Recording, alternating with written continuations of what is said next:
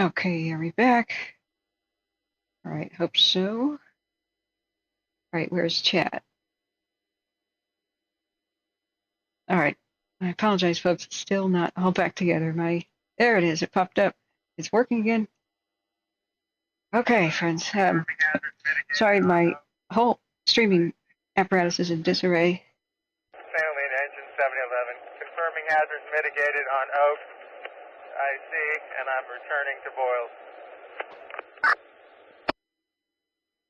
Okay, after the glass desk explosion, that was pretty bad. All right, let's see if chat is in operation. Okay.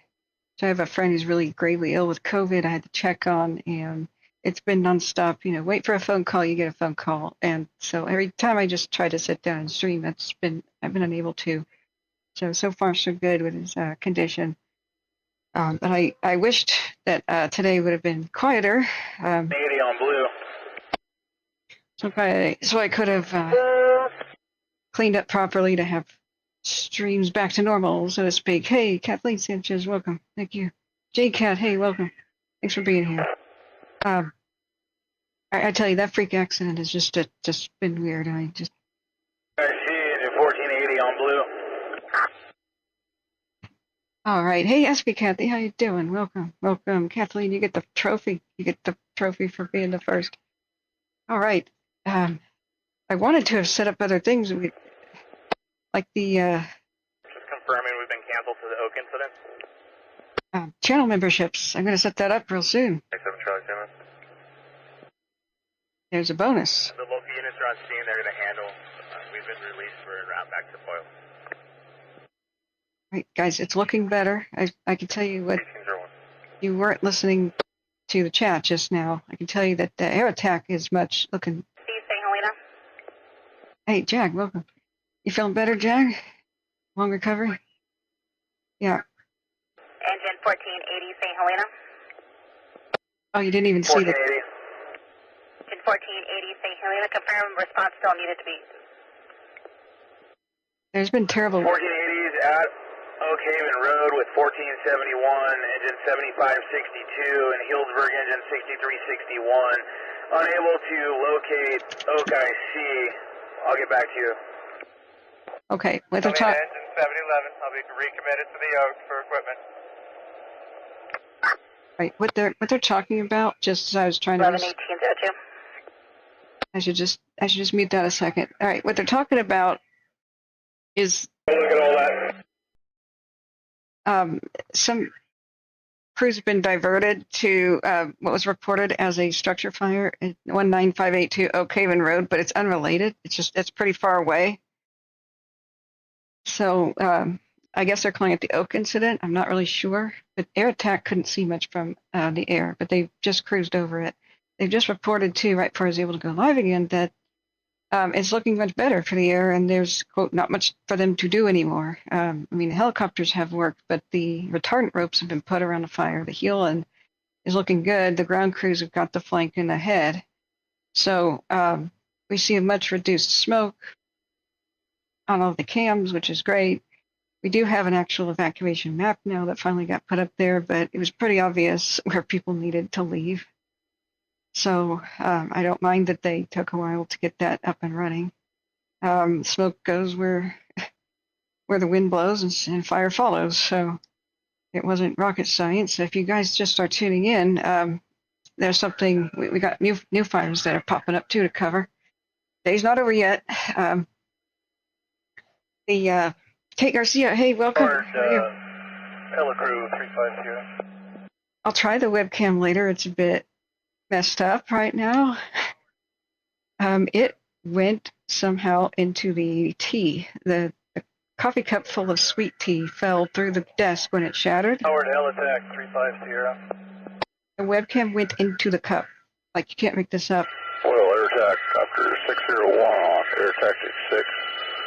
We're ready to lift from the fueling station at Anderson Marsh.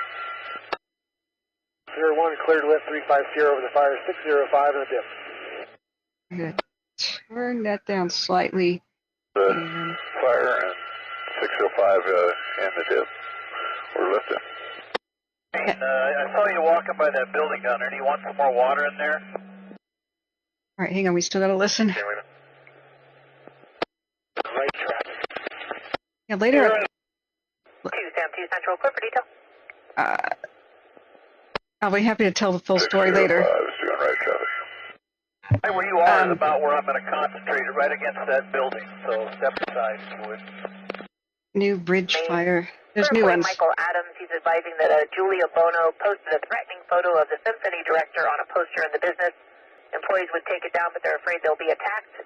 RP advised responsible has been 602'd from the business, unknown if she's still on scene. They're requesting and a 21 after. Oh, okay, that's weird. All right, if you guys didn't hear the big news, somebody was witnessed going into the neighborhoods where north of where the fire was at, and they did detain. I don't know if they apprehended and or arrested somebody, but supposedly a male person. We only got a clothing description at the time. Was apprehended by police and detained. I assume police around 32nd Avenue in Clear Lake itself, so just north of the Walmart into that neighborhood, 32nd and Phillips area. So this person was supposedly lighting fires going down the road. So I just wanted to caution people. I don't know what the start of the fire is. I don't know if you guys have heard anything. We can't tell from the cameras.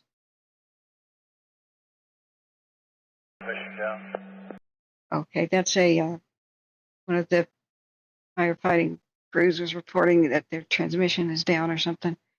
I'll keep that muted for a second, but yeah, somebody was apprehended. I don't know if that means they're under arrest. We didn't hear anything more, unless you guys know more.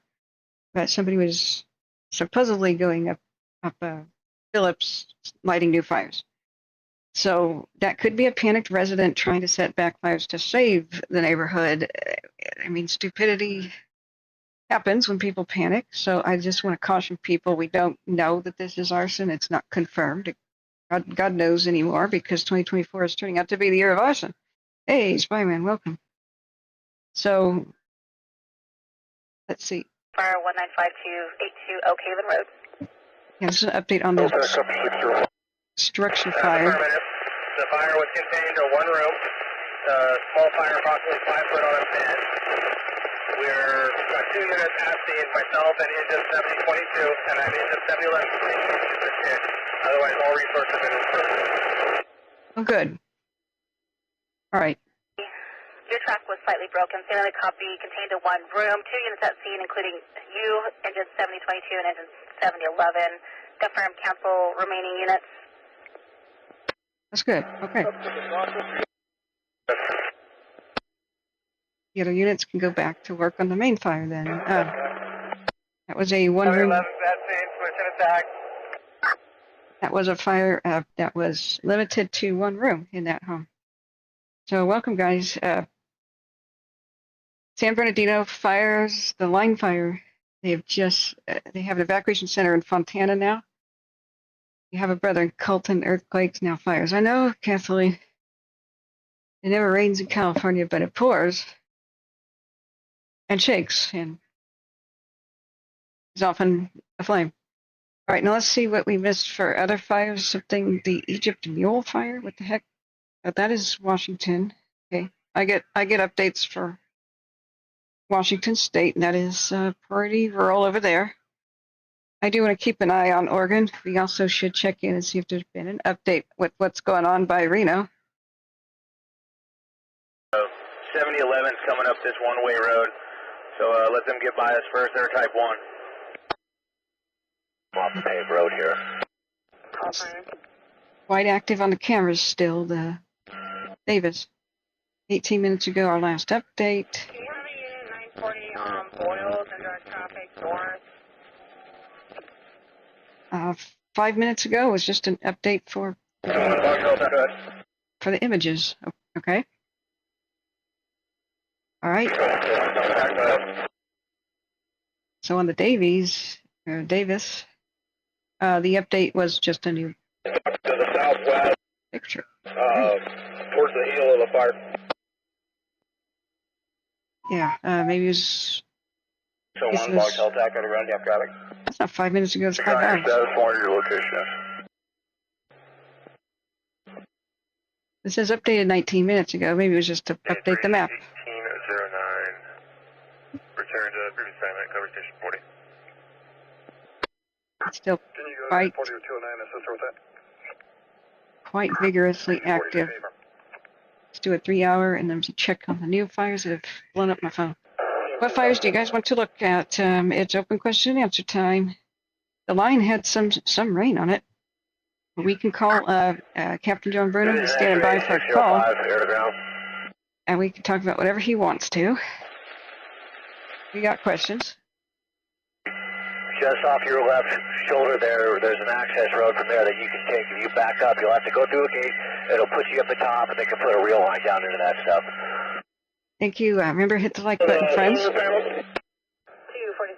If you can stand by on Hey, Christopher. Boyles and 22nd and direct traffic north. Yeah, this Take is... another right. Oh, he's right up there, too. You'll have to probably cut the gate to get in, but that's about it. And then back off to your tail. What are we going to have to do to lock that in down to the buildings? I believe it's a tractor supply building. There's a dozer transport sitting down there. That's why we got to keep an eye on Nevada. You see the fire. Like your Over. 1471, confirm we got canceled as well. Return station 31. That's 611 there. It's now 612. It's our last image. Division X-ray 605. Let me get a better eyes on that, but that's directions I just got you to, gave you, will get you to where you need to go for that, the stuff we were dropping on. Hey, Carney, and hey, PC Pro. Boyles incident. Hey, Spinny. Sign Welcome. in with 2200 Charlie. Yeah, we're listening to the last little bit of Clear Lake. Acknowledge light safety hazard. Power line down. The Tannenbaum area was evacuated, and hours ago they said that they were pulling all the crews out. So let's we may want to switch back to the Reno chatter just after we finish up Clear Lake. I think things are going pretty well there. So yeah, I was looking at that area, the Rose. Roxon Gardens, California. Welcome, by the way. Concerned about the Davis fire jumping the Mount Rose Highway around Tannenbaum. Do I have a way to check where the spot fire spot is? Well, if we look at the listening is the best way to track it, but for hours I had it on. 350, the crane. Do you want another drop in there, Webcam? I had it on for many hours, and they barely said anything, but there's all kinds of Reno shenanigans, as usual. So if you guys, Truckee Fire and Meadows, I was hoping would tweet a little bit more. They said basically don't ask for any containment percentage, like whatsoever today. Just don't even, that won't happen. X-ray 350. Now, over at Clear Lake, we've got a 10%. We've got a 10% containment. I don't know if Watch Duty reflects that, but while I was restarting, I heard that on the radio. So, hey, Dolores Costa says, thank you for keeping up the info for us Reno folk. I'm sorry I couldn't have been more available. Of course, I have people there that I'm concerned for who are around the area, so I'm praying for you all, of course. So we know that the Tannenbaum area is right here, I think. I have to go back to the real map. That's the event center. So this was quite a few hours ago, just before 3, that they, maybe even around 2, that they said, stop what you're doing, whatever it is you're doing. The dispatch did, or commanders. X-ray 350. They said, we're doing, they said, we're still doing evacuations. He goes, not anymore, leave. Yeah, 35 is just about to make a drop on our spot here. I see you down there driving around. So I'm sorry I'm unfamiliar. You guys have to walk me through the, 601's right on air tactics. Yeah, it's getting populated down there and running out of targets to suffer stuff at the center of the fire. If you're good with it, I think we could probably let 605 and 350 go and we'll stay overhead. I just want to hear the update on Clear Lake. Just about to reach back out to the IC about that. The same thing. The best way is Back up to, that. We're just making wide right hand turns around the fire. play with this map.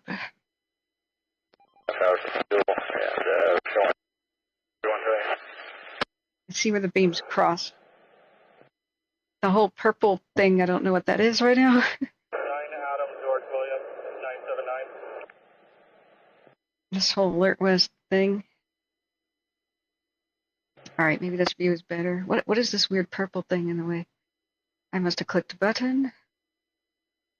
So like, oh, Located 21 number 4, I'm advising they need to move their car. They got unloaded dozer. that's an interesting way to do that. So we can see it's right where you're talking about is where some of the beams have crossed. The Tannenbaum area, which is right next to the Rose Highway. So, yeah, that is the heat detections. I've never seen them purple and weird like that. But yeah. Boyles air tax, air ground 2. So what I want to hear, we're still listening to Clear Lake, because Reno is mostly about the colorful residents that commit crime there. We'll switch to it in a second. But was there something new? I want to make sure that a new fire hasn't like just popped up with like crazy situation. The bridge fire. Take a look at it down south. The line had an update. 30 at San Bernadino had an update, which is half an hour ago. The evacuation warning for Mountain Home Village is now under an order per San Bernardino County Sheriff's Department. So that increased. I saw the wind change drastically down there from where it was yesterday. Boyles air tax, air to ground 2 enabled. Which is why they did the evacuations. It aimed the wind back towards town. So this is really telling. One of these images, where did I put it? Oh, this was a new one, Susan Valley. Zulu 74. Oh, this looks good. It half an hour ago had a big plume. Well, that's a bright spot. We just don't want other fires taking the resources away like the last 2 days, 2 hours of daylight. We don't want any new ones. Boyles air attack, air to ground 2 enabled. I think everything would have helped the situation last night if they could have used nighttime helicopter drops there. Everything is still holding in place. 35 Sierra is bingo fuel. Here goes in. I'm going to release them back to LNU. Good. Okay. Running out of targets. Release them, and we'll keep 601 for the remainder of their cycle, then they can return to bogs if that works for you. Okay, that's good. Good sign. We'll look at the. Tankers are all released. Okay, that's what I wanted to hear. The tankers are released from the Clear Lake incident. There's a lot less smoke. What color was that vehicle? White. It'll be okay for now. All right, we'll switch back to Reno and see if they're commenting. Let me make sure Husky knows that I'm live. I forgot to tweet that. B5 Sierra release from the Boyles incident, ETA Sonoma 18281828. I hope he has a report on what was going on by Reno. The Reno area, Washoe, I should say, guys. Sorry. The area. Stand by 1. Okay, so the aircraft are leaving, and continuing on the Library Park, leave near Park Place. There's a male in a vehicle playing loud music. 85 male subjects also playing loud music through a speaker. The vehicle is described as a Chevy with American flag. No further. Loud country, I would reckon. Oh, you are here. Sorry.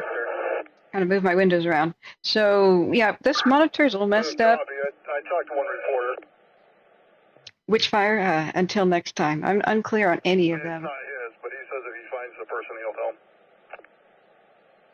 Right now, though, somebody was apprehended. I don't know if that's an arrest. In the Clear Lake neighborhood north of the fire, who was supposedly witnessed lighting new fires going down the road. So we don't know if this was 605 inbound.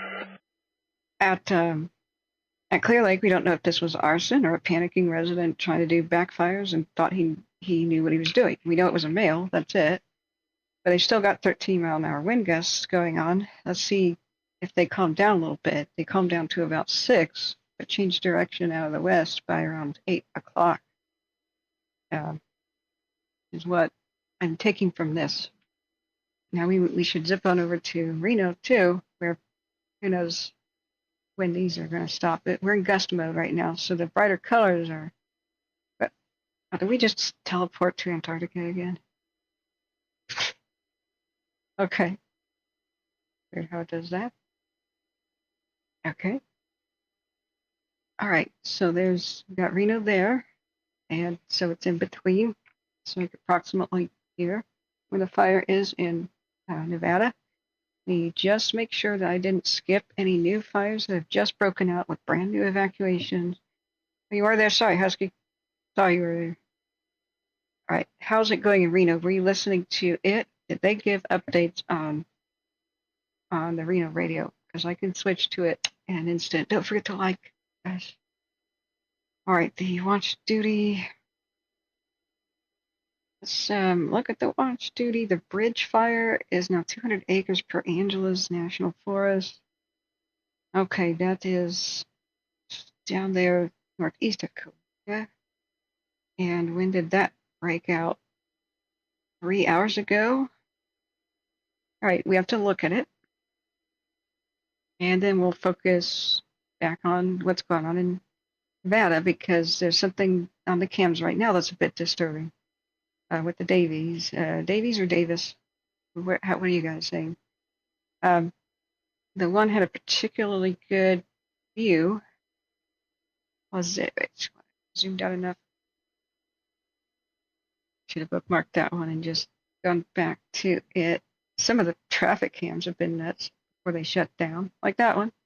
There's your I-80. Just again, deja vu, guys, from a couple of weeks ago. Just what happened down further south. Yeah. It's September ago. It's September though, guys. It's September. I mean, the worst fire season is yet to come, which is autumn, but the summer one's wrapping up. Yay. We just hope that we don't get the Diablo and Santa Ana types much this year before the wet season, but we'll examine the greater, what La Nina has in store for us later. This one, Reno, the NOAA Reno, this guy was a little bit disturbing. So we're going to check on the other fires, but look at the last hour. We finally see it kind of coming over the hill. What I want to know is, what is that hill, locals? This one right here. As it wrapped itself around the edge and finally showed itself on this side. So this is where your guidance can help me a lot. So let me look back at the chat. The Davis fire was going westward up the mountain with the northward spread. Right, that's what I was, that's what the best I could tell. Thank you, Husky. Because it was going up the hill just because fire likes to climb. And the, my little thing is missing. Didn't realize my notepad was not showing. There we go. There we go. This reminds people to donate. Remember, sharing is the free way to help the stream, and that is the best way. But channel memberships are coming real soon. I might be able to set that up tonight, and I will look into it. I did the sign-up sheet, but there's obviously some other things you have to do. But that'll be exciting. I get a $1,000 bonus by YouTube if we get 100 people to sign up with memberships. Oh boy, that could really help me get back on my feet here and get some decent audio equipment. And we'll talk about stuff later. Decent, good laptop on the way. So isn't that exciting? All we need to do is have 100 people sign up, apparently. Cool. All right, but back to business. This is serious. I'm dismayed and just absolutely saddened by the amount of homes we lost in the last 24 hours. I mean, one is too many, and I don't know the status of what's happened in Nevada here, but there were structures on fire, and I believe some were homes just over there at Clear Lake. I just don't want to speculate how many, but that's what Air Attack kept remarking on. So if we go to the last, whoops. What I want to know is, what is that? You can do this and sort of see where a fire is with the See how it moves the rod? Rod, I guess is what you call this, like so. So this is Boyles air attack, aircraft release. now the reason why it's so important to crossbeam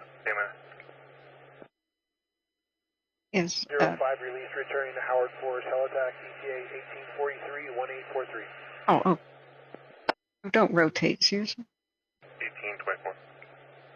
Okay, we are now going to leave Clear Lake because that's mostly over. Whatever has happened has already happened. With the Boyles incident, we'll keep looking back at it on the cams. We'll keep looking at it on the watch duty. But I would assume now that most people are evacuated and that's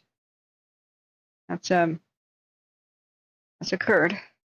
I'm going to go back to my Reno, and we'll turn it on for a minute. But don't expect a whole lot out of this.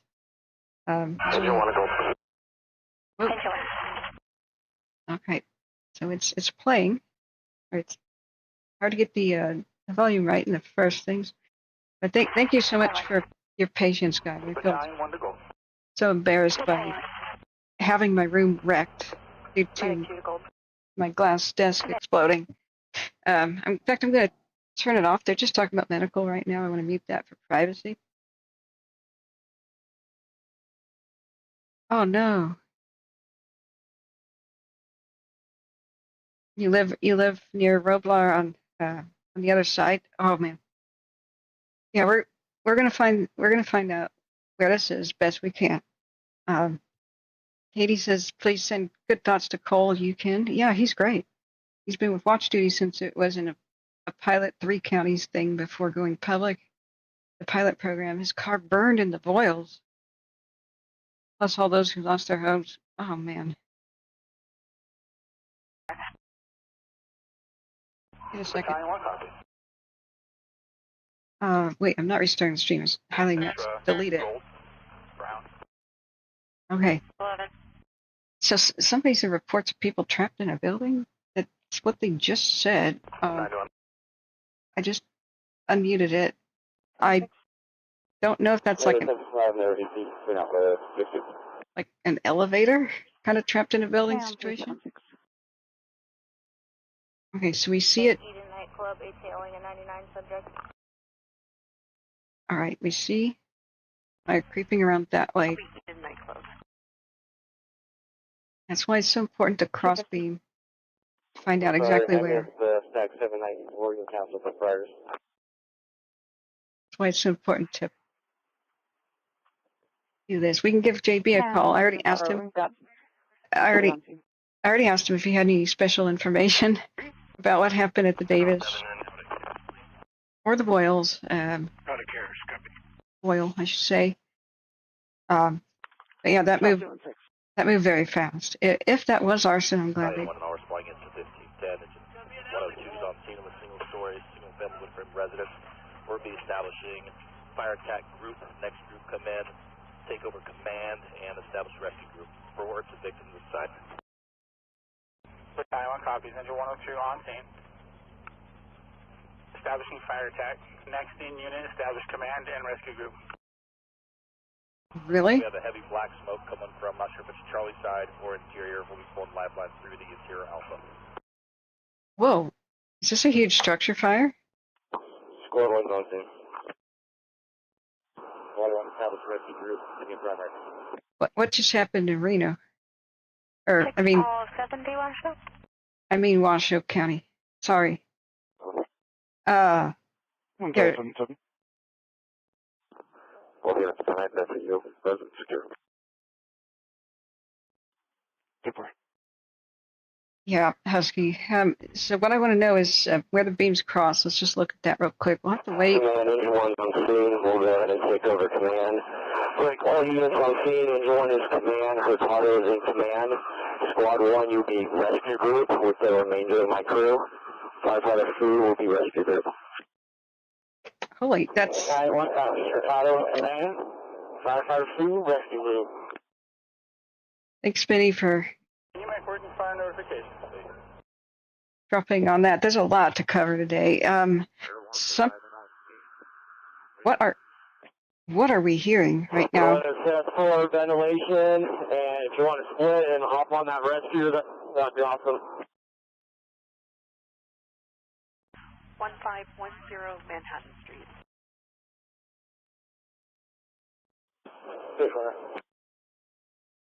Something Manhattan Street? Angela, common spelling, DOB 1210 1967, OLN 320 053 0606, break prevent. Okay. 3 Nora 1, Adam Boy 6, 1 Edward 4, 7 Lincoln 7, 11986, break for plate.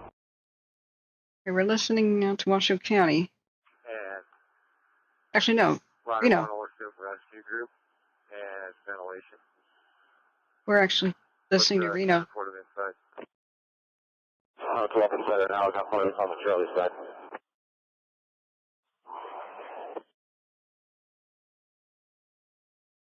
So is this confined? Command fire tech group reports of all victims out per civilian on scene.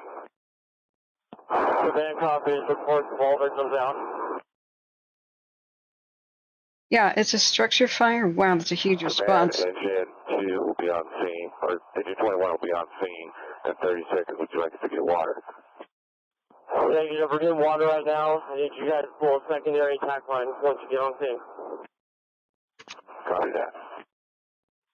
Command 104 arriving on scene. Shirley's way. Would you like us to establish risk? The house is on fire. Any firm you guys take risk? Oh. And incidentally, Adam Edward Queen as well. Okay, it's a house. That's a lot of response. Or a house. On our leave. Okay, so everybody's out. All right. Not as major as I thought, but hearing it on the radio, that sounded quite major. Adam Edward Paul, Adam Edward Queen, complete. All right, back to business. So what we were just looking at, the 495 Reno, checking still code 4.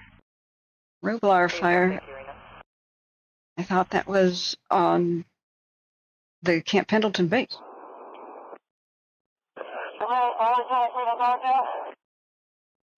Command copies lockdown. All right, 5 hours ago was our last update. Nora 330 Reno. Okay. Got camera views. Beware of stack 809. Copy. Do we? Okay. All right. Yeah, JE Cat says both KTLA and KCAL report. Yeah, you can show me back to the work. I'm going to switch over to gold now. Camera, sir. 35,000 plus homes in the path of the line. I'll be out of the pilot flat on 44. Yeah. Nora 325. So with the line fire, the potential was 25 acres. And initially, I turned it off. Like, it said potential for 25. They're acting like it was not a big deal. Chris, I'm seeing T3 up at the main, please. I'll show you. 642. We'll go back to Nevada in just a second. On this call, I believe we'll still be closer. Doing a quick roundup on this. So yeah, it says a 1/4 acre vegetation fire. Battalion 2, I'm available on radio. In light to medium brush. Moderate rate of spread. Potential for 25 to 50 acres. It just looked like it was in the backyard of this neighborhood, right? So, All the A's. but, Sees a lot of smoke in the area, but is adamant that it is not related to the Davis fires. Flames are seen. Did you want us to put in a call, or should we assume it's related to the large fire? yeah. What was the point of origin again, or where is she calling from? She was in the area of Los Altos and Vista, but stated that between Shadow Mountain and Sparks and downtown Reno, she could see smoke. She advised she knew it was a large radius, but that's where she saw it. Do you have any other calls on this? No. I think we can go ahead and attribute this to smoke from the Davis fire. It is blowing pretty far east, even east of that location. If we get any additional calls, we can dispatch an engine. 10-4, thank you. You know, that's the third time I've heard that is we'll only look into something if more than one people call about it. I copy 10.9. All right, we'll look at the bridge, sure.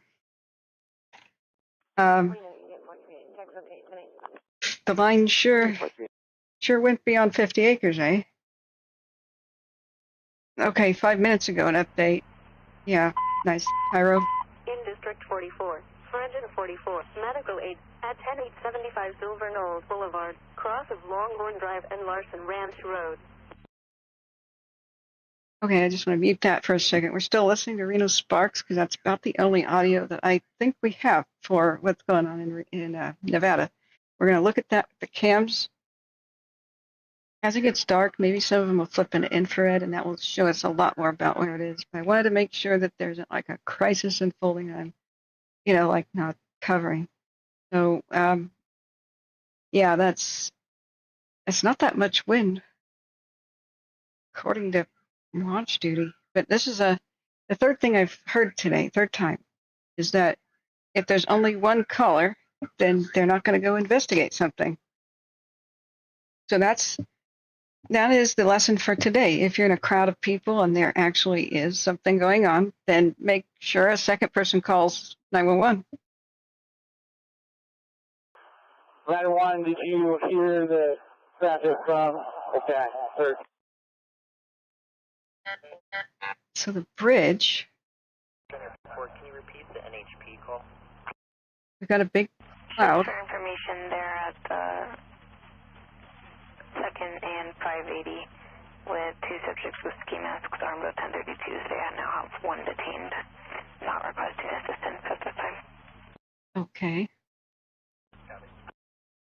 Air attack, ordered 2 scoopers. Got all kinds of aircraft on it. Command copy, lockdown. Oh my God. Front door 36 is complete. There's smoke up in the smog bridge. Oh my God, I'm sorry for the loud noise. It always starts full volume. My God. 7 Reno 63. Why can't video start muted? Check the area 1455 West 4th Street by the Keystone RV Park, checking for a report of a large boulder partially in the travel lane, almost causing multiple 1050s. Keystone RV Park 1455 West 4th in front. Okay, there's a boulder in the road, almost caused multiple accidents. Holy crap.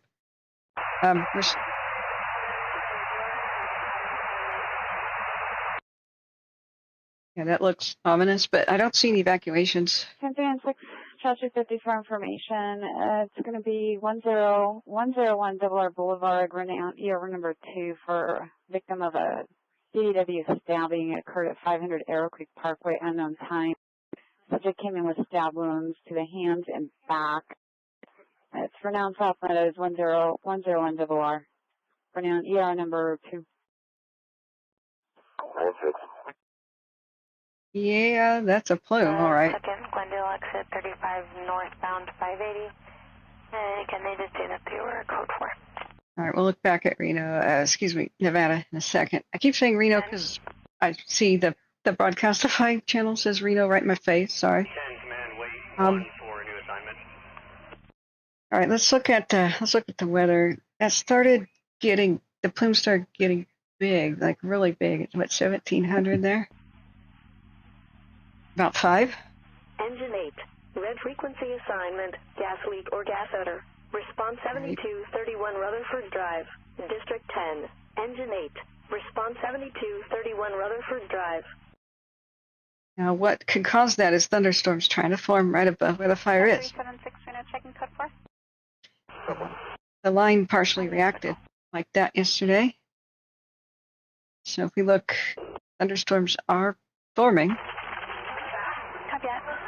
Engine 8, are you on red? Just northwest of Crystal Lake Copy, I'll show you en route to 20 Wedekin Road, number 77. with active lightning. So This is why on the line they're evacuating more I have people not heard that utilities have been turned off. because the wind is now going that way. On Rutherford Drive. And it's raining too on the line. So briefly, at least. 8, red frequency assignment, medical emergency. Respond 2300 Wedekind Road, Unit 77. All right, I'm going to mute. Let's turn that off. Well, actually, let's go take a look at where the wind might be blowing right now on our fire. It's a strong west, southwest. And of course, try to climb the hills just because it likes to climb, but it'll really want to go to the east northeast. Okay. Well, okay, so I'm listening to the stab wound victim description. That was a little bit frightening.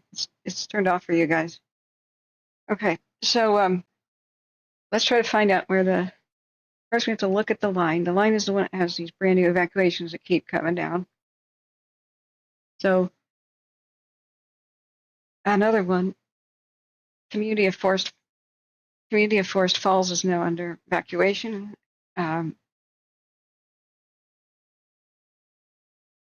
According to San Bernadino Sheriff's Department, evacuation warning for Mountain Home Village is now in order. We read that out a bit ago. So where is Forest Falls? Let's do a quick look-see. We'll go right back to Reno. Forest Falls. San Bernardino area. Right, that is to the north. Really? Okay, am I discombobulated here? Wait, no, that's an actual waterfall. No, that's a water. I don't. What? They're saying Mountain Home Village. Is it really all the way out here? All right. The wind's not blowing that way, but I guess maybe it's scheduled to. That's oh, I see. It's in this. Okay, I'm sorry, I'm blind. Forgot to see this little ravine here. So it'll climb even if the prevailing wind is the southeast, according to watch duty. There is active rain and thunderstorms that are starting, and that's yesterday went wild, absolutely crazy. It looked like the wind was going in all different directions, and it rained torrentially up on the elevation around 7,000 feet, where we thought we would get a camera burn over. Oh, look at that! How beautiful is that? All right, infrared will give us tell us a lot more about where these fires are. So up here, the higher elevations to the north and northeast of the fire, like where the running springs was at, we thought we might see a burn over, especially Keller Peak didn't look too good. When I went to bed around 8 p.m. yesterday, I was just absolutely exhausted. I stayed up the night before because there was so much activity on these fires at midnight. So I didn't really get a whole lot of sleep. And so yesterday I went to bed pretty early. So yeah, see, look at it, just move up. It rained really hard up here, yesterday afternoon and into the evening, to the point where the fire trying to go up the hill was kind of on wet stuff. Just a weird juxtaposition, but you could see in the clouds that the thunderstorms form right above it, like up there. There's ash now all over the lens, and this is a current time lapse the last 12 hours. The winds being erratic is the worst thing. It can spread in any direction. It'll do so in bursts, and then the winds will change again, and then it'll go in a random place again. Now, I was asking, and we should give JB a call. My big question for him, I told him, get ready for a phone call. God, that was a while ago. I have to call him. Hope he's not at dinner. Thank you for sharing the stream. Thank you for hitting the like button, friends. Googly Eye says there's a new fire too. Oh wow. Yeah. So they did have the nighttime choppers here instead of over there in Nevada, which I think could have turned the tide of what happened in Nevada, but they can't be everywhere at once. So, I mean, I went to bed pretty early. If I'm wrong, and they at any time went over to Washoe County, let me know. But I don't think that they did. They were working down here, and it's a dang good thing. This could be worse. The line could be a lot worse right now. I just made about how it got out of control when they didn't expect it to. I wonder what went wrong. My guess is it just an ember flew up into the air and it lit the fire above them up on the hillside. That would just be my big guess where they couldn't reach it. Now let's go.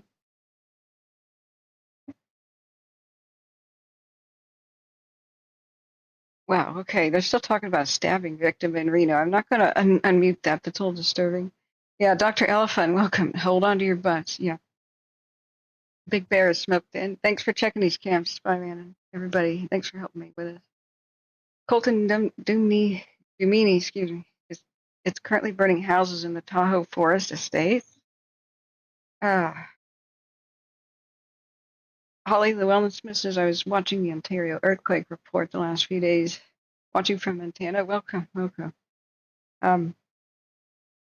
Yeah, I don't. Yeah, Kathleen, who wasn't being told to evacuate in which fire? Yeah, I was pulling my hair trying to see if you were online. It blew up big time, the line. I'm sorry. Sorry, I'm scrolling up. What happened to the new Tommy Hawk split load that, according to Channel 11, I believe Newsom brought in to get a grip on the fires? I don't know. There should be more than what FAR available or whatever. Yeah, you guys want to do a membership? Thanks. That would really help a lot. That would be amazing. I would be super grateful, guys. I'm still trying to get my trip to California together. I was supposed to leave around the 13th or so. It's going to be delayed. I'm really trying to hold that together. But I've had a lot of behind-the-scenes issues with family being sick and tragedy, things happening. So when things calm down, I'll update you on that whole endeavor. Thank God I don't have to use much of the funds to get back on my feet. I'm so lucky that the 3 very expensive external hard drives that are on my desk, they survived the fall. I don't know how. They shouldn't have, but they did. So I'm only behind, and I don't have to buy one right now. I have to buy eventually a new monitor setup and get a new desk, but maybe they'll honor the warranty. I just don't know if I want the same thing anymore. I'm so sorry to hear this. Let's go back to let's go back up to look at the cams and see what's going on with Nevada. Let me know of any new developments, friends, for the others, because watch duty keeps timing out.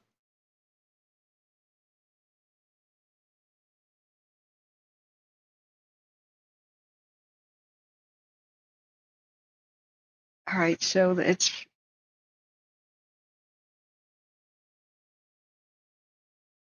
sorry, friends. Watch it. Just ask you about any fire. We'll check on them. Forest Falls, where I searched, is the Forest Falls community. It seems far, but you're in Oak Glen, so that seems concerning. Yeah, Ash, the heat detections are down there. I'll revisit that again.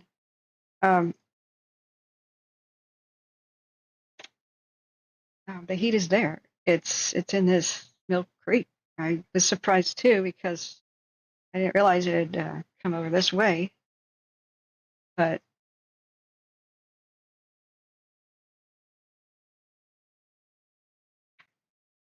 so if they ever give people a lot of time to prepare, I'm always for that. It may just be precautionary. I hope so, but we'll have to look at the wind forecast. Right now it's totally erratic. and totally even against the wind, it can go up to these peaks and whatnot. Let me see how many cameras we have on them.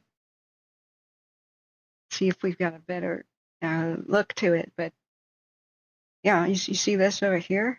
That's 27 minutes added as they go now. So that's a pretty severe wind tunnel effect. But I'm also kind of puzzled by it's like a checkerboard, like here's the evac, here's the evac. Maybe it's just because it's the most vulnerable. I don't quite understand. Let's just look at our wind again. We're back at. I'm still not hearing a thing about the Davis fire. I am listening. Just a stabbing victim and blah blah blah. Hey, did we just end up in Antarctica? Jeez. Okay. All right, Fritz. Don't worry, I'm here now. We are here with you. We will get through this together. Calm as a cute cucumber. Oh, you're welcome, Ash. I'm sorry I couldn't do this like pro version, but not that we were ever pro. But what a freak accident! I'll be able to tell you the story later. Okay, without. Okay, there's San Bernardino. Oh, I see. Look at the wind. It's the thunderstorms are forming right there. I get it now.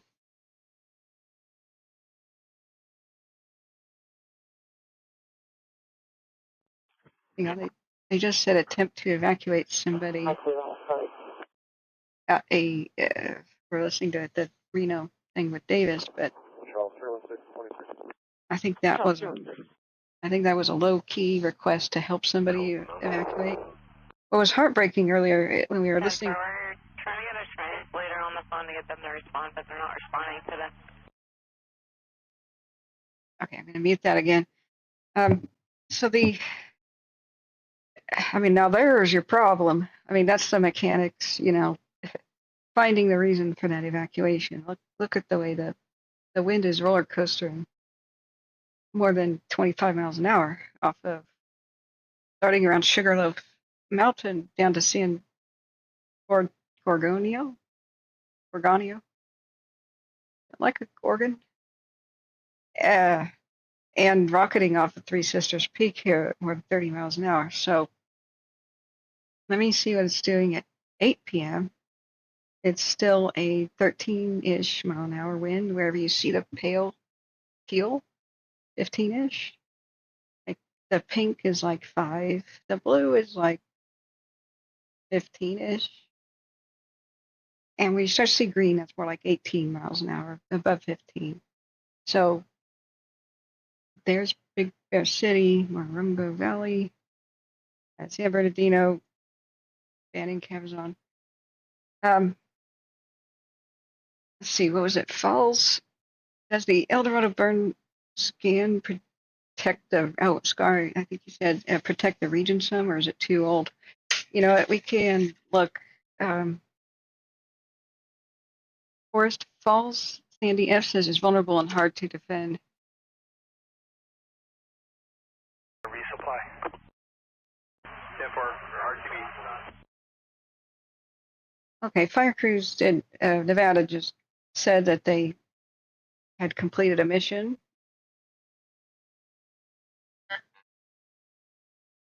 That's all I said. Okay. So there's your Forest Falls right there. Now you can kind of see the canyon that it's in, the west to northwest to southeast sort of canyon. So off Shields Peak, like there tonight, like currently, like here it is current, right?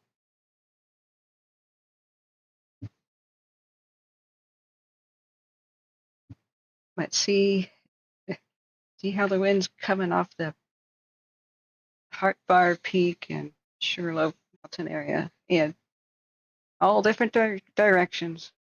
If the fire itself reaches over the top here,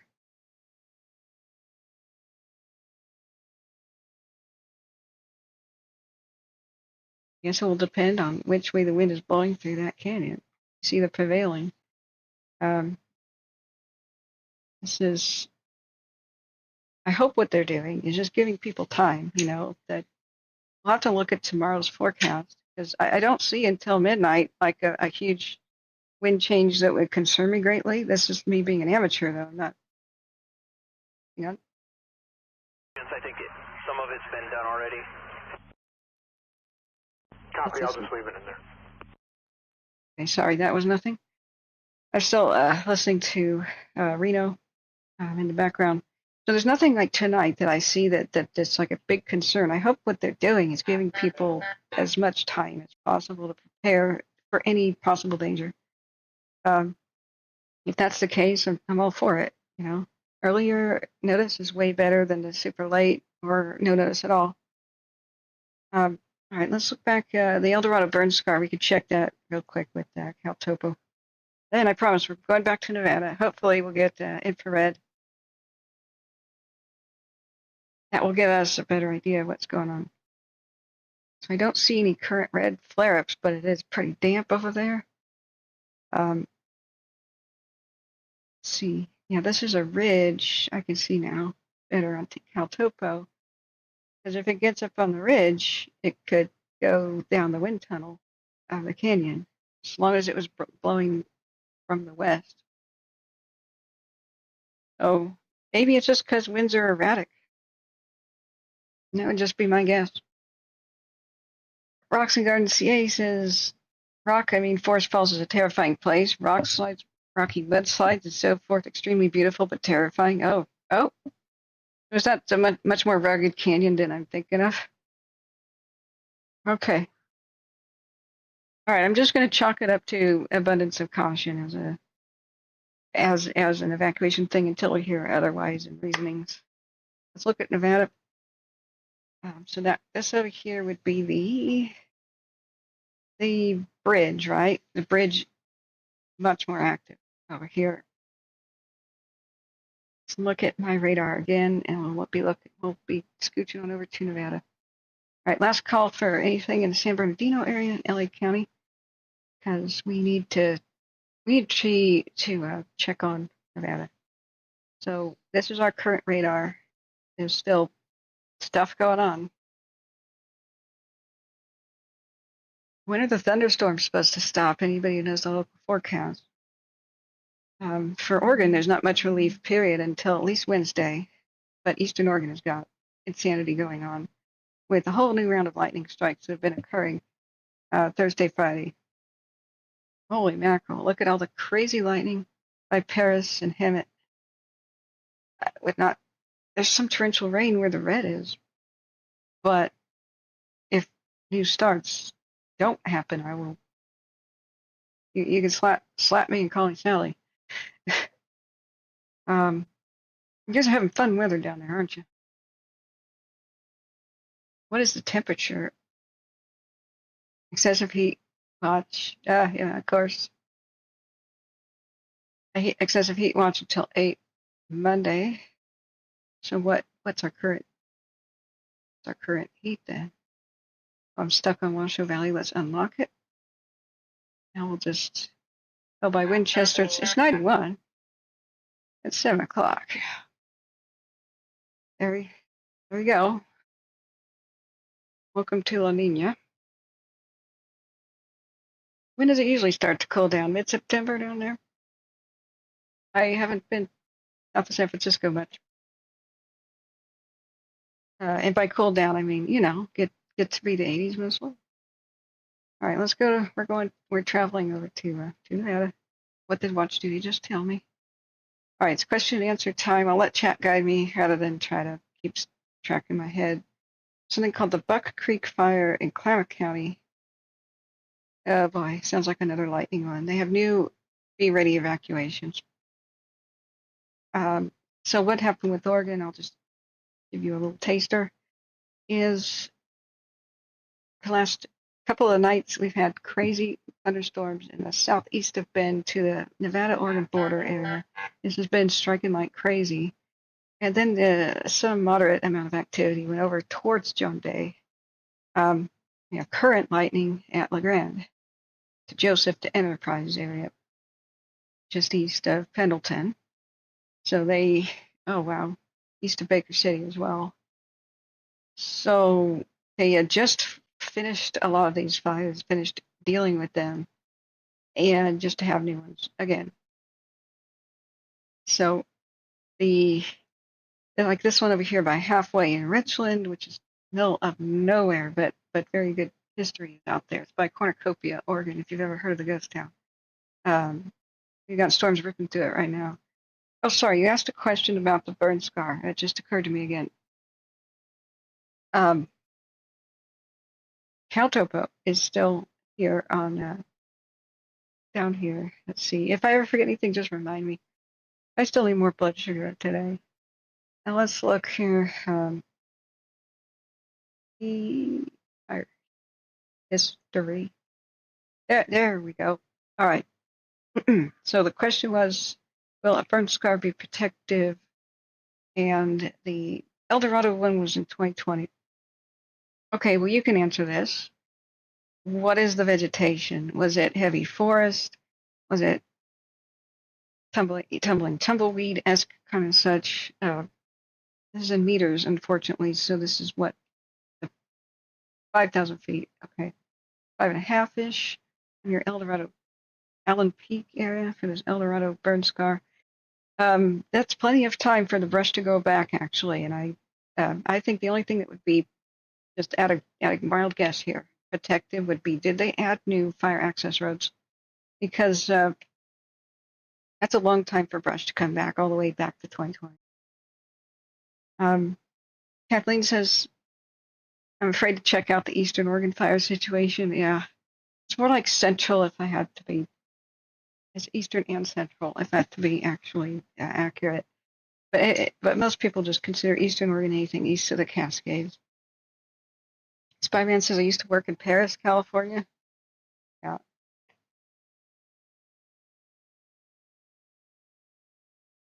Sorry, I was listening to radio. There's somebody who was on a trail and injured, but stood up and walked. That's good.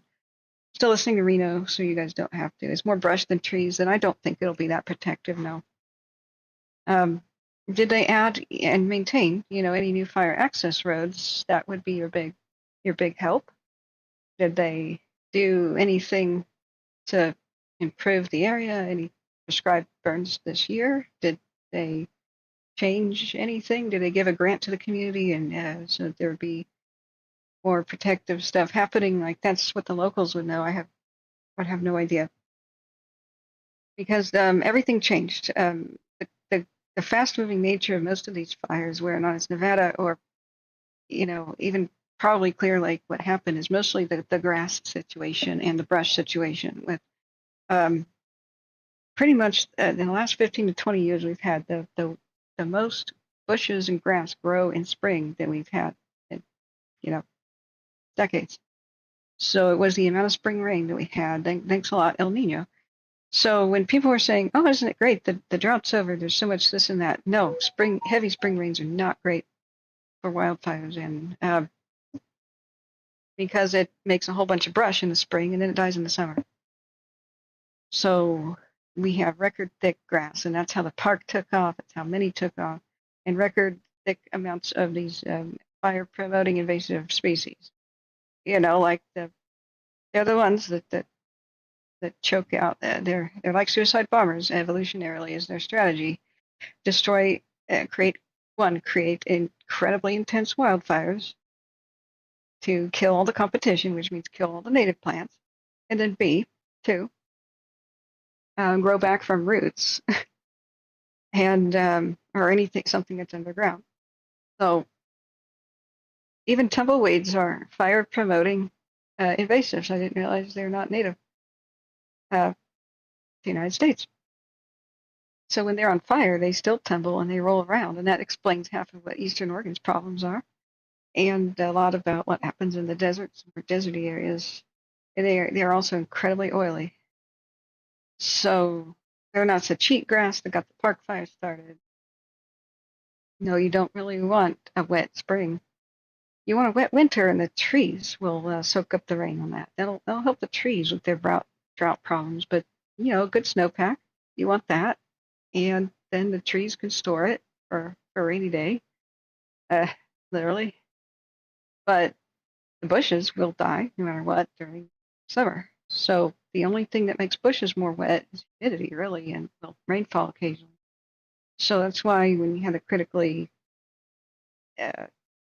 dry days without much humidity, and especially the nights where, hold on to your butts. Rocks and Garden CA says, oh, you not that you're aware of and you're a local, Ash? Okay, well then, I would say, unfortunately, that there's probably not much that helps your situation. I want to get an idea from the cams now. We still got pretty strong winds, as you can see on my radar, although I just wanted to check the forecast. Let's do that real quick and lock it down to Washoe Valley, Nevada. We're at 72 degrees. One thing that really might help is we're going to get down to the 30s in the temperatures in this region. They said that about the Bear Fire, which is nearby. So, oh boy, ye doggy, that's what you want, Nevada. But when does that occur? We've got a low of 60 tonight. It's not that great, but see how it starts to dip down after Wednesday, which has a 20% chance of precip. That's the only hope that Oregon has, as far as I know, for any precipitation southeast of Bend, and it's only a 20% chance of rain. But look how the temperatures drop after Wednesday. Below 50s as lows at night. So this we'll take it. Higher up on the mountain side, let's see if there's a difference. Yeah, like if we put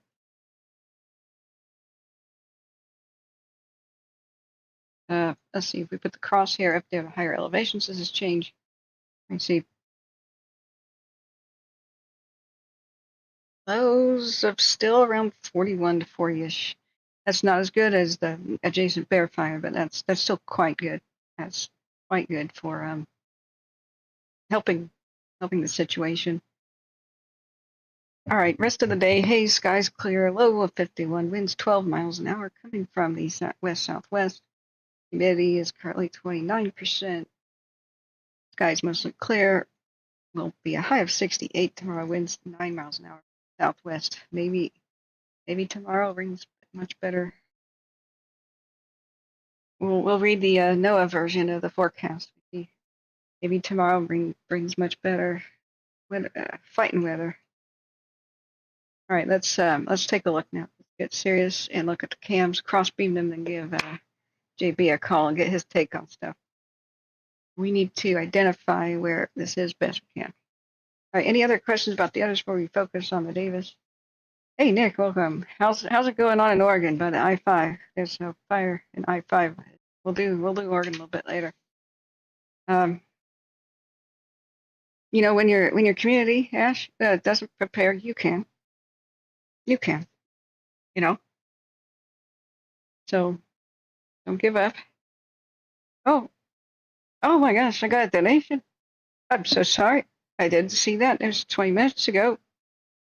Thank you, Rocks and Gardens, for the kind $50 via PayPal. Thank you. I'm sorry I don't get notified of all that all the time. I need to set up another monitor for that. Oh, you're so wonderful. You get quadruple hearts. Quadruple hearts. Thank you, everybody, for being here and being so dang patient and helping. I was like shaken. I just felt so much shame and guilt not being around that I was like shaken. Like here, C-Probe and I were cleaning up the 6 pounds of glass or whatever that's shattered and remains in my desk when a plane crashed into a building in Troutdale, and I could have covered that. I wanted to.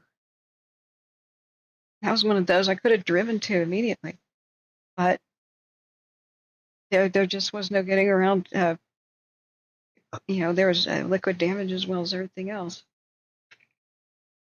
But hey, we're going to put this together. We're learning.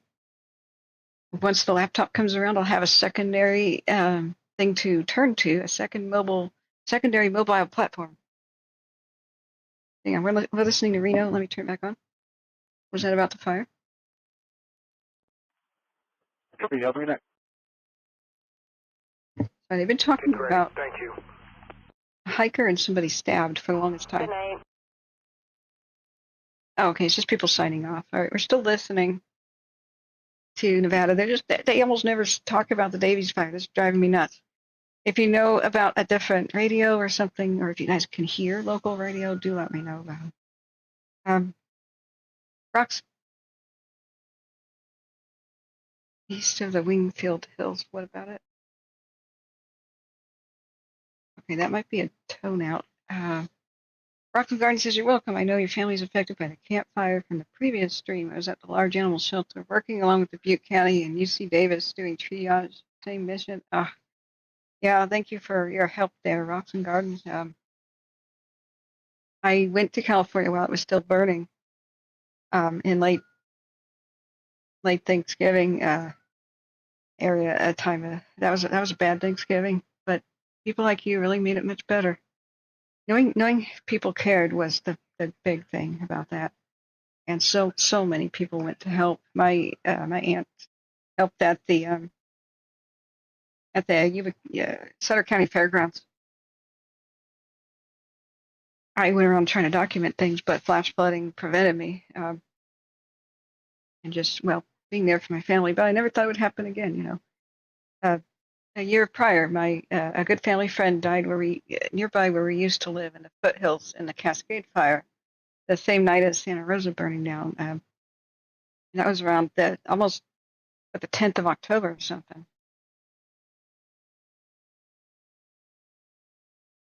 Join us out here. You're welcome. I appreciate it. Sorry, where's the camps? No, if you guys got it, we'll stay available for other aircraft. Sounds great. Letting me know the ETA of getting this thing towed. I appreciate it. What? Copy. Okay, they said the word aircraft, so I unmuted it. But while I'm talking and they're talking, I missed the beginning. I don't know what that was about. We just completed Adam Union Lincoln. Okay, let's do a cross reference here. Let's get serious. For Sean, I found a CJIS hit. He's shown to be non-extradital, and Mary on CJIS out of Tahoe Township Justice Court for failure to appear. The social matches that the date of birth is pretty far off. It's 12/21/1976. If that sounds like that'll be the same one, he was clear, NCAC and local, found a suspended Nevada 27 and a valid Nevada ID card only. My kingdom for a pole. The pole is in the way. Guard from Battalion 9. We're talking to him right now. I'll let you know here in a second. Oh, Spyman, thank you. 76 versus 96. It looks like the 1976 is correct, but I see a 12/12/1976, and the other one's a 12/21/1975, so I'm not sure which one they were going for. I copy. His 27 is showing 12/21, and then the CJIS hit is showing 12/21, but both are showing a 76 rather than 90s. Stupid. Copy, thank you. Either way, it's on. Oh. But I'll try to get clarification on the Hey. difference. Copy, thank you. You guys could for otherwise. Sorry. Mouse gone wild. Okay. So that's. Okay, we're on a 912 on that call. Give the address and disconnected. No further. 212NG. All right, I'm going to mute that again and turn it down. That's driving me insane. I can't focus. So this has been the difficulty I've had with pinpointing it. The cameras that have the best looks, like that are close by, have hills and such in the way. So the one camera of great concern. We just got an update on the line, by the way. Just want to read that out. It's a road closure update. We'll go right back to Nevada. So our new update here is it's about road closures. So SR 38 down here in San Bernardino again is shut down at Bryant Street. An additional closure will be set up at Angeles Oaks. So the residents of Mountain Home Village and Forest Falls will be evacuated down SR 38 towards Mentone.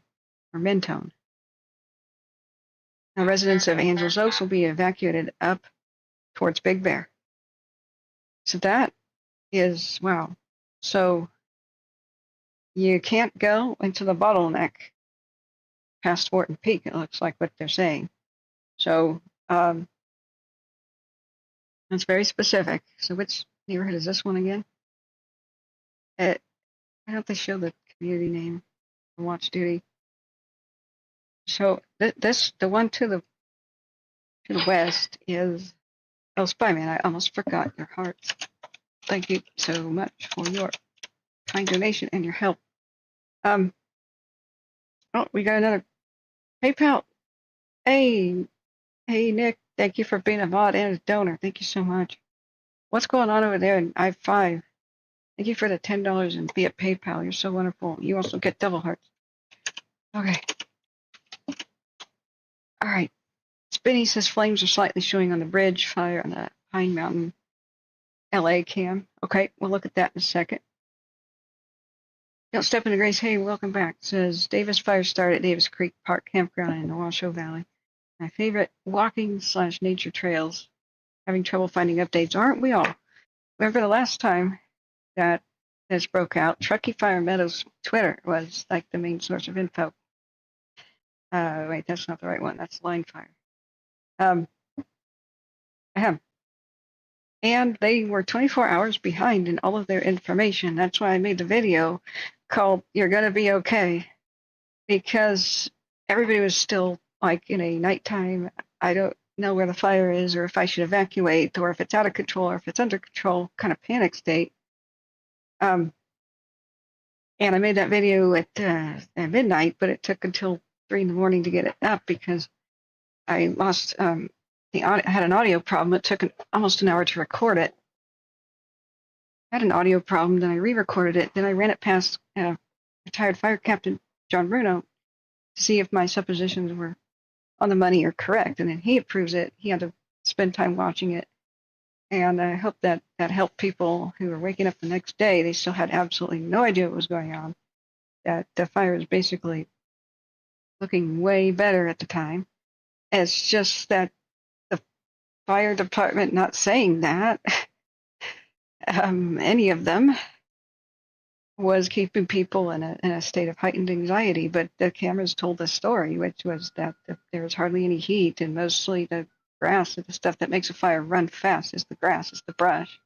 It was already done deal, and there just weren't enough trees in that little pocket where they caught it in the freeway to do anything.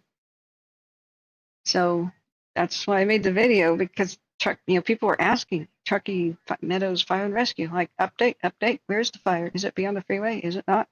And they weren't doing any info. It was basically 24 hours behind.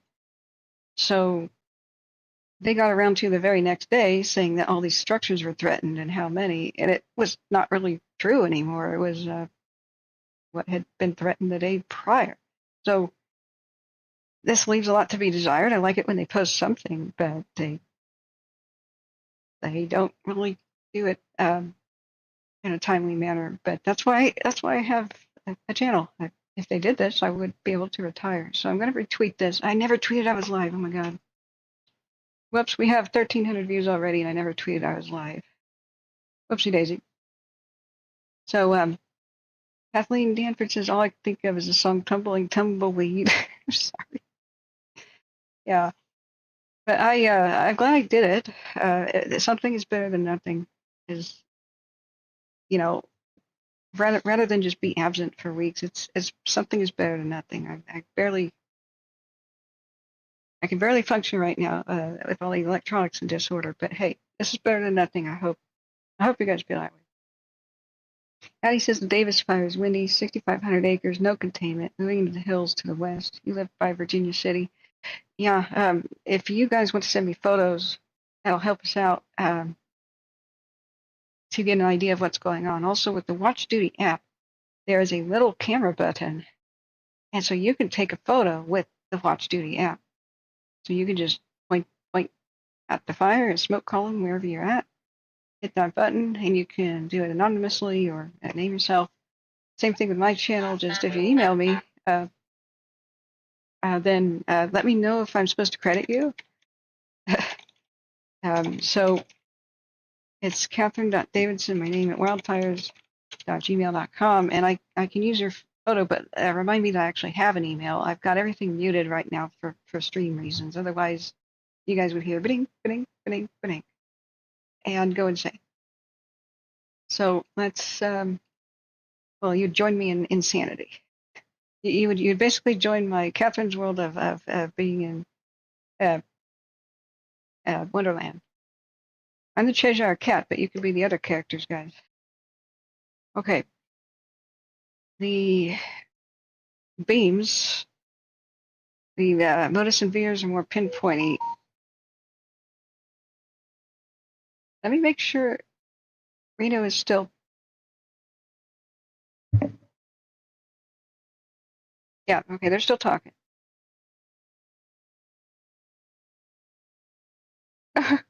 Okay.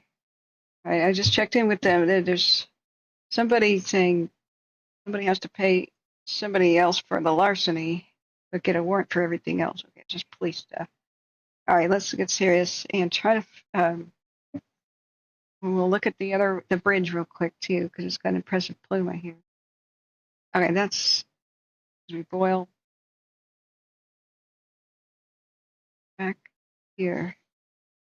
All right, so the pole is on our way with Snow Valley. Got a great view. See what's in the way of Hillside. Now there is something in the way of Hillside. Great. We've got a ridge. So the Reno Envy is distant as that is one of our best. See, let's highlight it. All right.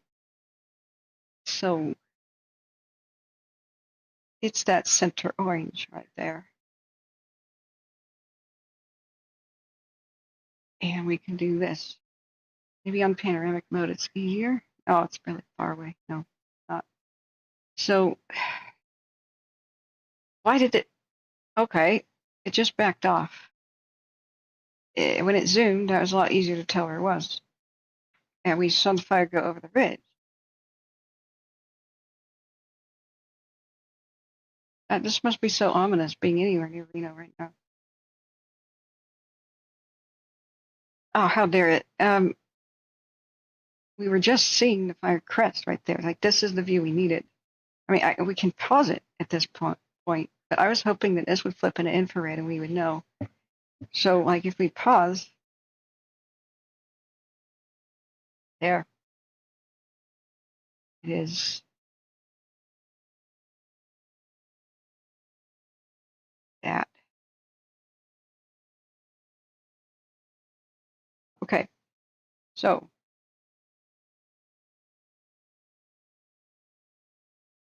I think it's approximately right there. And we should, if we can get a cross beam, that might be the way to tell. So, but the one that I would like is not from the north, it's from the south. So, looking pretty far away, yeah, really far away, Carson Hill. Let's try to put Carson Hill right next to it. Is this the one? No, it doesn't have a pole. All right, good. Good. All right. So as far as Carson Hill is going. All right. Zoom in. Got there too. Yeah. So here's where south side of the mountain, we've got location that way. It's like just right in here. All right. Now, this would be awesome. To do our final crossbeam. Calaveras. Their fire alarm. Did you want me to dispatch them instead? Oh man, dispatch just said, looks like the fire. And I went, oh, unmute. She goes, engine. is leaving that area. I went, oh,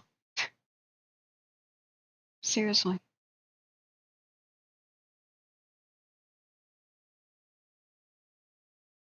Yeah, he's gone to a fire alarm call. Okay. Thought we were onto something. Thought we were going to get a fire update there for a second. All right. So we've got not the kind of view I want. As soon as this goes into black and white, we'll get an idea. We're under investigation. We can just cancel resources and show us on scene. Okay, sorry. That engine just said, you can show us on scene. He goes, but you could cancel everything. Oh, okay. Guess it wasn't a thing to talk about. Okay, Eddie says, Rocks and Gardens, if it comes my way, I'm going down 6 Mile Canyon and onto Fallon to a hotel with my pet. Yeah, well, yeah. Come back and see us, Husky. Thanks. Oh, Watch Duty finally does have an update. Good, good. Let's do it.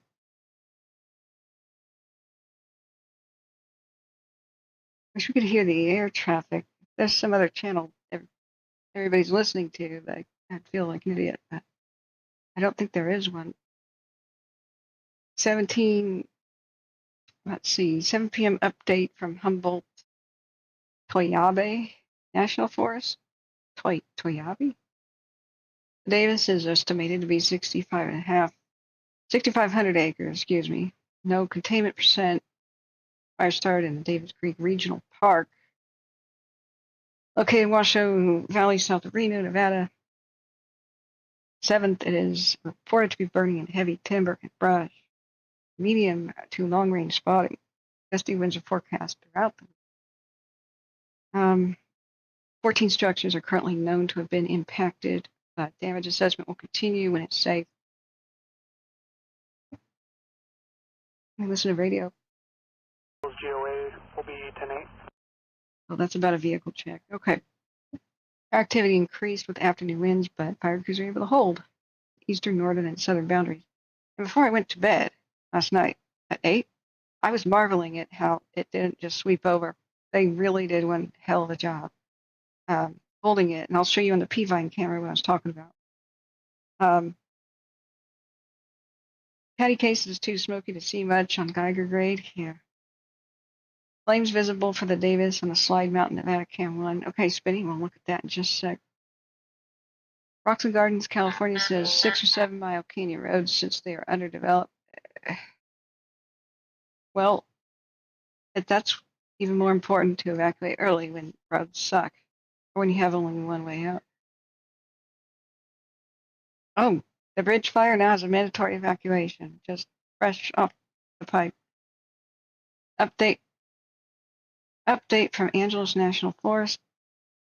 LASD has issued a mandatory evacuation for the East Fork communities of Camp Williams and River Community in LA County. So, well, now before I read that, let's look at where the flames are visible. Which cam?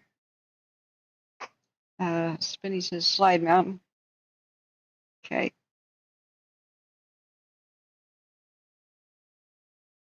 Yeah, I'm infuriated that what Reno's talking about right now, Reno Dispatch, is somebody messed with somebody else's flagpole. And they're calling the police about it. Subject on scene who's got his hood up and stuff. And okay, like there's a crisis going nearby, and law enforcement is tied up with crap like that. Sorry, does it make you mad too? Like, just wake up.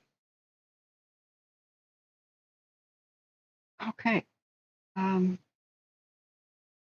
But that's what miscreants, that defines a miscreant, coming out of the woodwork when law enforcement is busy. All right, so let's see which cam was that. The Slide? Zoomed in too much. Let's just type it in the cheat mode. Slide. Not Nevada 1. I'll show you where I think it is in a second. I'll tell you what. Command has been transferred to engine 102. Captain Armstrong, I'm available by radio. Battalion 110-4. Okay. Until 10:16, it's pending overtime. So they're doing a night shift change right now.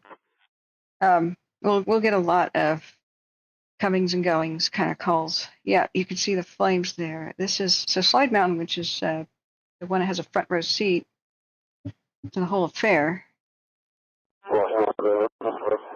Is now which one's rotating? Number 2, right? From time to time. 36123 back 500 miles. 361. That might be a good thing. 522. 522, 1929 hours. All right, let's check it.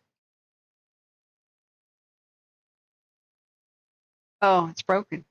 Is this the one? Yeah, this is offline. Slide 2 is offline. So the first one I had trouble with today. It was the camera's fault. It began getting low connectivity, kind of fading in and out. So it's got a good somewhat view, but then it drops off a cliff. So where I think it is.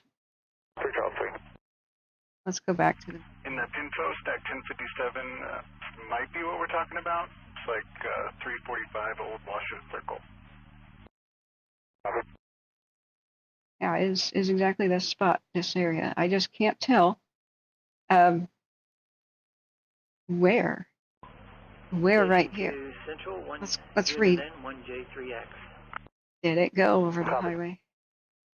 Now I'll show you P-Vine and do a time lapse. That was astonishing last night. That it held. So looking back up there. 120. Sorry, I didn't know the radio. Good morning, I'll be kidding. Well, good morning. I guess that's Night Crew saying good morning. I guess that's funny. Rocks and Garden says sorry. Local talk about situations and places. The fire spotted and spread into the areas north of Mount Rose Highway without a burn history since 1900. They're going to have to let it burn with limited access and no air support right now.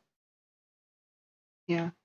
Rocks and Garden says good morning and good night. Is something units do to boost morale every day. That's so cute. All right. Yeah, Rocks and Garden says I've dragged pallets down highways of hay down 7 miles in the middle of winter. A person trapped there during a bad winter. No vehicles get in or out. Oh wow. Where exactly was that? All right, let's see. Addie says the area of the Davis fire is some of the most expensive properties in the whole area. It's in the millions with country clubs and all that. A lot of these people, then, their insurance policies pay for a private crews to come out if they're allowed to prep the structures to keep them as fire safe as possible. Let me just write down that the bridge fire has evacuations so I can return back to it. That seems pretty remote, but it is breaking news. So that pyrocumulus is something else. All right, so 14 structures with Davis or Nendo have been impacted, but damage assessment will continue when it's safe to do so. Activity increased with the afternoon winds, but they held the eastern, northern, and southern boundaries. Well, what are they? That's what we need to know. What are they? Is it the Rose Highway? Is it? That's what I'd like to know. So, fire crews continue full suppression efforts, prioritizing protection of life, then property, then critical infrastructure. 580 between Reno and Carson City, as well as Old 395 to East Lake Boulevard, have reopened. Old US 395 is still closed from East Lake Boulevard to Bowers Mansion interchange. Bowers. Mount Rose Highway remains closed. For updates, go to nevadaroads.com, which has some cool cam views. I was looking at those earlier. Most of them are down. Please use caution when traveling the area. That was chaos. A lot of people actually, it was some of the craziest audio I've ever heard. We're running the blockades. And they were getting past the cops, and they were running back into the fiery neighborhoods. And the cops were even told by the cops said to dispatch, "Can we let the horse rescue people in? Like these are officials. Like this is what they do for a living. It's either posse nearby or animal rescue group." And they said, no, can't let anybody in. Nobody, absolutely. So they turned around.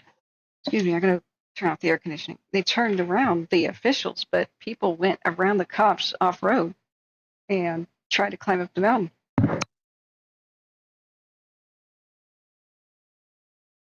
And so they were calling in reinforcements for law enforcement, and attempting an ETA for you guys. Stand by one.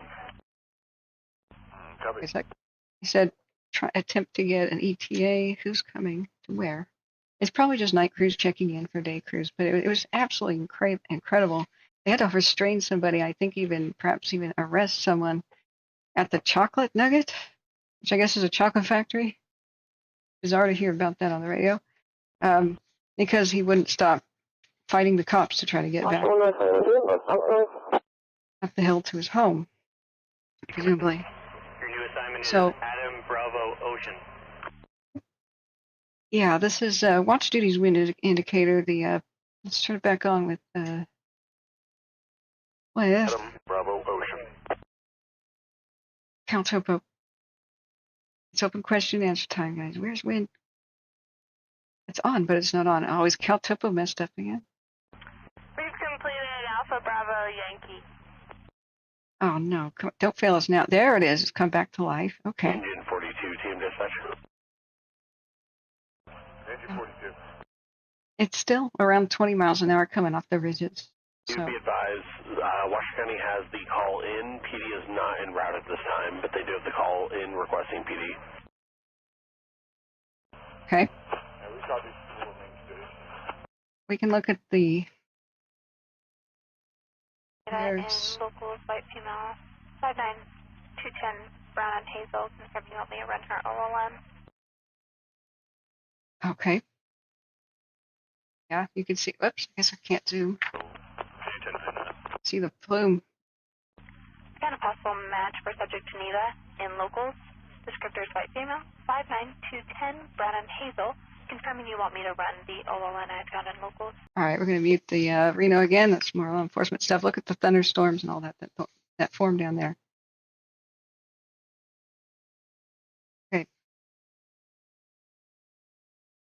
Weather view. Oh, that's predictive services. We can look at the weather later for that. Now I want to touch upon the bridge fire because they do have evacuation. So let's look at it real quick. I just wanted to see if they were going to explain what their goals are. If InsaWeb happens in several hotels in the area are offering special rates. Oh, that's nice. The Gold Nugget, the Row, and Best Western of Nugget. Wow, that's really nice of them. So this was an image of 625. More details coming shortly. So here's Nevada Division of Forestry. I'll spare you the horrible sounds. What? Structure at a cafe right now. Structure fire. Is the business still open or are they closed? Engine 12, engine 11, engine 31, engine 21, truck 11, Jack Cafe, 2200 Victorian Avenue for structure fire. Map agent Frank 06 Southeast, TAC assignment, District 1, Jack Cafe, Battalion 1, engine 12, engine 11, engine 31, engine 21, truck 11. Okay. Did they say 2100 Victorian? Charles 4 Charles, 372 South, please. Or yellow. Charles 4 Charles, 372. I'll look that up.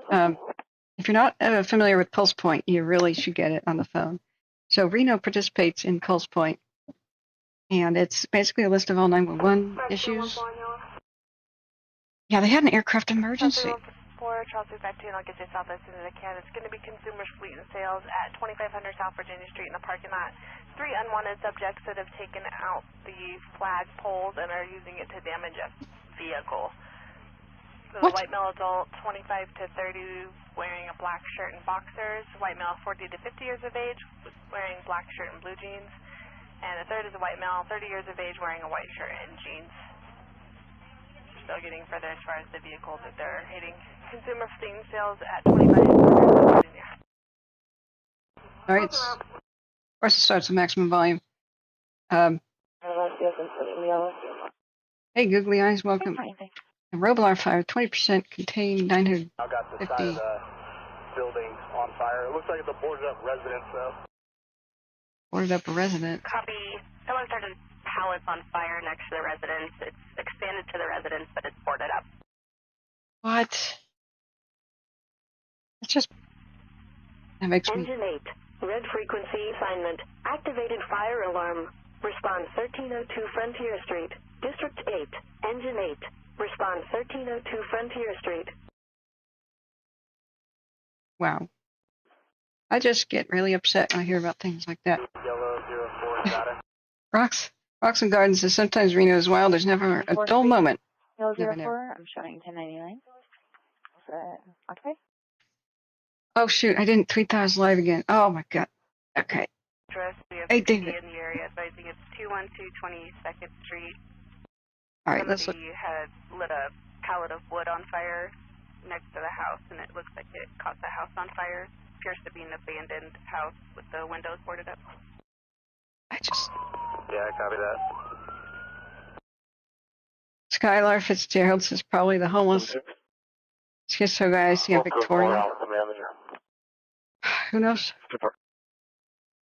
The homeless crisis has to end. 75% or so of the homeless are so because they are mentally ill. Park Street 1123. Gotta do something about that. 10-4, and for the battalion chief, they're requesting you guys move your vehicles. They're in the way, apparently. Hey, from 91 just did so. 10-4. Okay, what I'm seeing here is it's not moving. 60 yellow, please, Charles. 312, Charles 36. 2.5 off the rear. Next, and if you could get a wash point for us. All right, I'll show you guys the P-vine of 24 hours before it goes away. Charles 312, Charles 316, look at yellow, or south as soon as I can. It's going to be Hillside Meadow Apartments, 2757 Beck Street, number 108, for a verbal 1016 between a male and female. Reporting party is an uninvolved neighbor who heard the disturbance when they were outside. You can hear the subjects inside the house arguing. Also advises possibly 1032s in the residence as she saw them carrying them outside a couple weeks ago, none seen tonight. Hillside Meadow Apartments, 2757 Beck, number 108. 312. Good. Yeah, I hope that 2-3. is... Just want to make sure you copy last. Hey, firm, thank you. Oh, it's moving around again. Okay, watch this 24-hour. Now we were looking from the northwest to the southeast, roughly. That. 350. Do you have any priors for the Hillside address? That held. Holy crap! It held last night. Not for that particular apartment. Wow, look at it being perfectly calibrated at this point. I just would have frozen. We are released from the Davis Creek fire, and we are returning station. That camera is perfect right there, but We need to evacuate anything? Reno, Sam 362. Can you log Nevada temp tag, NOR yellow 622274? that held. 362. And we're gonna take a trip with the Gold Man up some of these roads. I'm sure the Google car's been here, but around 8. Copy, Sparks, 10-8 from here, and I'll be in route to 301. Like that's midnight. But around 8 when I went to bed, I went, oh my God. Team 4 is en route to Adam Franco. And this was what was happening when I had to sleep. But that held. Look at it. It held. State water did just advise they put water on the structure. Good. Okay. Sparks 302, do they need a road closed? Okay, so let's see where this is at. 391. We got 20 seconds closed off between Vic and Freighter as of right now. We might need one more unit on Vic, closing off 20 seconds. That way we don't have any cars or people trying to walk through. We'll look back at Clear Lake too. And I'll start in there. The view of Calaveras is crazy. Myself and 11 are checking on these businesses across Vic, and so far they all look closed. All right, let's just keep them open to quickly cycle through them. Oh, it feels good to have a powerful computer. When you Still can, running. Can you give me an idea of if we have any exposure risk on the, let's just call it the south side. We'll call it the delta side of the structure. This one? 11 negative on the exposure risk. Copy that. All right, we just got a new watch duty beep. Bridge fire again. It's now 800. 800, eh? 800. Oh my God, we forgot to call JB and tweet. Okay. Time to get dinner on. Okay. Staff only, no coverage needed this time. It's pretty. But this will show us everything in a few moments, I hope. This should show a whole bunch of white spots and. Oh, come on. Camera. Ready for water. Okay, yeah. We'll look at the slide cam again. Thanks, bye, man. Engine 21 command, I'm just going to have you proceed in the scene, stand by for assignment. All right. Copy that. We're approaching our freighter. We'll be near a hydrant. Right, it's dead, Jim. 47 checking residence, 3700. Yeah, this will show us a lot. 32, 1042, have a good night. We just have to wait. 2932, have a good night. Hey, Tassie Man 92, good to see you again. How are you? So, Skylar says WADA. Yeah, that was hilarious. Give us WADA. He's got a great Brooklyn accent. That's what that is. Addie says the view from the Calaveras cam is crazy. Yeah. Battalion 9 10-4. I'm going to mute that. Classer 1000 says, my next door neighbor's daughter and son-in-law live in Washoe County. They evacuated to a hotel. Tomorrow they'll be here next door until they can go home again. Last year, 6,500. Yeah, approximately. So we're trying to pinpoint where we're seeing it on the cams. And if it went past a certain highway, did it go past 50? Is it 50 is what that's called? I don't remember numbers very well. So let's take a little trip with the little gold man. It was 431, excuse me. I don't know why I call it 50. Mount Rose. So if you put the little gold man up here, you see we got trees and brush. Hopefully all this survived. That's a great place to stage. So it probably did. If people were here to save it. So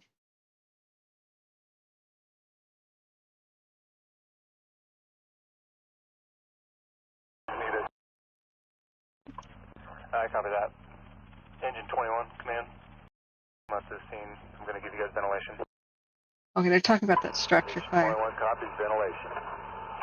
Mountaineers Top Sports. I would imagine that's April 22, but could be the business still there.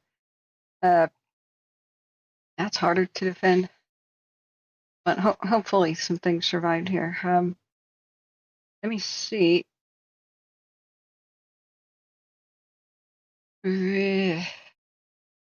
Yeah, lots of difficulty.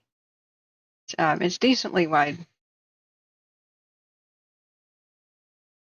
We know the fire went down this way to the Steamboat Hills area.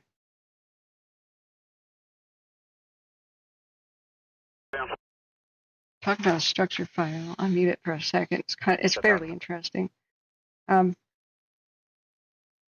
But we had a good look of right here. That would be nice. I want to look at the bridge fire real quick though and see what. I didn't even get to Oregon. Wash radio check. I think it's just remote camp. 31057 wash radio check. Campgrounds, but Thank you. All right, mandatory evacuation. Yeah, Camp Williams is right next to it. There's no fire problem. All right, that has just been evacuated. Wow.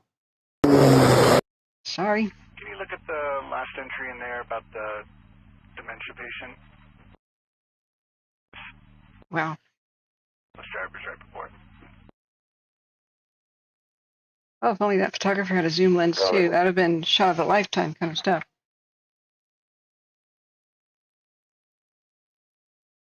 A low Passover. Okay. So, 800 plus acres, no containment. River community and Camp Williams to the west. Don't know where River community is. Also 3 Charles 3. 3 Charles 3. UTL, no looters spotted, and I'll be back to roving on the outage. Let's take a look at the. It's. That's right. Clear Lake is looking way better. You can see a little bit of the fire now, like where it's still at. We'll check on it in a second. You're laughing that you're all static.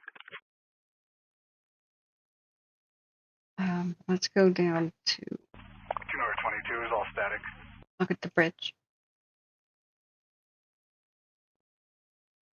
I don't know if we can try to access a call that me and 351 were on a couple weeks ago involving a black Chevy Tahoe, I believe, that was parked here on the property.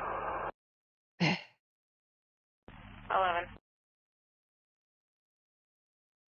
I'll be safe that way, find it right there. I'll be with you. Yeah. Hey, Farm, it's out in the alley behind Campion, pretty much right next to this building here. 10-4. 3-hour time lapse. 22nd Street Command. Now that's where the thunderstorms were forming, so. Do you know if we have a REMC unit available, staged? You see that? Get one stage just now. Wow. Thunderstorms formed right above it. No wonder the plume occurred. It just sucked it right up. Watch the clouds come in. And Sparks Command. Right there in the upper left. Watch this. Come in. Bam. Key contact the on-call investigator, have them respond. 10-4. Well, the thunderstorm immediately Drive. created a plume and shoved it right back down onto the ground. That must have been terrifying when it collapsed. That's sucks it up and then slams it down. On 823, you ran a plate for a clear suspended 03 Chevy Tahoe.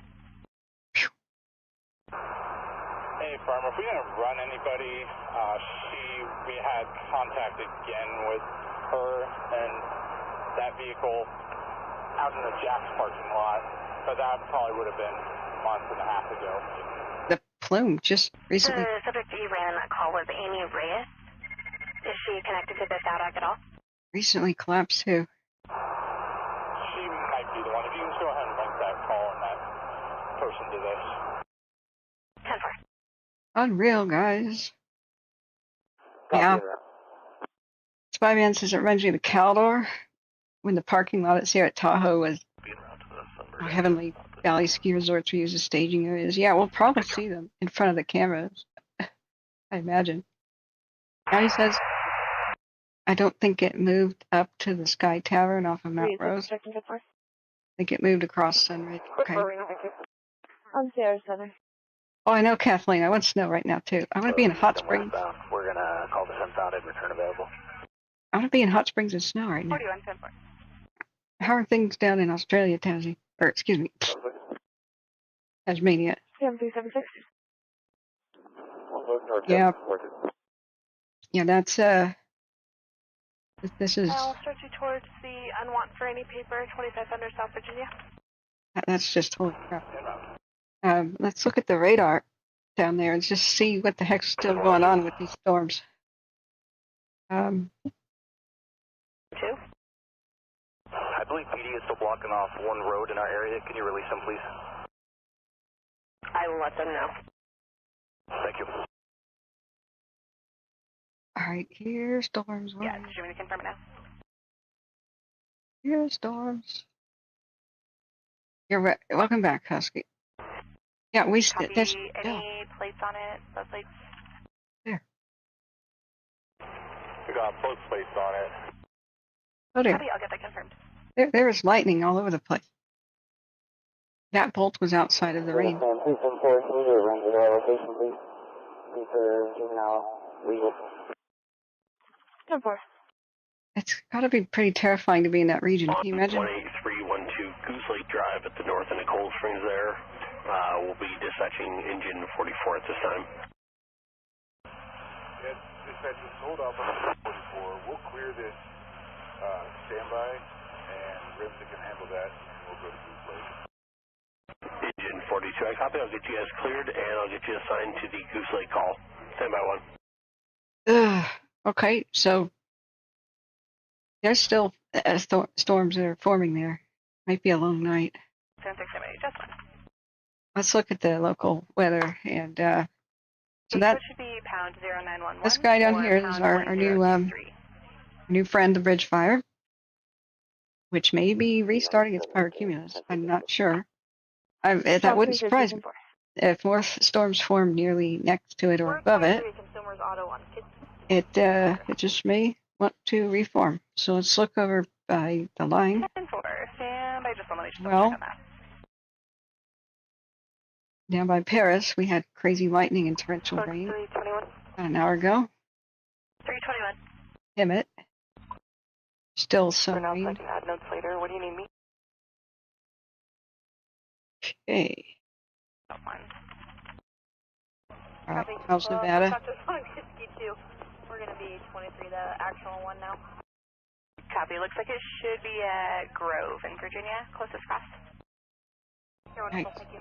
Look at Kingman over there in Dolan Springs, just east of Vegas. Vegas has probably got the daughter. The daughter punched the RP in the face. Whoa. Daughter's currently in the garage, and RP and the 5-year-old other daughter are in the room. 2815 Kylie Parkway at 2702. All right, I'm gonna mute that Reno stuff for a bit. That's intense. All right. All right. This is our view of the bridge.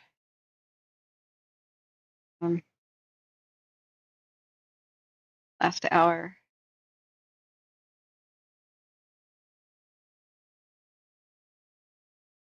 Okay, hopefully we can see the fire now up in Washoe County. That's a big column of hot smoke. It may try to form another pyro cloud there now, just because of the thunderstorm still forming. No, Reno, I want you to be zoomed in. This camera needs to be zoomed in. We need to see past the city lights. Dang it. Okay, that's a bust. I know I can. All right, we can do a little time lapse of this. Is it moved? I think it's there on a line. This would be moved by now if that weren't a line. Yeah, you can see some traffic go right down there. That's a road. It's got to be a road then. All right, see a road. Okay, so I got access.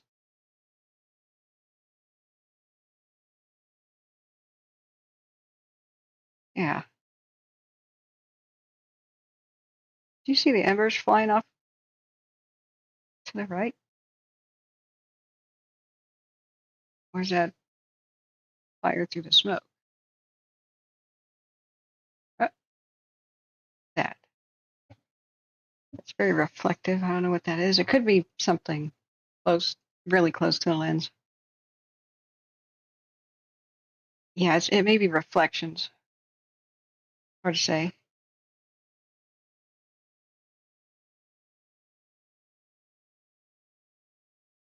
Could be a little drone. Did you see that? There's a light again. And it goes off that way.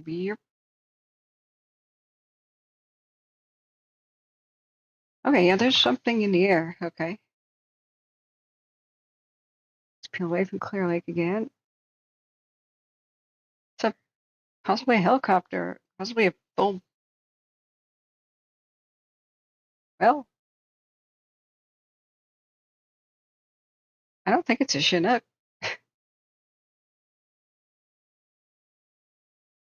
Yeah, Rocks and Gardens. I'm sure that's just first responders only. It was. I think they probably got control of it by now.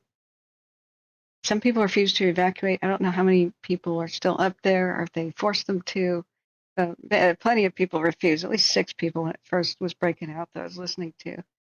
I'm still listening to Reno. They're still just going on about some crazy violence. Yeah, I know domestic stuff. I just this is why I don't listen to the channel like every single day. The people who can listen to Scanner every day, I salute them. Yep. And he says 14,000 are in evacuation. The Davis is burning in wood and brush right now. Yeah.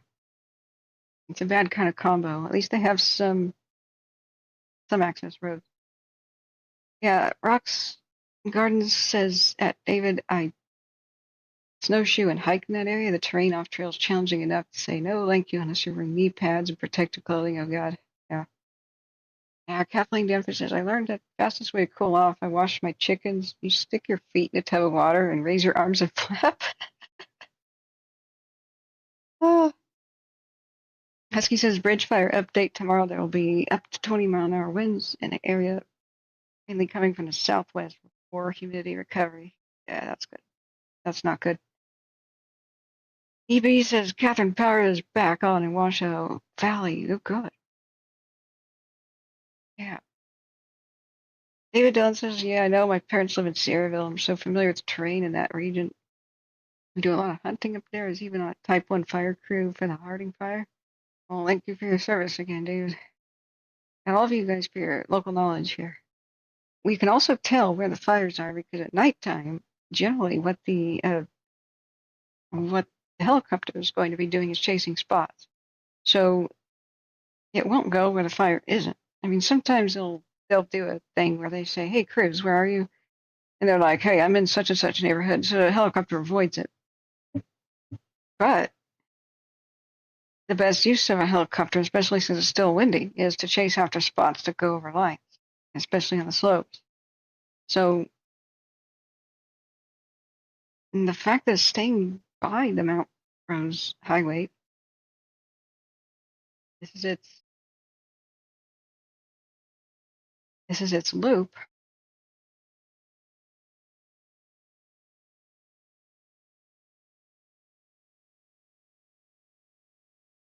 Part of its duty, so I'm listening to a radio, part of its duty will be to do a little bit of recon and say, hey, I see you such and such from the air. So it went along this slope. But I don't know if this Mount Rose Highway is holding as a line. It may be for the part where it was coming up this direction. So let's go and see if we've got a better look now. Nighttime cams. Now this. Well,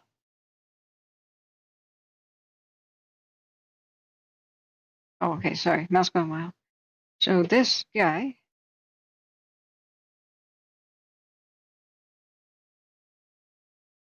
Now we're looking at its own hill, not far away. We're looking here, right? And it's not climbing. So if there's a lot of chatter on the radio.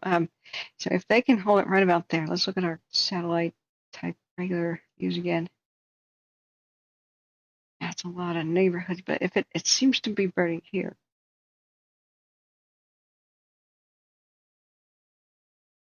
Now,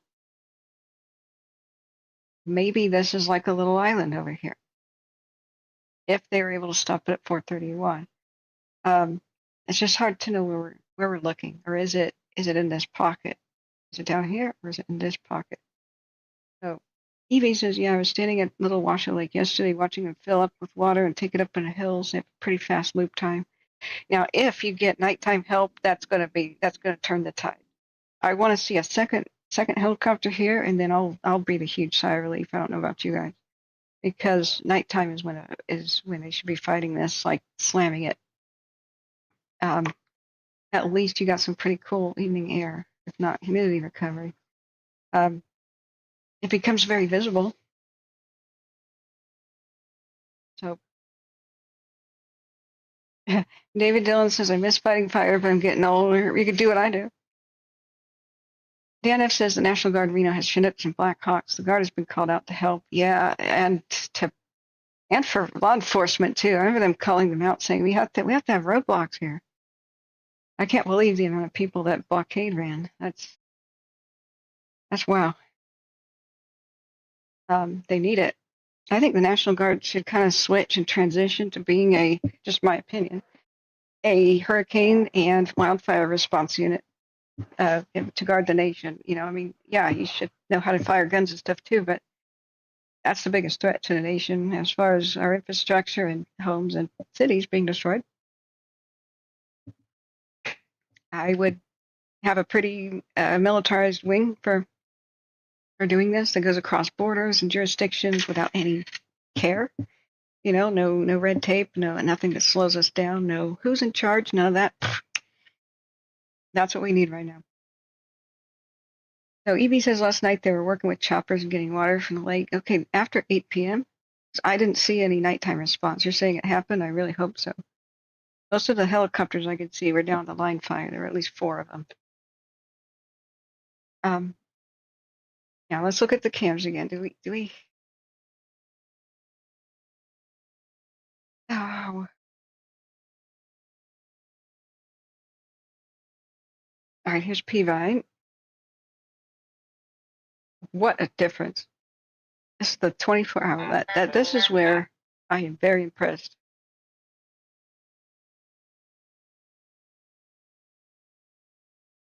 That. And unavailable to take it. They're requesting if we're available to take it. We just said that we would notify you.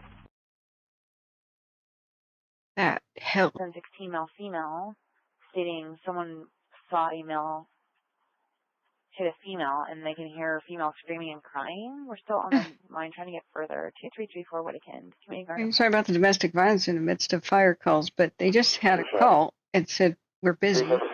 Washoe is busy. Can Reno take it? I think it's a structure. I'm not sure. Copy. Thank you both so very much. I'm so proud of you both. Thank you. Thanks, Stacey. Okay. So, what is this neighborhood right here? Locals, can you tell me?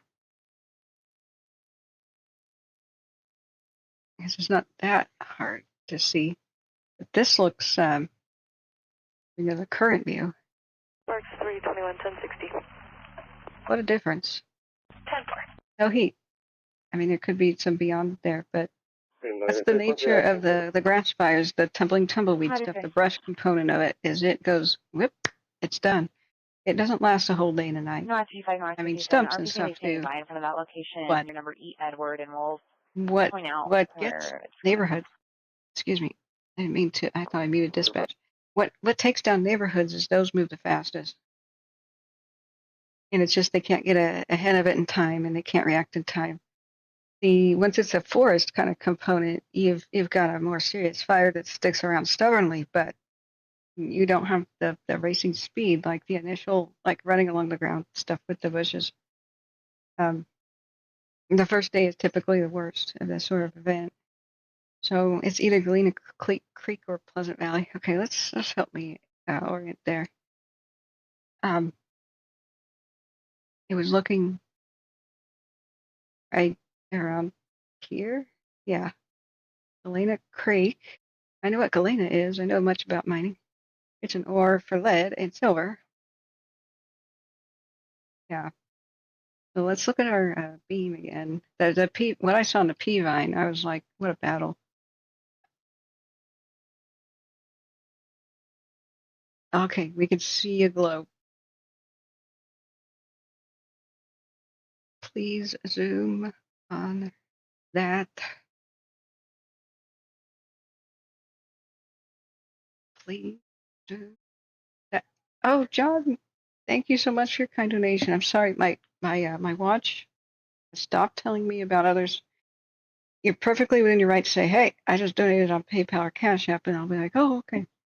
Thank you so much, John. Your kind and continued support. You get double hearts. Thank you. Hey, second patient with chest pain. They just called for an ambulance. So I was like, oh, fire crew, but I don't think it is. Thank you so much for your kind donation, keeping us on the air without any ads. NorCal Niner says the fire is about an hour and a half away, right by the Walmart. Which one? Sorry, let me go back to scroll up at the chat. So we're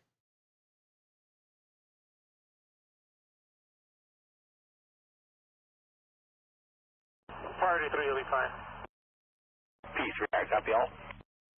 sorry. He just asked, what do you want the second unit to be responding as? I was not sure. It could be Arrow Creek. Okay. Today there was something called the Walmart fire. So at first I almost started to ignore the Clear Lake one because it says they were evacuating a Walmart, but in San Diego County there was a Walmart fire. So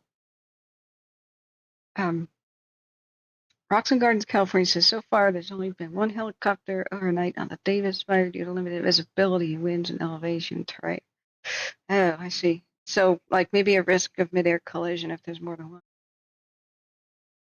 In that case, what can you do? Fake person, hey, welcome. Good to see you. I always sound like a jerk calling your real name. Hi, fake person. How are you? Looking forward to all my friends. And oh, I forwarded this to my friends in Reno and Sparks. I did it. I still didn't tweet that I was live. What am I doing? All right, I'm doing it now. Force Center at CARES campus for a victim of a battery. Oh God, no. Okay, so they just read out a. They just said difficulty breathing, and so I didn't realize it was not fire related. God, somebody just got beat up. Yeah, welcome guys. Sorry, I just got hiding chat there. Which one is by the Walmart? The one by Clear Lake. They evacuated the Walmart, so I almost I didn't see the very beginning of it until I realized, holy mackerel, that was on the prior stream.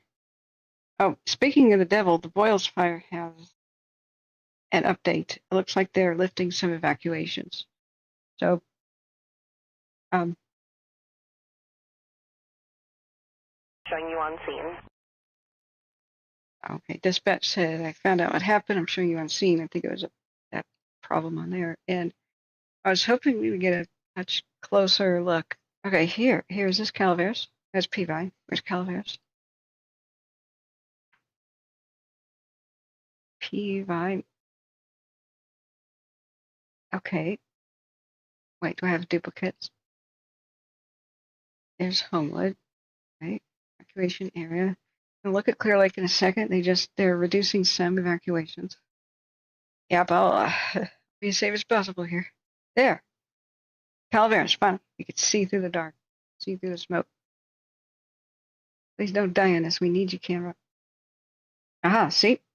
That's what I was talking about. Let's go back a few frames. All right, this is live. Now we can point the beam. All right, so we can see it by the 580, right? How far are we looking across?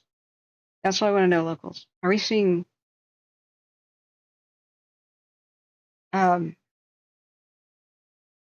what is this spot? Where am I? See where the plus is? How high up the mountain are we? Right where the plus is. I think it's right here. Am I correct?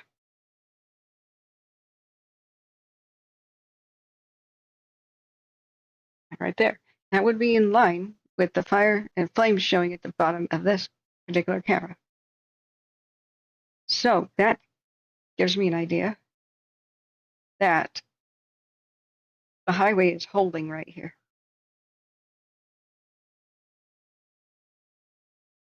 If my train and lighting up the cameras is correct, well, not over there, excuse me, over here. Where's the camera?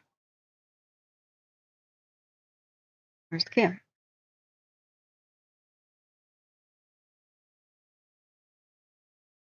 All right, the camera is at, sorry, just lost my place.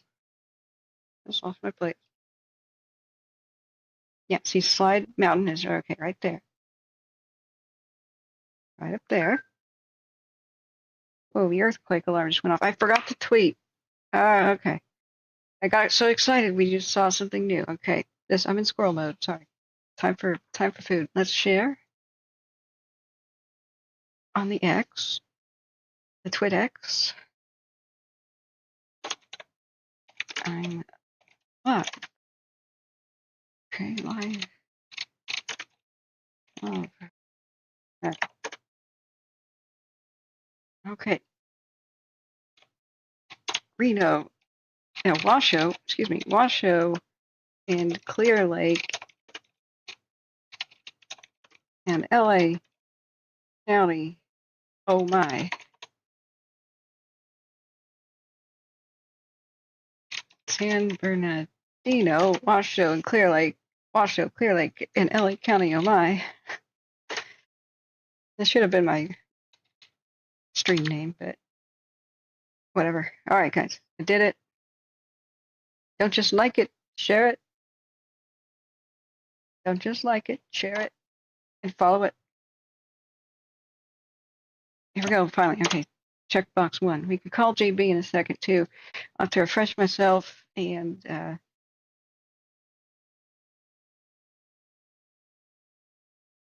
Rock Farm Road, RP-50 vehicles are full of juveniles and they appear to be looking at the fire. 10 vehicles of recklessly driving juveniles have just driven on a road to go look at the fire. Great. What do you want to bet that they're intoxicated? Washoe, no 2123. I would. Okay. One more, hold on. All right, I'm back at the chat. That's now north. Battalion 1, Engine 1, Reserve Engine 104, Truck 3 and Safety 2 reported a vehicle fire near the 8th Street Park at 455 East 8th Street. District 1 using gold frequency assignment, 455 East 8th Street, Battalion 1, Engine 1. All right, I'll just mute that. Well, I mean right there, though. Is that the highway? We know it didn't. Like yesterday. What I'm talking about like right now is this little section holding at the highway. It's around 7,000 to 8,000 foot line. I mean, this one right here. I don't see a road.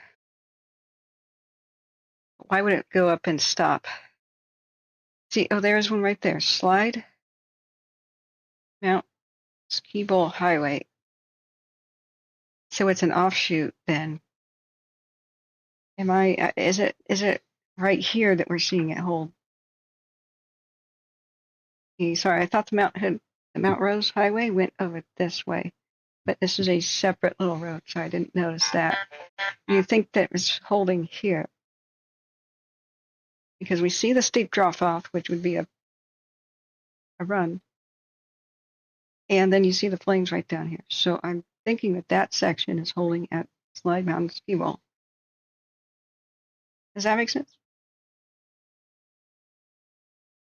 Oh, let's see. Looking back at the chat, sorry, friends.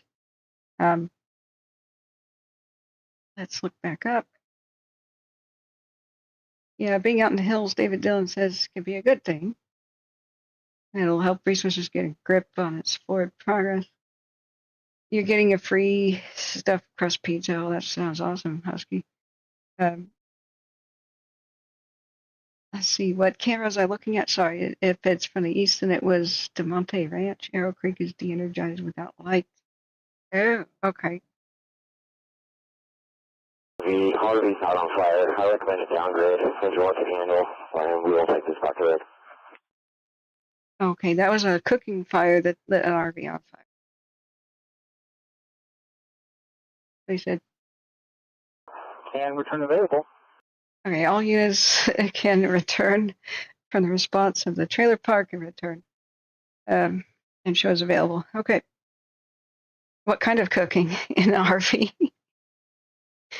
Okay, Rocks and Gardens says, I'm talking about it crossing over the 431 into the Mount Rose. Oh, yes, okay. Sorry, it's so distracting listening to the radio here. Let's look back. I want to show you what I was talking about. So,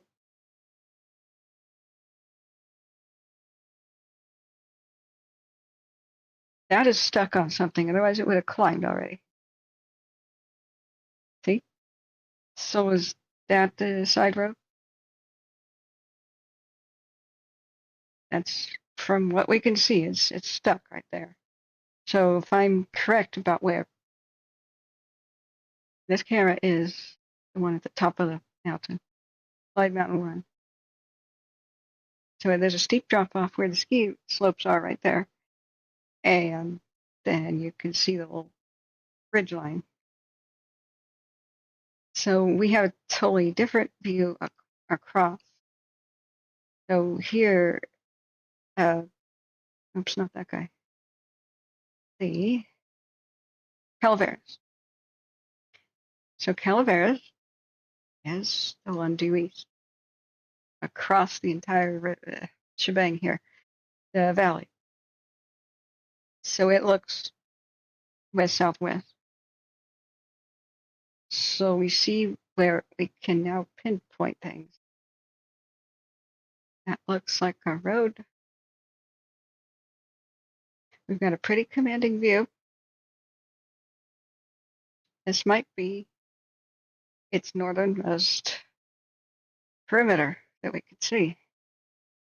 So does it move? It'll probably go up. It'll probably go up the slope, but will it move like to the north?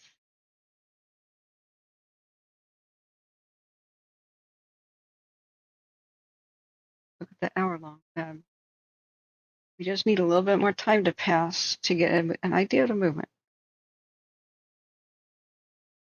Rocks and Gardens says the 8.1 thousand peak of the ridge is obscuring my view from the Slide Mountain camp. Okay. And yes, that is the 431 on your map around a large switchback, right?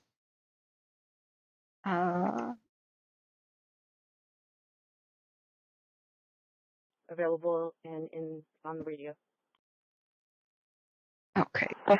Let's see here. 606, he doesn't know the middle two, ends in 8194. Yeah, if you want to send me a screenshot on CalTopo, do go ahead. 10-4. Of CalTopo. Warning tonight. Okay, let me see. Everything okay? Yeah, you showed me complete assignment and available on call. Thank you. Have a great evening. Good. You too. Good. I appreciate the lighthearted nature of the conversation now. Next. Okay. So. It's going to be another Hispanic male adult, last name likely Charles Adam Sam, Tom Robert Ocean, hyphen Sam Ocean, Lincoln Ida Sam. All right, let's go ahead and mute that. Now this part is what I think P-Vine is looking at. Oops, I have to get the cursor back. P-Vine, oh wait, I just got discombobulated. Isn't it looking from the northwest? Where's P-Vine? Excuse me, that's going back. We'll look at the bridge fire in a minute too. P-Vine, yeah, is looking from the northwest. And it's squarely looking at this other section. And this is what threatened to sweep over last night, right? I am delighted that we see almost no heat whatsoever. So it's not P-Vine that shows the heat. It's the NOAA Reno, which is looking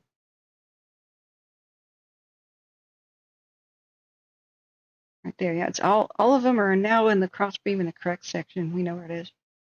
Right there. Right there. They're all focused on looking right there. So look at where it says Montreux there. All right, back to our triangulation. Put it here. All right, it may be on the south side of the highway right here. Oh, but you know what I forgot? You can mouse over it. You could tap and then you get the coordinates. I totally forgot about that. Longitude and latitude. All right, let's get the longitude and latitude. Copy that into Caltopa. All right, let's take our fire activity off. Zoom in a lot. Let me do enter right here. It is right in here. So that's the northernmost perimeter. I do not see it past. I do not see it personally gone past Joy Lane Road. I do not currently see any other heat detections or anything else north of Joy Lane Road. Is where I think it is. Excuse me, let's look at, you do have neighborhoods in there, got lots of trees. It'd be one of those structure defense as best you can and let it pass. And then once the underbrush has burned off, then go attack the whatever's going on with the trees. Some of this moves so quickly, I've been hearing people make remarks like a lot of the trees should survive. So it's just a big, expansive area for the fire. So who knows what exact area they were talking about. Hey, fake person. I love the internet. Good looking out, sister. Hey, Moo Cow, how are you doing? Yeah, P Vine is Northwest Reno. Gotcha.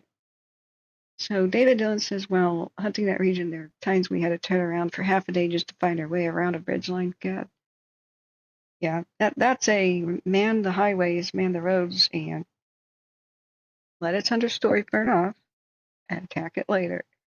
Individual trees that torch will be the job of the helicopter to go flatten out. Roxwood Gardens has updated my profile picture on X. Cannot send premium members messages for 3 days. Oh, you can send it to my email. Anybody can send something to my email. Just let me know I have an email because I mute everything during the stream. So Catherine.Davidson.wildfires with an S at gmail.com. The people who say the email bounces back, either they misspelled my last name, Davidson like the motorcycle, but the dots are important. Wildfires is plural, and the dots are actually periods. You need them. So David says, well, that would mean it's backing down the hill instead of running up. Well, look at these little roads to this water tower thing. It may be a little corral for it. See that there's other, let's get rid of this wind. We know what the wind's doing. You see these little dirt roads and little access things? I don't know how well you could drive around on them. Hey, some of these are likely four-wheel drive affairs, but that's what dozers can do. They can open them and they can improve them and like turn them into somewhat proper like roads. And some of them are pretty off-roadable. Some of them gear. Okay, excuse me, we got an update. The Shoe Fly Fire by Mitchell, Oregon is 25% contained. Goodness, I haven't even gotten to Oregon yet. So there could be a let's corral it.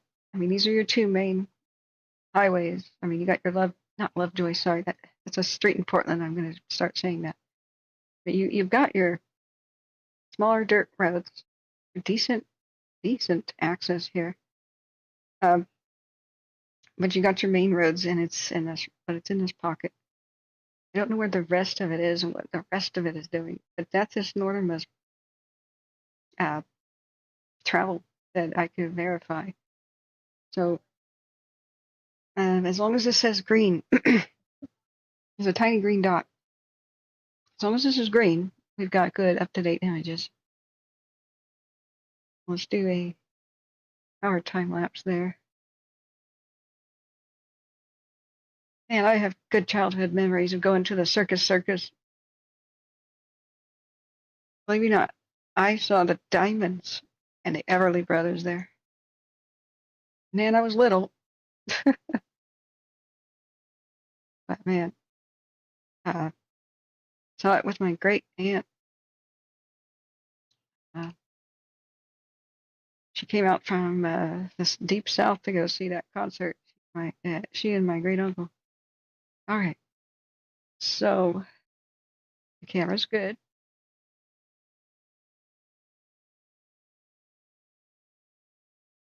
Now, if it doesn't climb, you know what that means? That the highway's holding. If this doesn't climb right here. See how the red beams on the highway, I'm sorry, that's very hard to see. But the red beams on the highway, if it does climb, it's beyond the highway. The Rose Highway. Like, meaning north of it. I mean, not north of it, I mean, in elevation, up. So, I'm happy with where it is. It's stuck in a pocket. We just hope that it doesn't breach. You'll be back in 45? Cool. Yeah, enjoy your pizza. Rock's Gardens, sorry, I'm losing my voice. I'll try to, let me drink something. And how are you doing tonight, Tonic? Remember, hit the like button, friends, if you can. Help some people find us. We got to fight. We had a good metric. We had 14,500 views on the last stream, so it was already high in the search rankings. But YouTube does not save a stream that goes over 12 hours, and that's okay if I don't have chat. I can always re-upload my video. But what this does is, you know, if anything new happens and I open up chat, I want the video to be saved. So every 12 hours we restart. Unfortunately, what that does is puts us in the bottom of all search results. And so it really depends on you guys, you friends. Especially when the stream begins, but also midstream, just type something in the chat, like love from wherever you're from, you know. Making the chat move helps, hitting the like button helps. New subscribers helps greatly, and that will be awesome. If we can reach 10,000 subs, we have more options for funding the stream. We get the option to have a store, and you can buy, you know, cool Phoenix, you know, Catherine's World logo coffee cups and mouse pads. I'd love to have like t-shirts and sweaters and stuff sold, especially those if I could ever do it, split off part of the proceeds to charity and say something like I support the blah blah blah, such and such, you know, afflicted. Oh, that gave us a zoom for a second. I was hoping they'd go and zoom in. But that would be awesome. We could reach more people, and then B, have like a little store. Okay, it's stuck. Addie says I'm right where it is. Great. Thank you for giving me the confidence, friends. Hey, Bob and the Pups, how you doing? Rocks and Garden says it depends on the ash amounts getting into the stomas and choking the trees. I mean, they initially survive and look green, but they're choking unless the stomas are cleared of ash particles. Oh, I didn't know that. I wonder if that's how volcanoes can be bad for plants too initially. They should just get some tree shakers, like the orchard tree shakers, like they have in the orchards to get the prunes off. They just have this little robotic arm that goes by in a tractor and it goes, and it just vibrates the tree and shakes off the fruit. It's pretty funny. How have you been doing, Bob? I'm happy with where the fire is because they've got so much access to it and it's not further up this canyon. In other spots, maybe it is. I just don't see it. I'm happy to see that. On Virginia Street, Unit 1501. 133. I have a top unit. For what? Yeah, well, same what we got. First name 372 Reno 1063. It's and a bad. actually, Charles 314, prior to the station, would you be able to respond on a suicide attempt at the Nevada? Oh God. Control 314, second take your spot. Okay, muting it again. All right, they just said engines or something respond to something. Oh God, yeah, they're oh man, oh the person who just tried to do that just mutilated themselves. I'm glad I just muted that. You don't want to hear that. Oh, okay, yeah. That they just said we'll send who we can. The fire crews are a bit spread thin right now. Oh, that's ugh. Okay, let's look at this. Oh my God.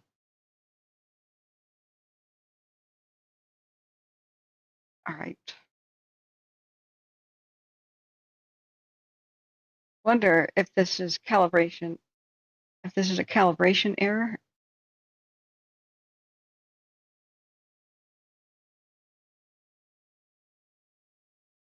It is not. It's straight up. Well, it is unfocused, so it is exaggerated, but that is straight up hot smoke.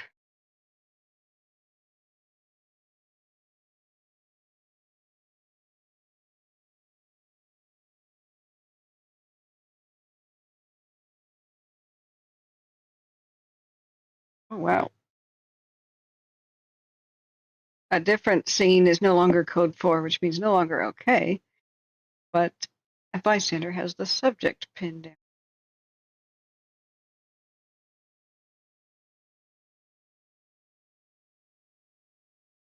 Wow. Okay. Let's look at the other cams. That just blew up. Last 10 minutes.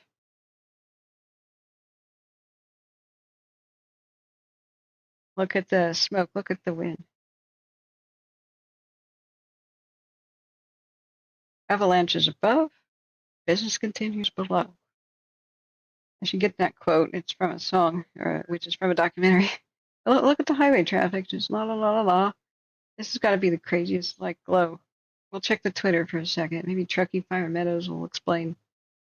Did the wind just go nuts or something?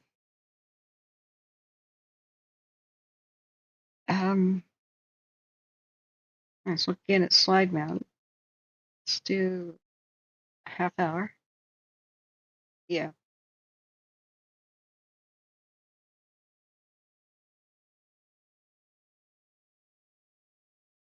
That's the equivalent of, adding bellows, the blacksmith adding bellows and heating up the coals, that new batch of wind gusts.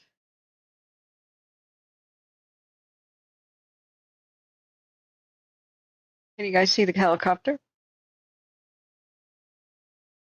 Look at the left side of the screen. You can see the helicopter going to and fro.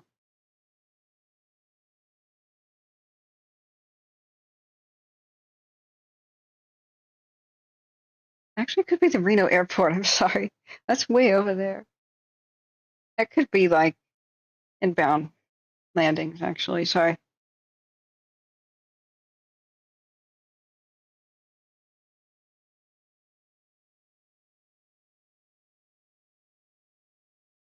I was just listening to the radio. It's super depressing. Okay, thanks, Roxy Garden. You're marking up the CalTopo map for easy reading is not good. Oh, I appreciate any help, friend. So, Fredio, welcome. Says your channel's been super helpful in staying informed. Thank you. You're very welcome. You're very welcome. And thank the mods and all the other helpers and the donors, please, too. Really can't do this alone. Yeah, take your time, Roxy Gardens. It's good. Like, we're observers. So whatever it's going to do is whatever it's going to do. You can take your time with the map. I'm glad we're listening. Well, I'm listening to Reno because if something really changes, we'll hear it. So we're not in the clear yet. I want to check on the others. We'll look. We just need a little bit more time to elapse on the cameras. Now remember, the rule is, like, how should we look at cameras at night? Fires can whoosh up as much as they want at night. They can burn as brightly and crazy as they want at night. That's just fine. What we don't want them to do is move. We don't want them wild and crazy and moving. But if they stay within their lane and burn vigorously at night, that is perfect for tomorrow. Because it'll have less fuel to go crazy with tomorrow with the steroids that fire loves, which is the sunlight and the heat of the day. Okay, the bridge has no updates. 800-something acres.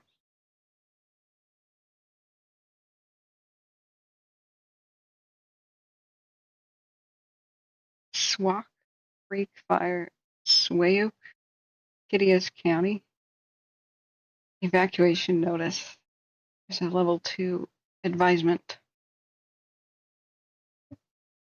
for the Liberty area, and Harkness Road is under a level 1 advisement. Washington is not having a great time either. Deschutes County is quite difficult to monitor. I don't think we have a radio. If anybody knows anybody in Washington or has questions about Oregon, let me know. We'll just go as chat leads us. I'm always catering to the listeners, whoever's actually here with us. Of course, I want to know about Oregon now. So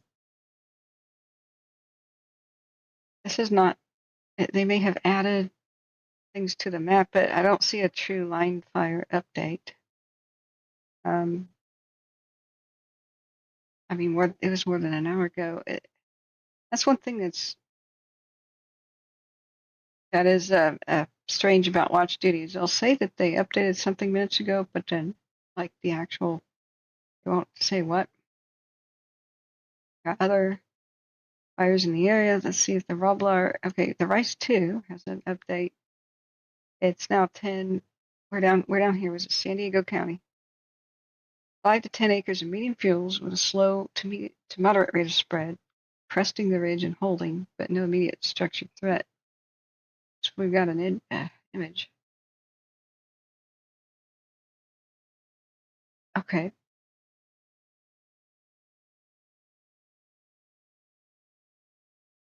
That. Okay. Oh, that's the wrong direction. Stupid. Okay. The other one's rotating. Roblar. Okay, I'll look at the email in just a second. Let's see what the Roblar is doing. Why can't we see it? Roblar?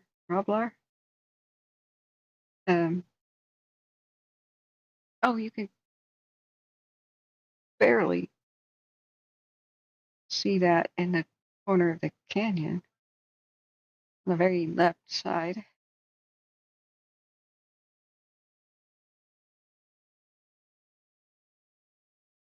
Okay, some Reno cops are saying that they're doing a welfare check somewhere with a buddy.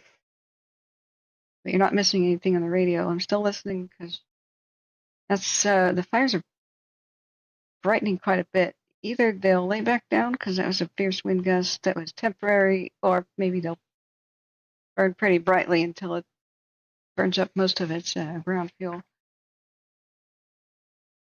But as long as it holds, that's like I gotta reiterate, that's good. If it burns a lot of its fuel in a more calm way at night, then it'll be a lot better than tomorrow.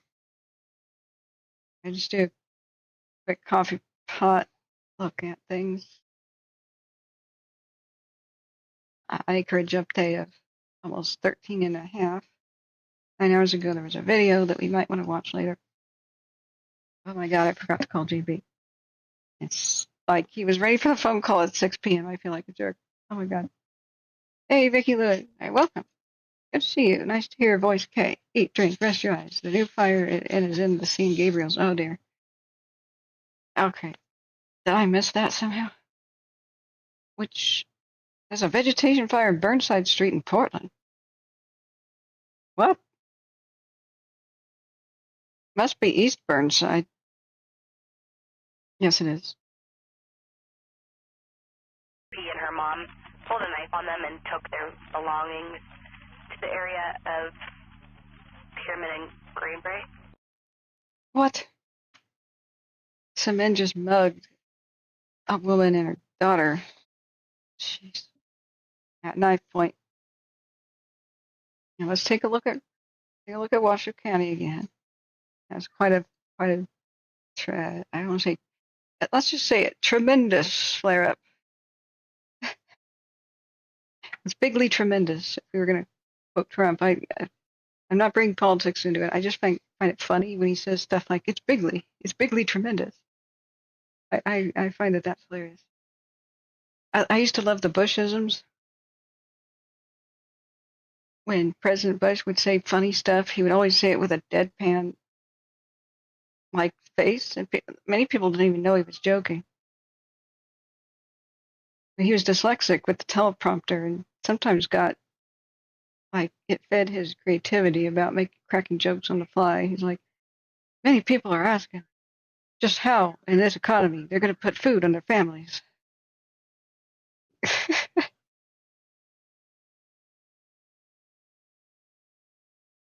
One time he goes, shame on you, fool me once. Fool me twice. We don't get fooled again. And nobody got it. That is a Who reference, like, meet the new boss. Same as the old boss.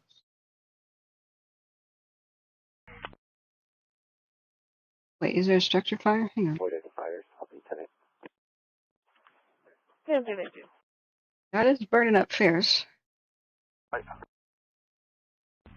Green just wanted me to ask if you know if the units that are not at the command post on the fire are going to be meeting. Oh yeah, Vicky. Every 60 minutes. That bridge one, yeah. Okay, I'm sorry, I didn't recognize which. It's in the San Gabriels. That is in They it. haven't already come out of class, right? Chelsea was for. Charles, Now 350 warning, and I'll be in route 2314. I think Charles 350. what we're seeing is a wind flare-up, because it's everywhere at once. But mind you, 5, red frequency assignment, medical emergency. Respond 1450 Idle Wild Drive, Unit 812, District 5, Engine 5. Respond 1450 Idle Wild Drive, Unit 812. or what? Alarm. Caller is second party. This is reported as an illegal burn, approximately 8 by 6 feet. What? No one is reportedly in immediate danger, no electrical hazards. The fire is not spreading and no one's reported to be injured. Okay. 44. That's ballsy. But it makes some people panic. Some people will panic. They'll notice that their yard has Engine 1, they're requesting to send in medical, applying a tourniquet, requesting an expedite. What? High copy, run route. All right, that must be two different things. Some people see their own yard or whatnot, or their neighbors, and see the danger to themselves, and they decide. Everything was breaking up for me. Are they back at the Hidden Oaks? They decide that they should try to burn it real quick. Hey, from RP's back at her apartment. We'll get the apartment number now. That's not a good idea. Looks like her apartment is possibly 1G George. I'm not sure who's bleeding, though. That is a different call. They talked over each other. 1060. Woo! 371. Yeah, we were just looking at it, Vicky. You want to see the crazy... 3 Washoe status check. A thunderstorm forms above it. Watch this. This is the bridge fire, San Gabriel's. So what it did was it sucked up air 3 Charles 3 Washoe status check. into the sky. Code 4. Thank you. A thunderstorm formed almost directly above. That's on Virginia. It sucks it up, and then you watch to the upper left. This storm rolls in. Frank 495. I'm glad the camera pivoted. You see how it just forms right above it, merges with the cloud. It's going to be North Virginia and NOLA on Nevada 769, NORA 83. And it pushes it down. Bam. Which probably pushed fire. A verbal and physical disturbance. And 300. Just got into a 1010. Security got him outside. However, he's now stating he's going to go get a 1032 and return. Negative 1032 seen at this time, just the threats were made.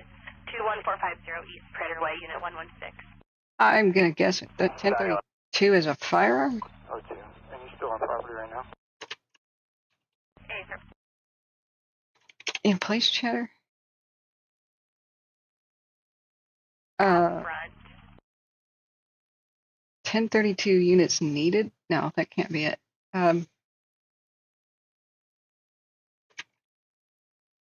Reno Police Code. 316, they marked off if you want to go. They should be coming up. Yeah, 1032. Man with a gun, person with a gun. Okay, all right. Well, never a dull moment in Reno. All right, so. When you were giving me that update, it looks like the call taker was updating that the RP was recontacting on 911. I don't know if that's why you couldn't get a hold of him, but he did request a 1022, but he's very upset. Hey, Tammy, Arizona Bear. I think AZ is Arizona. Okay. Let me mute that. What radio we're listening to? I'll be able to get one finally. I'm actually listening to radio on the internet. Anybody can listen. It's easier on a smartphone. You can go to Scanner Radio app.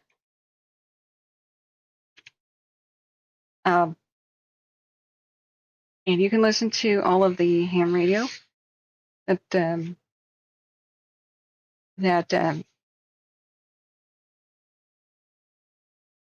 sorry, I'm still listening, even though it's muted for you guys, to Reno right now.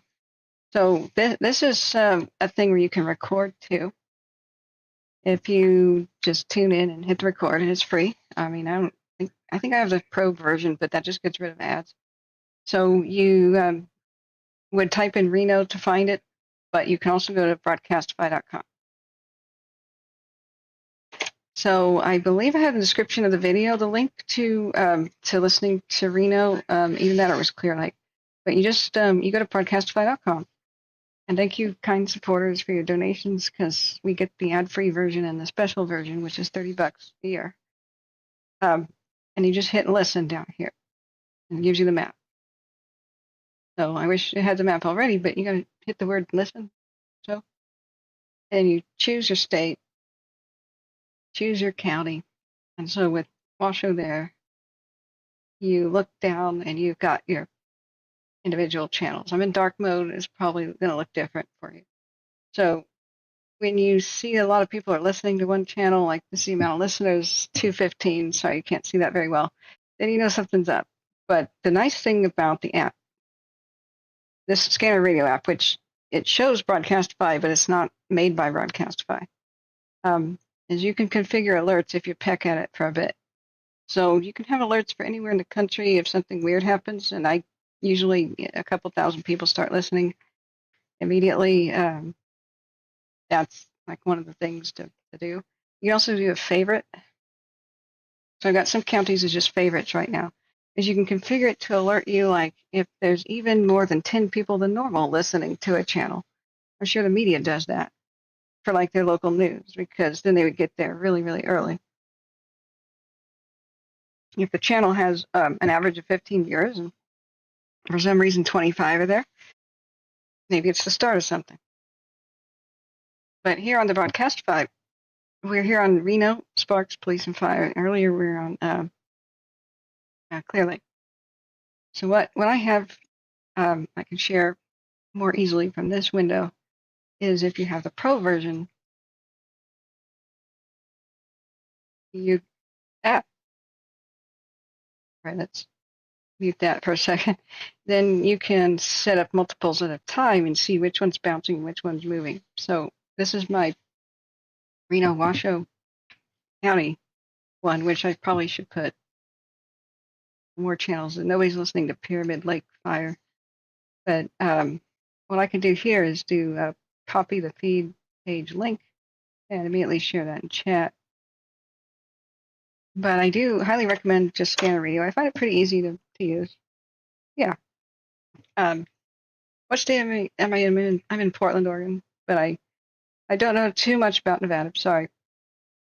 I drove through there 2022 during 4th of July, really briefly.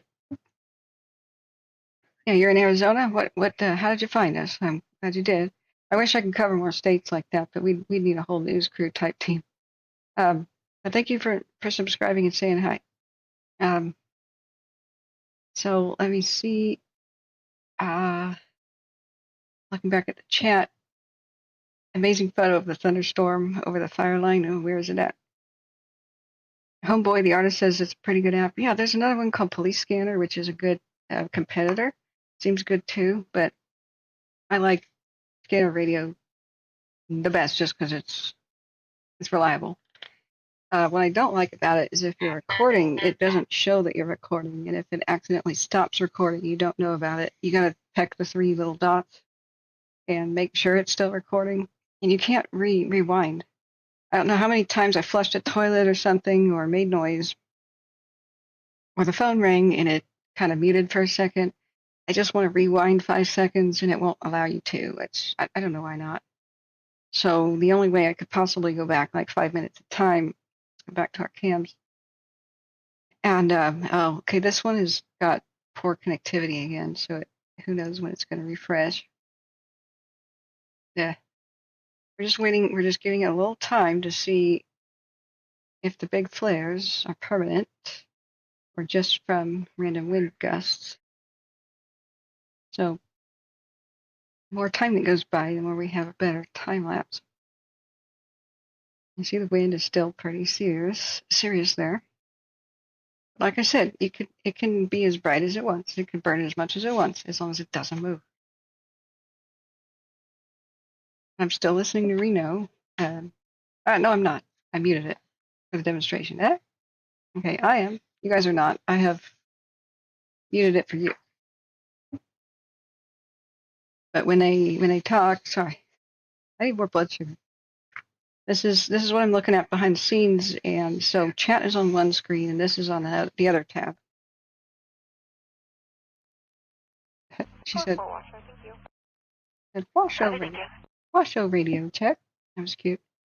So when I have this... Board up company now, they're asking if they can have a phone number for somebody at scene so they can try to get a better estimate of what they need. If you're prepared to copy. Forgot about this. This is... I am prepared, go ahead. Truckee Fire and Meadows. They issued a... 775-291-8173. Right, that's a license plate we don't need to know about. Earlier today, they said it's not the best quality, but we hope it provides some help. That's somebody taking a photo of a screen. So I reshared it. But we've also pinpointed it as being over here now.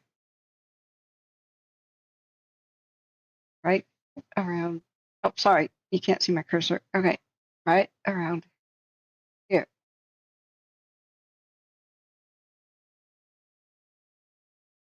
Where the finger is. Okay, let me look at the email real quick.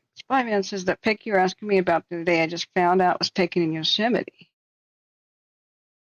Oh, good. Really? That didn't look like Yosemite to me. Okay.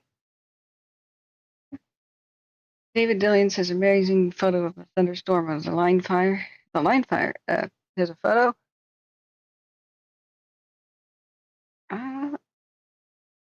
Sorry, I'm still listening, getting distracted by the radio. I grew up in the Marysville, Yuba City sort of region, Sutter, Duke County, and then we had a cabin in the west shore of Lake Alvinor. So we spent a lot of time, and I took horseback riding lessons in Butte County for a bit. So I know Yuba, Sutter, Butte, Plumas County is like the back of my hand. A little bit about Tehama and Lassen, not too much. So Paradise is where I used to take horseback riding lessons. So right the year before Paradise happened, my family friend, where we used to kind of live rurally, but southeast of Paradise, my dad moved out of the foothills. And the year before Paradise burned down, in 2017, the Cascade fire took out Bangor and Nomarica and the surrounding areas. and killed our good family friend the same night that Santa Rosa burned down. So that was kind of my awakening to the fire dangers. I still can't even believe that news to this day. I called my dad on Friday the 13th and said, I think it was Friday the 13th, 2017. I said, in October, and said, hey, how you doing? He was not too good. They haven't checked in and they're presumed dead in a wildfire. And I'd heard pretty much the news that was mostly talking about Santa Rosa. I didn't even hear about what happened in Bangor and Loma Rica with the Cascade. But that night, power lines went down all over the state, and PG&E started like 15 different wildfires that killed more than a dozen people the same night and burned down multiple towns at night. So that's when I started to learn. I found out that we already knew, just living rurally and making friends with a local, volunteer fire department, that I already knew a lot more than the average person, especially on how to prep and survive.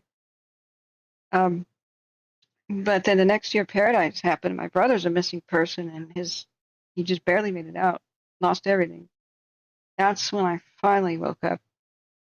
But I never expected anything like this to happen again. I began to learn in my free time. But 2020 was like day one, really, for the major fire stream. And that's when real firefighters took me under their wing, and I and so many other people have volunteered to help. I never expected it to go for more than 3 weeks. Just the 2020 Labor Day crisis, I thought would be a one-time deal. When everything ended like 2 or 3 months later, I barely slept for 2 or 3 months, and I didn't have an income for 2 or 3 months. So I realized if I did this more, I'd have to finally accept donations. In 2021, I started to, and that's when the Dixie happened, and that was like burned up most of everything I knew. And at the Paradise Fire did it. Enter the Park Fire. I still know that area very intimately, and that's burning up what the Dixie did, and just kind of unreal. So I'd love to retire. I'd love for the officials to do what I'm doing, just a 24-hour kind of a hotline and somebody answering questions and then showing screens and showing cameras and explaining them. But until they do that, here we are.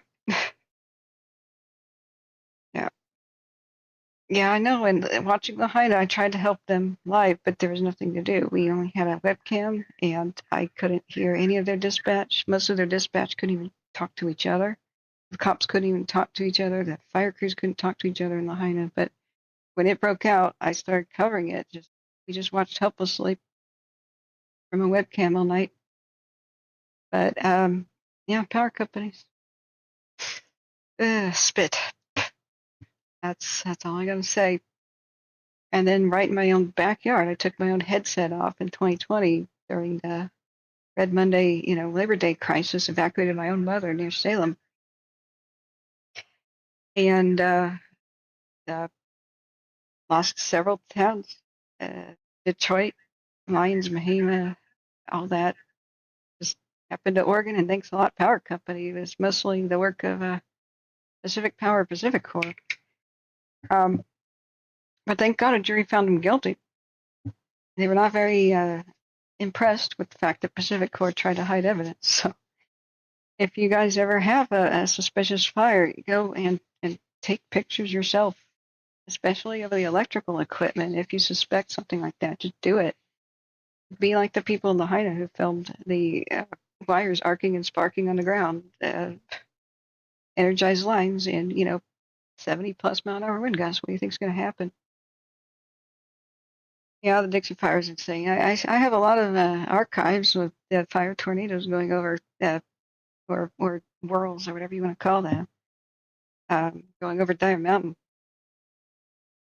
But I still can't even believe what the Dixie did. I still don't fully understand everything that's gone. I was there in the 4th of July parade a year later in 2022 with John Stoker, the mod, and with Sister Golden Hair and Sea Probe, and he flew in a private plane in order for me to film the Dixie Fire aftermath. So I only spent like 2 days there.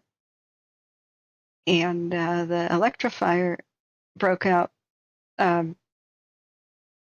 over where John Stoker's region is, and he was under evacuation notice, so he wanted to be driven, as fast as possible from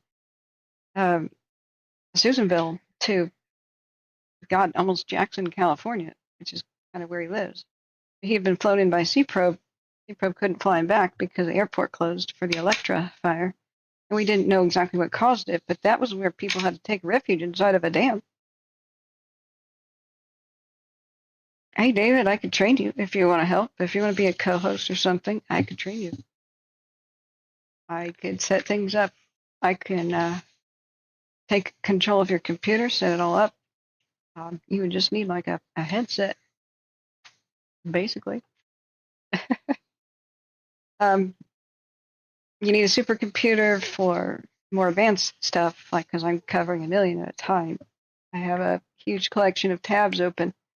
Like you could see that each fire gets its own tab. So this is the amount for the Davis alone right now. And you go clicking through each one.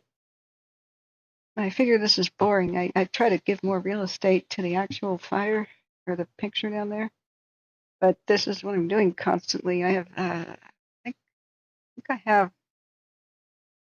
have approximately 240 tabs open right now, but I have other things going on behind the scenes. So there's other windows open. I'm only broadcasting this one. But yeah. So let's close as many as possible. We have a little bit more time that's elapsed now. This is flight radar. We still got a helicopter. I'm still listening to Reno. I gotta think about something to eat. I've only eaten a little cup of pasta today.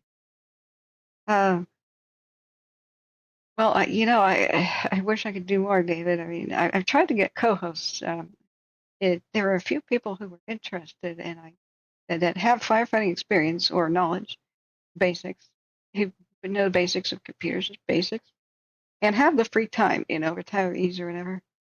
And Broke Fishing mostly focuses on Oregon. I was really hoping, he's not here, that we would do a handoff thing. I'd stream for 10 or 12 hours, he would do that, and then we'd trade off. And I can send my viewers now to another channel at the end of the stream. That's kind of new. And then he could hand them back so that we don't drop people. I hate dropping people whenever I restart. That's but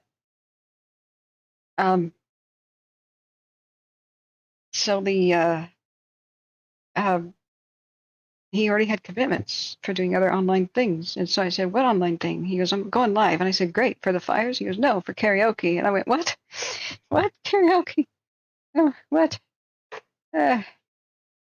David Dillon says, grateful for what you do. Well, I'm grateful for your guidance, David. I mean, you've got firefighting experience. David says, you do so much for us, sacrifice your own rest and health and stuff. You're an amazing asset to all the communities. Well, thank you for the encouragement and pat on the head. David says, I just can't afford the equipment I need right now to stream. We still have 4 boys at home we're raising. Yeah, I understand. What equipment do you think you need, though? You can do it on the cheap. You can do a decent job on the cheap. I'm sure if I go live from a cell phone, it's better than nothing. I've had to do stuff like that before. But there's ways to, it would be like one tab is open at a time and you have to reopen them rather than have them conveniently just arrayed like I do. Like this one is the Yuba tab from a Yuba County fire called the Marysville fire, which I can get rid of right now. But we could talk later if you want to give me an email. We can talk about that. Welcome back, Husky. So let's see. Now this what happened at the bridge. Let's look at the bridge again in San Gabriel's. When this pyrocumulus got started, which is over 5 p.m., like this was, we were kind of surprised that it did. what was this, 1800? So that's, isn't that, was that 5 p.m.? I can't remember. Wait, 13. Okay, one is 1300. 6, excuse me, 6 p.m. This thing just suddenly grew, and this thunderstorm formed above it. You see that the plume merges, and then it squishes it, boom, to the ground in a 360-degree splash of like a wall. This may have been a microburst, even kind of thing that takes planes out of the sky and just smashes them to the ground. Sudden downdraft with extreme power may have occurred. You can't see wind, of course, but you can see flames and smoke. And if that had happened, it probably pushed the fire on each side of the canyon. And what do we see? See that happen. Right, here's it starting a plume collapse. And you just got these little dots down here. Oh, I gotta move this back up. But watch it just really take off. Bam, and it runs up the canyon sides. But there's no more plume up there. See, it went, squished it down. It's like Mario jumping on a Goomba. All right, Reno, I'm still listening to. They're just running license plates and the like. So, what kind of night are we going to have? Oh, let me check my email real quick. Didn't mean to put you off. Gmail.com. Without blood sugar, I'll start to be even more spacey. You got to remind me things, that's all. Oh, something was delivered to the front door and I didn't notice. Oh, I got a delivery notice. Okay, I got a package. Oh boy.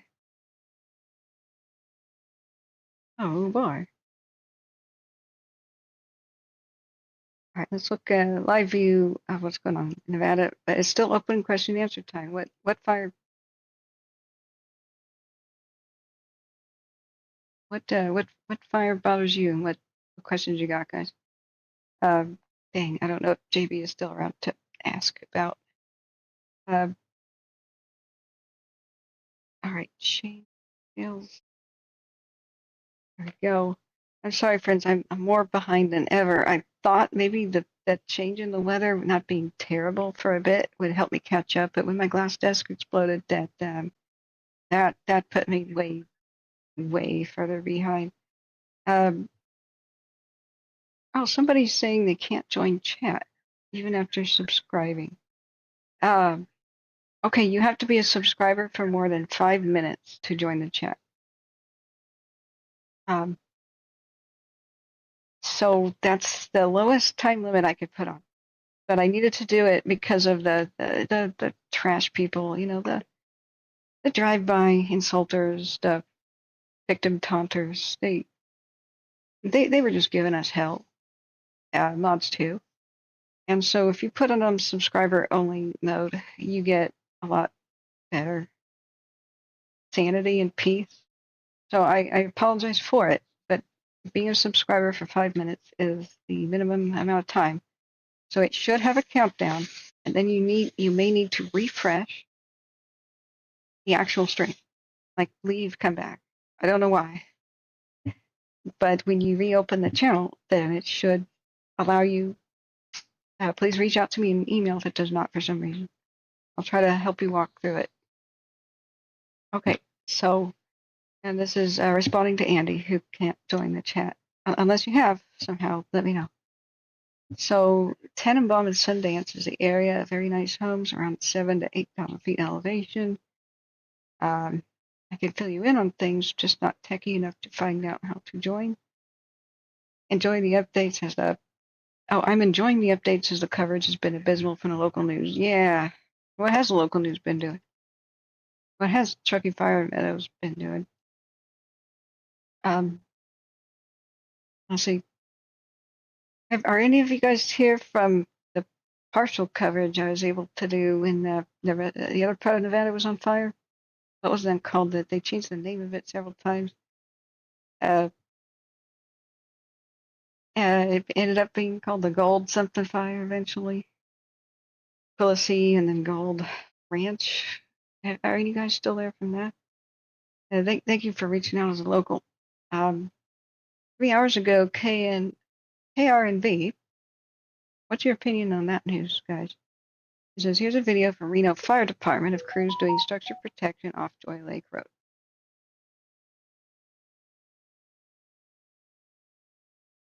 Okay.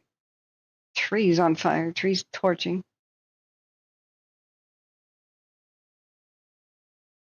Oh, look at those tumbling, not really tumbleweeds, but look at these oily bushes.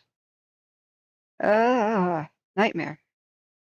The sagey stuff on the ground, that's okay. That big old green things, what are these? They're not good. They're very oily.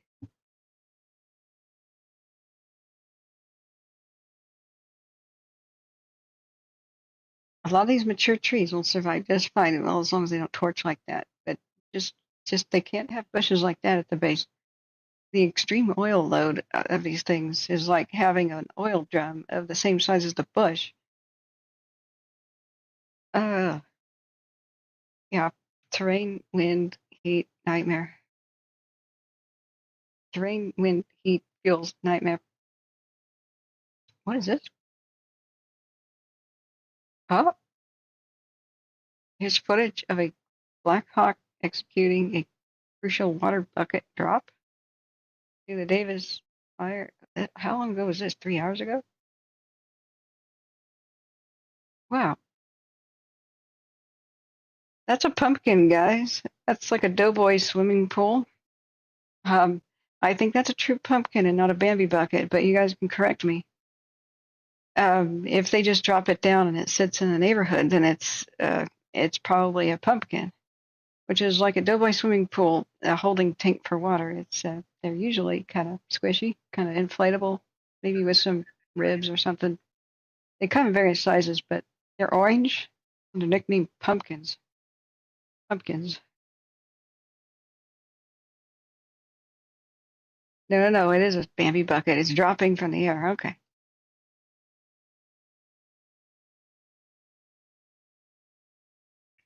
Wow.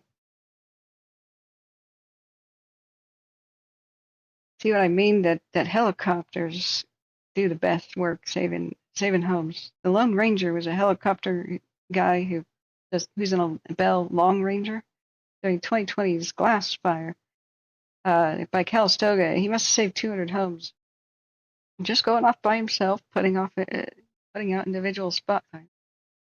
So I guess that is a true Bambi bucket. Okay, let's watch this again without the annoying sounds.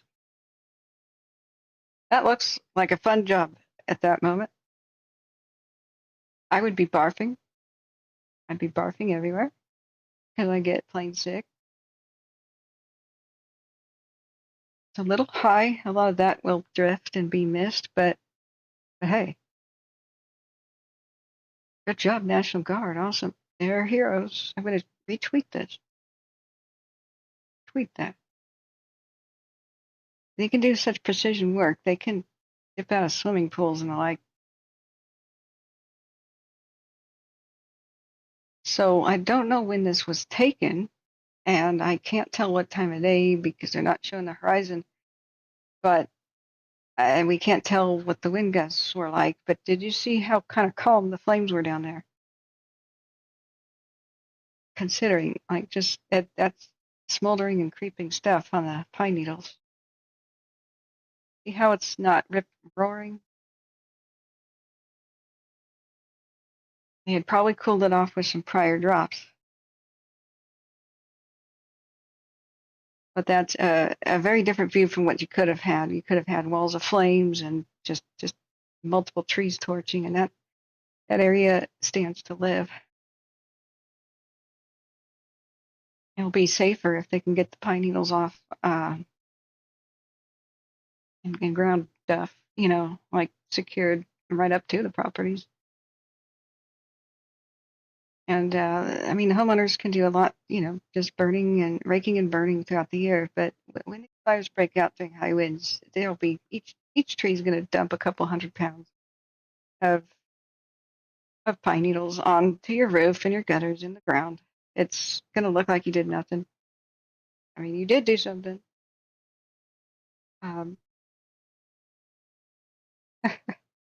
Okay, I got a very funny email. I can't. That one's not safe for work. Okay, Rocks and Gardens. Looking at yours. Sorry, looking at my email. This, but what? Oh man, groups of wild horses. I can't show this without permission. I remember when it first broke out, the horses, they were trying to lead them out, and they kept saying, "You can't go past this road. You can't go past that road because it's blocked by fire." And then they kept the animal rescue people out. It was around that time that people started blockade running and trying to get inside. Anyway, I bet a lot of it was animal rescue that they wanted to do. But what chaos? Message from the mayor. All right, let's play that.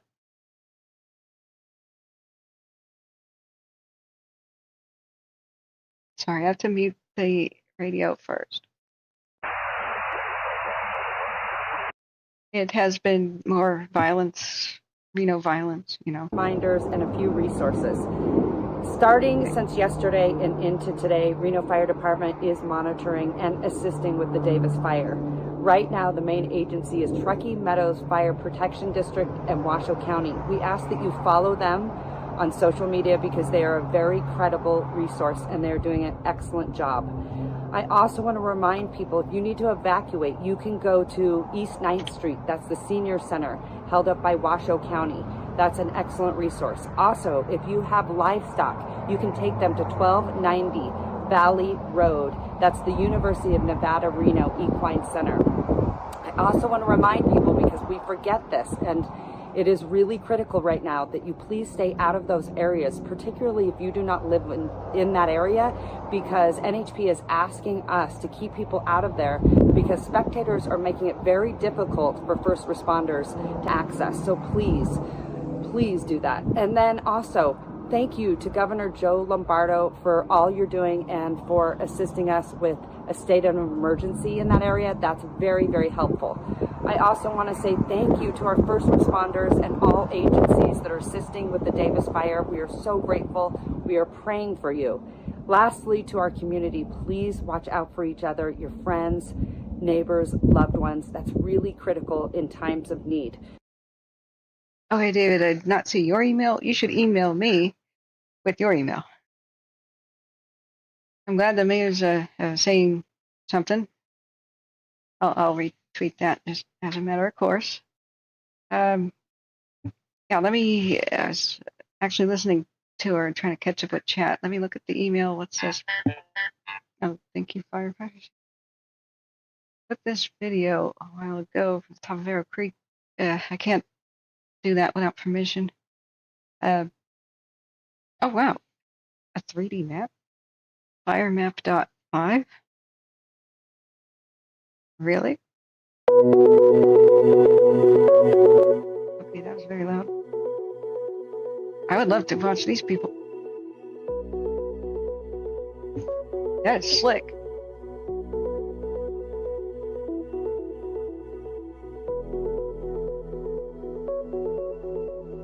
Wow.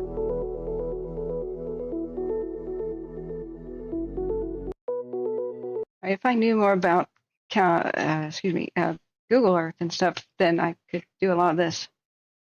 So I probably need an upgraded video card, and we could run it at the same time pretty well as doing the rest of the millions of tabs plus OBS. Yeah, welcome, Alyssa. Thank you for being here. Local news is abysmal. You get the same news you can on the official Twitter page from the locals, essentially. Yeah. There can be a lot of the scary misinfo type stuff too, or people just being honestly confused. So it always tickles me when the officials say, "Don't listen to anybody else but us." Okay, well, where could we find official info? Oh, on social media. What do you think's going to get suggested right next to you, officials? All the trash, all the fear-mongering, scare-mongering stuff, because fear-mongering pays. You know, we'd have millions of views if I did that. Scared the crap out of everybody and showed homes burning down. But I won't. Can't make me. So here's the hot spots located. This is that little, this is where the fire's hung up on the Nevada 1 cam. I think it is right here and holding up on that little road. So we've got that Nevada 1 cam. Where to go? Okay, let's see here. Yeah. And there's Truckee over there. Okay, wait. No, no. Yes. No. Okay. Yeah, you zoom in and it looks a lot more recognizable. So this here, it's a little road, which I thought was part of the main highway. That's why I was being confused earlier. It is, we've got our camera at the top, slide mountain 1, and looks down this way, and the fire's stuck here. It's got to be holding right around this little road. So let's check on its current status. Let's slide. Yeah, it's the one down there, and it ain't moving. But, okay, it pivoted, so we can't really see it very well. Dang it, why? Why? Go back. This is what was useful. Back over there. Anyway, it can get as bright and flashy as it wants. It just can't move. Now, when the wind calms down a bit, assuming it might, maybe, eventually, I would also caution people against being too upset about big flare-ups, especially next to roads, and if they show up one at a time. Because this is what terrified people with what happened with the gold fire, the gold ranch or Quilisi or whatever they eventually called that fire. It was terrifying people that there were huge flare-ups in the middle of the night, right at the fire at the line's edge. So people worried, is it going to hold? But when I talked with, retired Fire Captain John Bruno, what we were seeing and watching the camps together when I made the "It's going to be okay" video, is we saw one flare-up at a time, and it would die down, then another flare-up, then it would die down, and it moved progressively left and right of the roads that we could see. So that's a big indicator that they are taking the opportunity to fire their lines, to burn the bushes on either side of the roads, to strengthen it. They'll do that if they can, as long as it gets really cold and really calm. Or just, colder than daytime, because they don't want that to happen when tomorrow's afternoon winds and zenith of the sun gives it fire some steroids. Now thank you for identifying that. That's sage and rabbit brush. What is rabbit brush like? Is it invasive or not? Tell me more about that. Oh yeah, the email. Sorry, I was just doing that. Let me download it. Okay. I'm hoping it's not a virus. Okay. It was a virus. We're all shutting down. No, I could have pranked you right now. That would have been cool. I could have gone to a fake website that says you have a virus. Oh, that would have been funny. I missed my golden opportunity. Oh, great! You got a great little. Let's see if it plays nice on the browser. All right. Cool. I may have to crop this real quick, get it bigger. Can we see this proper? Heck, let me crop it real quick. That's an awesome job you did here. Okay. Let's look back at the somewhat terrifying Calaveras image. Let's do a 2 hour. Oh, you wait. Oh shoot, what should I eat? Forgot about food again.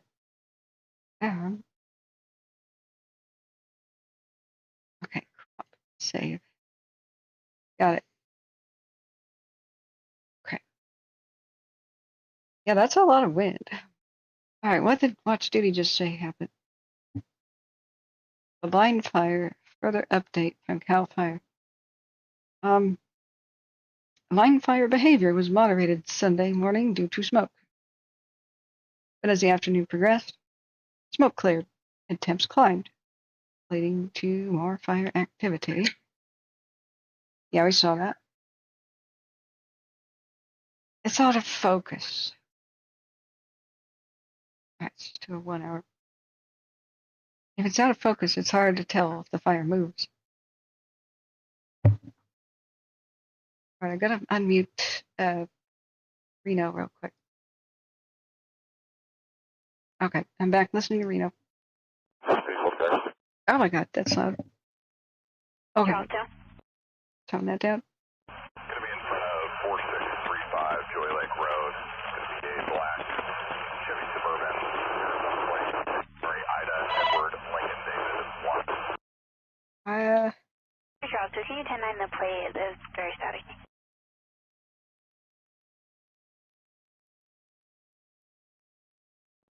It's going to be Sam, Henry, Ida, Edward, Lincoln, David, 1, Arizona, black Suburban. 10-4. Okay, so you think it's here, right there. Show me en route to, hold on, sorry. Major. All right, where did we decide it was based on our cameras? Right there. Female on board.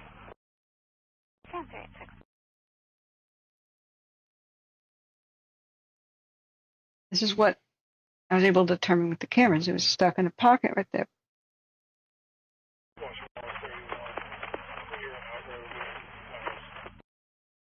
right, let me put that image. All right, 31, 10-9 off static. I'll be clearing out roving. 10-4. Clear. Roving. Okay, how do I get your background to look like mine? Union 120, Reno radio check. Yeah, not scan topos. What? Union 120. Okay, which layer did you use for your base layer? Reno Frank 495. Can you show me how that name for a few? Is Frank it 495. is it TF Outdoors? Roxon Garden says, no, don't prank me like that. Yeah, Rabbit Brush is native. Okay. Well, it's still dangerous. It looked a lot like it had something in common with Scotch Broom, the way it kind of leafed out like that, but I didn't get a good look. So, Washoe, 3 Charles. I'll be doing premise checks at both of the residences near that vehicle. okay, so this, Confirm when you're checking the residence. Just doing premise checks. 10-4. that's where I'm thinking it is, based on just looking at the cams. So we've got the hot smoke's going to drift. It's going to drift off that way too. We had a Modus, a Veers or a Modus hotspot there. Sparks, 302, 1028. We have no view over this. We have no view. Nevada DL, last of Morrison, comments. First of Sue. All right, I got to mute that again. That's a whole bunch of running license plates. They said something Joy Road. That's evacuation zone, right? Law enforcement will have their hands full trying to kick people out who shouldn't be there. Across the highway, northwest of where I think it is. So you think it's right here. And you think it's over here. But we don't have a current. We don't have a current goes detection there. These are all very old. And this could have been hot drifting smoke at the time. See how the goes are the squares, right? So the goes detections are going to last for 12 hours and then they'll fade out. They'll be gray, then they'll fade out. So we've got some gray down here. And this could have been, I mean, this is where the fire footprint was, so that's not drifting smoke. Yeah, all of these are populated by true footprint, but look, there's a lack of them right there. So the yellow square above the red circle. So here's the thing. I switch back to a camera. I'm not calling you a liar, right? Not calling you a liar.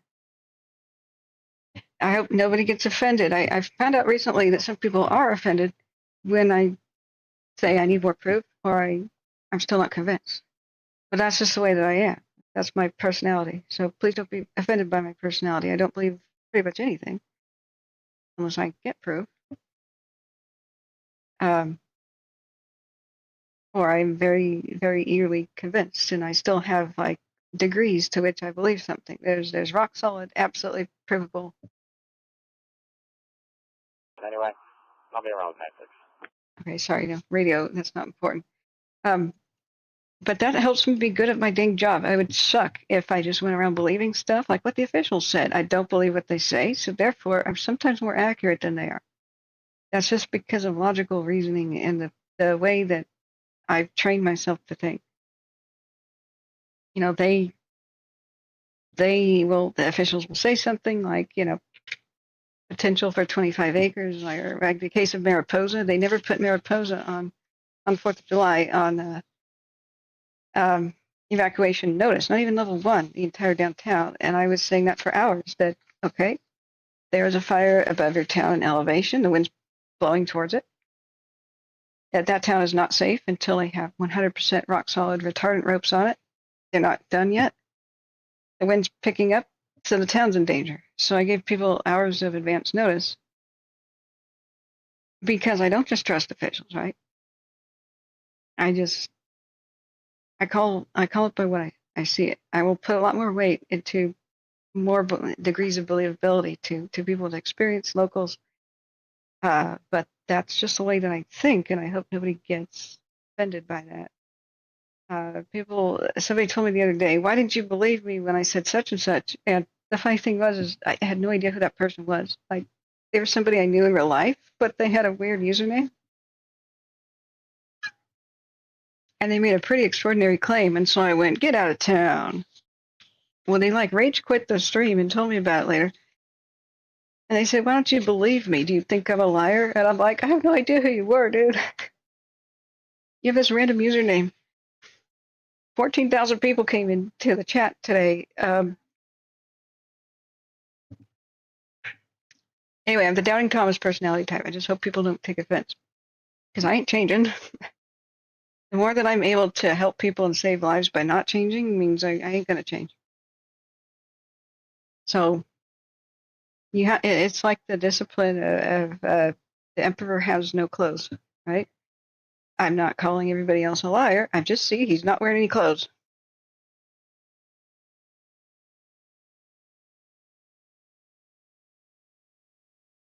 Like here, when we do the camera thing,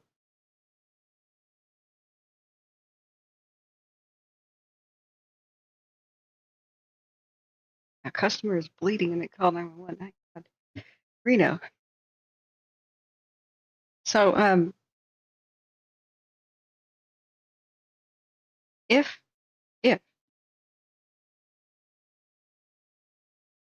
it was where you're saying, like up in here, I don't see why it didn't climb already. That's my big question, is why isn't the heat detection up there? You see what I'm saying? So the only way that I can reason with this is that it's holding at this road right there. Otherwise, it would be halfway up the mountain, is just what I would suppose. So something stopped it. I believe these heat detections were real from the past, but I wonder if they were spots and they got pounced on. They look like they could have been caught because they're in between roads and there's road access. And over here you've got probably snow machines and stuff. Remember, the big circles are all margin of error, so I don't believe anything was up there in the top. This is a margin of error right next to that one, the circles. So there could have been something by the road. But you've got the old highway there and the Mount Rose highway there. 2 highways for access, water source. They could have chased it down and done something by now. So my big question to you is this, is why isn't it halfway up the hill? Like, why isn't it way up there right now? My explanation would be that it's holding on this road. The main highway. Yeah. Oh, okay. Sorry. Alyssa says, can you clarify what you're trying to distinguish between? Oh, yes, sure. Sorry. The types of satellite detections. We've got different kinds. So you can go into CalTopo, and sorry, you can't see that there's a pop-up menu. It's not going to broadcast that. So right now it's on all satellites. I got GOES. I know you can't possibly read this. It's very small. I can do all satellites.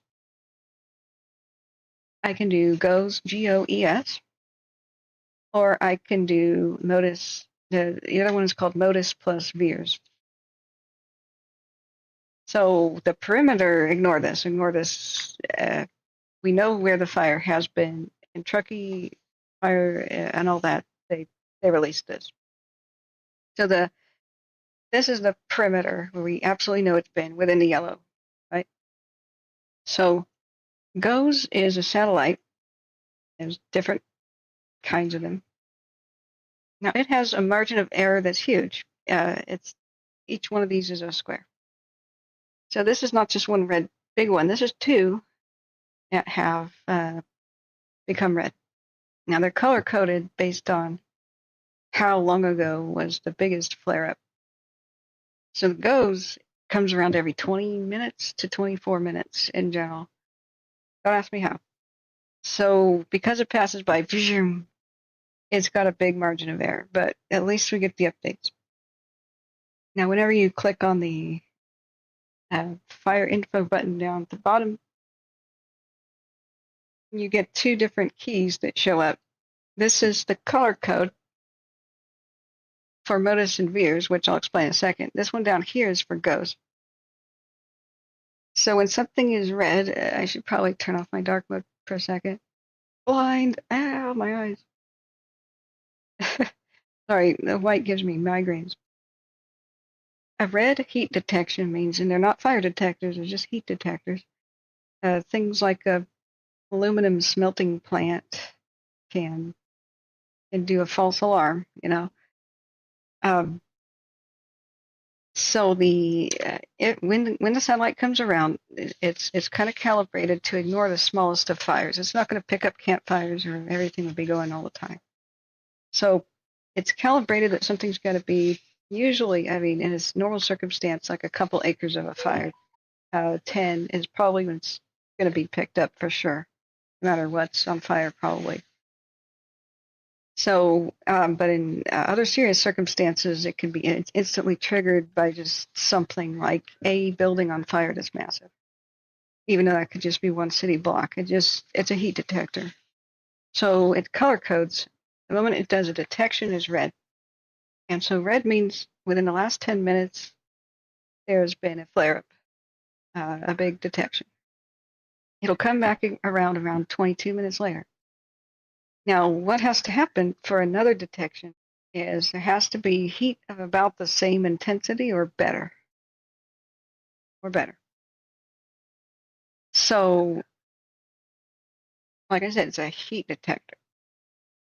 So, because it takes more than 10 minutes for the satellite to swing around, if it pulls around and there's no big flare-up, if it's the same heat level intensity, or even if it's been put out or something, then you're going to get it fading away into the orange color, each square. That's 10 to 60 minutes, like 10 minutes to 1 hour ago. Next time the satellite makes a pass, another 20-ish minutes, if there's no flare-up of equal heat or more intense heat, then it goes yellow. And it stays yellow for a long time, 1 to 6 hours. And this drives me crazy. Because it just takes so long. You don't know if it happened an hour ago, or was there heat an hour ago or not, or 5. There's a big difference, but we can't tell. After the Idlewild Drive, Idlewild Park. Respond with engines to 1505 Idlewild Park. For what? I'm still listening to the radio. Okay, so see how if nothing happens in 12 hours, the gray goes away and it's like nothing ever happened, right? So That is the GOES satellite. So the fact that there is no gray here makes me doubt the fire was ever here. I think there would definitely be a square right there. There could have been these little bitty things, like spots, but there's no gray. So it's not perfect, and sometimes even CalTopo can be screwed up a little bit. But what we have is pretty big margin of error from the more pinpointy one, which is called the MODIS and the VIIRS. Don't ask me to tell you the difference between them. I'm not a space guy. Ida Wild is in town, right? I'm still listening, but half the time it's units responding to medical stuff. So, yeah, red means continuously detected, and it's staying hot. So it is hot here. But remember, it's a heat detector, not a fire detector. And when you've got strong winds, there's almost always a ghost effect of the hot smoke drifting over the landscape. I don't believe it ever went over here. But yellow is, remember, it could be just an hour ago. Orange is less than an hour ago, but yellow is somewhere between an hour and 6 hours ago. So at some point, hot drifting smoke went over that way. And that was that. We see a pretty active wind gust still occurring. We know that the active fire was actually here. But just like it looks completely dark on the cams, completely cool, the cams, white is heat and light and fire. It's all the same to an infrared cam. We see almost nothing, like on the P-vine. The P-vine looks over here. Whereas we saw the scary images of the fire trying to eat this neighborhood all night, right in here on the P-vine. So the thing about the VIIRS and the MODIS is they come over whenever they please. I don't think that they even have a schedule. So they are more pinpointy, and they have a circular pattern for margin of error.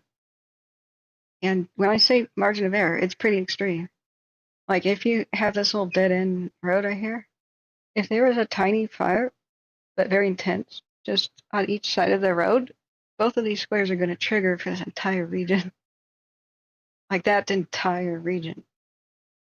So it would encompass all of Sundown Town, even if there's just a tiny but very intense thing on a road right in between, right? So this is our general, but very up to the date, up to the minute. You want to know when it came by, it has a timestamp right there on the screen. So that was Zulu time, Greenwich Mean Time, whatever you want to call that, or in the morning, 4:40 UTC. So probably 8 minutes ago, because we're at 9:48. Did you hit the like button, friends? Did you subscribe? Do that before you go to bed.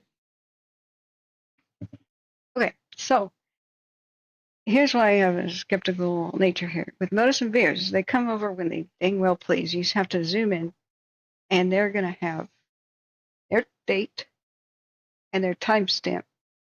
And they have a circular margin of error, so it's a lot less drastic. But remember, the little snowflake at the center is not where the heat was detected. It's the center of the margin of error. So just remember these overlap. And so because there's 3 overlapping circles, you get 3 red dots. Where it says Terra, Aqua, Terra, that is. So look, these are different times of the day. That's almost 1 mountain time. And that's what 1600 was 1600 again. Okay. 1 o'clock is 1300. 2 is 1400. 1500 is 3 o'clock in the afternoon. So it's 3 Pacific. Wait, no. Yeah, 3 Pacific. Right? No, I'm wrong. Wait, 1300. Yeah, 3:29 Pacific, because Mountain Time is 1 hour ahead. Okay, so these heat detections were different times of the day. Don't know which one that was. It's probably the same, the one next to it. I don't know. So this is the past 12, almost, so that would be 11:56 Pacific there. And over here, Aqua. That's funny. How you go, Aqua Terra. Yeah, this is on the same pass. So this was just before what 3:30 or something today, wasn't it? Sorry, I get confused by military time because I have basically numbers dyslexia, so I find it very hard to memorize numbers in general. Okay, so let me look back. Modus and spirits can pick up solar panels too. Yeah, it can do all sorts of things. Once I was very worried during when I was a noob, during 2020 during the Labor Day fires, the great we'll go look back at that in a second. Let's do a camera check. I was afraid that there had been a fire next to McMinnville, which is southwest of Portland quite a bit, where they have a big Air and Space Museum where there's the spruce goose. That's a wooden plane. It's indoors, but still. So I got concerned, and then somebody pointed out, did you look at the hotspot on the map? Because GOES satellite just kept hitting it all night. And I finally said, what? And they were just kind of laughing at me, and I zoomed in, and I knew exactly where that was. That was the aluminum smelting recycling center, where they smelt aluminum back into cans and stuff. Whoops. Some places just blow up all the time. All right, so let me look back at chat real quick. Yeah.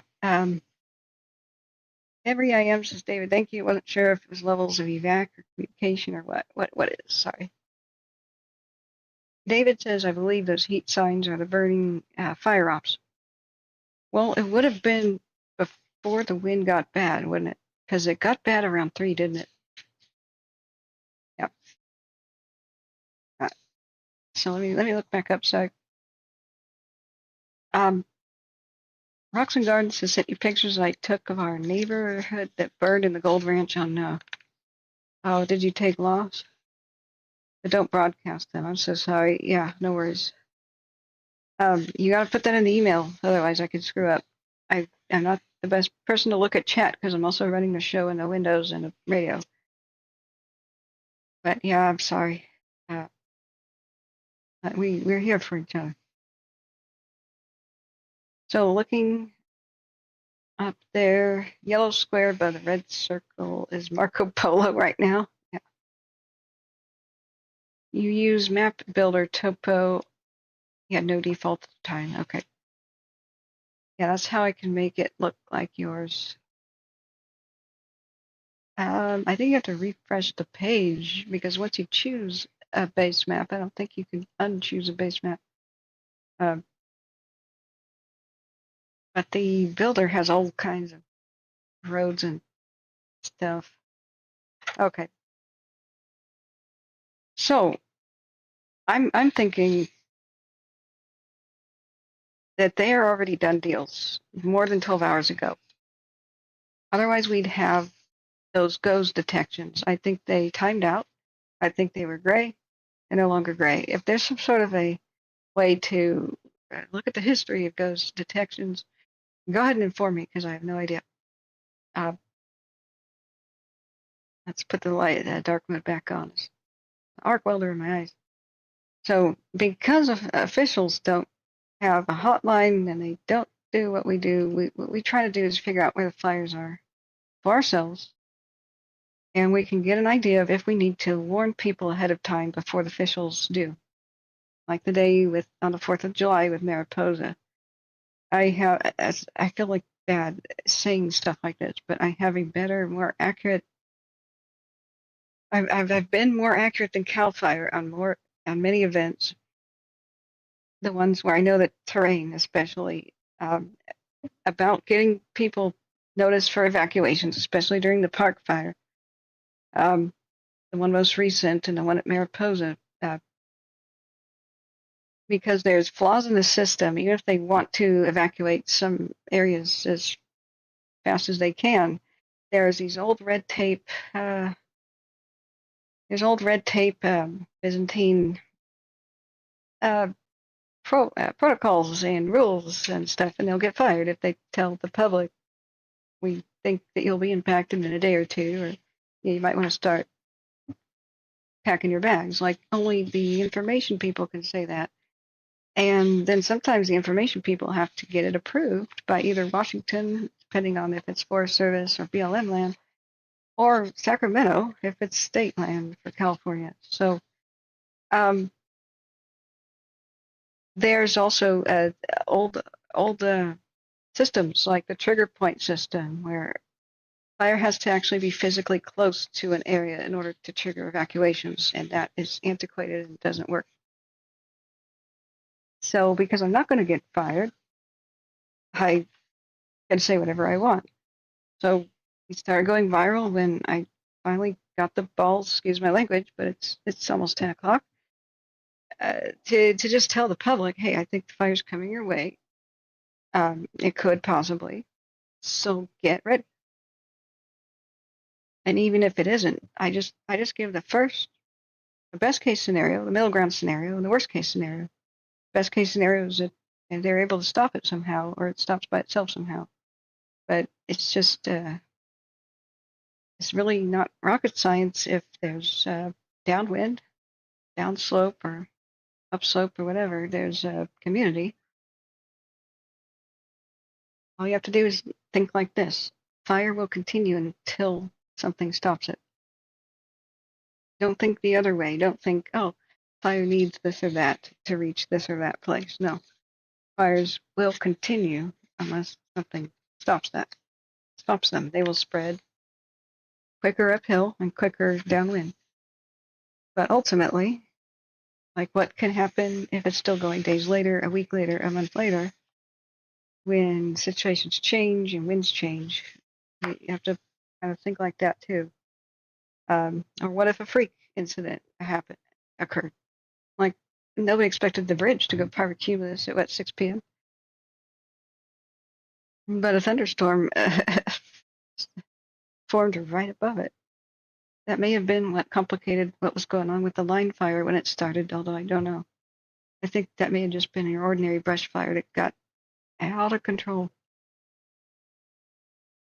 That got away from them up a hill. I really don't know. Those of you in San Bernardino County, maybe you could tell me. I'm still listening to Reno. They're just they're not saying anything about the Davis. So, wait a second. Washoe something one. Webcam 1. Washoe 1, 1042. No, it's the police. Okay. Right. Okay. So what we'll know, what can happen is the mapping plane can go over tonight. Usually they try to do that around midnight.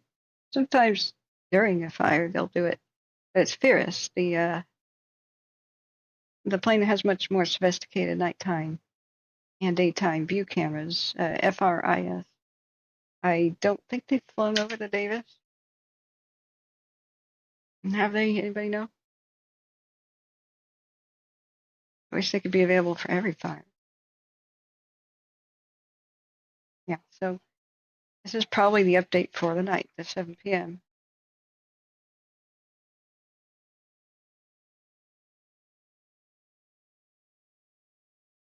Five is clear returning. Engine pipe, 10-4. Oh, that was good. Sorry, I didn't unmute it fast enough, but a fire engine crew just reported that they did not find a new reported fire. The only one that they have seen was a barbecue. And so they're going home. It's good. So usually, this is why I have to do what I do, and we have to do what we do. It's just at 7 p.m. That's it. 7 or 8, you. Pit within regulations. Homeowner's been advised of the current burn regulations. Engine 33 assignment complete. Oh, okay. So somebody else reported their neighbor is having a fire ongoing, but they do have a fire pit, but it is not going. So the fire crews just advised them that there's a burn ban. Like, obviously there's a burn ban. Okay. So customers without power should prepare for prolonged outages. Fires don't go to sleep at night. Oftentimes in the mountains, when there's high wind nights, you know, people get into quite a concerned state, and rightly so, seeing stuff like this out their window. Now this has gone completely useless. We do our best tracking where it's going, where it has the potential to be going. Everybody who's downwind of the fires got to have been evacuated already. They should be gone. We're at the point where it's been going on for more than 24 hours. So I'm cautiously optimistic. Yeah, the firefighters didn't get involved in the barbecue. They should have been invited. Yoshi T, thank you. He says, look at steamboat cams. You can see the glow coming over the hill from Galena. Thank you. Thank you for helping me monitor this. Okay, let's look. Steamboat. Steamboat, Nevada? Or one of the numbered ones?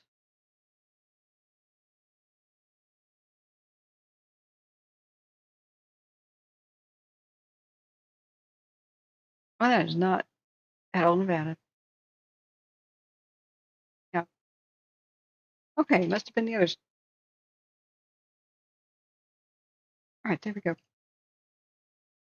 Yeah, that's one of the best things to do, to learn real fast. I mean, my family was wet behind the ears, ignorant, and when we first got our rural property, we thought we did a great job with, structure, prep, and, fire season, reducing the fire load and cutting the grass. And what you should do is have the volunteer fire department or whoever just have a big barbecue for them, and then say, rate my property.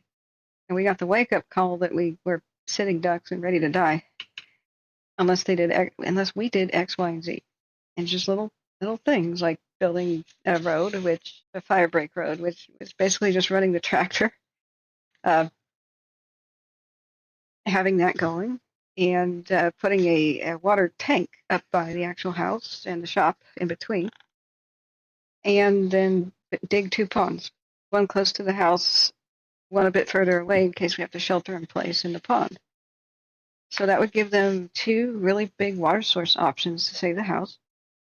Come rescue us. We had a shelter in place because we only had one road out. We were on the top of a hill that's super vulnerable. So, Steamboat is moving around. Yeah, it does have a glow. I don't think that it's moving. Let's look at Peavine.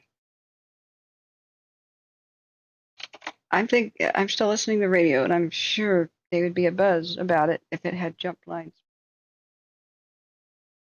I'm not saying it's going to be a cakewalk, but I think some of the worst is over.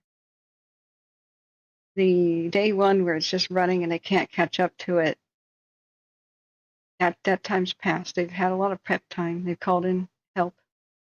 We'll have to look at the weather for sure now.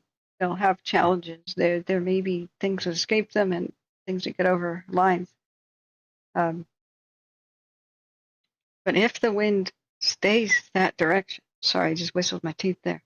If it stays coming from the same direction, they will have a better time. It's just the first 12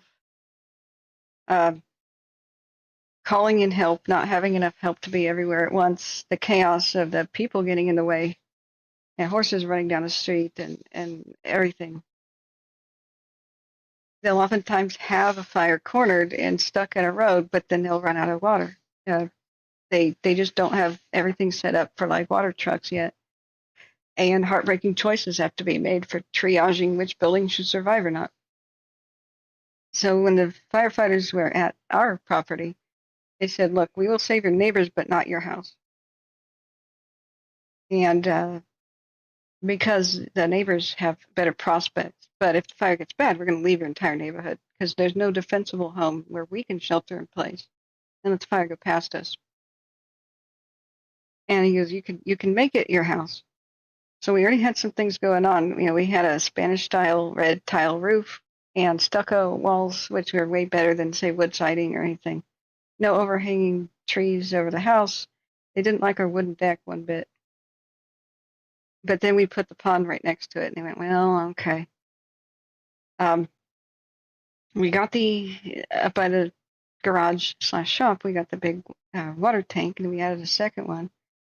We created that fire break road, put a gate on it, and we handed them the key. But you did email me. Cool. Yeah, David, I can't wait to talk to you either. And, oh, hey, DeJerry, I'm sorry, I didn't see your chat there. I just want to finish the thought that once all was said and done, they said, perfect, you finally got it going. There's infinite water sources here, or at least for a long time, and we had the well as well. So the water tank we put by the well, pump house, so they could defend the pump house. So when all that was said and done, they said, finally, if your region is on fire, your neighborhood, we'll make a stand at your house if we have to. We'll sit in the driveway, wet down the house, wet down our apparatus, probably chill inside for a bit playing video games, and then save the rest of your neighborhood once the worst is over. Line fire, Amy D. Hey, welcome back, Amy D. Says repeaters set up in Crestline. Yeah. Yeah, David, I would love any help. That'd be amazing.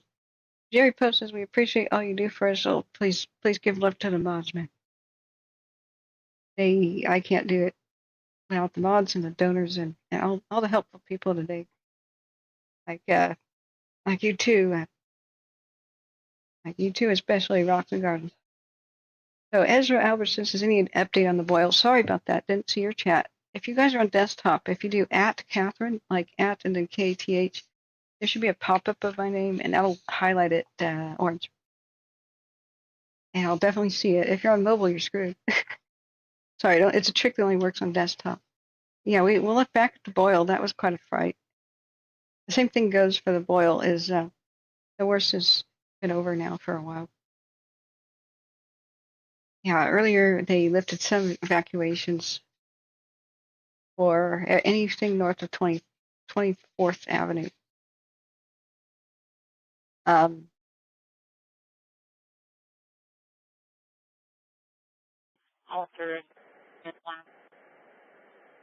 Okay, that's not to do with the fire. Sorry, I thought Reno was talking about the fire. They've got a temporary shelter at Twin Pines Casino in Middletown. It was around 76 acres. Yeah, this is evacuation zone. The actual footprint is buried in this little darker peach color. Turn off the hotspot. This is the way Modus and Veers is depicted on Watch Duty. It's kind of big, fuzzy areas, which I think I like better than Caltopo in a way. It shows the fuzzy nature, but then again, I think people don't understand that it is margin of error. Not on Watch Duty. So hey, AVD says long time, miss y'all. Hey, yeah. And Amy and any other mods that checked in, I have a requirement that you check in with me. I don't know if you've done it already. Hey, Michael Jones, thanks for sharing my email. Hey, Batman, how you doing?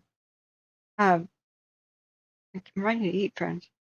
I need everybody's contact info, so an email provides your email to me,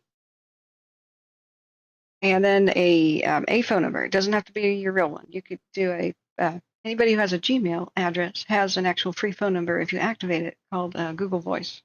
It comes with every Gmail address. So if you have Gmail, you have a free phone number.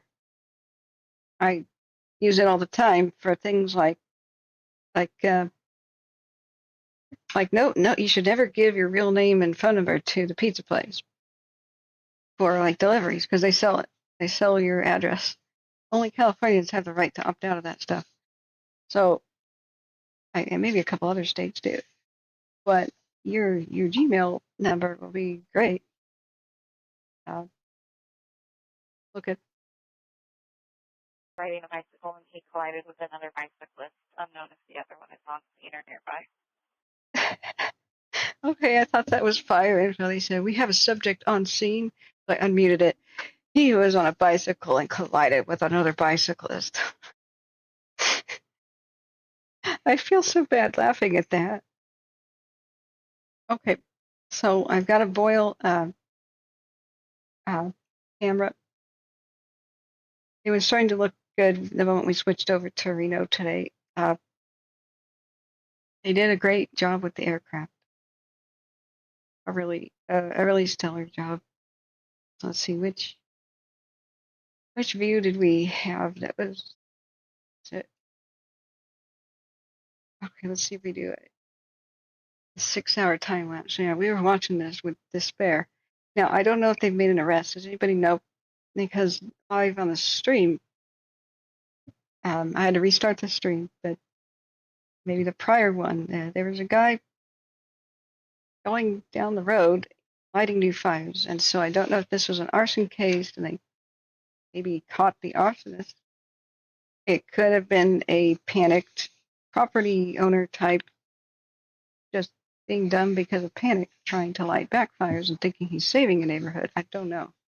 But they apprehended him. I don't know if an arrest was made. That should have hit the news by now if there was an arrest.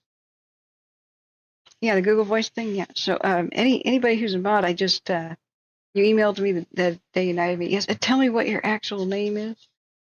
Like if you've changed it. Especially your usernames. Like I'm not notified when my mods change their usernames. I look back at the mod list, I don't recognize everybody. So oh,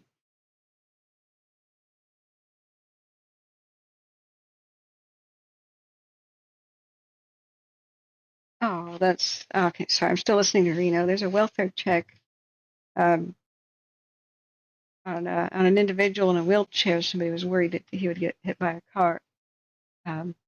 That's a nice person. I never saw a closer view. Maybe this is one. What happened at Clear Lake? Oh yeah, this is the same one, like by the heel where it started. Clear Lake is always beset by things that run through their neighborhoods. It's just they'll have to do something to make the town more defensible in general, and that may be doing a whole lot of re-landscaping with a whole lot fewer piney type flammable-esque trees. You may want to just regroom the whole region to oak as much as you can, or at least your own property before town ordinances and stuff happen. It's very much like the way Paradise was, and you know how Paradise had problems. You just don't want flammable sap and constant needle drops happening into the gutters, and they often drip their sap, and especially when drought stressed and attacked by the fungus and or beetles or whatever, and then it's a ladder. It's like a gasoline ladder to just go up the tree. There's like bleeding sap on a tree. Amy D says I'm too busy to change. Yeah, thanks and welcome back there. Yeah, hey, welcome Bilbo. I like your name. But yeah, the phone number is for emergency contact. Like you could say, hey, don't contact me ever unless it's an emergency. But we've had incidences where children got a hold of mods' phones and put them in their mouth, and so like sometimes a whole bunch of people get banned or a bunch of gobbledygook is spammed real quick. And so I was helpless, going, hey, hello. I was actually yelling and screaming at the channel, into the microphone, hoping that their phone would make enough noise that they would attend to it. So we've had dogs pick up phones. We had a cat walk across somebody's laptop and ban people. So there's been cat bans. There's been butt bans because YouTube no longer allows you to screen off and still hear things. So the screen has to be on. So people would put it in their back pocket and then sit down and have a nap on the couch and roll around in their sleep. And so the butt bannings occurred. And so we're just wondering, like, what's wrong with that mod?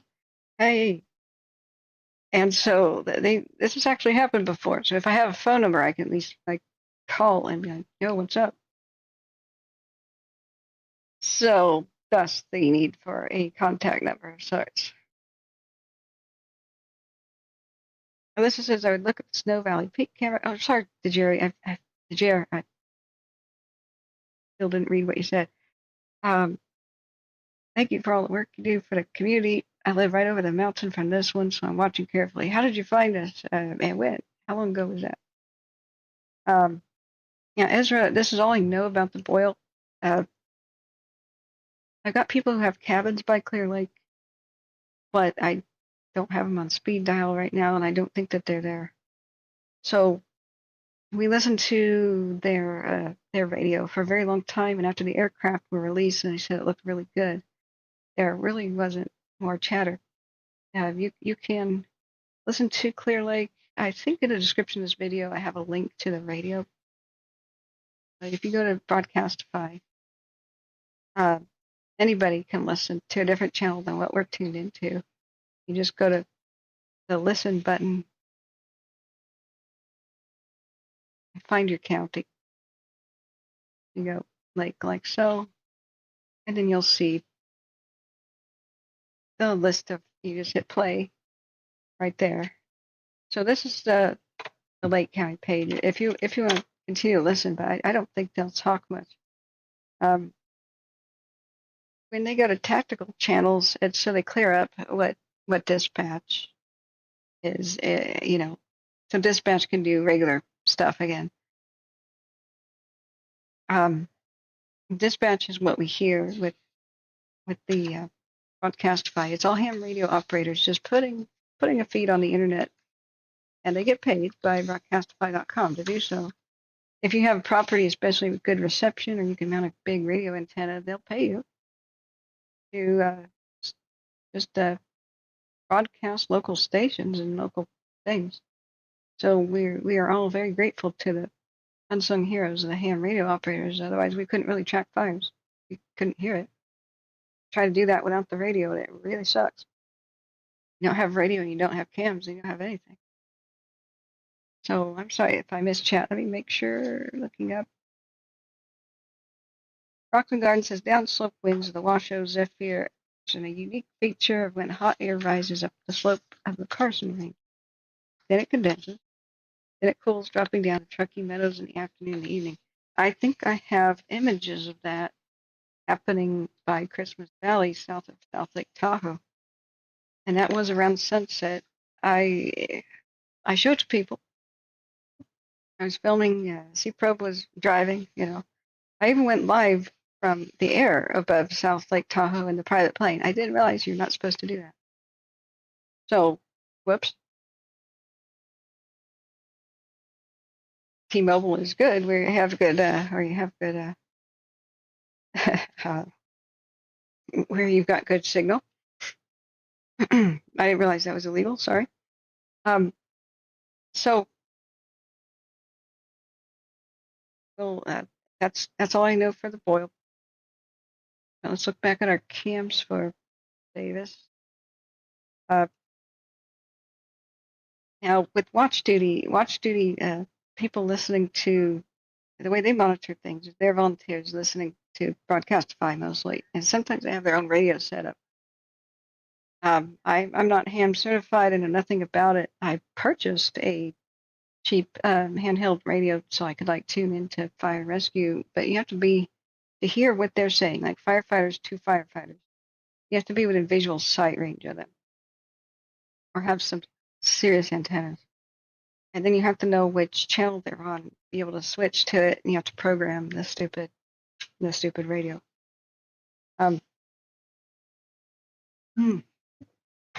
It's 10 o'clock. I didn't have dinner. Whoops.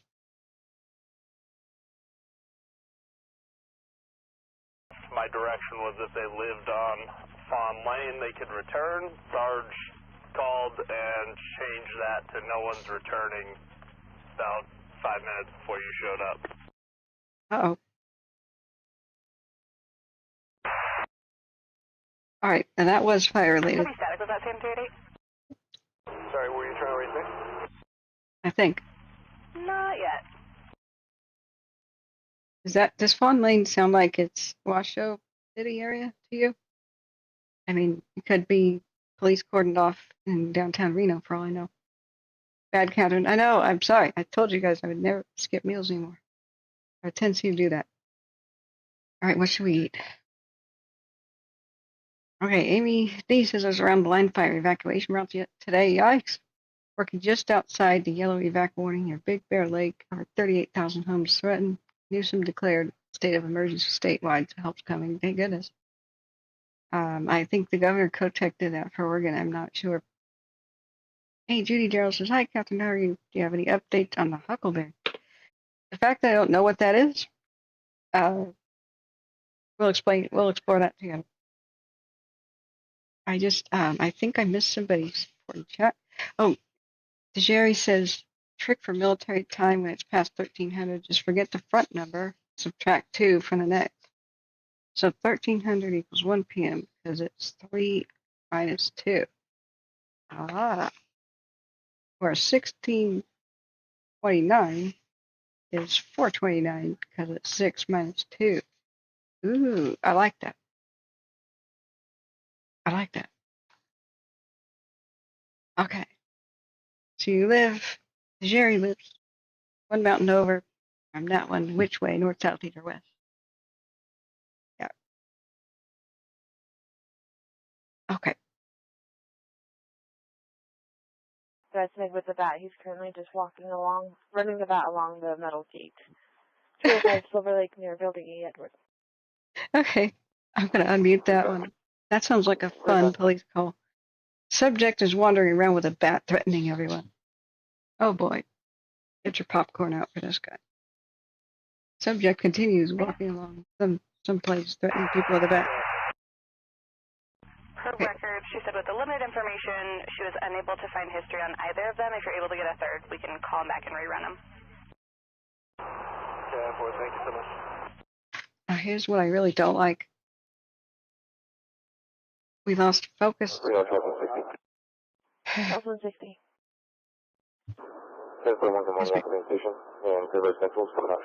Most of this is hot smoke. I'm going to mute that for a second.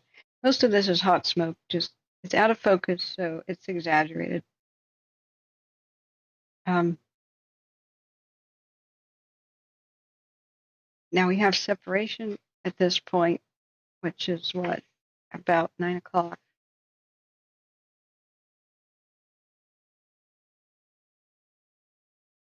He's wearing medium build, prescription glasses, carrying an aluminum bat. That's our suspect, guys.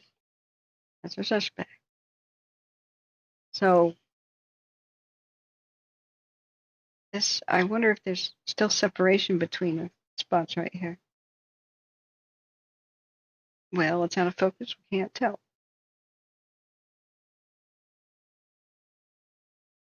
These could be little spots here, or they could be building lights with floodlights. We can't even tell.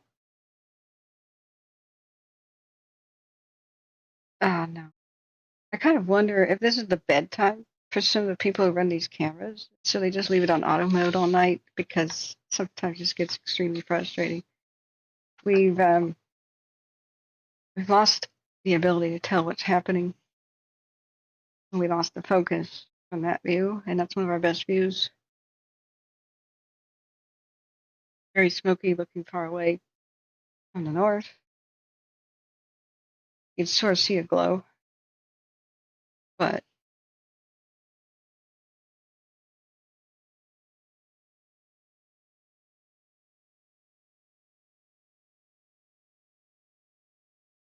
okay, the Huckleberry Fire. I'm sorry, spacing out. I need the food. I've got a pizza to cook. All right. How likely is the fire to reach Lake Arrowhead? Hi, Joshua. Did you guys like and subscribe, by the way? Oh, Washington State. Yeah, Huckleberry. Is that over by Trout Lake by any chance? I was a bit worried about that one. And we'll check on Washington. Husky says the Dixie was thousands of times more environmentally destructive than the Jones fire. The Jones wasn't that great. Yep. Okay, let's see. Huckleberry. Let's look. I was also looking in Eastern Oregon. They're not having a fun time in Klamath County. Klickitat County today did not have a good time. Okay, Huckleberry Ridge. Oh, not far from Castle Rock and Vader. Okay. Okay. 293 acres. It's burning 8 miles from the nearest structure and 11 miles from the nearest community. Yeah, that is it's square in ghost town territory. No infrastructure at risk at the time. Crews worked the fire overnight in the middle of fire growth. Total acreage decreased almost 50 acres due to more accurate mapping by people on the ground. As more crew and equipment arrive, we'll continue to add more hand lines and more dozer lines, boxing it up. Cooler weather overnight, lack of significant winds have helped with the management. Looks like they've got great access roads due to all the logging roads.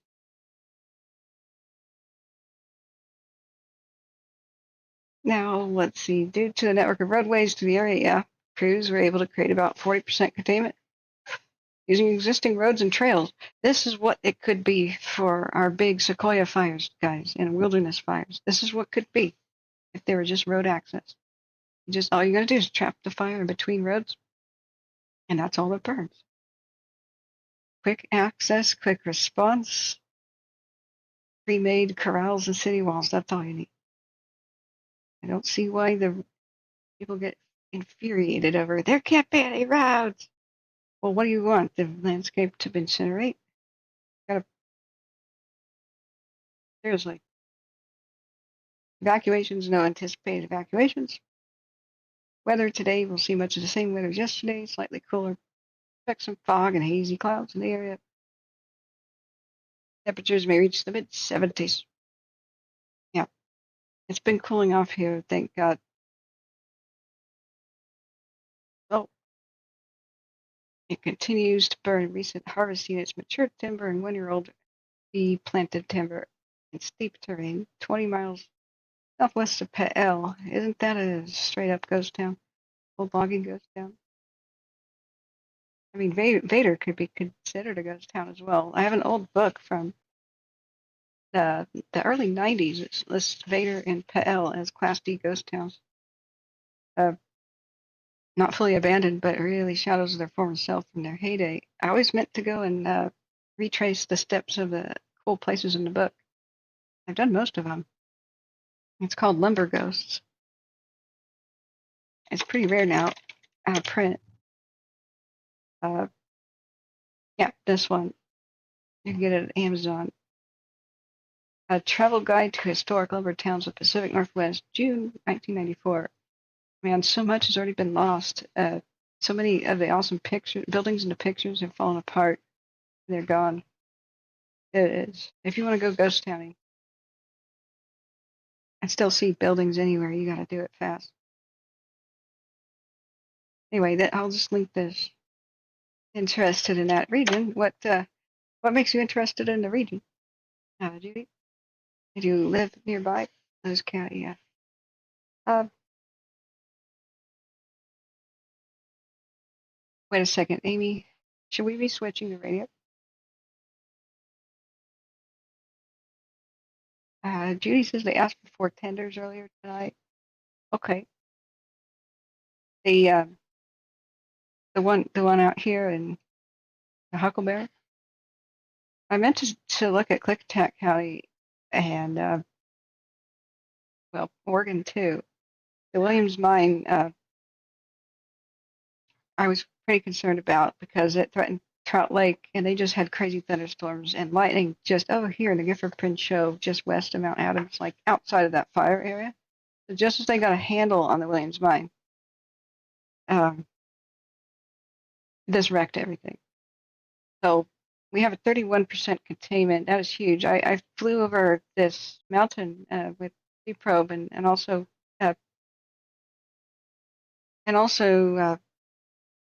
you guys stick around a little bit later. I'll show you some of the flight. We went to Mount St. Helens on Easter, and went over to Mount Adams as well. And also, you might want to see this garden. I think I captured the phenomenon you're talking about, how the mist goes up over the mountain. Um, when we flew over South Lake Tahoe, I could show you that. I have that at the ready. It'll be my treat for you guys. For like, I have to do something which is like members only stuff first once we start the memberships. I'll give you a preview of that, but then that's what the membership thing will be about. Judy Gerald says, I am visiting my dad's Skamakawa. Oh, neat. That's on the river, right? Or am I thinking of the wrong place? I thought it was on the Columbia. Sorry. Don't know my Washington. Now, I'm sorry, Amy, is there something new going on with the line? That the line fire repeater systems, anyone with a two-way radio, immediate danger to life and property, frequency, emergency, civilian use, transmit this. Oh my God. Are they telling people that, Amy? I'm a little bit confused. Yeah, Skamakawa is on the Columbia. Not Skamania. Oh wow. Yeah. So all these old historical pictures I have, I'd love to go there. I actually tried to get to drive most of the Columbia from Astoria. Went over the bridge. Dad and I made it to Altoona, I believe, and then we found out that the road terminates. And beyond Altoona, yeah, we went to Pillar Rock, and didn't know there is no road further than that. Can't get back. I wish we had knocked on the door like I thought. This is the last cannery that exists on the entire Columbia. Mager, if you're familiar with Mager, not too far away across the Columbia. Unfortunately, the Mager longwharf fell in, and the building crashed into the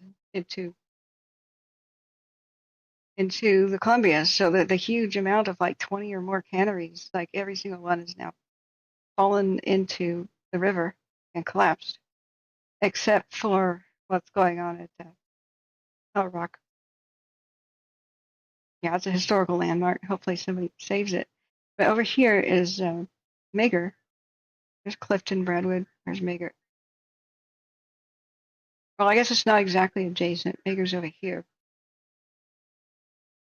But they had amazing. Yeah, this shows it. This is a very recent and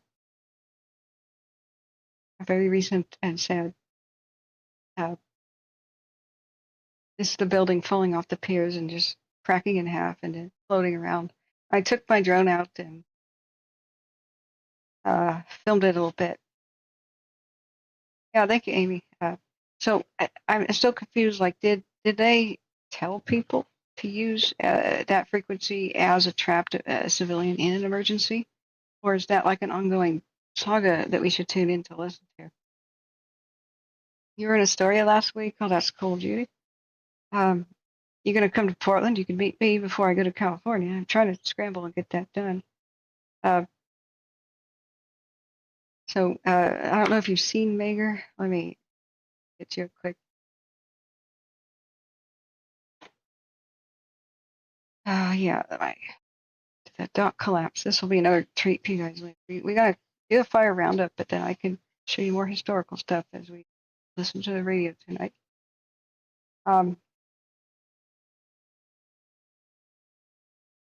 Yeah, see, the poor thing fell in. So when did I take this?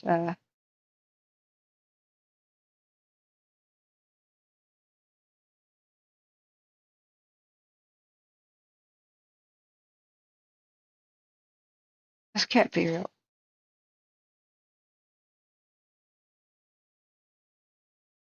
It's just saying this is 2023 in April. I think it's this year.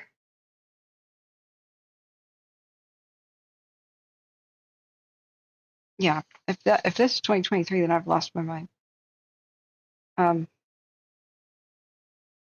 So there was a boat under half repair that was right here. The roof collapsed on the boat. This is some of the last cannery, like salmon heyday. All these ghost towns on the Columbia that all went out of business when the dams destroyed the salmon runs, basically. So I was hoping this could be preserved. This could be a museum. The long wharf over to the right already fell in. But hey, this is what membership will buy you. I'll premiere this sort of stuff first on the channel. I think I should found a new channel too called Captain's World of Ghost Towns, because a lot of people who just want to know about fires, they don't want to know about this. So if their phone jingles, they just want to know about a fire. A fire's happening, they tune in. They don't want to know jack about me. They don't care about me. They don't care about my ideas. They don't care about my history. That's fine. I would hate for people to turn off alerts for this channel just because there's too much, other topic stuff. Judy Gerald says my dad has eye surgery on Thursday and a follow-up on Friday. Oh, you're going to be in Portland? Is that it? You're in Portland Thursday and Friday? Yeah. Now, Mr. Tahoe says, is Tahoe safe? I believe so. Has anything new? I'll show you what it looked like before. But from the Davis, yes. The wind is pretty much been, thankfully, pretty steady and static coming from the southwest. We're gonna look at the forecast though. If the wind changes direction, anything can happen, but I don't think it's forecast to.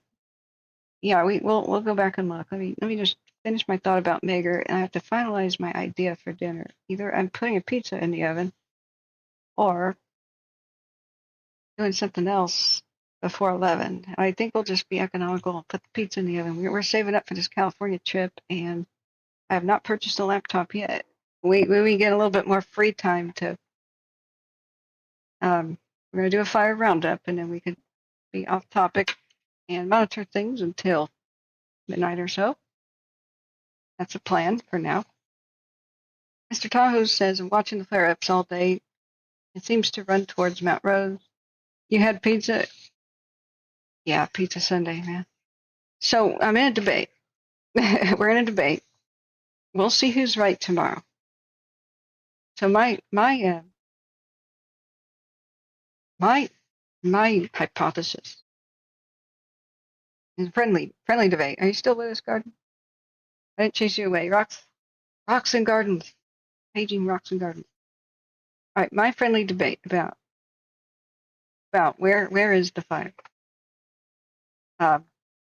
currently, like right now, not where it's been. Where is it right now, as is visible on the camps? Because I can't comment on what's not on the camps. I track fires by combining what we hear on the radio with what the cameras see, with what officials say, with the satellite heat detections. So the cameras tell me that it's not climbing the hill. Now we can't see very well. I'll give you the example. So here we are looking. Which camera is this again? Calaveras. We're looking almost due west, slightly southwest. So the fire's northern edge, like where it actively is burning right now, is so.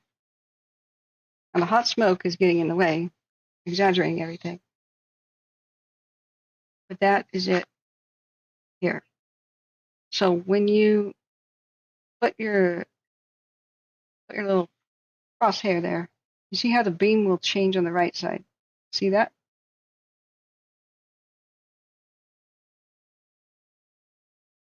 So I do not see any active fire past this point. I'm not hearing it either. They're talking about mobile home trailer trash fistfights and stuff right now. The baseball bat suspect, we haven't heard anything from. I'm a little disappointed. I was hoping he would cause some mayhem. I mean, for our entertainment purposes, some funny mayhem. But hey,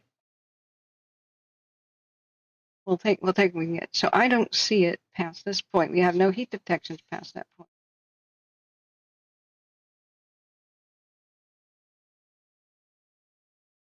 Sorry, I'm listening to the radios. I'm still listening to Reno, so you don't have to hear about all this really horrible domestic violence stuff.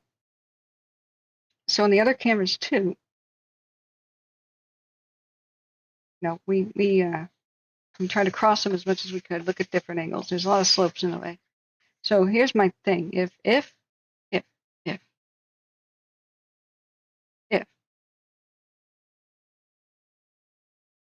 like where all that is showing, make it back the way I'm familiar with it.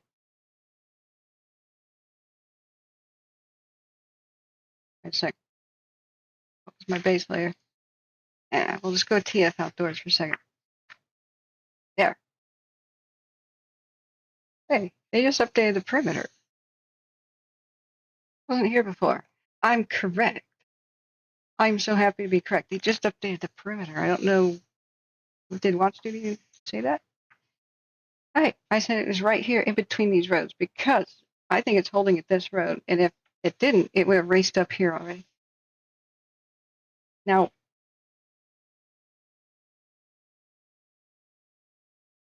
we don't even have a gray square of heat detection up here over here. It doesn't mean that no heat was ever up there, but I think they chased after it beyond 12 hours ago. Or they were just little small affairs. Modus and Veers is a lot more pinpointy, and the only heat detections we have is from the other satellite set where round things are the margin of error. So it could be them doing their own firing or something. I don't know. False heat detections, drifting smoke, I don't know. But I think the only reason it's not further up the screen, and by up the screen, I mean like up on the hills, like up there. Up here. Why didn't it climb up the mountain? I think it got stopped at the road. So maybe the debate just got settled, I hope. Let's see, let's just refresh. Okay. Mr. Tyler says, what about the Mustang fire? I don't know what that is, so we will explore that together. We still got the nighttime Chinook. It's working that area, the area that we have seen the big flare up. I think it's not climbing because they held it right here at 431 on the Rose Highway. That is my hypothesis. Maybe they just did. See, they just updated the perimeter, but they didn't announce that. The Mustang fire, okay. Judy Gerald says I fly in and out of Portland, but fly home to North Carolina in a few weeks. Okay, well, you have my email. Let's get together and have the lunch, man. Mr. Tahoe says I've been watching the flare-ups all day. Seem to run towards Mount Rose. Yeah, it loves to climb. I'm astonished, honestly astonished that the P-Vine camera, that they stopped it here, actually. Let me show you what I'm talking about. Over here, this neighborhood got impacted. I don't know what happened, but I'm astonished that they stopped it here. The P-Vine 24-hour, unbelievable. Look at that. Oh, the worst of it is now cut off. When I went to bed at 8 yesterday, because I was awake for 24 hours and monitoring fires, I wasn't able to particularly go live any much of a capacity, but this is what was coming over to the neighborhoods last night, and it held. And we don't have any heat there right now. This is looking to the south, right? So this is looking at, it's looking to the south, right at either here or here, or both. And that was what worried me. I would have done an all-nighter, or at least gone until midnight to see, because there was clear and present danger to the neighborhood. I just passed out. So David Dillon says, what a great evaluation you had. I try. I'm pretty sure that's a firing operation. I hope. But it looks quite windy. It looks quite windy right now. Or do you mean up from below, from prior, like the one I was looking at up the hill? There's a lot of anchor points in the area. Yeah. David says, with my experience on a Type 1 crew, that would be my bet on this. Oh, do you mean the new big flare-ups on the cam like everywhere? But yeah, Judy, you have my email, right? Email me. But I think this is great. This was our debate. So Garden Home did an awesome thing. Mr. Tahoe says I'm hitting 100K very soon on my channel. I'm definitely going to share with friends and family. Oh, cool. Can I promote yours? Cool. I'll go to your channel in a second. What do you do on your channel? I love Tahoe. I hope to return to it soon. We'll see if I can find lodging. It's quite an expensive area to go to. I do have a friend in the area and a couple that are nearby. I can go and stay about an hour's drive away for sure. But yeah, do describe your channel. So my debate was, I think it's over here, because the blue is the highway, right? That's the Rose Highway. So Garden theorized it was up here. So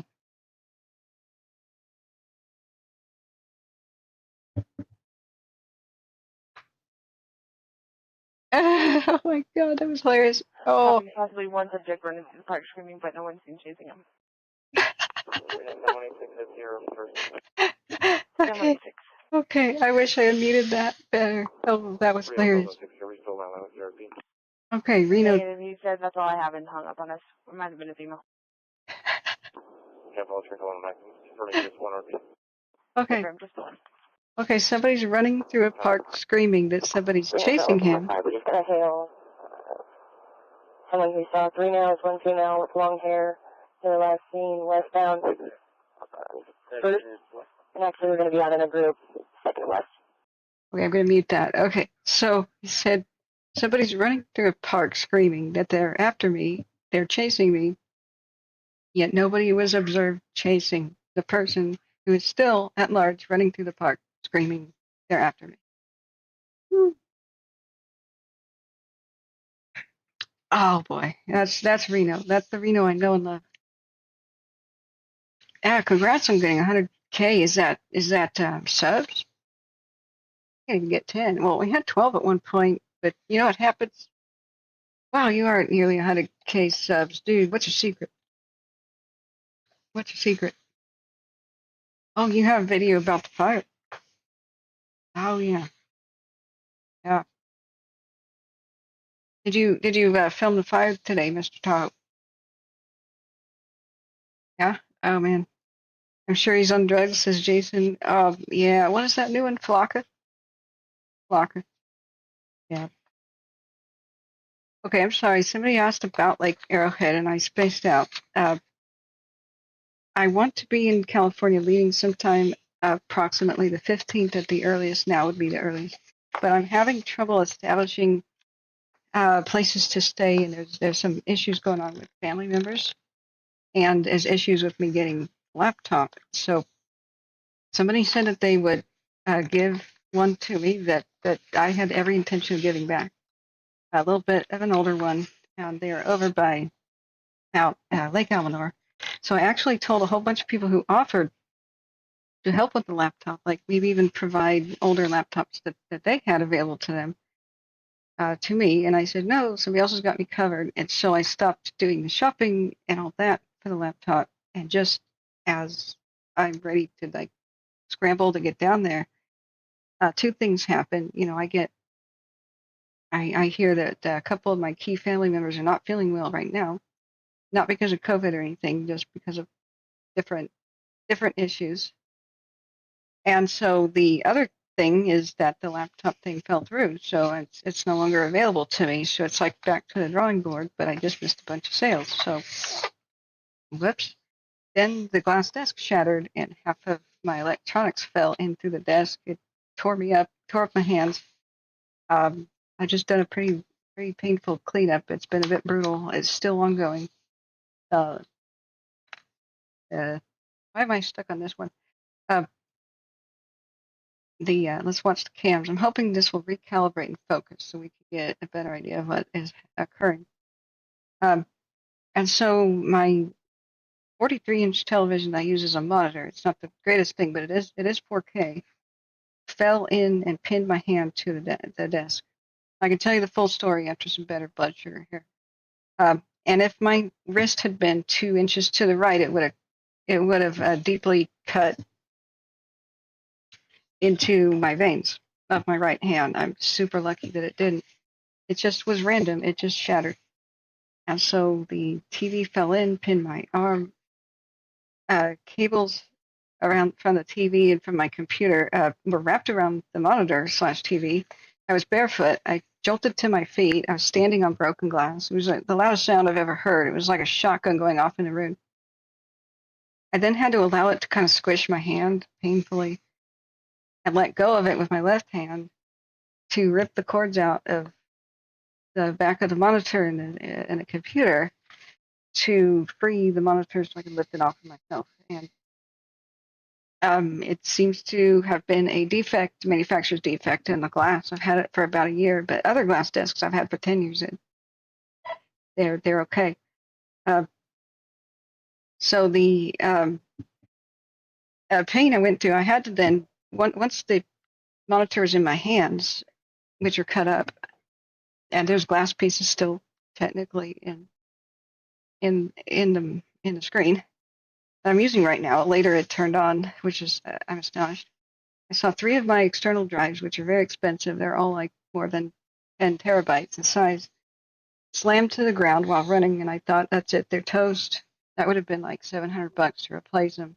I always wait till there's like super sales, like Black Friday, because I have to keep an archive of everything I do. Now, since we've been going hardcore since 2020, I don't know, I have like 38 terabytes or something of video. But I'm paranoid because YouTube deletes things sometimes, and your channel can just go poof if you get 3 copyright strikes. Not like warnings, but strikes. So I have to keep an archive, of course. So One Piece says that's why I don't use glass anything. My desk is a large slab of wood on top of 2 stands. But you know what, One Piece, I am so paranoid of spiders. I had a couple bad experiences with wooden desks where the black widows love to be underneath them, and every time I looked under there, I saw what lived underneath there, and I just couldn't take it. So with a glass desk, the light shines through.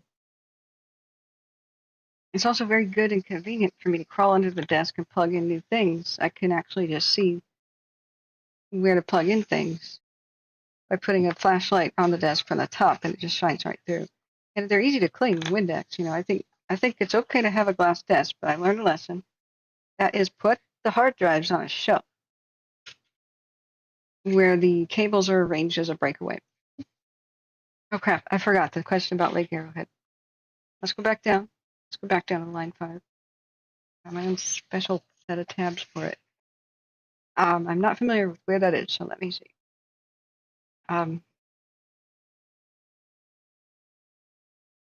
Let's see. Like it up there? It's supposed to look like an arrowhead. I would assume, just going on a limb here. I think it's okay to have a glass desk as long as I wall mount the monitor. So part of the laptop fund will be diverted to wall mounting the monitor. The TV, it sort of kind of functions still. And we won't buy a new TV just as of yet because we're going to save up money. But we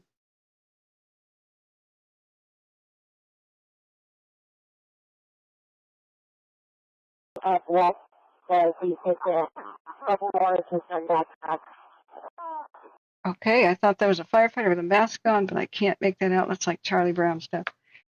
Okay, where is Lake Arrowhead? Let's just cheat. Man, I would love to go to Scamacout. That would be cool. And I'll tell you more about Megar in a minute and show you the flight by Tahoe. Oh, Mr. Tahoe, you're gonna love the flight. I flew over the Caldor burn scar trying to make my documentary about it. It's incomplete because I had to go back to. I was in there filming in August of 2022. It's incomplete because I had to return to Oregon for health reasons, and that's when COVID attacked my kidneys and nearly killed me. So I had to recover for the entire year of 2023. I would like to have been in California sooner and covered for example, the park more like from the field. But it's lack of a really good video production quality laptop that prevented me. I could just replace the glass, so it's manufacturer's warranty, but I don't know about that company anymore, You're just at the Caldor Scar, Mr. Tahoe, in Christmas Valley. Yeah, I recorded all that. It just snowed the moment I arrived. There was like no winter at all in 2022 until the moment I arrived, and all of a sudden it's like, let's snow. Literally 2 days before I could film. So I've got to redo a lot of the filming. But from the air, we did a lot of filming, a little bit of Grizzly Flats. I went to Grizzly Flats. I did a little bit of drone work at Grizzly Flats. I have a lot of Google car-esque kind of GoPro footage, but it's not 3D. I think, friends, what I should do is pony up the money and get a 3D camera right now so I could properly drive the burn scars in a 3D way. We should be able to do this for under $350. I'm just hesitant, but I think it's pretty important to do it because wherever I went, I could just film the front, the front of my vehicle. Yeah, COVID, I had no breathing problems whatsoever. It's just a virus attacked my kidney. COVID can do it. I didn't know that at the time. That's how I found out. But it could have just been some other kind of virus. But they thought I had kidney cancer, and I had like a coin toss to live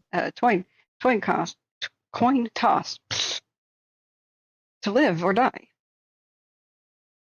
And so I had to undergo very painful surgery to explore really deep up in the ureters and the kidney area. And that took an incredibly long recovery, but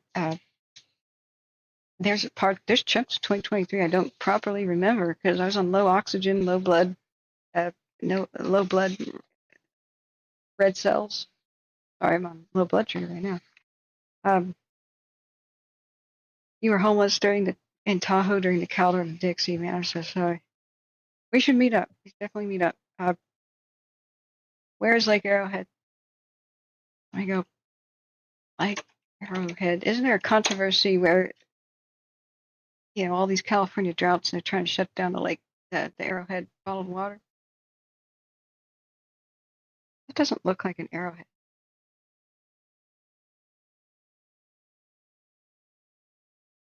You know what that looks like?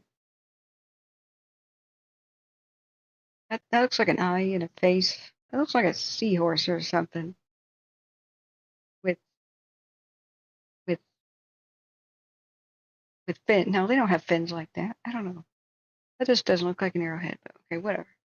Maybe they found arrowheads there or something. All right, so the line fire, okay, so that is the one. It's past Highway 18, okay, Running Springs, let me orient myself. Now, the thunderstorms. We have to address the thunderstorms down there. Anything can happen. We just saw the over there in the San Gabriel's, what was that called today? The bridge? The thunderstorms formed directly above it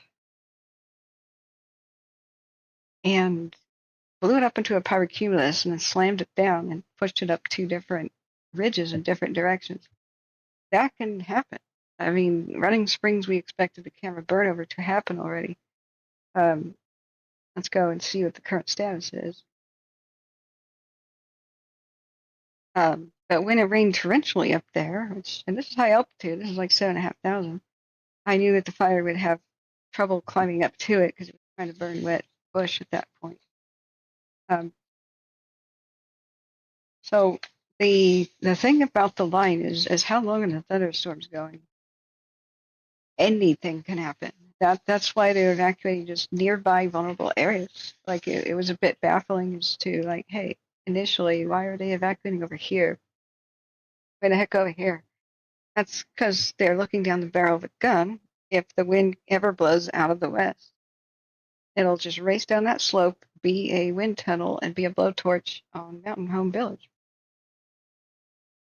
And there's very few ways out. So, out of an abundance of caution, they have evacuated places like that, even though the wind is not blowing that way right now. And I agree. Just give people as much time as possible because this is a Russian roulette fire.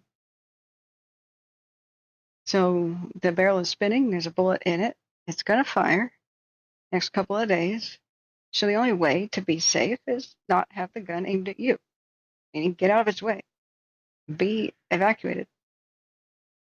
Because the gun, it's anything goes. It's a wild card. Let's look at the current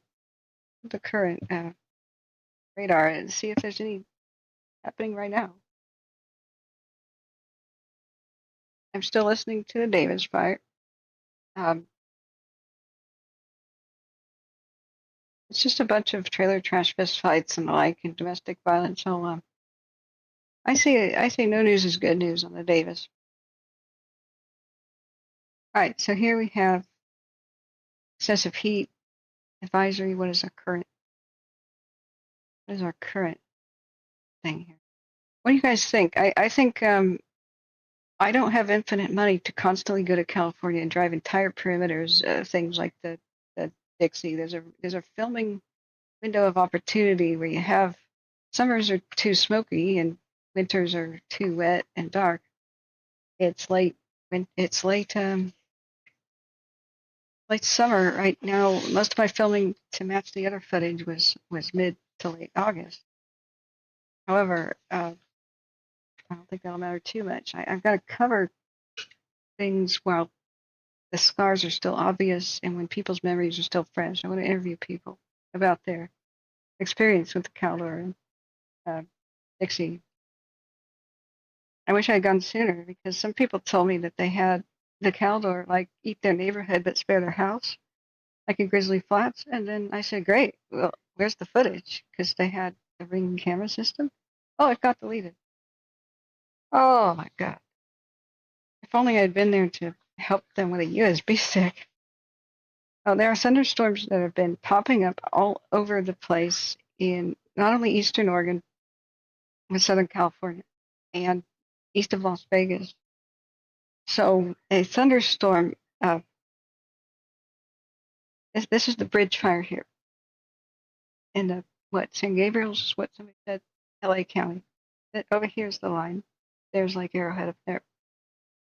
So when we were checking out the wind, it went crazy, and right over it at the time was extremely high winds going off in 360 degrees. The same thing with the line was happening over around here where the wind was just going hard. That's because thunderstorms were forming right above it. So if we look at the time lapse, we have the incredible 6 p.m. formation of a pyrocumulus. Here's the bridge.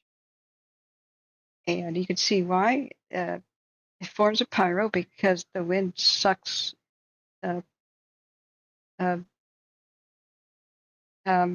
sucks the fire up into the sky. And so it's going in incinerator mode, like blast furnace mode. And then the clouds roll in and they do a push. Oh, sorry, friends. I don't know why that went black screen. There we go. So here's the bridge fire. Forms a pyrocumulus because the wind is about to get crazy. It forms a thunderstorm. Watch the top left. The clouds roll in for that, surround it, merge with it, and then slam it to the ground. See, at this point, you see no more pyrocumulus cloud here. It's gone. This is the glow of the fire from below, just on regular cloud. This downburst just pushed fire at lightning speed up the canyon in either direction. Like that's a 360-degree downburst. You can't see it. If this has only been a movie camera, you see the aftermath. And then all of a sudden they said, that's it. Mandatory evacuations. So we saw the same kind of activity on the radar happening over by the line to the east. And it was all over Hemet and Paris today. So Southern California just had it. They've just been creamed today. Mr. Tahoe says I was exposed to the Caldor smoke 24/7 and it sucked. Yeah, that was criminal that they put all of the, for the Dixie and the Caldor, they put the evacuation centers downwind with the world's worst air quality for months. That should be illegal. It's like forcing somebody to smoke 6 packs a day.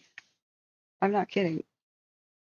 So, and it's mostly the people who have nowhere to go, the most vulnerable, the poorest, the elderly, and they have to be in the shelters. It's just, I don't make the rules. If I was in charge, though, things would be a lot better.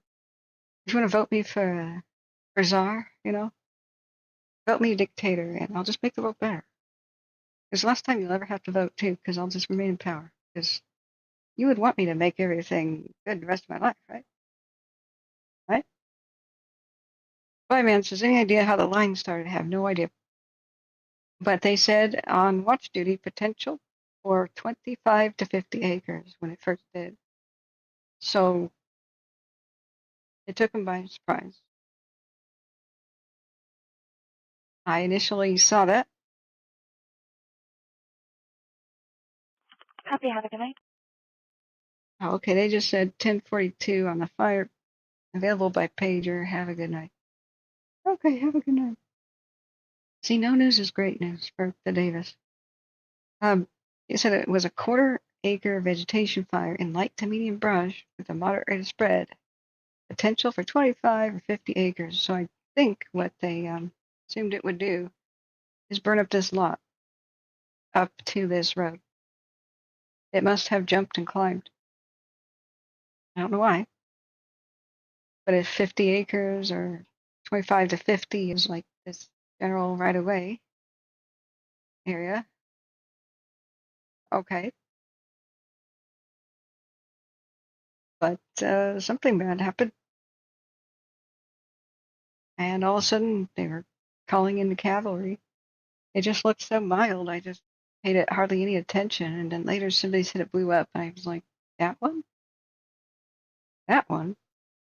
And I saw this image and went, oh, God. Yeah, that's bad. So they just don't have any roads up here, so they're helpless. They've just got a couple to go to the cams, right? Yeah, that's some nightmare terrain. Serious nightmare terrain. And there you have it. Even though it rained pretty bad on it yesterday, here we are. And check the cams. It's our current view. Now, the only good thing about this is it's such high elevation that the trees struggle to grow up there, so it'll be over relatively quickly if they can stop other areas. I mean, like the vegetation at these lower elevations, right up here around where these lookout towers are. That's shoot, I haven't eaten yet. It's tumbleweed, flashy, bushy stuff. So they burn up fast, and then that's it. So the trick is how can you stop the fire in general from spreading? David Dillon says I can really help with California fires. I'm excited about partnering with you for the opportunity. Thank you, David. That would be great. That'd be awesome. Jason Bishop says I'm in Washoe Valley. It's all blurry sky here, other than the smoke. Yeah, we're having trouble monitoring this due to the blurry stuff, the haze. But let's finally look before I make a rosier outlook type of thing. we have to inform ourselves about what the weather forecast is. Let's see, where did I put that?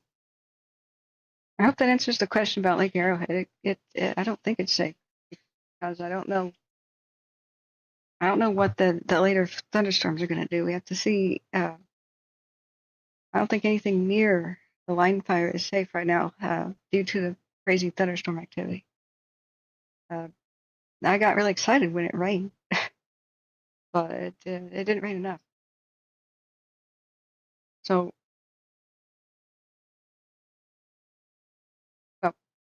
Reno, female walking barefoot down the road in Reno. Jeez.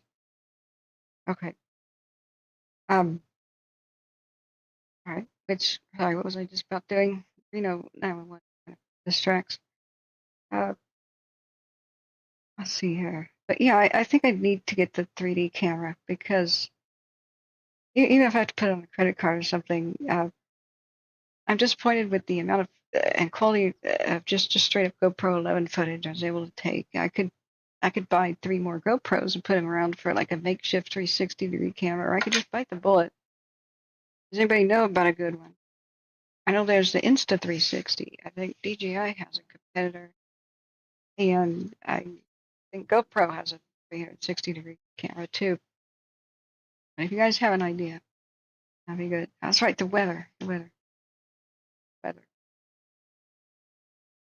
We're looking at the weather. And I'll give you some awesome sneak peek previews of like flying over Tahoe and that area. Let's see. I thought I had. There it is. Reno. It's currently 74 degrees in Reno. Your humidity is 21 degrees. Your wind speed is at a dead calm. Sure it is. Maybe in Reno proper. Widespread haze before 2 a.m. Clear with a low of 55. West wind around 5 miles per hour. Sunday, sunny with a high of near 89. West winds 5 to 10 miles per hour, becoming southwest 10 to 15 miles per hour in the morning. Winds could gust tomorrow as high as 25 miles per hour. Monday night, mostly clear, low around 56. West wind 10 to 15 miles per hour, decreasing to 5 to 10 miles per hour after midnight. Winds could gust as high as 25 miles per hour. Hey, good night, Husky. Thank you for doing duty today. I really appreciate it. Rob Lingsdorf says Lake Arrowhead is about 6 miles northeast of the actual Arrowhead. What's the actual Arrowhead? Good to see you, Rob. Jason Bishop says we could use some rain here. It's been dry for a while there in Washoe Valley. I don't think you're getting any soon.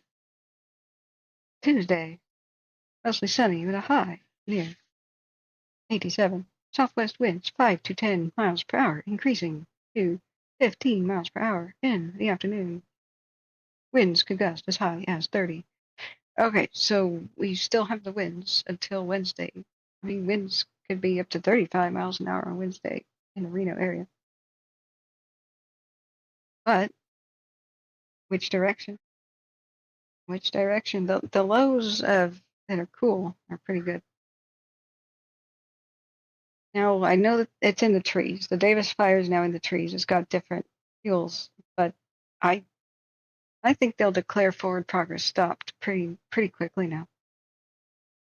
I don't know why they're always like 24 hours behind what they actually do. I mean, we saw that with yeah, we should check this out. Firemap.live. Firemap. That's a good Twitter thing. Oh my God. Wow. That is gorgeous. Real-time wildfire updates across the globe. Oh, you could spin it. Whee! Spin it. Disclaimer. Yeah. There you go. Wow. Okay. Wow, I'm in love. Dude. Dude. Dude. Dude. Okay. Can we spin it around like fancy like they did in the Twitter? You could change the base map to oh. God, look at the Park Fire's footprint. They better not release that guy on bail. He'll just never be seen again.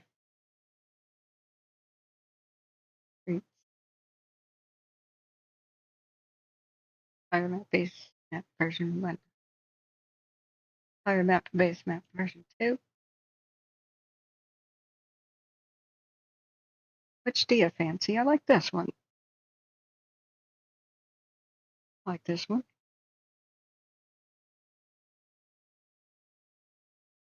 Washoe Lake. Do we know locals how many structures may have been lost in the Davis or the line? I don't know which is which. Right? I mean, I know which fire is which, but I haven't heard about line fire structures lost, but I know it happened at Clear Lake today. Some people are saying up to 10. I know that there are structures involved, like fully involved, I think, based on what they were saying on their traffic. An actual arrowhead is a landslide. Okay, sorry, I'll go back up and look. I'm always impressed, Rob, by your knowledge. Rob Langsdorff says go to the bottom of Highway 18 where it leaves Waterman Canyons very close to the spring where Arrowhead bottles the water. Gotcha. Yeah, but I don't know, Spider-Man. When I was talking about the Electra fire, I had to leave. I couldn't really film the burn scar of the Dixie, even though that was very dear to me. And I had a bunch of plans to meet people. So I will try. Maybe if we could stream tomorrow, I can try to plan this and inform people. Like, do you want to meet up? What's the fastest I can get to California? Because I want to meet people. I tell people, hey, I'll be there for the 4th of July in Almanar, and then I had to immediately drive past Reno, past Tahoe, get John Stoker back home. Oh, I didn't return. I meant to return to Oregon for a bit and go back to California. That just didn't happen. Not with the kidney problem. So we'll talk about that tomorrow. So do tune in tomorrow too, friends. Jason Bishop says 15 structures lost here close to my area. Yeah, it ran fast. But the way they've been able to stop it, like where it is right now, mind you, I can't see everything. I think that's extraordinary. They did incredible work, and so the worst may be over unless there's just some new crazy weather activity, some freak spot that goes over the line. They now have the ability to prep structures, just in case that happens. Everybody is looking much better right now than 24 hours ago, like way better. Everybody downwind. Freak things can happen, so everybody still needs to obey the evacuations. Like, get out of their way, let them do their job. They don't worry about you, then they can save the neighborhood better. People don't realize if a fire crew if the fire is right here, let's just say it is Timber Lake Court. If they pull up here and they hook up to hose and they set up a pumpkin or whatever they do, and they tell the water tenders, go right here, and they get all set up to hold the fire at the end of this road, protect this neighborhood. And then they get a 911 call, and somebody stayed behind over here at Sand Cherry Court or something way over there, Joy Lake Road. And that person can't handle it because they thought they could with a garden hose or whatever happened. They have to disconnect. They can't just leave their hoses there. They disconnect them, they roll them up, they put them back on the truck. They may not even be able to take the pumpkin with them, but they got to go rescue somebody. They got to go attend to somebody. It's life first. And so they may lose the neighborhood because they may come back later and the pumpkin is on fire or deflated, or it screws them up. or by the time they come back here, it's a lost cause. No reason to even unfurl the hose anymore. So this is why people gotta leave. Buster Keaton Drive. I'm in love with whoever named that road. I'm in love with this map too. Oh, okay. All right. Oh, look back at our camps. Do we have any other questions right now? I do have to get food in order. I think about what my options are. I got a hot dog. I got a pizza. Is it a pity pizza night or a victory pizza night? No, there's only two types of pizza in life: pity pizza and victory pizza.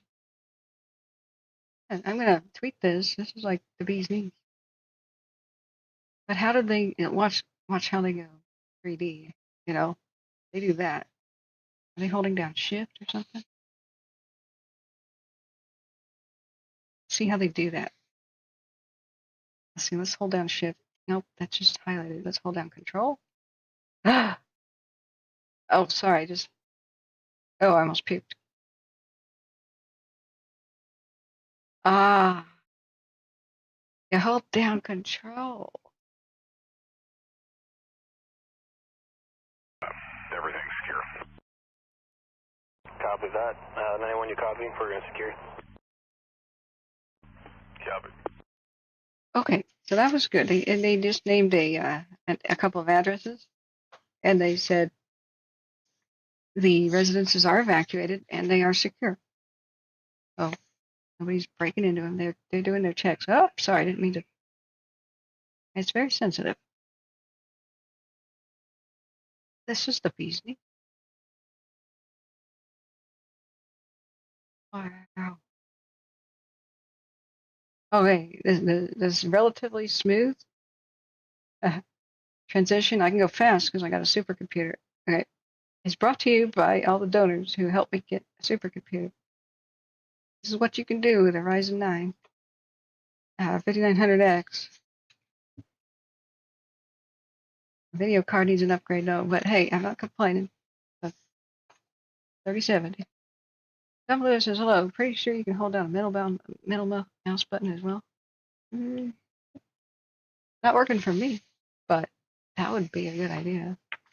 Yeah, a lot of things work that way. So it does a grab hand. I don't see it do anything. I mean, it's functioning as a scroll. And hey, Don Lewis, how you doing? Okay. All right. You know what? While I prepare the pizza, I think it's pizza night. I'll look in the fridge, see if I have something left over and I forgot about it. As I do that, you want to see the beautiful Tahoe flight. The one that is, it's viral worthy. I'm so sorry. You still here with us, Mr. Tahoe? I wanted to showcase your site, your YouTube channel too. Are you still here? Let's see. Beautiful Tahoe. Let's see. Where did I put that? It's the bee's knees.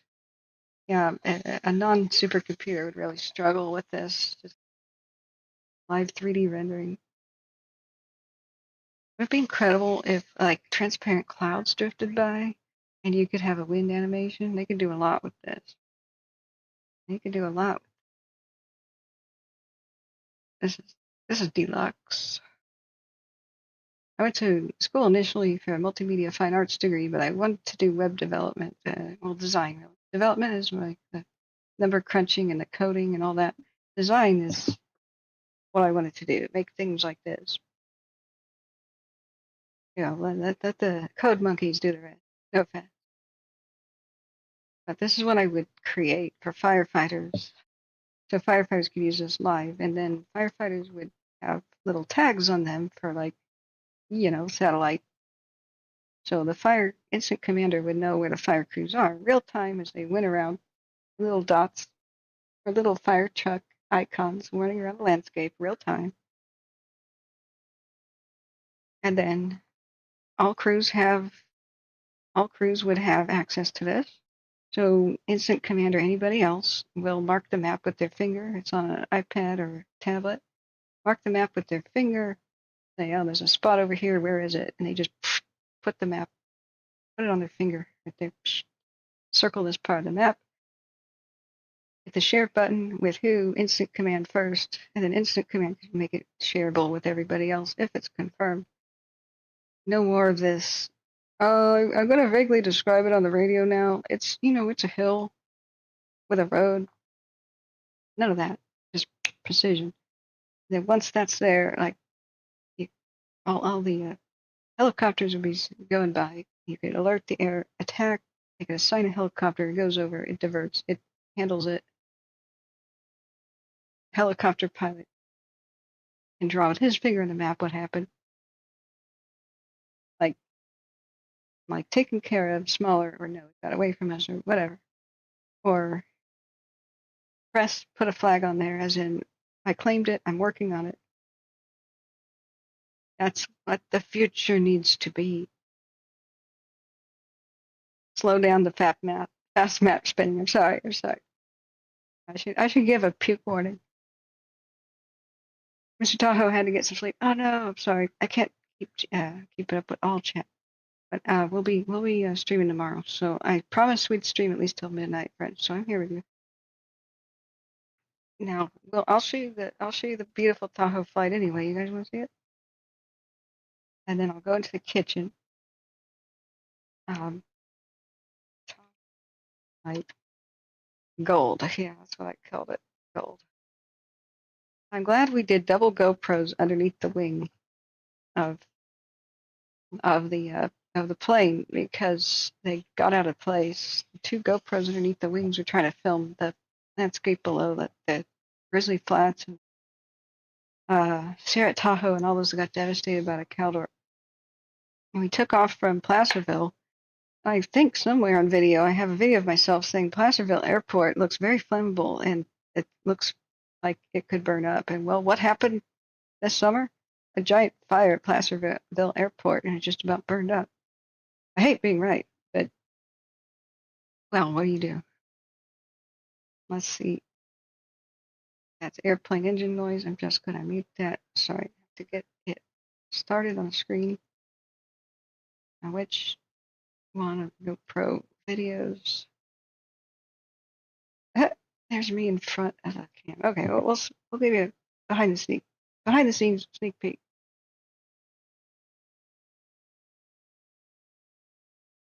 I mean, it's still open question answer time. Nope, not that. Nope, that. Yeah, it's supposed to be that. Why is it black? Why is it black?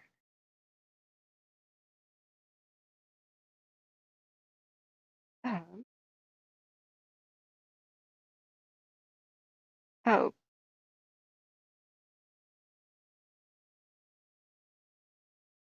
There we go. We're going to click more buttons. All right, so this is Placerville Airport. There's me walking away from setting up the cam. So now I'm going to go underneath the wing, the other wing, and set the cam up over there. All right. All right, you guys want to see this? The line fire cause is, quote, under investigation. Yeah. Oh, it's right mouse click, Lewis says, if you hold down. Okay, I see. Well, thank you, Amy, for keeping track of people there. Let's see. Jason Bishop says my weather station outside shows it's 6.8 miles an hour. Yeah, I don't think it's a dead calm. I don't believe that. So we tried this one around sunset as our first flight. I got kind of ill when I was at Placerville. So I wasn't feeling awesome at the time. So David kept saying, oh, we missed the ability to fly because the evening winds came up. Sea probe, And then finally I said, well, it's a dead calm right now. That's unusual. Can we just try a sunset flight? So that's what we did. see, where's the... There it is. All right. GoPro cuts these up into multiple videos. This is Placerville Airport. This is facing east right now. So it's kind of like an east-west runway. So the Caldor burn scar is actually over here. You just can't see it. We taxied to the end. Yeah, this is where the Caldor burn scar is in the distance. And we have to do a whole bunch of checks, a bunch of running up checks to get in the flight in order. So this is now facing more of a west thing, west-southwest. Here's the takeoff. So there's a different view of the cam under the left wing. This is the right, of course. But at some points they slipped, and I can't reach outside the airplane to adjust the GoPros. Like they're on a thing. Like somebody had a genius idea. There's these tie downs underneath the airplane wings, which are little flippy. They're like holes, like eye sockets, you know. And you have to tie down planes to the runway so that wind doesn't throw them around in a storm. So the GoPro tie down fixer mount, I should say mount, yes, is what we did there. So I'm pleased with the quality of this that came out. This is 4K 30, I think, or maybe 4K 60 frames on a Hero 11. I just heard something that just made me sick. Yesterday, somebody said that Hero 11 GoPros were practically free at Costco. If you just went to one, they were doing a clearance and they were selling them for $99. The kit usually costs $300. So I immediately searched to find out if any of the stores around here carried them, and they don't. Googly Eyes, hey, welcome back. Says I was watching and chatting the Chaining line fire 3 days ago. The fire was at 375 acres. Why did the Chinook leave? I said as Googly Eyes Boeing Chinook is leaving the area. Which fire and at what time, Googly? So we have to make a wide turn. We couldn't fly exactly where I wanted. We had to obey air traffic control, but I tried to get C-probe to follow 50 to go over directly above Sierra Tahoe, and we weren't able to. He deviated and thought it was prettier to go west of Lake Tahoe up into the mountains where the cool waterfalls and stuff were. And I'm like, but we're here to film the fire. And he goes, but it's a pretty waterfall. Well, that's right. You can't really see the burn scar at this hour of the day. Let's just film something pretty. Okay, I said just go ahead, choose your own route then. So if you recognize Placerville in the area, that's where there is. I think we might be turning around kind of by Roseville at this point. So Placerville proper, I don't know, but this recently burned in the Pay fire. The fire, if we ever take off in this airport again soon, we could film the Pay fire burn scar, which is Pay Dirt Road by the airport. We've already turned around. This is Highway 50. Tahoe's up that way. You can see the cursor. The airport we just took off from, way back there, right up there on that hill. So the Pay fire started that way and went up the hill to the airport and started burning the planes in the hangars, and it was a desperate scramble to get them okay. I think they did lose some homes in the area. I'm not sure what caused the Pay Dirt fire, but it looked like a backyard there. We're at 5 minutes into this video, and it goes for 8 and almost 9. Googly Eyes says, why did the Chinook leave that could have helped so much? Oh, the line fire? Okay. I saw 4 nighttime helicopters working, but I would have to, if I had to guess, Googly, it was the crazy wind and thunderstorm possibility. But there's also something that really sucks, which is pilots timing out. Now, pilots, but it's an FAA mandated thing, and CPRO knows all about it. Here's the airport we just took off from. He knows all about it because being a pilot. So it's just like truckers; they can only be on the road, so to speak, so long before they exceed their quota or how long they're allowed to be awake and active. Then they are mandated; they are required to be off duty for enough time to really catch up on their rest and sleep so that they're not driving tired or flying tired, which is about the same as driving drunk. The really bad thing about California and Nevada, the West Coast in general, is, yeah, they trained a bunch of pilots to wear night vision goggles and do their thing, like in the cockpit.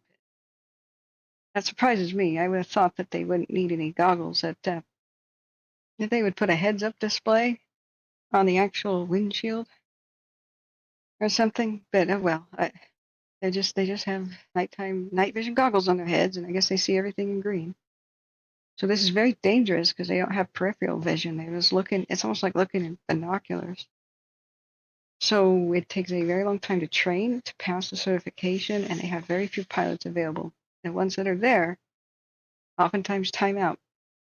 So we have this horrible situation because even though the craft is ready to fly, we don't have enough pilots. So we see time and time again the issue of, hey, it's a money problem, and yeah, they waited way too long to do this. It's been in the works for like 3 or 4 years now. Like, speed it up already. We only have, what, 4? What the hell? We should have 30 by now. Consider it wartime and prioritize this, for the love of God. But hey, it's California for it.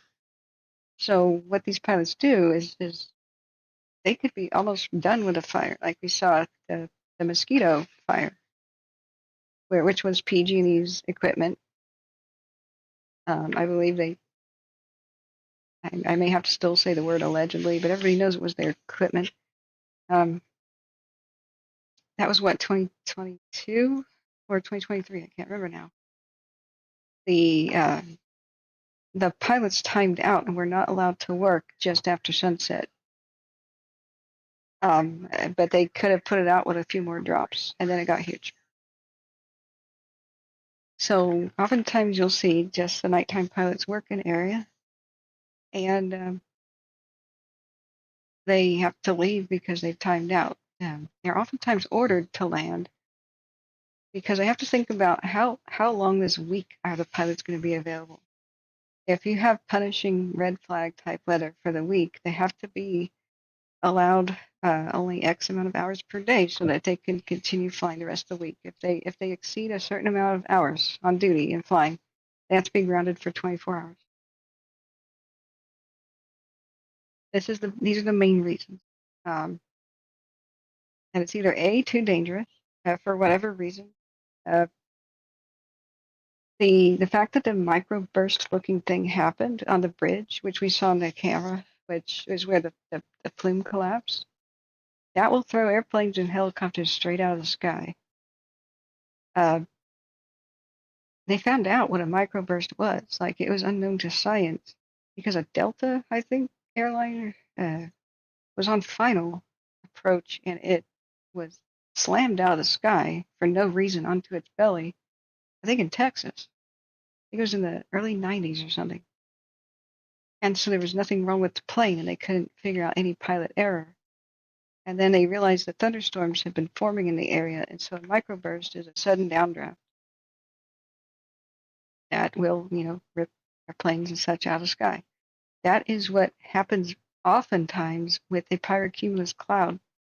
The plume will collapse, and it creates a microburst to the ground. They really have to be safe and dance around them. So we need more pilots, because sometimes these aircraft are just sitting on the ground at night for no reason other than the pilots are timed out. But also, even if they have all the pilots in the world, they will not be able to fly near a downdraft like that, or potential microburst. So the line, I don't know if thunderstorms were forming on the day that the line occurred, but it might have been. Sometimes it's also a stupid mechanical reason. the Bambi bucket malfunctioning, and on the helicopter's fine, but stupid the bucket drop thing is malfunctioning. We had that heartbreakingly happen on a Caldor. So, hey, Ann's Place, how are you doing? I'm doing better. I've had quite an ordeal, the whole glass desk shattering thing, but I'm very grateful and very lucky. I'm sorry the webcam is on the fritz. We can try it later. But I need to get something going on with food now. You can see how we're headed towards Tahoe. That is all dead forest. That should be green. That is all the Caldor burn scar. This is some of it in the foreground. Everything that's brown is dead from the Caldor fire. This is August 2022. It's a whole year later. And it's just a big old dead forest. We're going due east, basically following 50 from Placerville. So you'll see the mountains of Tahoe up there start to materialize. And like Arden was saying earlier, there's an amazing thing that happens during the nighttime where the wind will pour up and over the mountains. I could explain some of the big flare-ups we were seeing on the Davis here. Just the wind doing that. But I'm glad it didn't head up the hill. Yeah. So what they need to do though, David, is the officials need to tell people why things are not happening. The public will never trust anybody keeping them in the dark. Now it's an idiot. It's like 1960s idiot psychology. Sorry, I mean some of the 1960s psychology was good, but I mean some of it was really bad, which is or maybe just bad parenting. I don't know. Where lying to people and keeping them in the dark is supposed to keep them calm. No, we're not horses. You can't blindfold us and we get all calm. The human imagination is the thing that creates the biggest terror of all. So even if you give people really grim news, like we may lose this neighborhood tonight, it'll be a hard battle, folks. That's grim news. It will keep them calm, though, because now they know that there's a hard battle being fought for their neighborhood. They know that it's hard. Or if they announce, hey, we'll be challenged, but we have every confidence we'll be able to save probably all the structures here, and we'll do our best. Like that is still giving people the news. Information builds trust and keeps people calm. So we can now, it's a different era. Back then we relied on the government, we relied on news crews for information. And now we could see the cameras for ourselves and we're listening for ourselves. So they better start explaining this stuff. In the middle of the night when there's huge flare-ups, but it's just a controlled burn and everything's going fine. And they have great weather. Therefore, they are strengthening their lines by putting fire next to the roads. Well, if you just watch the cameras, that looks terrifying. People don't know that they lit them on purpose. So this is where we deviated a little bit from Highway 50. I think we were told by air traffic control to do this, but you can see the enormity of the Caldor burn scar. You can now see it from horizon to horizon. It's all a dead forest. We're now going a little bit past Sly Reservoir. I literally, and you can confirm this here, is eye to eye, horizon to horizon, dead forest. The Caldor and the Dixie were something else.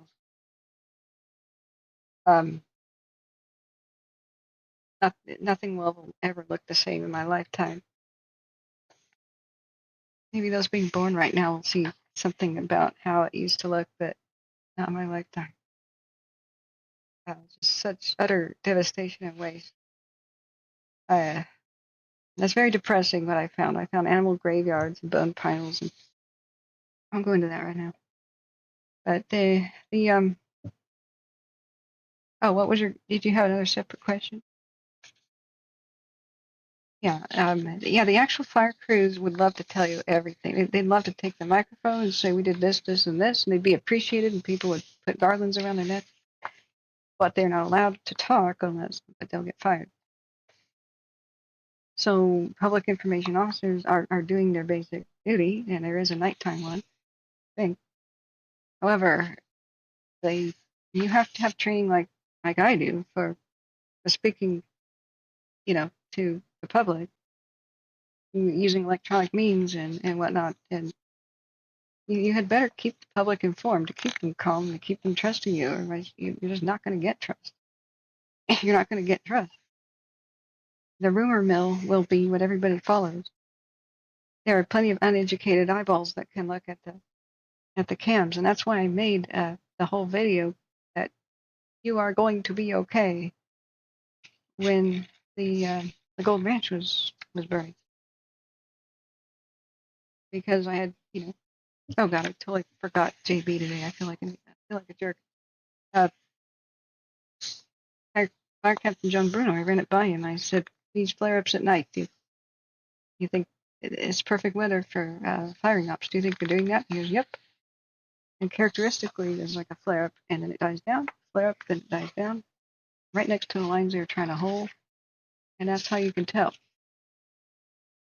They do one little spot, they check it out.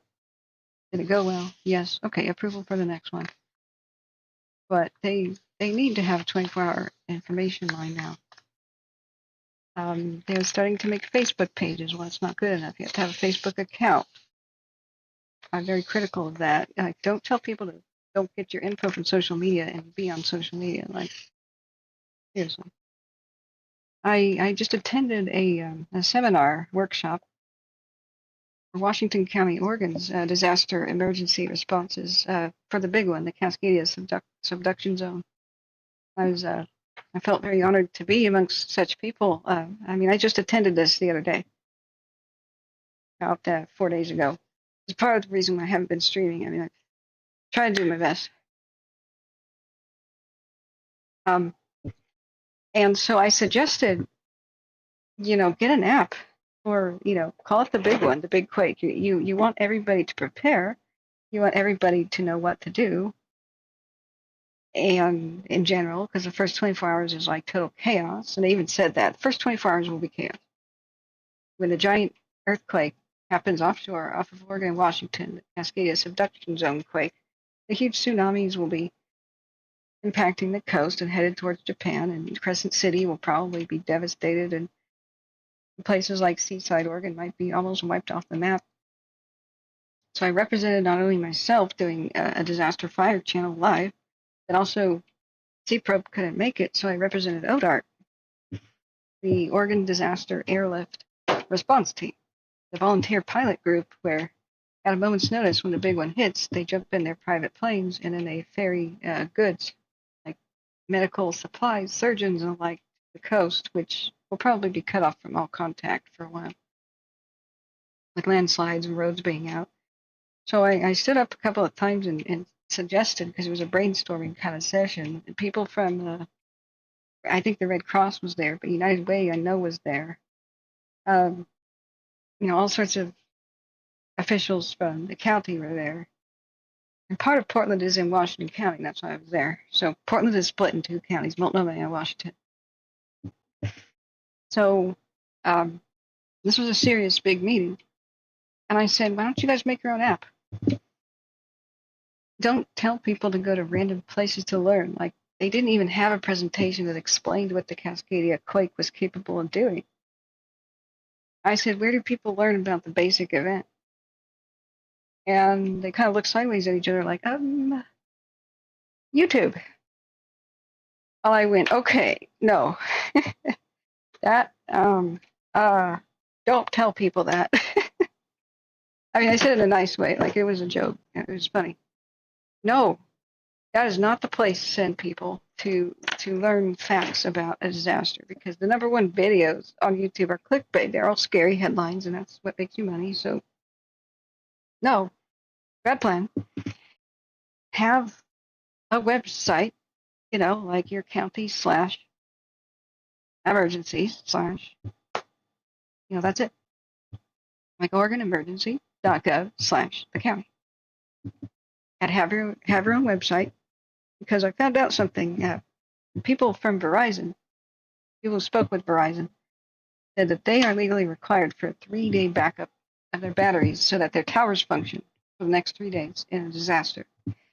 So some will be damaged and whatnot, but we actually might have social media in the Portland and Seattle-esque kind of region for 3 days until the batteries shut off. So there actually might be, at least for the first 24 hours before everybody loses their cell phones and can't charge them again, there might be the first 24 hours that social media is where everyone gets all of their information. In the quake, which surprised the heck out of me. I would have assumed that I'd be offline at this point and just reporting to the nearest airport that I could get to help the pilots with ODAR. So I got approached by one of the Office of Emergency Management ladies and one of the big head honchos of the county, and she goes, here's a cool thing. She first, heard what I do. Explained who I was. I don't know if she had seen the channel before, but maybe. And she said, she patted us on the head and says, thank you for doing what you're doing for the wildfires. And I went, what? I expected to be either ignored about what I do there or scolded maybe. Sometimes that's the reaction I get, but officials can't really officially acknowledge us, They can't, even though many of them are happy. Keeping people calm for them is by getting early evacuations. She said that was good. That's good. She had heard a lot of the fires. She had worked on some of them. I told her the business that we do here is early evacuation. So what she said next is, can you do other disasters? Yeah. I said, anything but tornadoes. And she kind of frowned, and I said, I don't know anything about tornadoes. That's why I can't cover them. I'd have to know something about the weather. I could do a post-tornado event, but and she was good. Okay. And later, at the end of the brainstorming session, that's when I heard that we had the 3 days of social media potential from many of the cell phone towers still working. I said, it's more important than ever. You got one-stop shopping for everything. Just, it should be beyond the county too. You could just make it as a thing that you could focus on the Portland area. The big one now. It's official. Everybody should go to know what to do. And here the official, it should be like a scrolling Twitter type of thing, the kind of like Watch Duty. She said, have you heard of Watch Duty? I just kind of gently smiled and said, well, why yes. I called for an app to be made. I ranted and raved on my stream about how we need one of those things. Oh, I'm sorry. Did it stop playing? Let me go back. I'm still digging through the kitchen trying to figure out what I should eat. All right. I go back. Where's the next one? I wish I could queue them. I don't know if I could do that for VLC Media Player. All right. We will resume our flight to Tahoe. Wait, is this where we were? Is the next video? I'm still listening to Reno. It is just they're not saying anything useful. Can I please describe what our purpose is here for some newcomers watching the stream? Oh, yes. Amy D says, is not an official resource for any incident. She and we draw from trusted public sources across many outlets, live scanner online. Yes. Thank you. That's a good description. I should do is make the intro video. Most channels have an intro video like, hi, this is what this is. I've never gotten around to it. Yeah, I'm free. I am unfettered. I am not officially, and we are not officially affiliated. So we've got the freedom to say whatever the heck we want. Whenever the officials are spot on, I pass to the public whatever they're saying. But when I disagree with them, I make that known. And sometimes I'm right and they're wrong. And I'm not the only one. Because of anybody can make mistakes. I knew that Greenville was not safe, and they allowed people back into it during the Dixie the same day it burned down. And when that really gave me the balls. Sorry, it's almost midnight, so I'll just say it. That gave me the balls to assert myself fully. And by the time that the Dixie got worse and the Caldor was worse, I called for a complete evacuation of South Lake Tahoe and Christmas Valley and those areas more than 24 hours before the officials said so. And that's when we kind of went viral and had 30,000 people in the chat. I don't know what went wrong, but it was very obvious that the fire was not going to be stopped once it climbed up to Sierra at Tahoe, which is a plateau. Well, we'll be seeing it up here. It's up here on the right on this flight.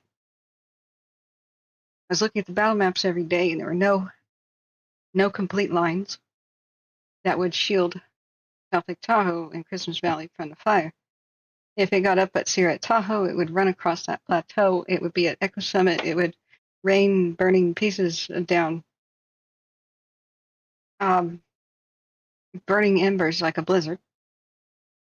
And whichever way the wind blew would determine whether or not South Lake Tahoe survived.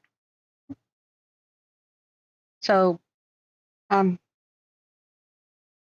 I don't know exactly what went wrong, but I think it was a failure of the early evacuations system, which occurs time and time again. That's why my friend died. Reverse 911 failed again at Paradise 2. That's why my brother almost died.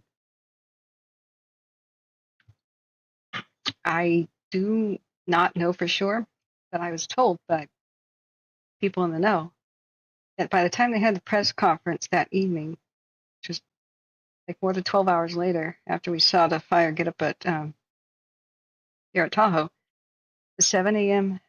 Actually, yeah, it was about 7 hours later, 5 to 7 hours later, that the 5 a.m. briefing happened, or the 7 a.m. briefing for the crews, and they didn't mention anything about prepping Tahoe for evacuation. I thought that was weird. I thought there'd be a morning press conference. There wasn't one. The evening press conference, like every day, came around at like 5 or 6. And what I believe happened is they're trying to get approval to evacuate South Lake Tahoe, and it was still on somebody's desk in Sacramento.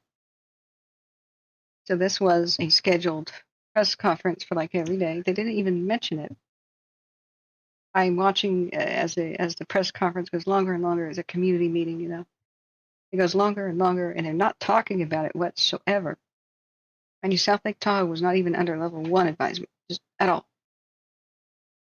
While nearby Christmas Valley everybody was told to leave. So at the end, there's a question live on my stream. 30,000 people are watching my stream. It's nuts. It's very difficult to moderate. You guys are angels dealing with some of that chaos. And there's a question at the end. Should we evacuate South Lake Tahoe? And I'm like, yes. Tell them yes. Tell them yes. Get started right now. Be done by the morning. Or if your last name is between this and this, do it now. You know, stagger it out. Don't tell everybody to leave at once, like the traffic jam that caused the Paradise disaster. You know, there's only 3 ways out of Tahoe. At this point, we're deviating away from 50 towards the lake to show this awesome waterfall. It was over here. That's when I said to C-Prep, okay, go ahead, choose your own route. That's Sierra Tahoe over there. We had seen on the cameras the fire climb up to it, climb past Strawberry up Lover's Leap. So none of the lines that could have protected South Lake Tahoe over there were complete. So, oh yeah, good. Did you have a different name, Googly Eyes? I kind of vaguely remember it, but welcome back there. There's some cool lakes up there. You can hike up to some of them. I don't think there's a lot of road access, but there's some of the most beautiful lakes on Earth. We're kind of above tree line for the most part now. So the point is, Echo Summit is up and around that area, and it was really obvious. There's no line that they could have completed. Look how rocky and everything it is. It's just it's kind of impossible. So here it is, the end of the day, end of the press conference. It's going to get dark, and people need every ounce of daylight. They should have been prepping all day. The 3,000 or so people we convinced that night had already done so, and I said, just make your way out. There's 3 roads out, just like Paradise. They will close one by one. It took Paradise with a conceivably similar population. It took them like 13 hours to evacuate. While the people that survived just sheltered in place in big box store parking lots. So I'm back in the kitchen, guys. So I said, get yourself, your neighbors, your friends, your livestock, your animals, whatever, out. Because you're going to be asked to leave. I have no idea why they're not calling for evacuation right now, while it's still daytime. So somebody says, are we going to be evacuated from South Lake Tahoe? And the answer was no, just a casual no. But we'll let you know if you have to be. And I spent my drink out and went, what? It's probably still in the archive. We can go back and look at the video probably. I said, that's horse crap. Or some other expletive, right? That's it. I am calling for the evacuation of South Lake Tahoe. They will do this. They will probably knock on your door in the middle of the night. But it's spreading. It's coming your way. I have no idea what the problem is. Somebody didn't approve it or something. But it looks like they're on the old system, the old trigger point system, where if the fire's at A, you evacuate B. And you put C on notice.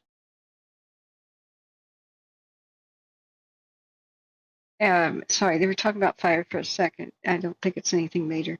Then if fire reaches B, you evacuate C and put D on notice. And that's a very old system where you put a pin on the map and you just eyeball whether or not the fire will move slow enough for the people downwind to be safe.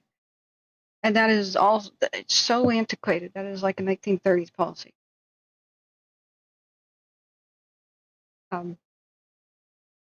So they were waiting because the fire had not reached their trigger point, which I believe was not Lover's Leap, but Twin Bridges, because it technically hadn't been there yet, even though it was obviously going to get there. I didn't tell people at South Lake Tahoe. That's 20,000 plus, 20 to 25,000 people in the general area. The 3 roads out, one of which pretty non-viable, going to Truckee on the West Shore. That's pretty narrow. So I then got a flurry of thank yous, the small $1 to $5 donations, like just boom, they just spammed by. There was a lot of disruptors and people screaming expletives. It was a bit chaos. My mods are saints dealing with it. But we got somewhere between 3 and 7,000 people evacuated earlier. Because guess what happened? 10:40 at night, they called for a mandatory evacuation of South Lake Tahoe. Get your stuff and get out now.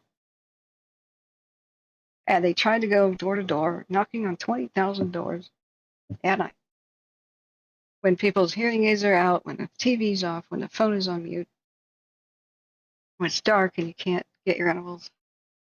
And they had a 17-hour traffic jam the entire next of the day, and it was only not a mass death event because the wind didn't blow that way and that hard.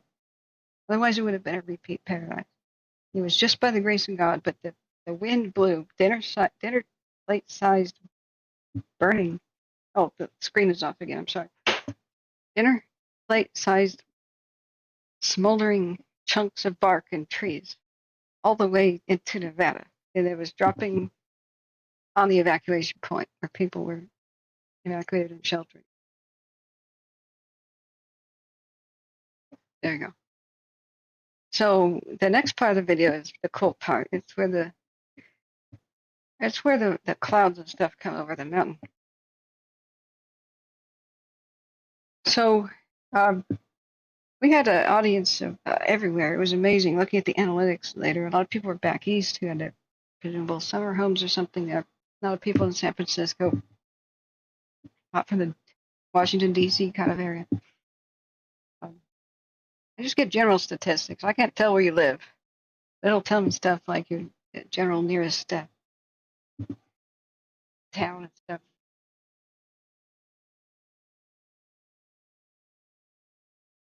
Okay, they on Reno, they finally said there's a new possible fire, but they're going to go look.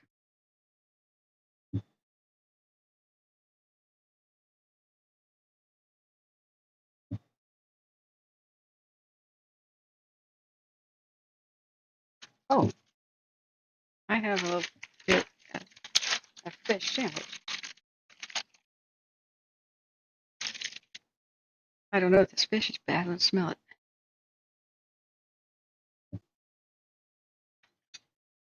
If that amounts to anything, we'll unmute it. So, I have a track record of being right. We do. Because the way I at first was a victim of, like anybody can be, a victim of my own detrimental optimism. Fire crews have experienced it a lot. There's a different kind of, I don't know what bias it is towards non-logical thinking, but it's whatever the phenomenon is, when you work really hard for something, like backbreakingly hard, you don't want to admit that it really might fail. Fire crews have that a lot. Yeah, good. Okay. I mean, can you blame them? They're in backbreaking labor.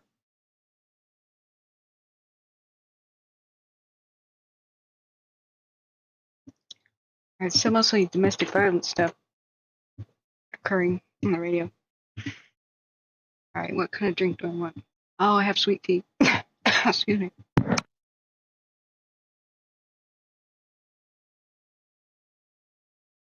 Sorry, didn't mean to cough to the mic there.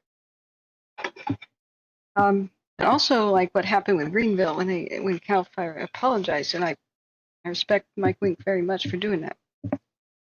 He's not a local. Most of these people who are on these fires are not locals. They fight fires all over the country, and then they walk into a situation. So he said that we relied on computer modeling too much. Okay, I sat back down at the computer again. Are you guys liking this view? Yeah. I'm not a psychic, though. I cannot tell you, and nobody can. If anybody says I know what a fire, I know exactly where a fire is, I know exactly what it's doing. Don't listen to whoever the hell that is. Look, it would be so easy to fight and nobody would perish, and, you know, to fight fires if people actually knew exactly where they were and exactly what they're going to do. We are doing our best guessing. So are the officials. So are the responders.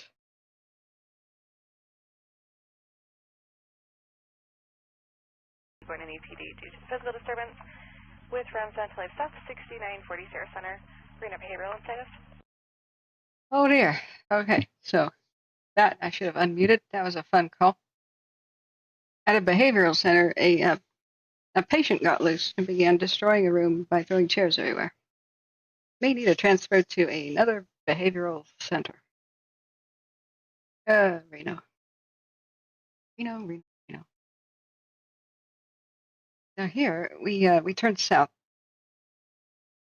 and so this is the Christmas valleys to the right. The valleys kind of continue. This goes, I forget which area that is, but now you see that Nevada's on the left because that's east, and this is the nighttime. These clouds just come over and drift, and it's just so damn beautiful.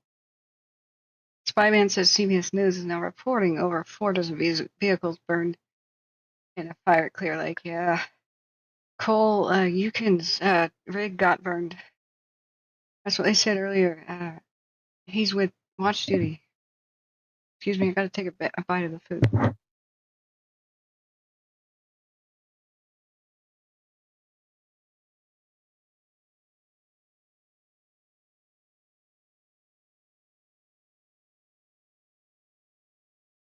But I think this is one of the most beautiful things I've ever shot in my life. I'm not a pro. And I like this. I think this could be playing at Costco, showing off 4K TVs, you know.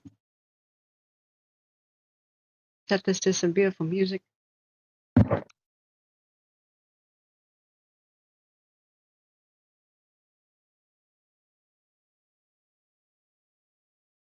Now, pro video people are going to say, newbie mistake, your horizon isn't level. Neither is the plane.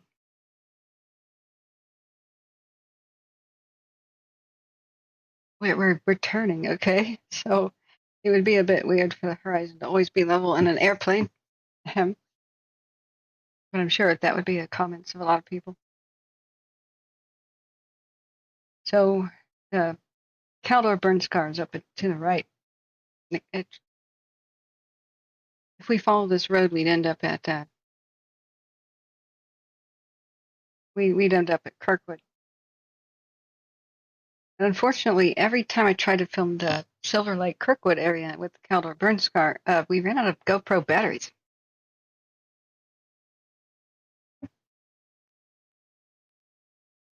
But look at that. Just wow.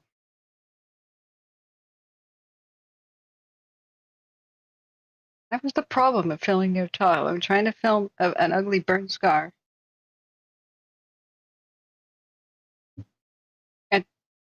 And Tahoe being Tahoe was beautiful half the time. And dang it.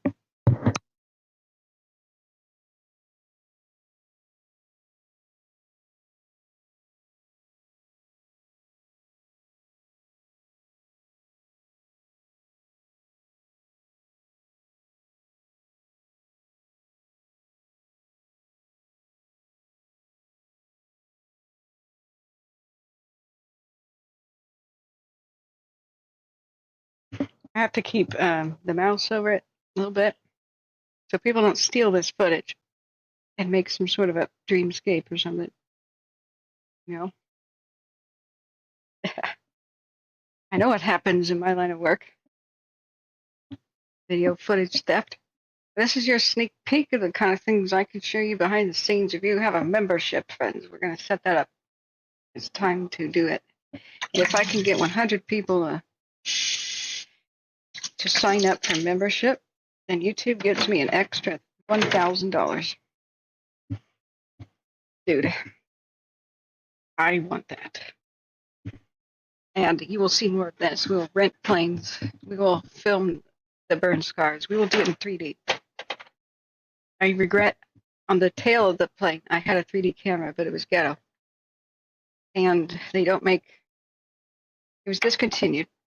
And I tried as hard as I could to get other batteries for it. And because it was totally discontinued, it was very early. Yeah. Still listening to Reno. All I could film was the takeoff and the tiny battery system of this primitive 360 camera. Battery lasted about 22 minutes, so that's just long enough to do your flight check and your takeoff. And I begged Seaprobe. I said, hey, when you go to the end of the runway, can I hop out of the plane? Can I hop out and change the batteries real quick? And he goes, what the hell, lady? No. Amy D says, I so miss living in Tahoe and also flying. Oh, that's right. You flew, right?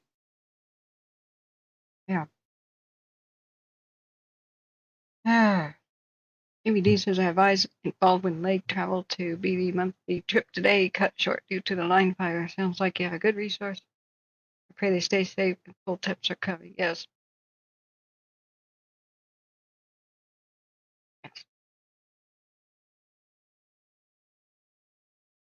And thanks for reminding me to describe this stream. We still got 57 people. That's pretty good. We have 4,000 views. 176 likes. Can we get that better?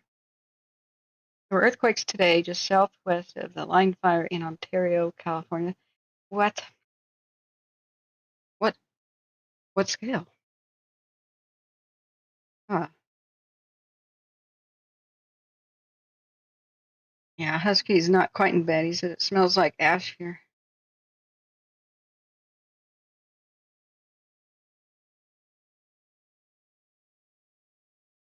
There's a residential fire in Milwaukee, a neighborhood of Portland. Looks like they cleared everyone already. There were several vegetation and roadside fires today in Portland. Be right back.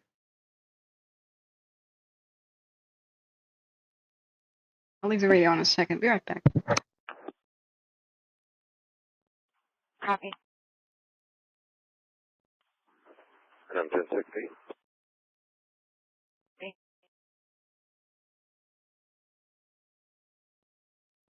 1x40.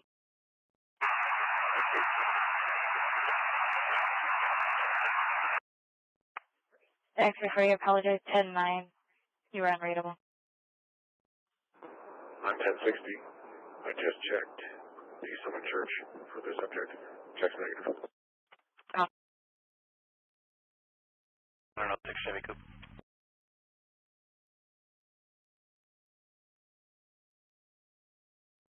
Washoe, 863, please. 863, X-ray 40 Nevada, Ford truck. Wait for a second.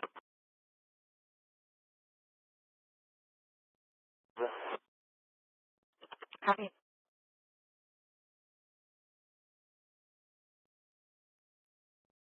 One 11.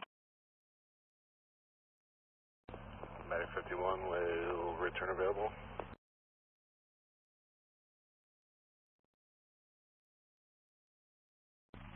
They're on 40 right now.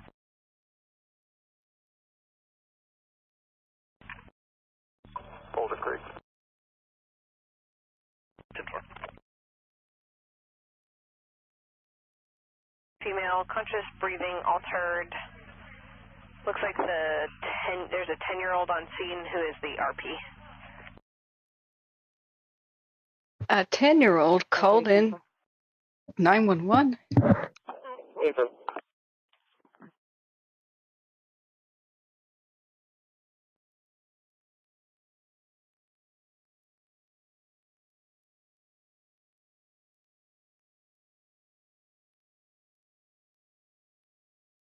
First 171. 171. 10-8 warning. 10.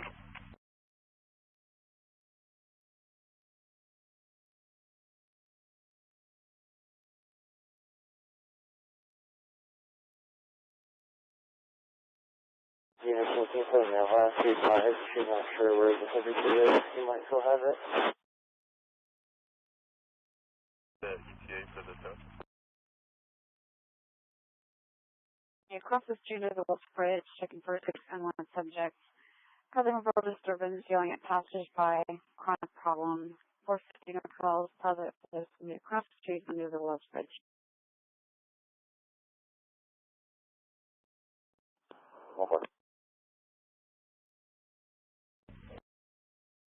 Same 166 on Sierra Center.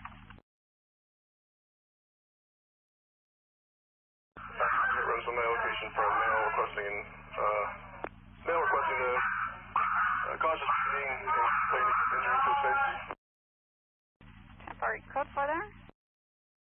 Yeah, just a loud dog and drunk people. 10-4. Salmon Drive, check negative. Copy.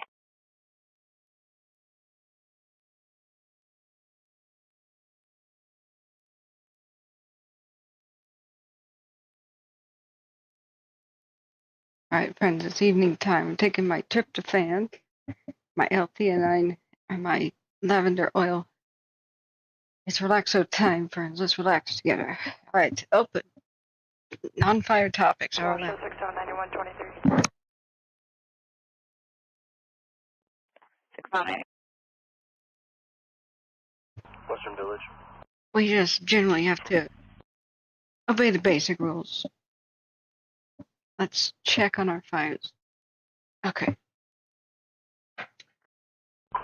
See. 21's on scene. Anyway. Just got a jingle on my phone. There's a fire called the Rice 2 fire. Fallbrook. Washoe 1 North 21, Spartan Court and all of Drexel Drive. Check negative. Forward progress stop. There's a vegetation fire in Portland by Powellhurst. Actually, 1063 priority. Right. Good. Get you covered in just a moment. It's me 3125, South Virginia, number 27. Okay, so I'm turning it off for you guys. I'm gonna turn it way down low for me. Dare I test the webcam? I'm afraid. It not only took a tumble through the glass desk, it landed in the coffee, in the teacup. Well, it's a coffee cup full of tea. So it got dunked. It wasn't on at the time. Now I wish I could show you the landing, but we never get any landings because this is where the batteries stop. We're still flying over Caldor, Burns Scar, and everything at this point. So this is our first flight test when it came out. I hope so. It's been drying out. The thing is, just, it's inconsistent. It freezes. Hey, Michael Jones. I'm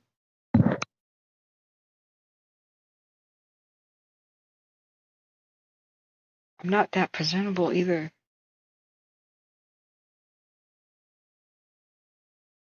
All right, but we got to bite this bullet. It'll flash green. It'll have lines on it. It'll freeze or disconnect or refuse to connect. It just needs a replacement. All right, let's turn it off. See, Amy D says, thank you. My resource is safe. Bed down for the night. Goddamn. David says, yes, we should relax now. We should relax now. There's a nice relaxing flight thing. I can show you where we flew. Oh yeah, we were in 3D mode, right? There's Tahoe. So neat. So there's 50 where we were flying. G-Probe took a detour this way looking at the waterfalls. Now, we could have landed at South Lake Tahoe Airport. That was my plan the whole time. We could say hi to people like Sarah Luna and others. And people like Rebecca live nearby. I don't know where Rebecca went. And so we turned and went south, but it's a very tricky airport. It's got some serious difficulties with approach and some serious winds, especially in the evening. There was a plane crash there last year, and one that happened relatively close to the time of the Caldor when somebody tried to make the airport and couldn't. David says, I look forward to our conversation about becoming a resource in California for you. Have a good night. We'll be in touch. Yes, David, that would be great. If you leave, that phone number and everything, then we can have a phone call. That'd be amazing, David. You are amazing. Thank you. Let's see, how do I? It's kind of got a big turn radius. How do we look south? This is a good way to show people in a 3D map how far the Embers traveled during the Caldor. So where 50 curls around right there, that's Echo Summit. That's 6,500 feet. It's here at Tahoe's over there. The Caldor fire came up, and it rained. The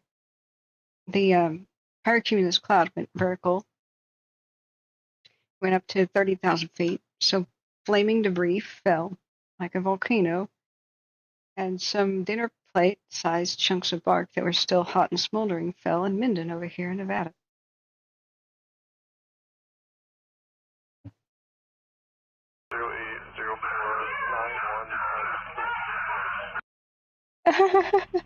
I'm really sorry. So for the date of birth, 9:30, is it 5757? And then I'll have to go over the OLN with you. Just stand by. The cop is trying to run ID, and this dog is going insane in the background. Yeah, good night, David. Good night. We'll try to get to sleepy here. when I get excited about fires, it's hard to wind down. The adrenaline keeps you going all day. It's still, you can't just turn it off. I'm 23 and I'm 10. So the flaming debris had, and this whole mountainside burned all the way that way. But just by the grace of God, the wind did not blow to South Lake Tahoe. It blew it straight due east. And it went right to here and stopped right about on the state line right now. This all burned up. We saw it in the thermal cam. And it was raining hot ash and hot pieces on Minden, where most people were evacuated to. And that's a good thing because this would have been a mass death event. There's 3 roads out of here. This, the south one you can't take. You've got a really small, janky road that closed soonest, the east, west side of the lake. Now you've got one road that goes to 207 to Nevada. That's the Kingsbury Pass thing here. Up there, those are ski resort, ski lifts, so it's not, those are not roads.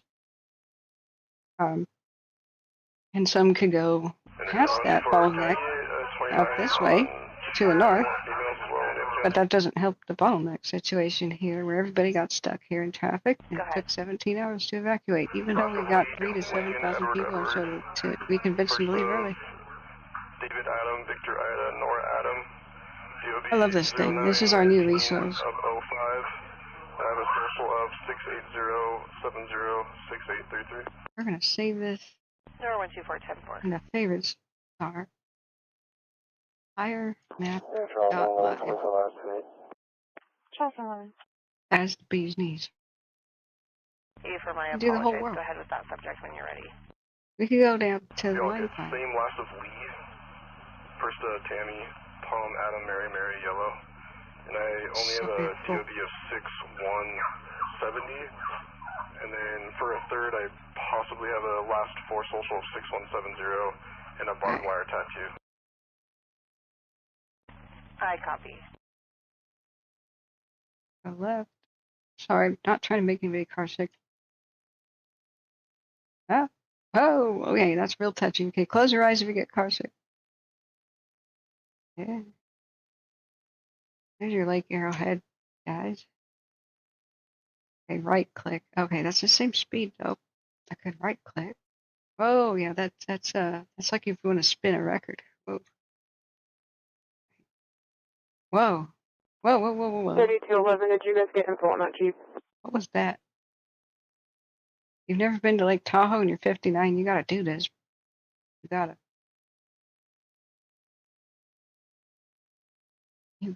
It's one of the places you need to see. And no, I'm not going to say bucket list or before you die, because of course everything you see is what you see before you die. Jeez. 11 Washoe, he's on white. It should be a life goal, though. I copy. It's one of the wonders of the world. Reno 13623. No, it's icy cold. Swimming in it is pretty severe. It's a man's endeavor, and I'm not man enough to swim in Tahoe. I did it because it was like 95 degrees unusually. In August of 2022, I was there, but not after these flights. But I got really sick after that.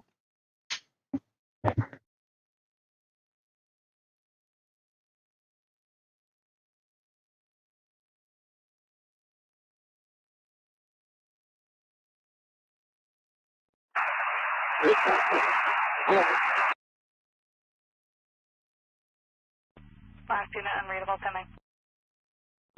3 Charles 7, 1 Now- Nora 11. Now, if they fine-tune the controls, like take down the extreme touchiness, 32 Washoe. it's going to be an awesome Kevin, CCW resource. is in its grace period Oh, for anybody. The CCW is suspended pending DUI arrest, pending arraignment, and he's clear ballot. Subject Kendra is clear ballot restricted of This is even helping me understand, like, why would they evacuate Mountain Home Village there? Well, looking down the barrel of a gun. It's one heck of a wind tunnel. 21, all of Walmart and Kohl's checks negative. A lot of people, especially who don't live in California, are so astonished to find out there's ski resorts up here. X-ray 47. You can go skiing, like at Idlewild and such by San Bernadino. Palm Springs, ski resort, right? Idlewild is a ski resort, right? Or it used to be.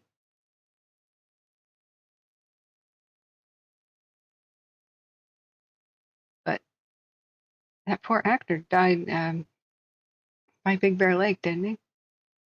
The one who went missing. It's high altitude. Whoa. I clicked something in Sparks 171.23. I can see now the very great difficulty in finding him.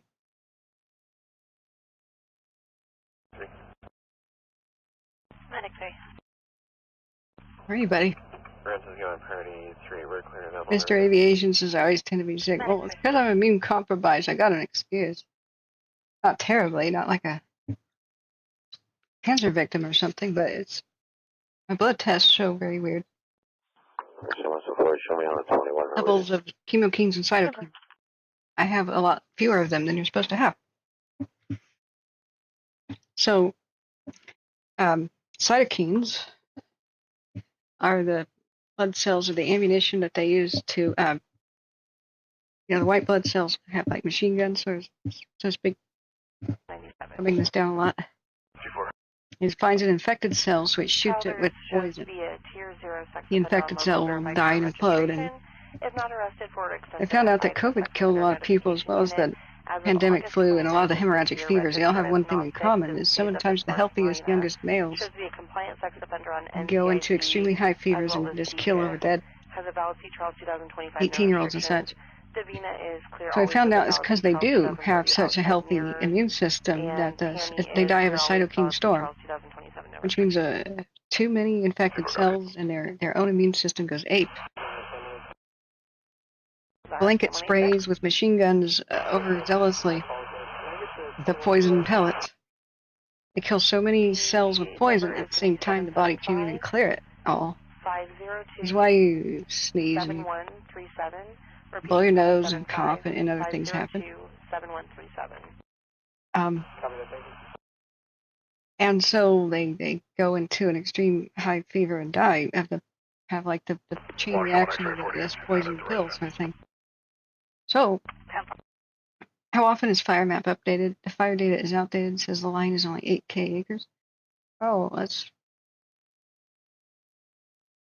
I bet they're taking information directly from InsaWeb. I mean, they're pulling it automatically from somewhere. They say 17,459 from me.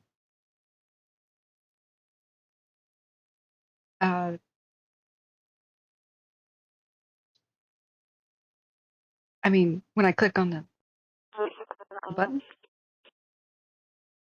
is it not showing that for you, Amy? Or you guys want to see what this is? Let me link it. I copy, confirming already in area. Or I'm guessing it's either InsaWeb or CAL FIRE or a combination of both.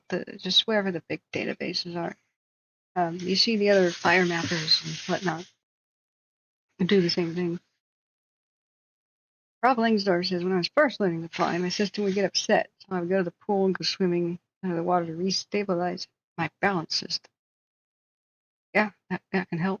I have eustachian tubes that are totally clogged up. I have a severe deviated septum in my sinuses, so I do have chronic illness just related to the sinuses.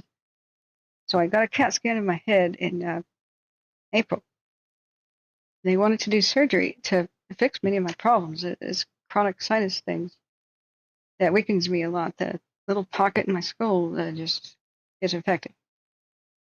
And I can't breathe, and I just linger in a kind of coma-like state, not doing well. And so they wanted to do surgery in early June, and I almost did it. But then they told me about the complications.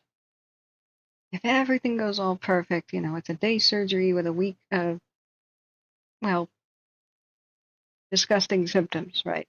hawking up stuff you don't want to describe. But there's some complications. Say what's up, Mark.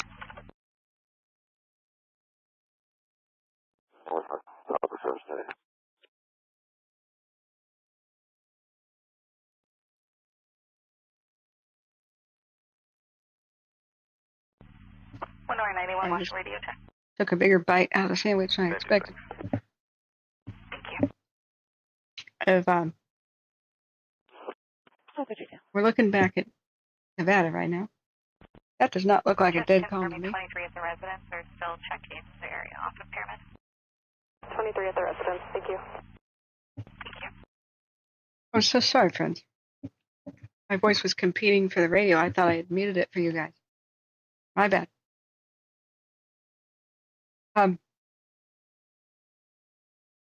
Wildfire, why are evacuation warning for ANG02? Okay, let me look.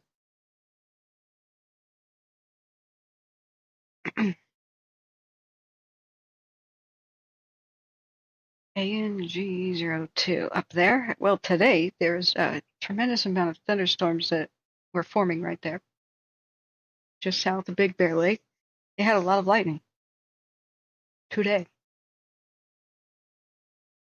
We need to check to see how long the thunderstorm activity is expected to be. We already checked Reno's weather. Let's go check on.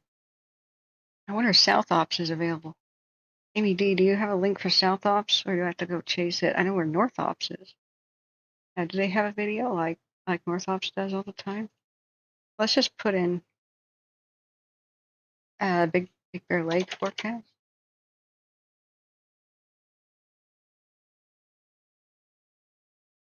Air quality alert is the only hazardous condition.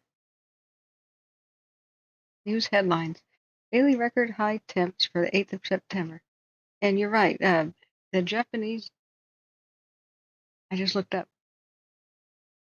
Well, anyway, the reason I didn't have the surgery in June is because I knew that if I was out of commission most of June, because I tend to heal kind of slow, I just do, that could be exactly when the fire season started, and that's when it did. So I decided to put it off till September,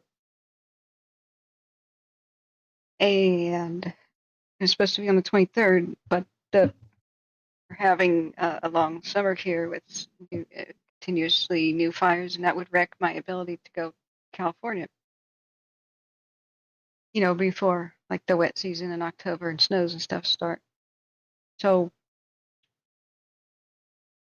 I changed it again, so it's going to be around November 7th, which means I can't be at Paradise for the anniversary, which is November 8th, but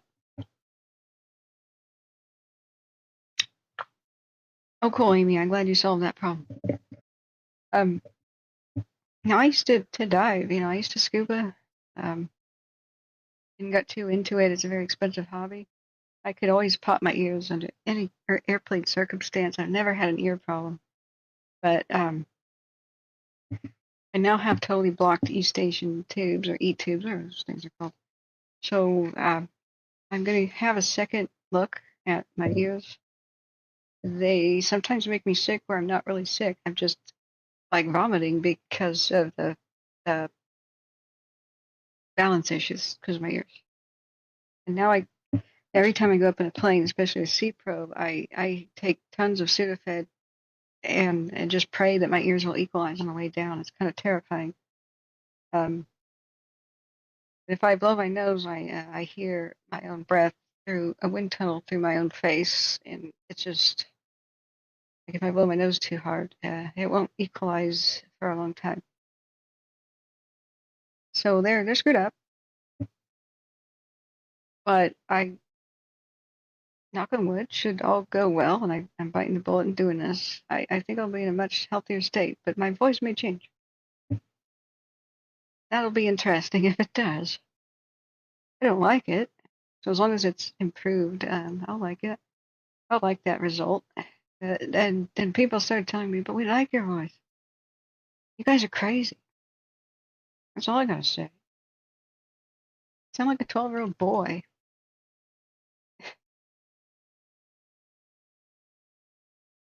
But hey, I will hold it against you.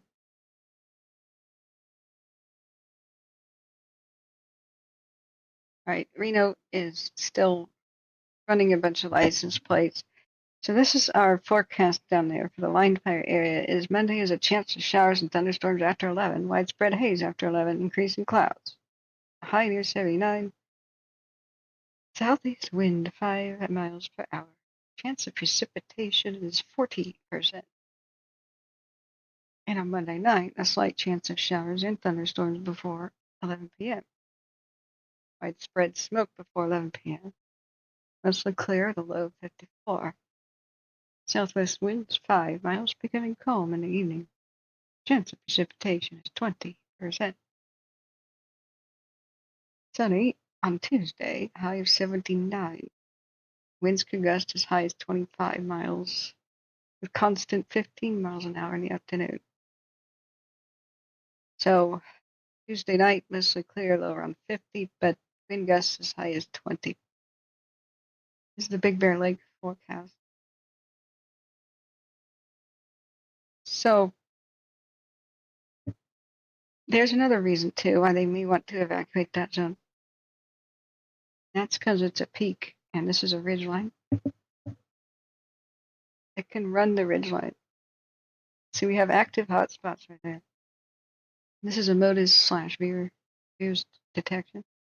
So it can just, no matter which way the wind blows, climb this and then run a ridgeline, especially if we have alignment, which is wind blowing the same way as our ridge or canyon, then it'll race. So this place, the Oaks Restaurant, Glen Martin, Angelus Oaks Story, and the prescribed burner. Interesting. Well, good. They had a somewhat recent prescribed burn.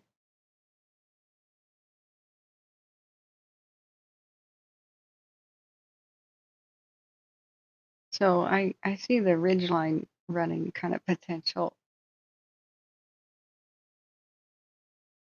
But the worst fire danger may be from the new lightning strikes from these thunderstorms. I can't believe we didn't have like a whole flurry of them over by Hammett and Paris. I think it was the torrential rain that saved us. Probably about it. Service fire. Windlock Road near Fossil, Oregon. Zones this, and this have been upgraded to a level 3 evacuation go right now. Oh boy. Okay, let's look at Oregon. We have brand new evacuations. Here we go. Let's get a separate watch duty.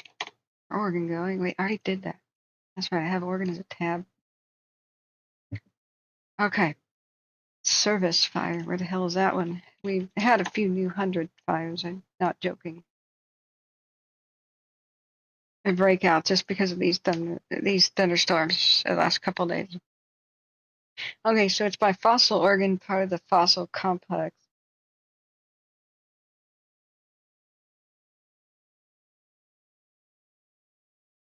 So the evacuation was the update.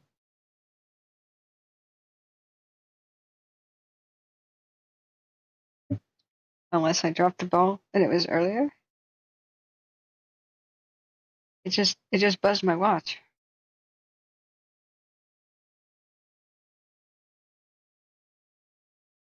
Okay.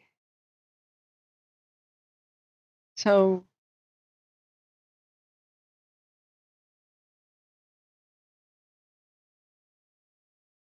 it was 3 hours ago. It was at 10 and I somehow dropped the ball. The watch didn't jingle. Yikes. Okay. I've got it on vibrate. We have a Rice 2 fire update. That's been a while now. That one.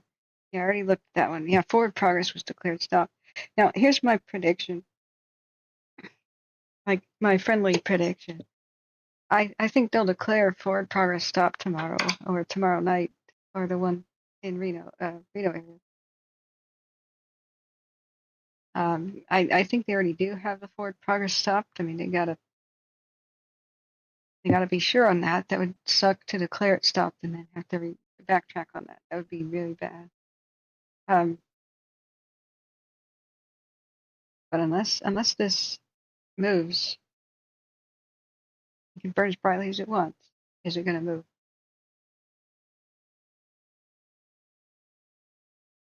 Back here in Nevada, it ain't moving. Not to the north. That's a very intriguing phenomenon. You can see the smoke getting sucked over towards the hotter part of the fire. It's like it's breathing and sucking in fresh air. Look at it. It flares up massively to the left side. Smoke starts pulling over towards it.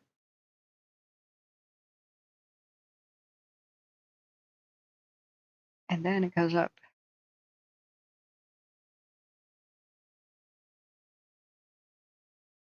But it's just dimming down to the right. It's starting to run out of its fuel.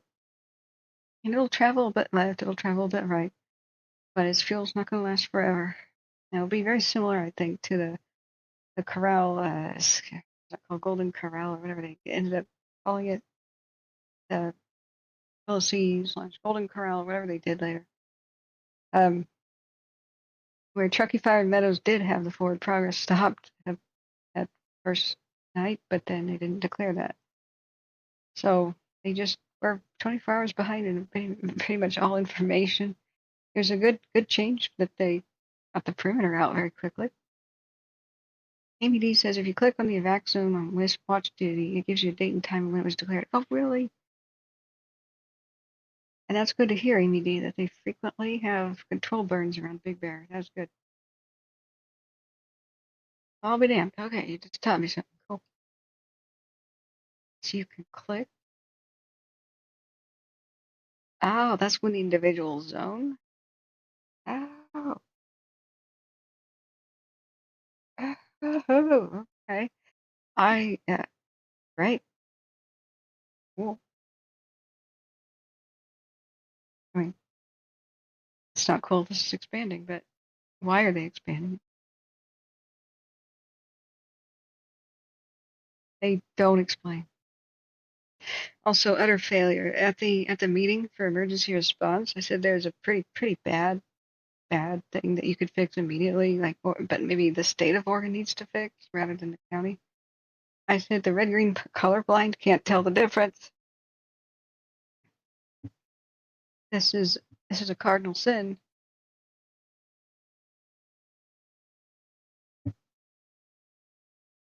Black backwards taxi, circle our traffic stop a few times. Oh, sorry, that's just a police affair. I'm still casually listening to Reno. I see when they just declare that, then are you supposed to find it? Now I have to go deep into the Facebook pages and okay. I have a rental car right now. I could take the rental Jeep out here. I asked if there's a limit to the mileage or anything.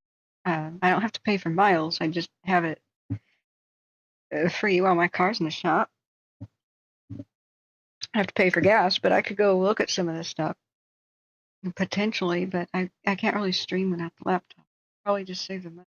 But I've got this urge to I've got that I could be here by dawn kind of urge to look at some of this stuff.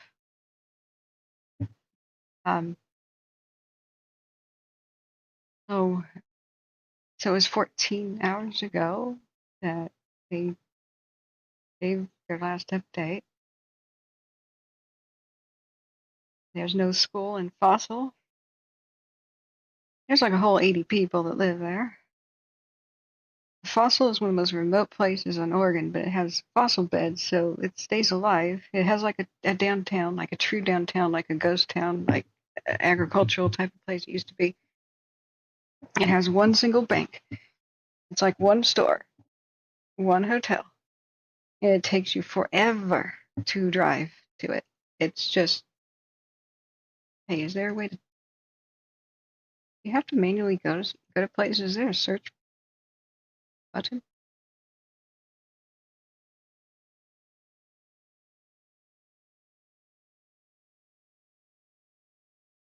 Oh god. I want to lock north up or something. How do I? Okay, close your eyes if you get car sick. I'm making myself car sick.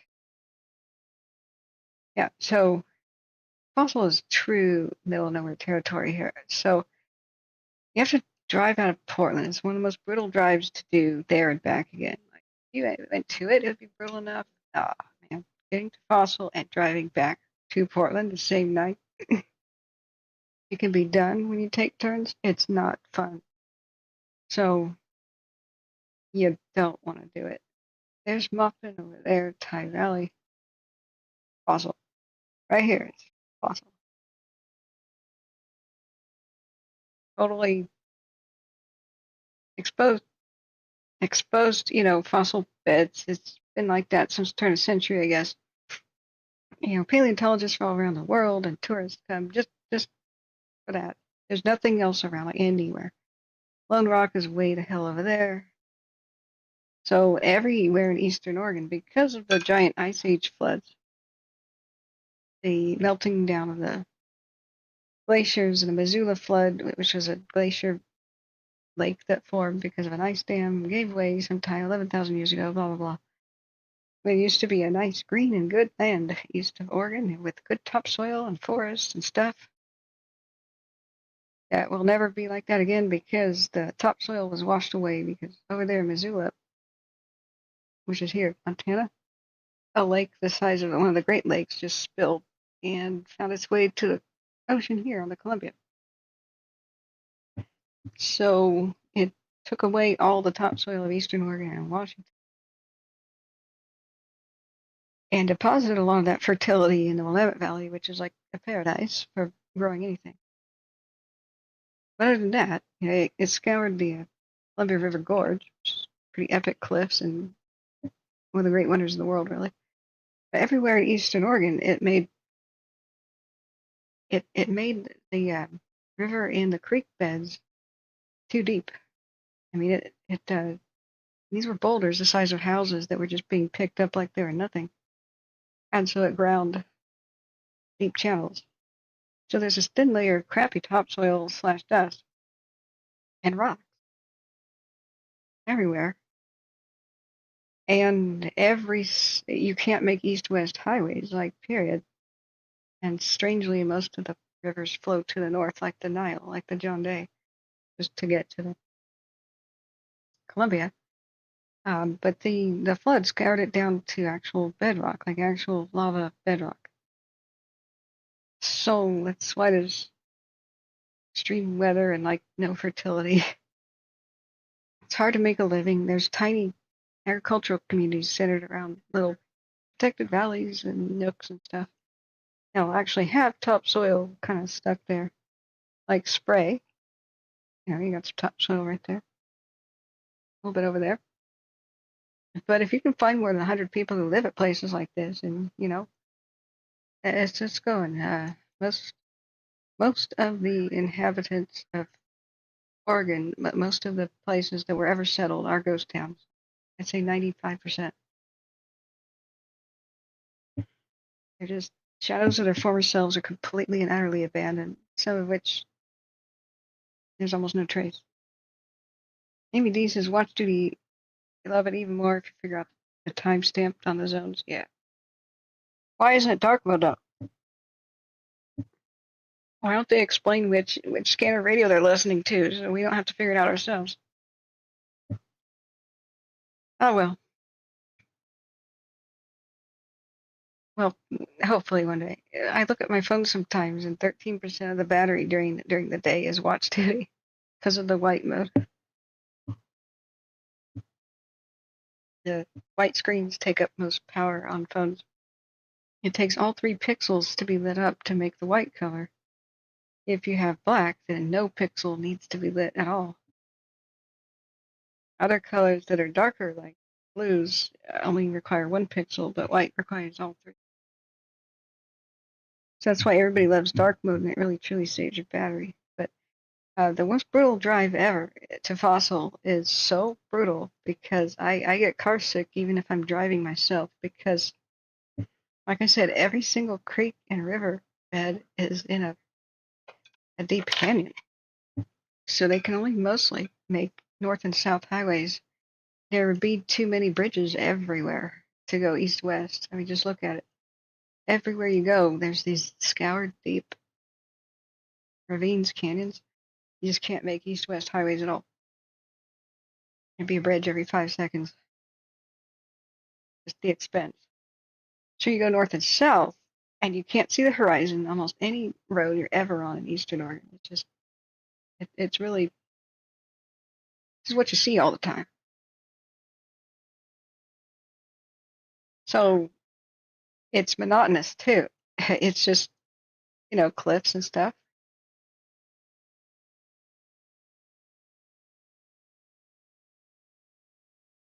Yeah, it's more like what it looks like.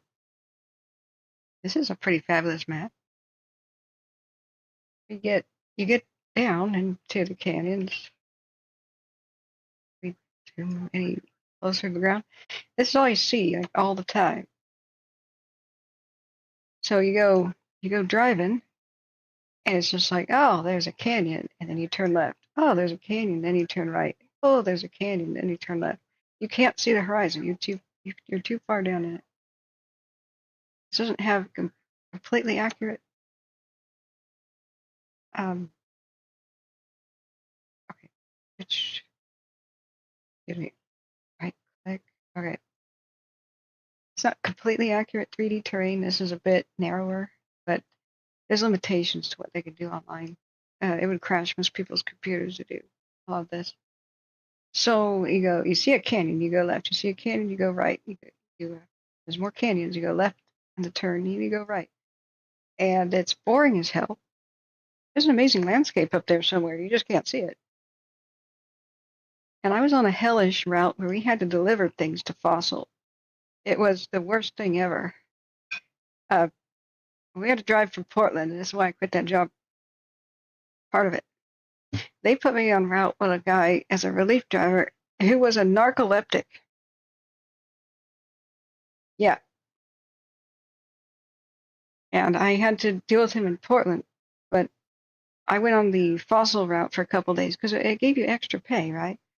It's a long haul. It's, you got to sleep in the vehicle if you can, strapped in. It's not like it was not like a big rig truck with a true bed in it or something. No, it was just pretty ghetto. Day delivery stuff. The company wasn't a bunch of cheap asses. Excuse my language. They should have paid for us to stay overnight in Fossil. Would have been $100, whatever. They're like, no, do the entire raid back, all the way back on the same freaking day. We left at 4 in the morning. We straggled in at 3:45 p.m. back to Portland. So I was en route with this chatty guy who was going yada yada yada yada in the driver's seat. I'm in the passenger seat, trying not to puke. And he goes, "You're going to replace narcoleptic Joe, right?" I'm like, "What? Joe has narcolepsy?" He goes, "Yeah, you didn't know that?" Like, I'm on route with him all the time. What do you mean he has narcolepsy? You can't be a truck driver and have narcolepsy, or any kind of pro driver. He goes, "Yeah, well, the company hired him. They know about it." What?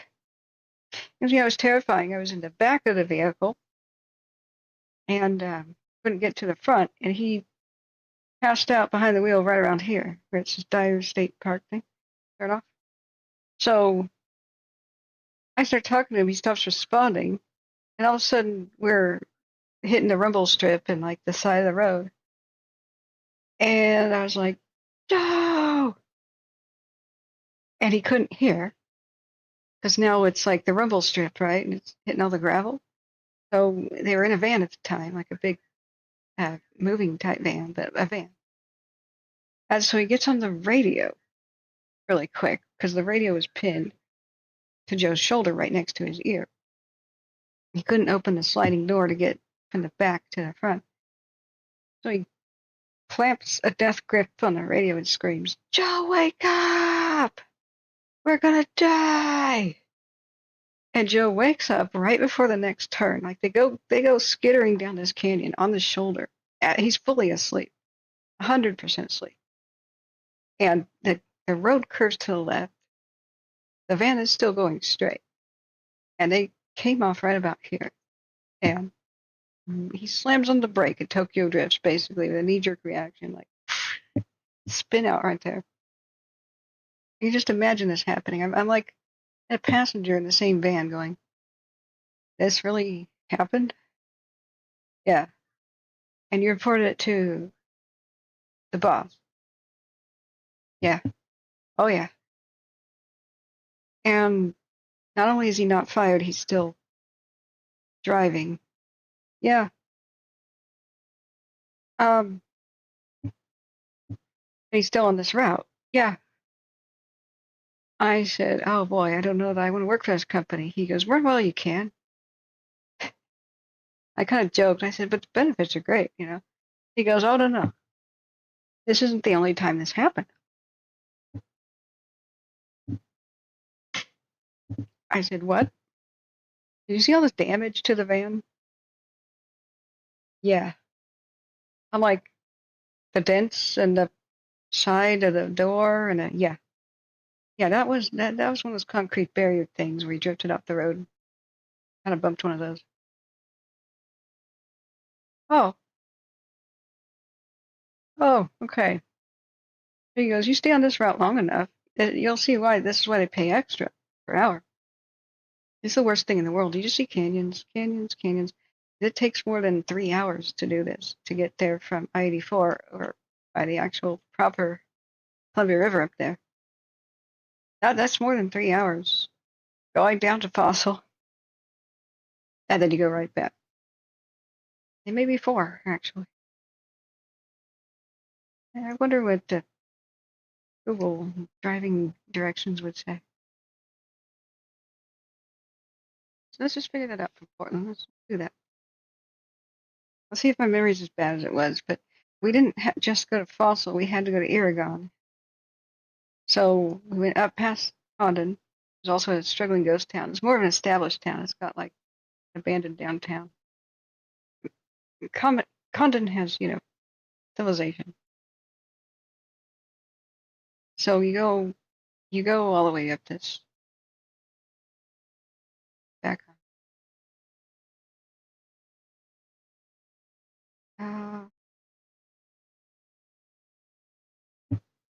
FTC on a trespassing, and a third one out of Carson for FTC on a burglary.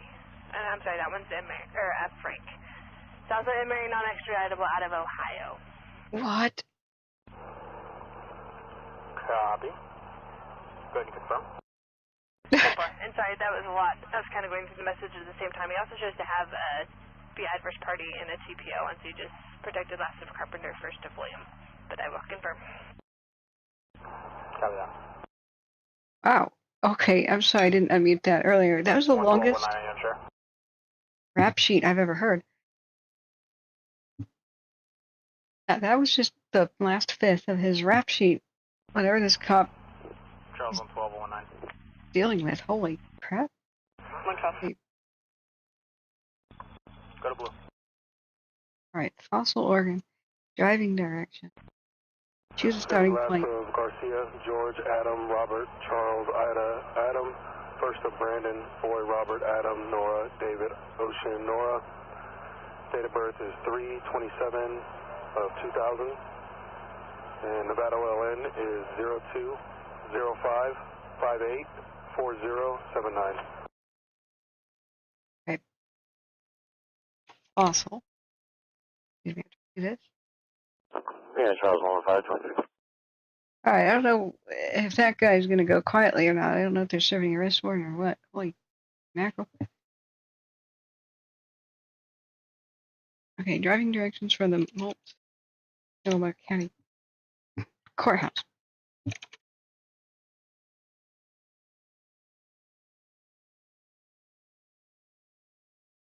Alright.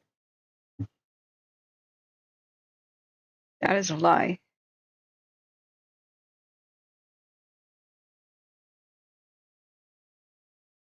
This is a dirty lie. You cannot get to Fossil in under 3 hours. You would have to go like 120 miles an hour on I-84. This is not real. Oh yeah, this time of night it's yeah, leave now. No, depart at 7 a.m. on a Monday. Still same, just around 3 hours. It's not real. It's 3 hours just to drive from here to there. It's totally smoking crack. Don't believe it, friends. Don't believe it. I mean, they have 55 miles an hour is the speed limit of Oregon, the entire state. You only have exceptions on I-84, the freeway, and I-5. That's it. Everywhere else in the state, the speed limit is 55. You are speeding at 60.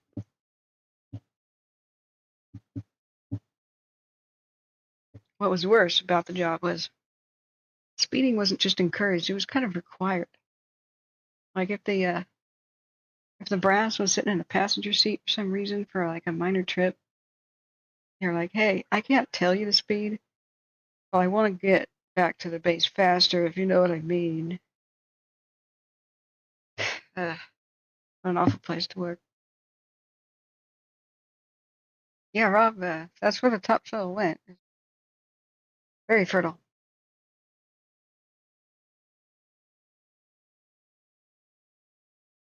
There's two different major disasters that can occur to Portland. I mean, the Cascadia will affect it, but it's mainly destroying the coast kind of thing. But this is a fault line. So what the Missoula floods did was deposit topsoil on top of this fault. You can see how it's like a really straight, strange-looking line. You look at the coast of California, and you can see the San Andreas and others look just like that. These are not hills. It's a giant, broken-up, shattered piece of land, like a broken eggshell. It's capable of 7 point something quake. This is the biggest threat to Portland. So Washington County begins out here. So part of Portland's in Washington County. Multnomah is mostly the east side of the river. So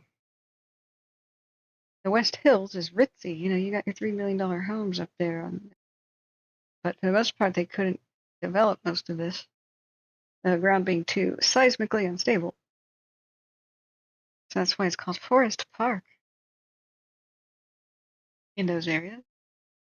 Tried to develop it in the 50s and failed. Yeah, Forest Park. And Portland brags about having the largest urban area park in any state. It's clearly outside of the city. They just drew their city limits over there to be able to say that's the biggest in the nation. Whatever. Not even the same county, but whatever.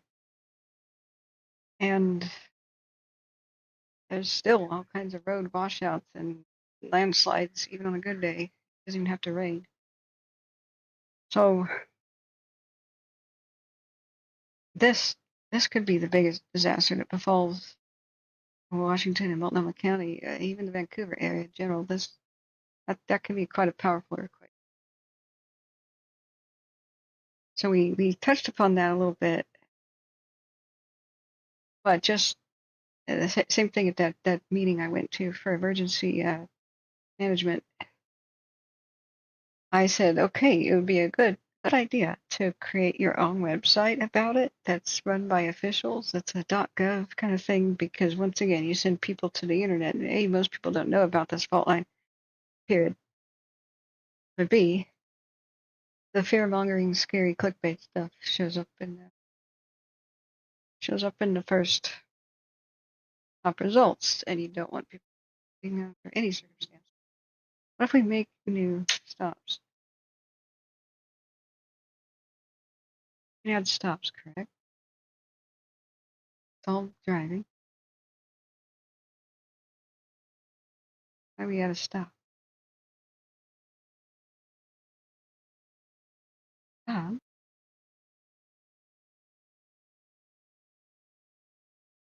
Route options.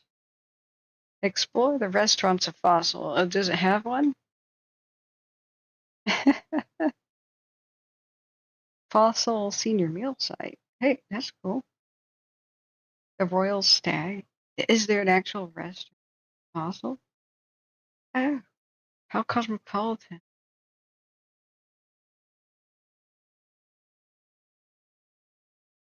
I'll have to go back to Fossil. It looked like the quaintest little cute place. Very Wild West, too. Let's use the little gold man and look at it. That's tragically updated.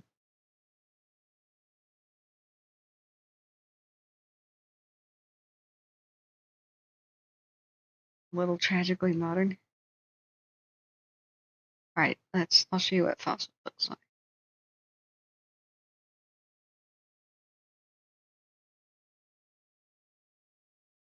You can tell it was once a much bigger place. Cool and old. Store/shop. Check that out. What is this? Awesome. Fossil Auto Body and Paint. Look at these cars. Champion? I've never even heard of a car called a Champion. Yeah, wow. But look at the Grim Reaper is pumping gas at the old body and paint store. This is great. I didn't know this was here. He's holding a primitive looking farm implement. It's not a true scythe, but good enough. Oh my god. That's awesome. Look at these cars. Alright, I'm gonna timestamp this as a highlight. This is good. This is good. Right. Been remiss on my timestamping. Pretty lazy on that today. Who is still awake? We have 51 viewers. We have 180 likes. Thank you for getting that higher. Can we do higher? Okay. Oh yeah, I've been really bad with timestamps. The last one was 3 hours into the broadcast. We're now 7 and 12 minutes. I'd like to go to sleep sooner. I'm just trying to unwind.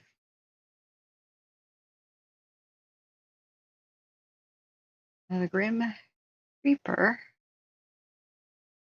at gas station.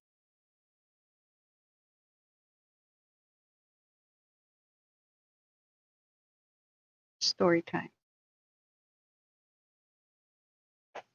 I know a lot of you fell asleep to my very soothing voice.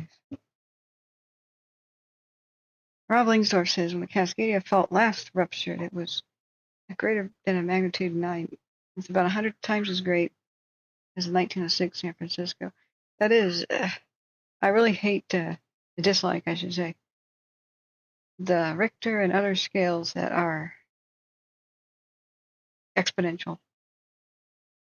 People don't get a 6 is way bigger than a 5, etc. Unless you have some sort of a visual chart. So don't use a visual chart. Put it on a scale of 1 to 1,000. Then people can recognize a 50 is very different than a 900.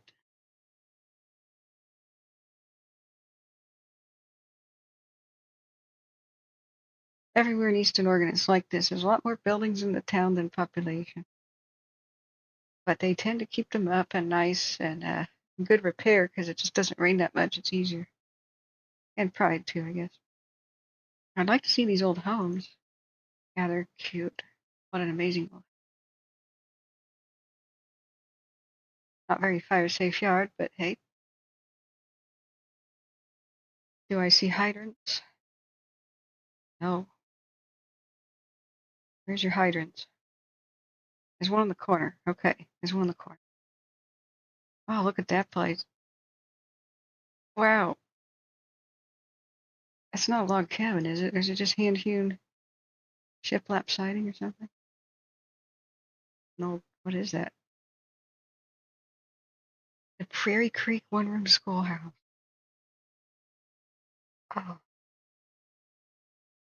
Oh, that's exquisite. So I need a better look at it. Look at that.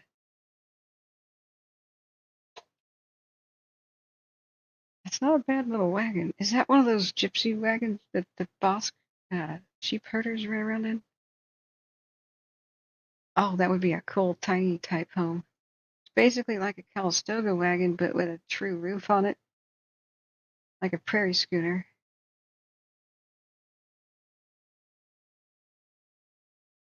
That must be what that is. There used to be a lot of sheep herding and shepherding before Australia won the whole international we'll make it cheaper than you guys do thing. Must be an old Oddfellows. I don't know. That symbol probably was there. It's probably sheep.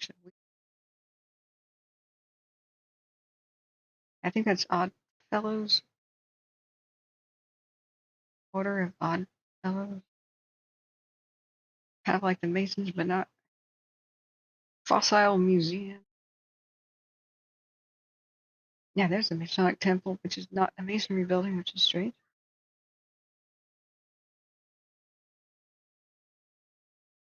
Shamrock.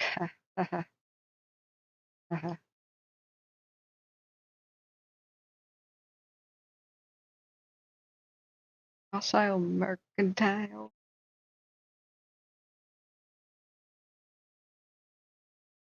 There's that bank. This is the Main Street. Bank of Eastern Oregon. The closest I got to it was waiting in a van over there while somebody used the. I don't think they even had an ATM. I think they just had the teller back then, at least. It's quaint, but man, Eastern Oregon's weather and climate is freezing cold at night, boiling by noon. I'll look at the old school up there. I know. Now that's an elementary school. I went to Shannecoe and Antelope on the way back from the eclipse. I can't believe Antelope nearly burned down. Rob says over time, when the subducting plate lifts up on the coastline, when the quake hits, the shoreline is quickly dropped in the ocean. Now, when did the last Cascadia event happen? Was it the famous event that sparked the world famous art, the woodcut of the tsunami?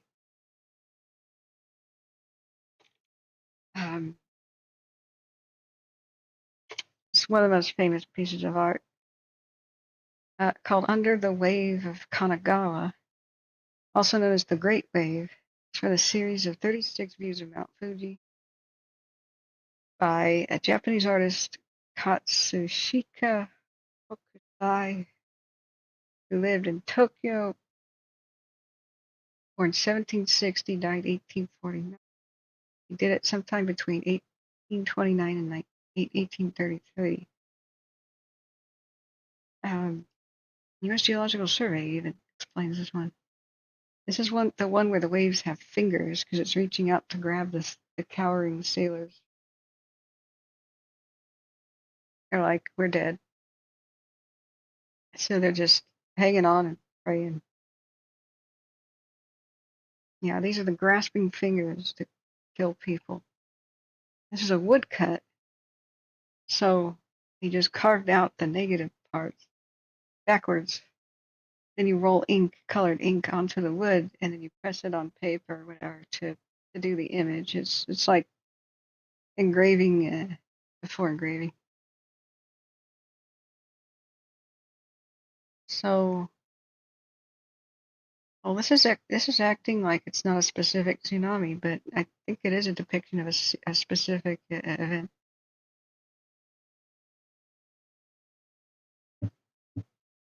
Now, the Great Wave is best thought of as a large rogue wave, or perhaps a mythical event, a yarn told by sailors. Because of the location of Mount Fuji, though, and the apparent direction the boats are going, the waves appear to be breaking shoreward. Some think of the Great Wave as a tsunami, but tsunami waves tend to be more of a tall tidal bore with no white caps. until it hits the shallows near shore, or when the energy of the tsunami roar is concentrated in shallow narrows like harbors. While the real intent or meaning behind the Great Wave woodcut print is not known, and while tsunami waves typically do not crest or break, do not have white caps like this, whatever, dude. Focus-sized print is nonetheless often used to depict a tsunami. What the hell are you talking about? You're fired. Whoever wrote this was an idiot. Sorry, that's just my initial impression. Of course they crest and they have white tops. I watched live on TV the tsunami hitting the Japanese coastline and looking like a white line. There are a lot of areas where there's shallow shore. They're not that far offshore. Look, Mount Fuji's right there. This is stupid. So this is what happens. Modern people try to poo-poo people of the past, like, oh, they must not have known about this or that. They couldn't have been accurate. And they are. And you better just take a pill of humility. Oftentimes, ancient and artists of the past are very, very accurate. I forget what this is called. It's a prejudice where people, don't have a big enough pee-pee or whatever. Their problem is. So they have to feel superior to somebody. And one of the common things is, oh, the modern folk are superior to those in the past. So there's a stupid prejudice where, oh, this is a work in the past, therefore it can't be accurate, it can't be valuable to history or something. Oh, therefore we'll just totally discount it and feel superior to it. Oh, we're so modern, we're so accurate. I don't know, but then you realize that half of what you're taught in elementary school doesn't work.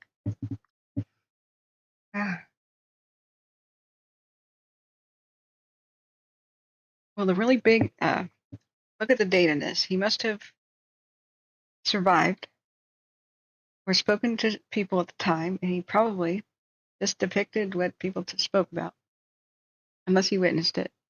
So his person's born in 1760. They die almost 1850. So creating the piece sometime around 1830. Well, the giant epic tsunami that hit Japan and Seattle. The Seattle tsunami, where they found the stumps in the mud that proved that there was a sunken forest. They've also found that near a beach in Central Oregon. I can show you pictures there. Well, there's a huge one around 900 AD, a 16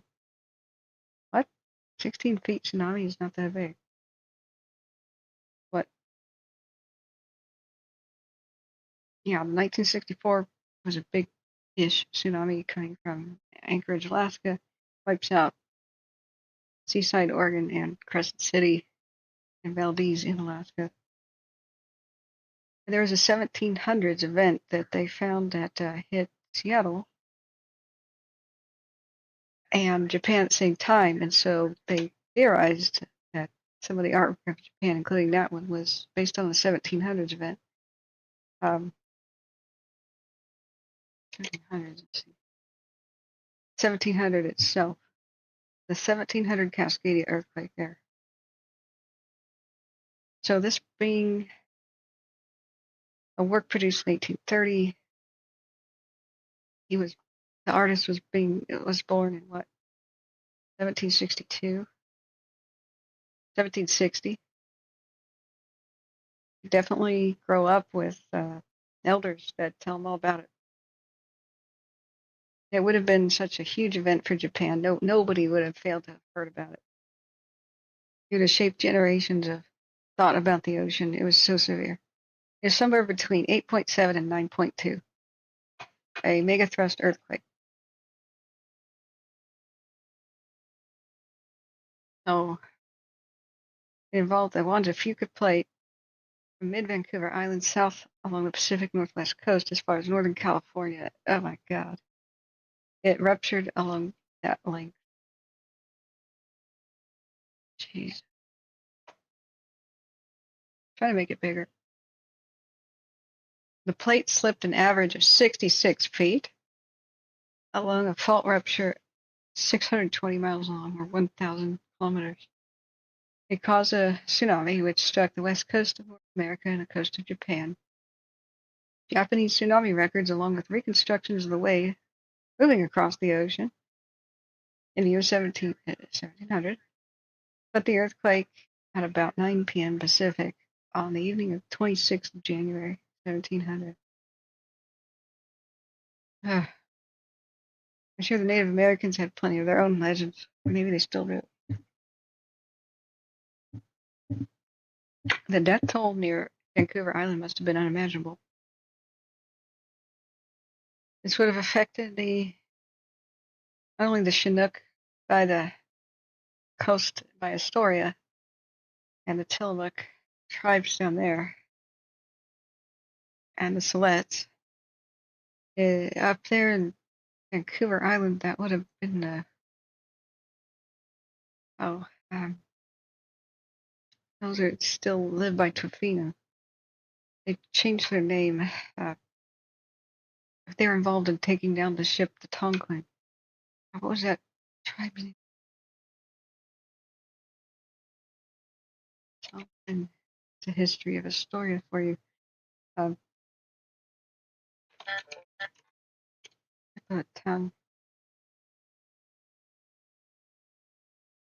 Clayoquot. The Clayoquot. They changed their name to Tlaoquia, I think.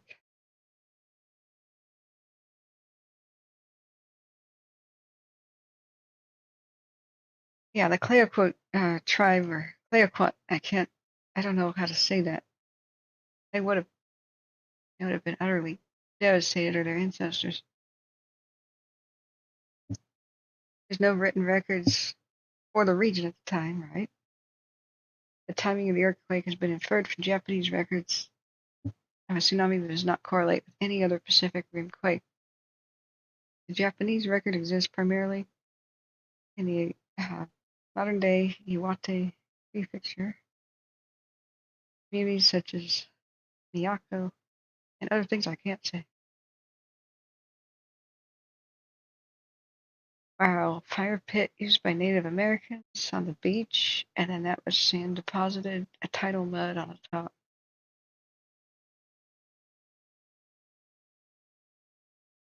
Wow. If that's just a fire pit, like 2 different fire pits, this happened and froze the moment in time. Wow.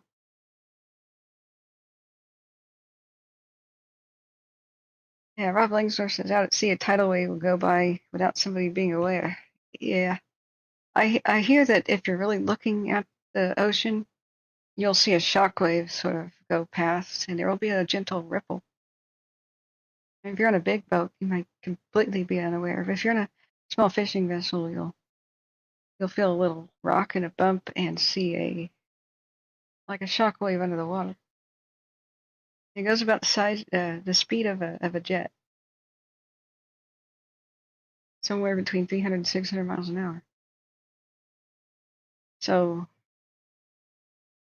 for as long as it shook, or rippled, or whatever, undulated. Yeah. And then it reaches shallow water, and then bam.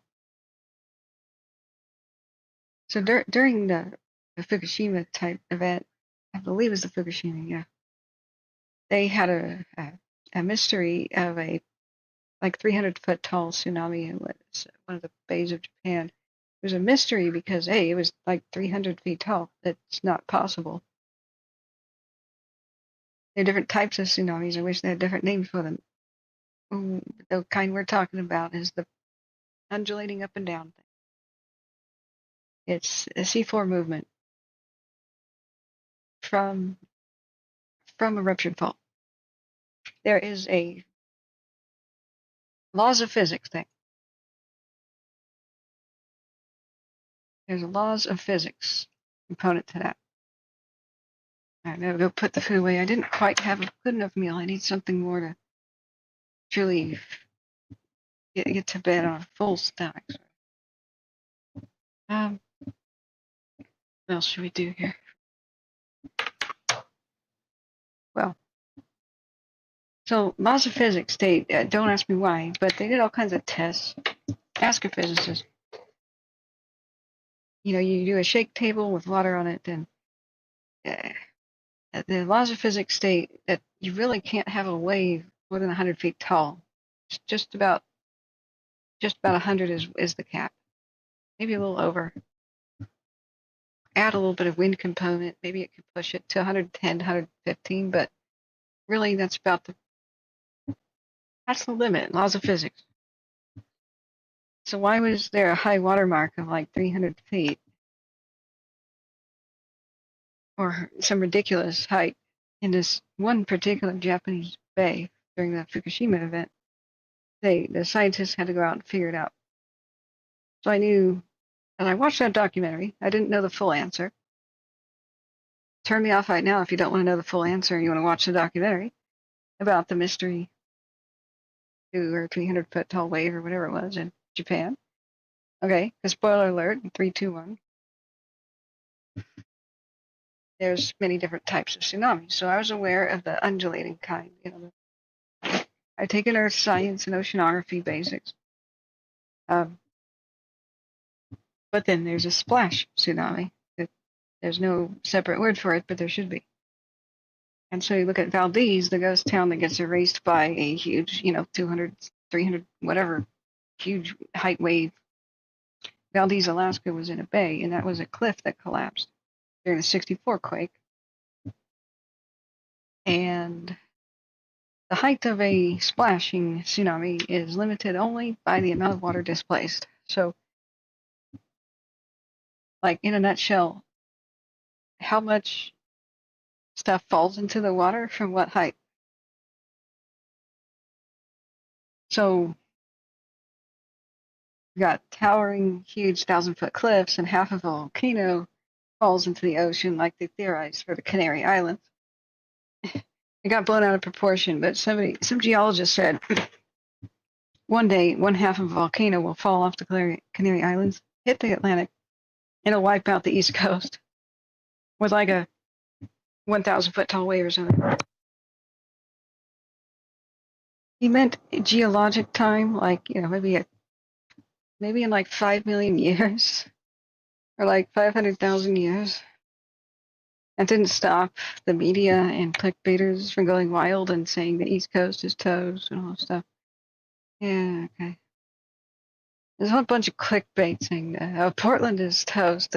Cascadia is going to cause a 3,000-foot tall wave that'll go over the coast range and hit Portland. Yeah, I say 3,000 feet because that's as tall as the coast range is.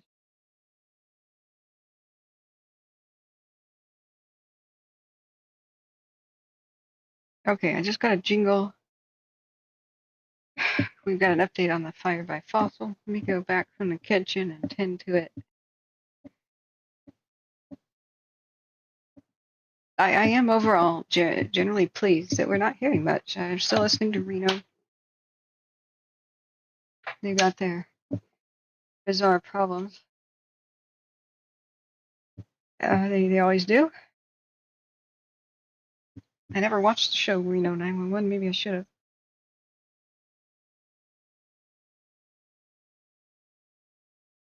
Okay. Update from Wheeler County Sheriff's Office. Fire activity increased overnight. Cross Highway 19 in the area of Shelton Park.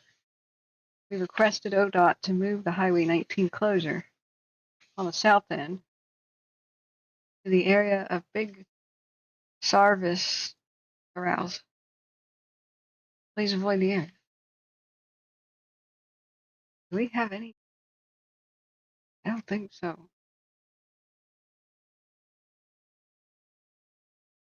Fossil's pretty remote. Attila National Forest. I don't know where 19 is, or I haven't been. Oh yeah, it's the main highway, right?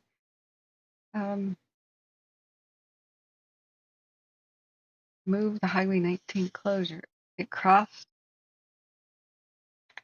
Highway 19, like just now.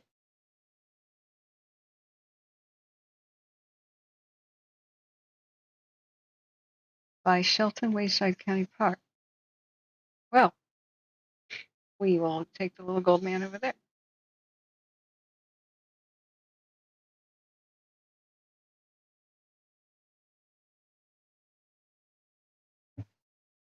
$140. What's a 1095? This officer sounded like he was being choked. I just unmuted it. Okay, so the Shelton Park.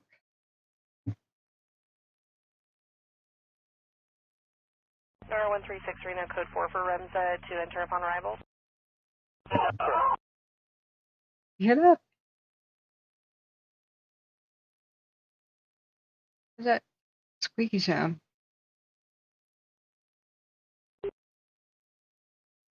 Wait. Also complex. It's not next to the town. Yeah, I don't know where the Shelton Wayside County Park.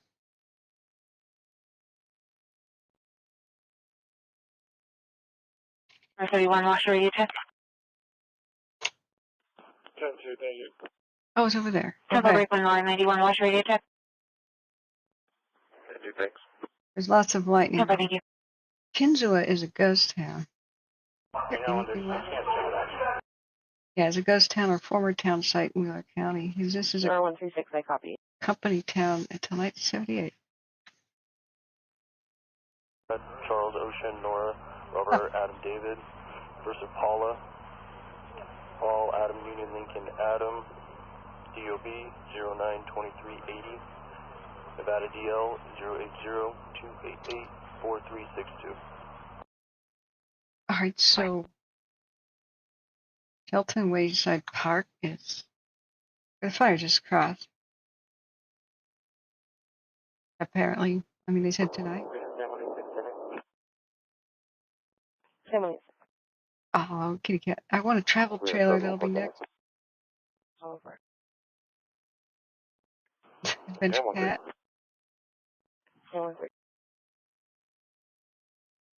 I'll be next. I will. If I could retire from fire, I'd just do this. I'd go looking after history and ghost towns all the time. Ah, I'll be next on the fundraising. Get the ability to go live with a laptop. I do have a ball hitch on the car. Then we get a travel trailer, pop-up thing to tow, and a dirt bike. And boy, I will go show you wonder. I know the special secret places. Dorado Fire, it just jingled my wrist. It's in Ockham. It's moving west, slow rate of spread 1/4 acre grass fire rare. El Dorado County, California. It's called the Dorado Fire. Well, we got a new one. Let's look at it. It looks a little bit vigorous. Charles 111 coming in here. Charles Right. 111. That has been our little trip. 780 Reno radio check. 90-10-2. All right, sorry, I'm muting that. I'm sorry, I forgot it was on. Sometimes I move my left shoulder and it hits the headset and it turns the dial down, and I can't hear the radio and I don't know that it's talking. A 1095 is a subject in custody. Ah, I see. Loch Levin Trail. Sorry, let me look back at the chat. We've got to look at Dorado.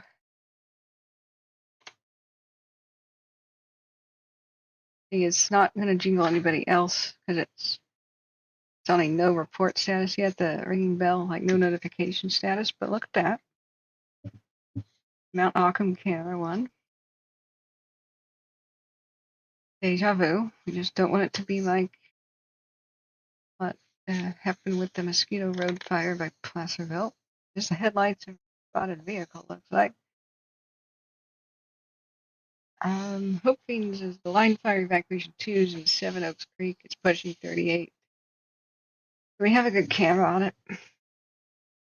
So Seven Oaks Southwest, not the community, the dam area and the actual creek. Okay. At the bottom of the Seven Oaks Creek is the fire.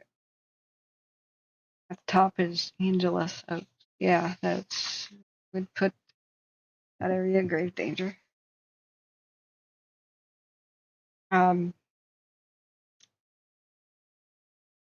The I thought it has been in level 2 since this afternoon. You're a firefighter at Mill Creek. Level 2 has been set since yesterday. Ready to go order was issued the afternoon. Okay. Where at? So you're on the line fire, Hope? Sorry, the line fire level 2 evacuate the Seven Oaks Creek. Let's take a look at this real quick at El Dorado County.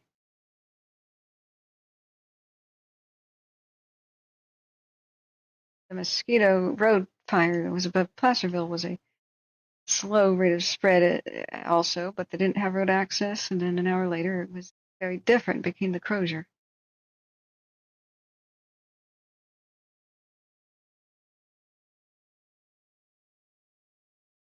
All right, so we'll look at that in a second. Thanks for the input.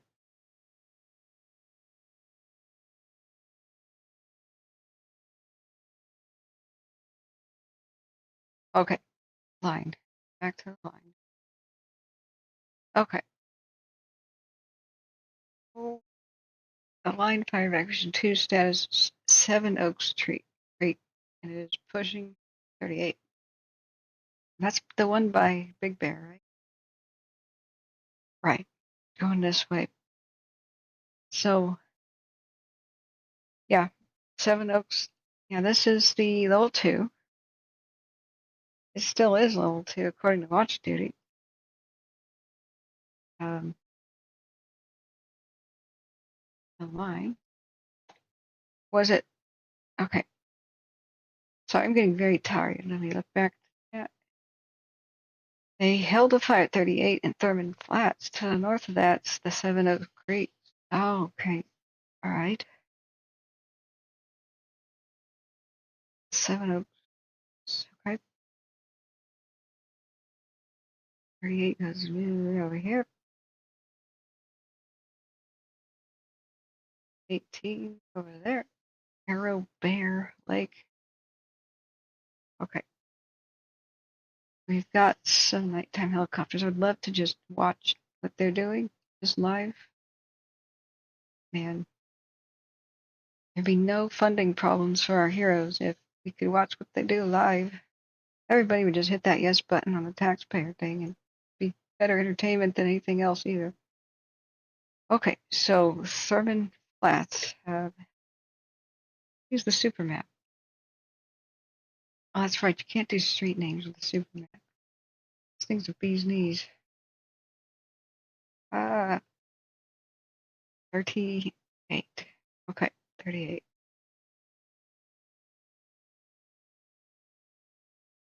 Did it go over there? Am I in the right spot? It was 38. Was it, is this yesterday's footprint?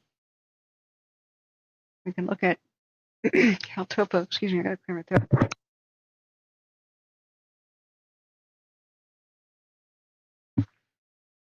Okay. Because I would have said that they held this over here at 3:30, looks like. But did it get to 38?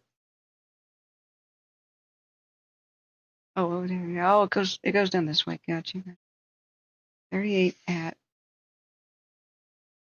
Thurman Flat. I have no idea if I'm in the ballpark. I wish. We'll just have to switch to Caltopo.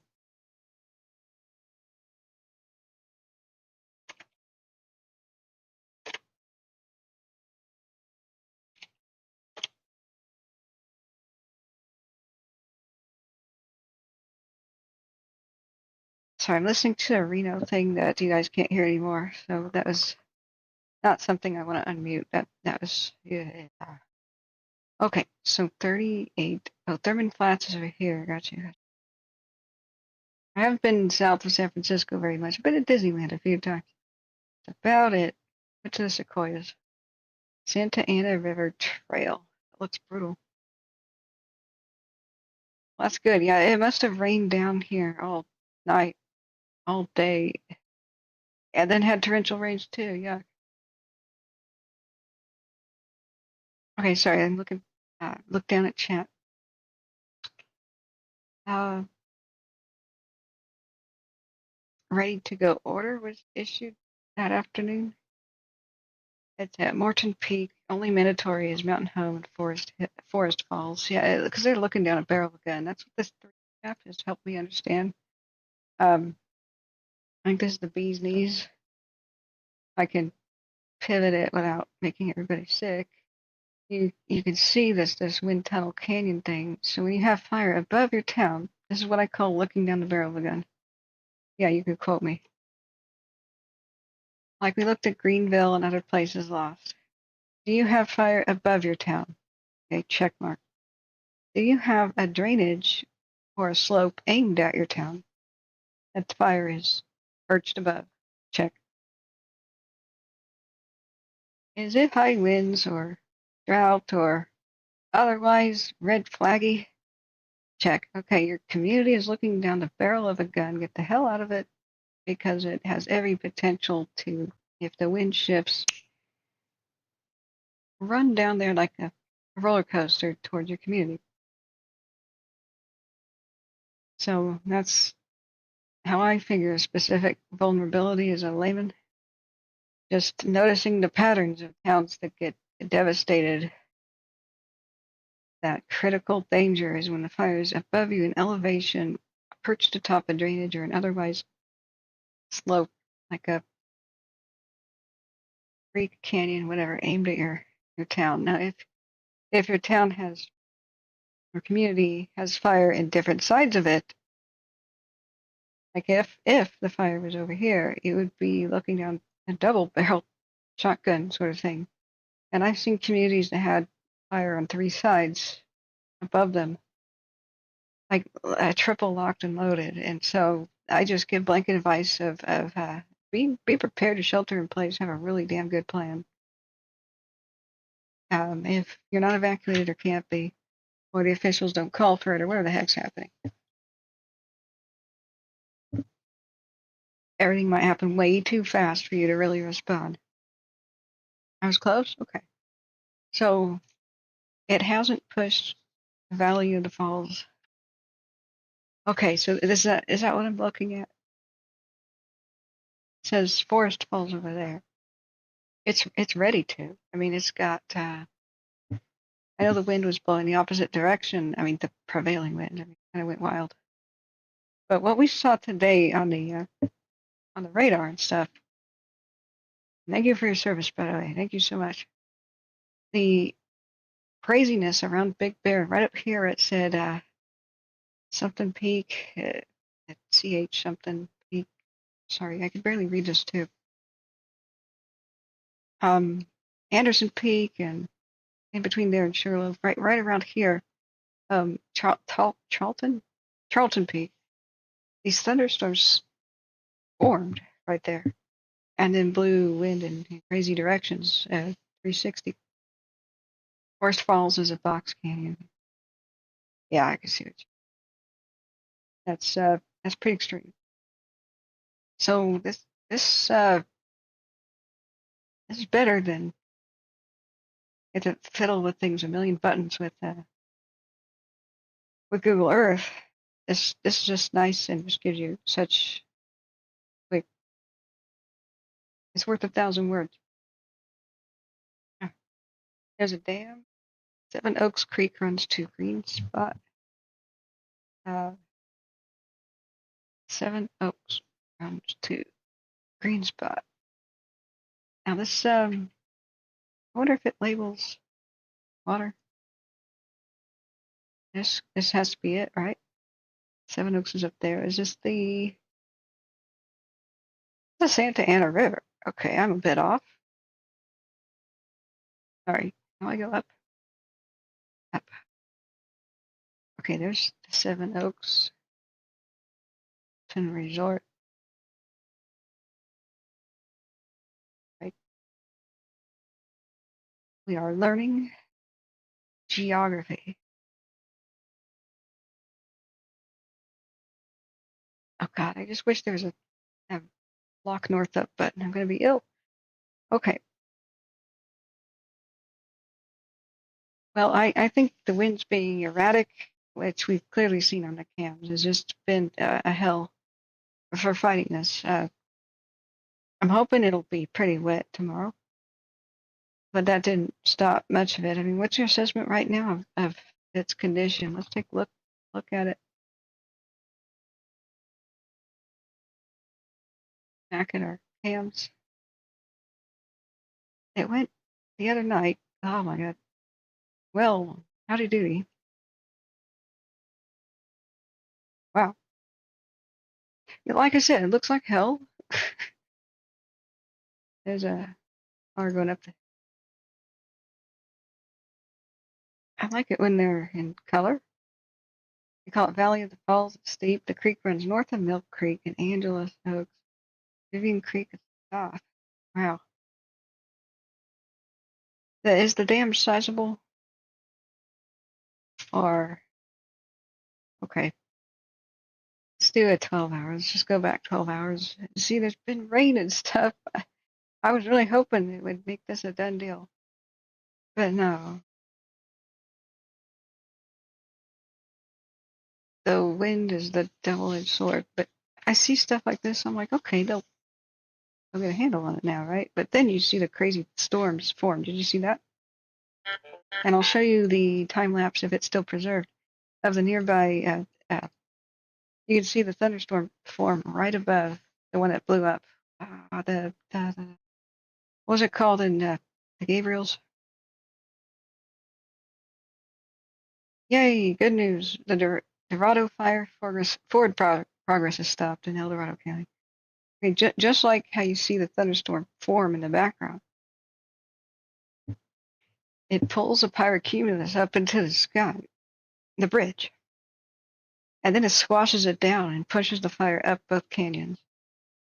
It's pretty remarkable to behold. I should have time-stamped when I did that, when I showed it, because the time-lapse may be gone. It shouldn't be. We should be able to do a 12-hour, but it's pretty nuts. Just look at the sky. You can't predict anything about this. Hope Pines is Vivian Creek's at the top, back way to San Gorgonio. Gorgonio? Is it Gorgonio? Whoa. Yeah. Let's go back to where it flips into. Oh, it turns. It turns to the left. About 9 o'clock. It has so much light that it gets confused and thinks it's daytime. Goes in daytime mode. Wow. You're on the west side, 330 side, 3 north 109. Okay. The Seven Oaks is close to the Santa Ana. Yeah, we heard that. I put it on the stream earlier. I started a bit late, but I think that was wise. We try to figure out why, and just that whole looking down the barrel of the gun thing is wise. Give people enough time, because you know what happens when you don't. They don't have a whole lot of options for escape, and if you ever have to escape going uphill, that is extremely bad. You cannot outrun fire downwind or uphill. That is a loser's strategy. It's I want to die kind of strategy. So uphill was one of the ways they asked somebody to go. Oh, I remember what we were looking at. It was down here, the firefight where 38 got blocked. Down this way, so they blocked the road. So they told people, I remember now, this afternoon, Mountain Home Village, you can't evacuate west. You should go. That's right. They told people to go up this route. to Angeles Oaks up 38. Yeah. Yeah. Well, I gotta tell it like it is. You know, you gotta be prepared or prepare to perish. But yeah, it's just asking to die to outrun, try to outrace fire downwind or uphill. Think of something else. Anything else. Pull over and get in a culvert. Whatever you got to do. Get under a bridge. Park on a bridge. Get under it. Get in a pond. You know, but don't do that. You're going to turn the corner if you're trying to outrace it in your car. You're not going to be able to see 10 feet in front of your bumper. You're not going to be able to go more than 10 miles an hour unless you're reckless as hell.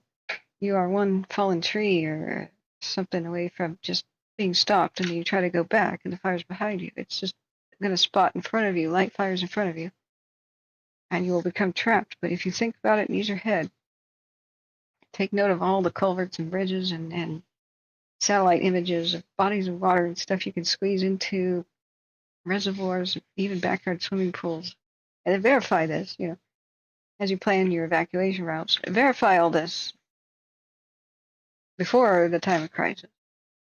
Actually drive it, actually take note, mark on the road where there's culverts you can fit into, where you can't access them. Put that on your little map, put that on the glove box. You want 3 major roads that are paved in 3 different directions. If you don't have those options, you should leave before you are told, because you have extra vulnerability. If you're on a dead-end road, extra vulnerability. Does it take you 20 minutes to get down to a main paved road? Okay, extra vulnerability. So these are the basics of me telling people how to make their evacuation route. Hope Fiend says there is no Santa Ana River, not up that high. Okay, well, I mean, when I was down here, it said that it was a Santa Ana. I can't really control that. See, it was down here where it labeled it. Santa Ana River Powerhouse number 1. It just gets that label for quite a ways. So I don't know where river becomes creek or whatever, but what's very funny is in Oregon there's a place you can stand on the Coast Range, and you could extend your arms like a T, right, and face due north. And so if a raindrop lands on your head, just bear with me here, goes onto your left shoulder, goes off your left finger, it goes into the ditch and where the road crosses the river, right? You got to stand in the center of the road. So there is a ditch, and people don't realize it flows in different directions to the west and to the east. And a little culvert. So if the raindrop goes off your left arm and falls into that, it goes straight down the Salmonberry River, just due west to the coast. Located here, Cochrane.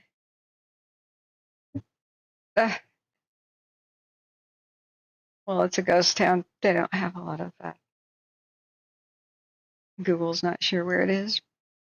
Cochrane Pond is the mill pond of the ghost town. Really bad pictures of it. Okay, it looks like that. So here is the pond, and it drains to the left, and the road is over there to the right. So if you put the little gold man has never existed. I mean, I don't think they ever did a Google car there. I'd be astonished if they ever did. I wish I could drive it. That would be the dream job, man. But right here, Cochrane Pond, that is the Salmonberry River. So here is the road that you stand on. There's a culvert under it. They call it the creek, but as soon as it goes out of here, past the pond, it is renamed the Salmonberry River. This is not the creek. They have to redo that. Yeah, Salmonberry River. So that goes due west to the coast. So Rugged Canyon, it used to be one of the best train rides ever. There are no roads, and never have been roads out here. So it's the best secret spot for steelhead fishing in the world. You can practically walk across the backs of salmon and steelhead here. And Wright's also a ghost town. These all burned in the Great Tillamook Burn of 1933. So these are ancient ghost towns. Never really, I mean, they salvaged logs, but that was about it. These are the remains of these towns. And Tillamook Burn was this entire footprint. This is the giant wildfire scene in Bambi is based on the Tillamook Burn because nothing stopped that sucker. Just the Pacific Ocean and the rains of November. And there were several versions of it that scarred the same spot over and over again. So Cochrane was one of the victims. There was a couple thousand people lived there at one point. Really big mills. Hard to find photographs of it. But here, if you stand with your arms out and the raindrop goes off your right shoulder, then this is the Nehalem River. South Fork of the Nehalem River, and you won't believe the route that it takes to the coast. So this one goes due west. This one goes in a crazy, let's see, with a regular map. The Nehalem goes like this, back to the coast. It takes the craziest route. It's going back that way. So I have a feeling that that's one of those spots there. Hoping so the Big Bear Dam and the Southside Run off are two different dams, okay? Have you grown up there or just work in the area? Hoping? The Santa Ana River isn't established till the merge at the end of Lagonia. Seven Oaks Dam is at the end of Green Spot. Holcomb Creek and Seven Oaks make the Santa Ana. Oh, cool. Amy found it on a map. Let's pull it over. Right there. There's Highland. Okay. All right. We got some vision here? There's no Google car. Okay. Sometimes people take photos. You'll see a little blue dot. You could drag it up. Drop it on. Dang it. I mean, I guess we could Google, but I'm lazy. All right. Okay, so somebody was there. Oh, that is not green at all. Oh yeah, that's Southern California, all right. They should maybe recolor.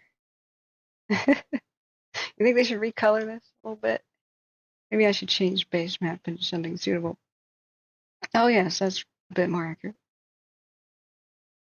All right. 8. So this fire footprint is counted. What? District 1 map page, Edward Frank, 06 Southeast, main assignment, engine 11 at 415 Field. 415 Field Street. It sparks. There's an outside fire there.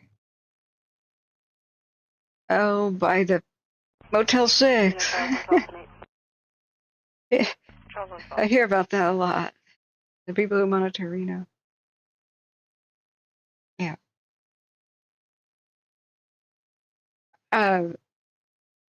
See, rivers don't have names. It's a construct that humans put on them. So I don't find the argument about where the river is and where it becomes a creek very productive. It's all relative. Like, man, like, dude, man, it's late at night, dude. Like, one man's river is like another man's big creek, dude.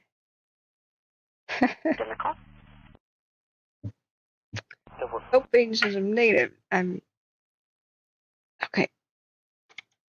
Serrano and I grew up there. Oh, cool.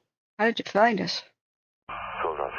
That's always an interesting conversation. Hart's Bar is Seven Oaks. is it ritzy? Most of these areas, I mean, I think this is probably where the people have their cabins and the celebrities go hanging out. Or there's some salt of the earth ranchers out there still eking a living. You know, what's it like? Granddaddy used to live in Ventura. And so the last time I was exploring a lot of dams, since ghost towns is what I wanted to do on YouTube and abandoned exploration stuff. Not the paranormal crap, mind you, but excuse me. Thank you. All right, if they say something about the vegetation fire, we'll turn the radio back on. Man, I miss Granddaddy. I wish I could have asked him more about the past. I've always had dark interest in history, like disasters. Like how could you prevent them again, or what can we learn? And so he remembered the dam collapse up here, and then it took out Fillmore and Santa Paula and parts of Ventura, and 500 or so bodies kind of washed out to sea. Was that the 20s? Can't remember right now. It's late. It's a small outside fire by the house. Okay, so I don't think it's a vegetation fire. Yeah. So I learned about the dam collapse, 20s or 30s, and Granddaddy remembered it. He remembered the aftermath. But every time I tried to talk to him in the family reunion as a kid, the adult said, children shouldn't speak unless they're spoken to, and not as such a grim topic. He was ready to explain, like, his first-hand eyewitness account of the dam collapse. And the other relatives shut me up and shut him up and asked him to talk about pleasant things. And I was like, seriously?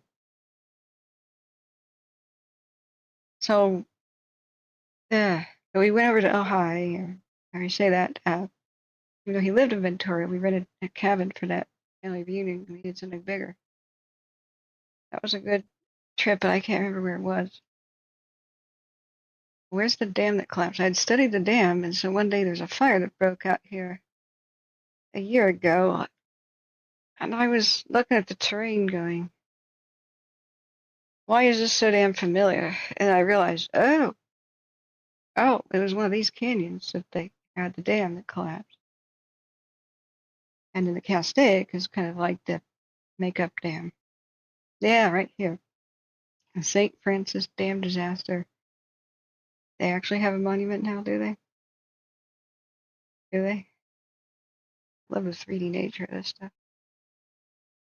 I mean, how did you find this? Like word of mouth or like YouTube? YouTube search. We've had 4,300 views. The last stream had 14,000. Amy D says, "Hey, your hand is on your house." That would have been cool. Hey. Oh, you follow the Lookout? Yeah. Myself, Daniel Kearns, Zeke Lunder, Greg Philippot, and got Holt Hanley, and at the time, Matthew Henderson, before that falling out thing happened. We were all considered the best info, like non-official info for the Dixie. And there were jokes that if we all put our rings of power together, we could make a firefighting mech warrior. Yeah. Yeah, you know what, Rob Langsdorff, me and the U.S. Geological Survey, we've got a beef, you know? I'm still kind of mad that they killed my David Johnston with the whole, and the other geologists and photographers, the whole Mount St. Helens thing. And I'm pretty upset that U.S. Geological Survey calls it Lassen Peak instead of Mount Lassen. It is Mount Lassen, thank you. So, I'm not beholden to what the U.S. Geological Survey says. Spit. I hope Fiend says I worked as a sawyer, now I observe weather. So when did you find us, though? Like, have you been here a while? I recognize your name. You were here last year, right? Long COVID kind of made Swiss cheese out of my memory. But usually I need a memory prompt and I can remember somebody fully. Like somebody just says, oh, remember when I blah, blah, blah. Oh, yeah. But I ain't so good at just recognizing names right now. Okay. Yeah, the St. Francis Dam disaster. That's on my list to film for ghost town reasons. Yeah, I covered the fire in Anza. Yeah, okay. That's right. Which one was that called? Which one in Anza? Now that I think about it.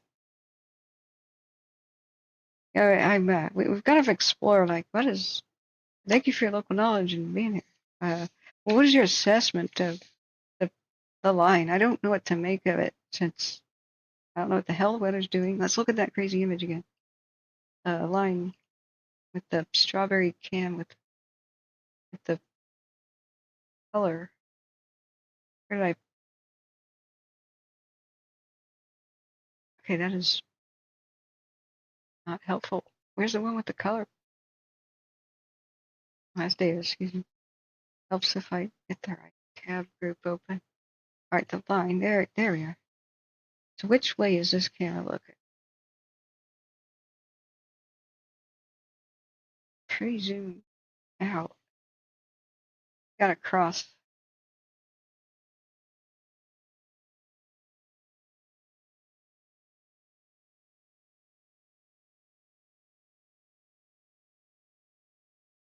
The box on fire.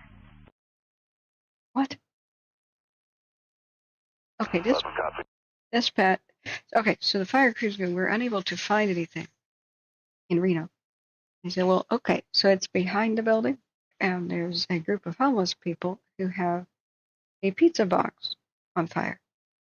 Our fire the size of a pizza box. We started with a pizza box. Okay. That's Reno. Do we have anything else that cross looks directly at it? Heller, Peak 2. But I don't see a lot of activity on Heller Peak 2. So it's beyond the ridge? Reno on 136. Other side. Can I get two additional case numbers, please? One for ONR and the other for battery unprotected. Yeah.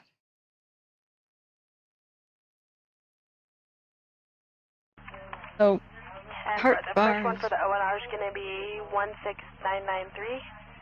All right. As fun as Reno can be, it goes dark really quick. I'm going to mute that again. We'll see about the pizza box fire there. So we've got some smoldering. All the twinkling lights, except for the vehicles, is the fire.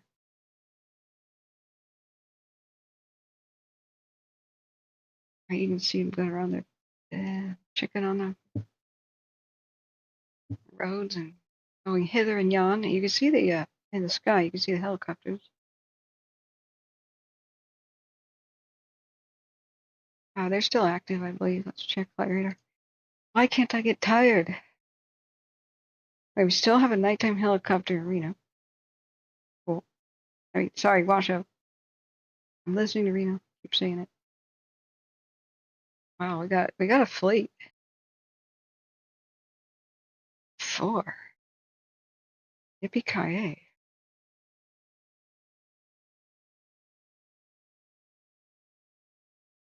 Okay, one of them is the big boys.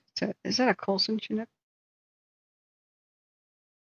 Yeah, Colson Aviation. Okay. I think there's a Colson up by Nevada right now. You go up there, Gabe Drive. Name the firefighters lost west of Angeles Oaks. Is this a challenge? Geographical challenge?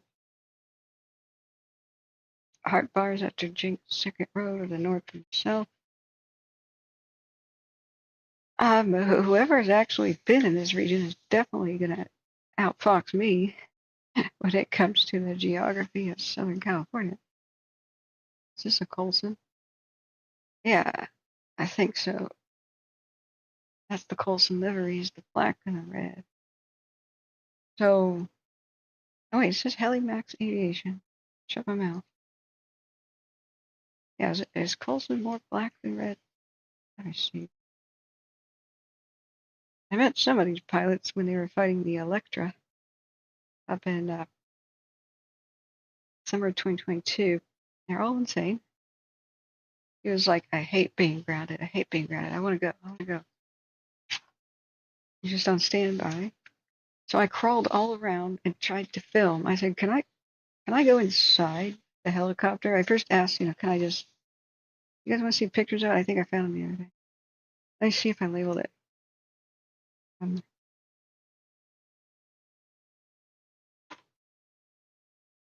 Yeah.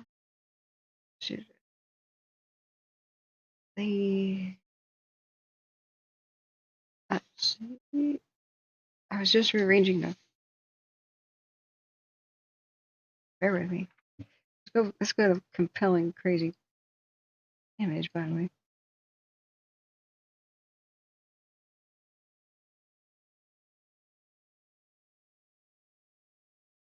All right. We're still listening for the pizza box fire information. Oh man, that was right.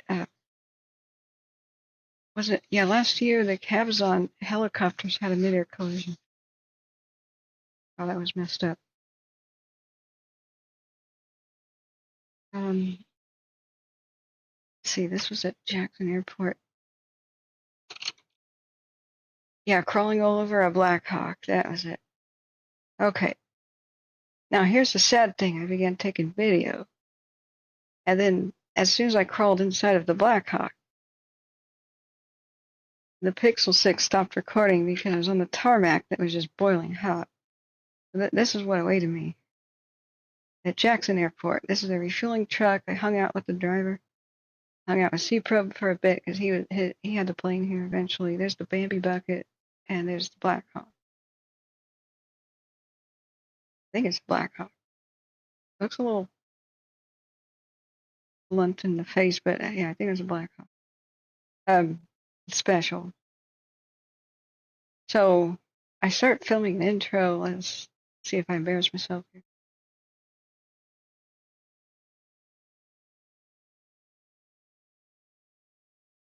Okay, I don't know how loud this is going to be or not. Let me unmute that. There's something over here. And Catherine is curious. So that was my little intro. I was going to make a little video about this. Yeah. And so I'm like, oh, what? That's B-roll footage. Approach. Right, that's more B-roll. Okay. And that's when that's a real Bambi bucket, eh? Yeah. Sweet. So do you know how much they can carry? That's 660 gallons right there. Wow. That'll make quite a splash. What we love doing is tracking the flights with like flight radar. And as they get in front of where the cameras are, we switch to those alert cams to see if we can see them. Oh, that's tragic. The wind noise destroyed my dialogue. I'd have to re-record that. I'm actually chatting with, I walked over to, the fuel truck was running. So I was all, can I film stuff? He's looking at me like, what do you want, girl? Well, I got a show, and, I educate people about fives. He looks over his sunglasses at me like, you do what now? Yeah, I do. I don't look like I do, but I do. So he talked to me a little bit about the Bambi bucket. Let's see. That die. There's too many windows open. It's collapsible like so. And he explained they come in different sizes. Subject stop. And this is also why it's a myth that you cannot pick up a scuba diver and dump them on a wildfire. It's a very fun urban legend that, 6134 traffic. A mysterious skeleton is found with scuba tanks on their back. I'll shoot the video story. 447 and mile marker 13. Sorry, I didn't mute that.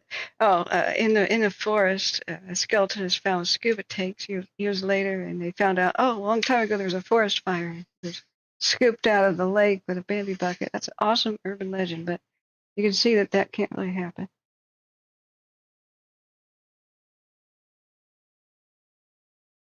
Right. So let's see, more of the slideshow.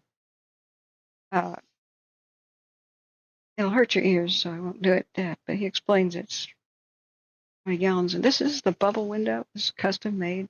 There is, okay, if you guys want to get rich, there's definitely a custom bubble window demand for firefighting aircraft, which they're cranking out every day, because they can't see below them. So the pilot has to stick their head out the window, and the window has to be shut. EMS situation, and we'll advise of the exact location when we get there. EMF situation? I don't know what that is. So that he was explaining that window cost a whole lot of money, like a whole lot of money. But they were boiling to death on the tarmac because it was 113 or so when I was there. I get inside the thing. I had just gotten permission to film and everything. They were like showing me what everything does, and I'm rolling. The film's going, and then I look down because I can't see very well. It's an extremely bright sunlight. So once I'm in there and I crawl inside the Black Hawk, I said, "Can I film sitting right here?" He goes, "Knock yourself out. It's too hot to be here." And he goes back to the shade and kind of looks at me like, "Look at her." And I'm like, "That's okay. This is cool, man. This is what it looks like on the inside." Oh, Hope Phoenix saying goodnight. I'm sorry I didn't see it. Didn't scroll down. Engine 331. 38. Have fun. Thank you for your service. Tell your boys we love them. Sorry, that was 5 minutes ago. You're probably gone, but tell your boys we love them. Amy D says good night all. 4:30 a.m. Wake up. Jeez. In 2 hours? Guys, it's time to. I have to knock myself out. I'll get on story time all night. As soon as I got in here, I was filming. I quickly gave a rundown of it, and then I get out and to the shade, and it says your phone has shut down to protect itself from heat. So even though it did film successfully, I did not cut. I did not hit the stop button. So it deleted the entire video. It was 4K, 60 frames a second, looking nice. This is a seat, where the National Guard guy was hanging his feet out the window in the earlier video. Oh, Hope Fiend says the airing question is a reference is where Chris Dorner died. Oh dear. I'm sorry, I haven't been doing this too long. If things are too far back in the past. Wildfire's pre-2017. I didn't obsess over them and memorize them like I did. Chris Dorner died. Glass Road is the entry to Seven Oaks. Was there a fatality event?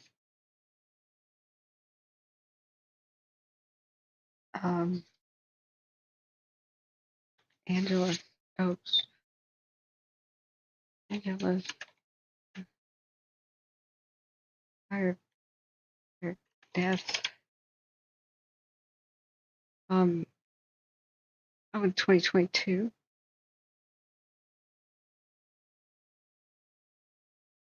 Big Bear crew boss.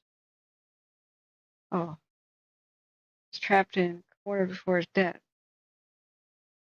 Big Bear crew boss Charlie Morton's last radio transmission was that he was trapped in a corner during the 2020 El Dorado.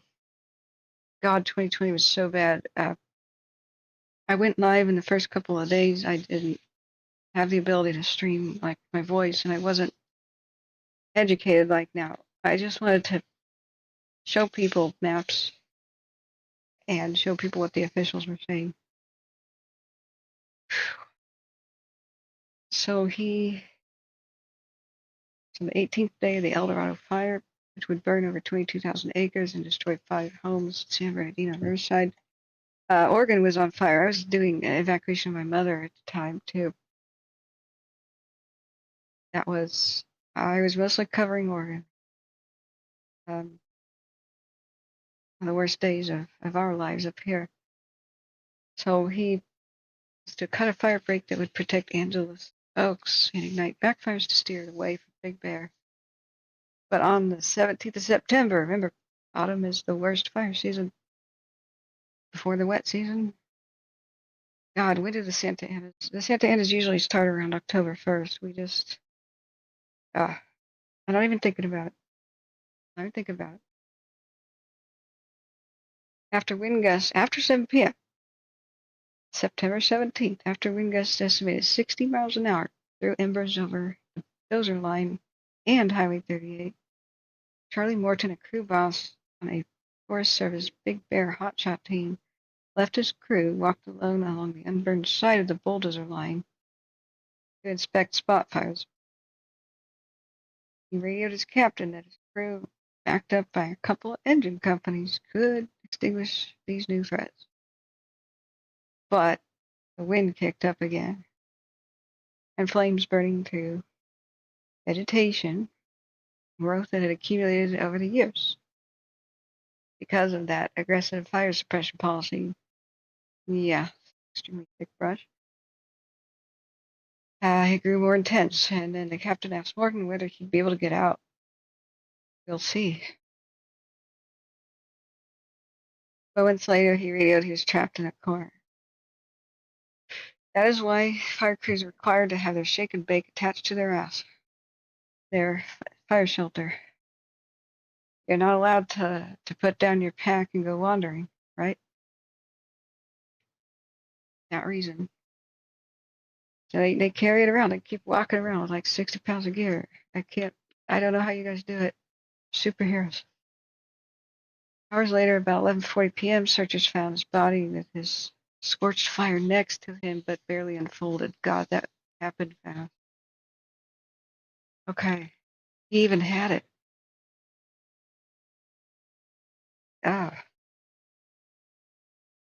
So, Captain John Bruno, JB, retired fire captain in Shasta County, he teaches the people how to get in shake and bake fire survival course for the press and new firefighters still in Shasta County. He says if I wanted to pass his class, I'd have to get in one of these in 45 seconds.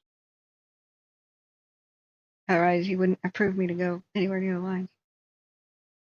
There were 2 different instances, but yeah. So, the area in question where he died, okay. That's a different firefighter, Chris Dorner. Okay. Oh, goodness. So, he was still wearing what was left of his pack, but his clothing had burned away. Flames had consumed the wooden handle of the hoe. That was intense. That's intense. 2 reports released this month by the Forest Service detail not only on the on-the-ground actions, but the circumstances preceding his death. Also on the Forest Service policies, culture, and lack of experienced firefighters and officials worried contributed to the death may put others at risk of future wildfires. Reports generated through interviews of firefighters and others that the El Dorado Organizational Learning Report and the review narrative posted on wildfirelessons.net do not specifically blame any one person or a tactic or policy for his death. But it's important to look at all factors, yes. That could become important as an attorney prepares for defense. Sergio somebody and Angelina Jimenez were charged with voluntary manslaughter and arson after authorities said the pyrotechnic device they used in their gender reveal photo shoot at Yucaipa Park started a fire on September 5th. God, that one. That's where the National Guard had to airlift people out. They pled not guilty to their charges. High winds out of nowhere. And that's looks like they've learned, and they're erring on the side of caution. And Battalion 2, Engine 6, Engine 103, Engine 21, Engine 7, Truck 3, Med 3, Squad 1, and Safety to 4600 Mariloma Drive at Creekside Apartments on the backside of the parking lot. okay, that is a fire. Officer, respond 4600 Mariloma Drive, Creekside Apartments. Reno. No, it's going to be a possible At least child call. An 8-year-old on the phone crying and saying they're alone, that mom and dad went somewhere and are not back yet. Woodspring Suite for an 8-year-old in room number 217. My God. Clear on. 31. The fire behavior that day Union 592346. was worrisome. They were building lines behind Angeles Oaks, but that crew pulled out after observing the fire. Even so, the operation to redirect the Eldorado Washoe fire 1041. into the burn scar. I'm going to mute that. We're going to be on Winners Creek Road. All right, we'll see if that amounts to anything, that backyard fire. The fire was heating up and lookouts were concerned it was going to threaten the Big Bear Lake area. Bulldozers were building lines behind Angeles Oaks, but that crew, after observing that fire, just pulled out. Even so, the operation to redirect it wasn't. The operation to redirect the Eldorado fire into a burn scar was going well until it wasn't. Out of nowhere winds, some said they felt like 60-mile-per-hour wind gusts, appeared in blue spots across 38 and a bulldozer line. Oh, did I show you the... Okay. This is what happened today with the bridge fire. A thunderstorm happened, formed right over the top of it, pulled the pyrocumulus into the sky suddenly after 6 p.m., and then collapsed it down. So I wonder if a column collapse was something that could have possibly happened.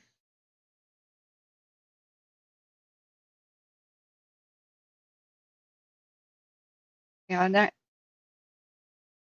I was just listening to Reno, sorry. Chris Dorner was not a firefighter, he was a military kook that went unhinged there. Oh, okay. But the other, Morton, was a shot boss and knew how to pull a shelter out. That had to happen so damn fast. So this is earlier today, 1823. We saw it on the radar. Thunderstorm appears almost directly over the top. It pulls the pyrocumulus up. Here comes the thunderstorm. And then it flattens it, pushes it down like Mario stumping a Goomba. And then we see fire. There's no more pyrocumulus. Just pushed up the canyon in all directions. So these things can cause a microburst. When now we know that. It's the same thing that rips planes out of the sky. It can be just an out of nowhere in one big whoosh, and then flames will be pushed across lines, across hills, across mountains, just in one fell swoop because it's tremendous wind. It's just in one big whoosh.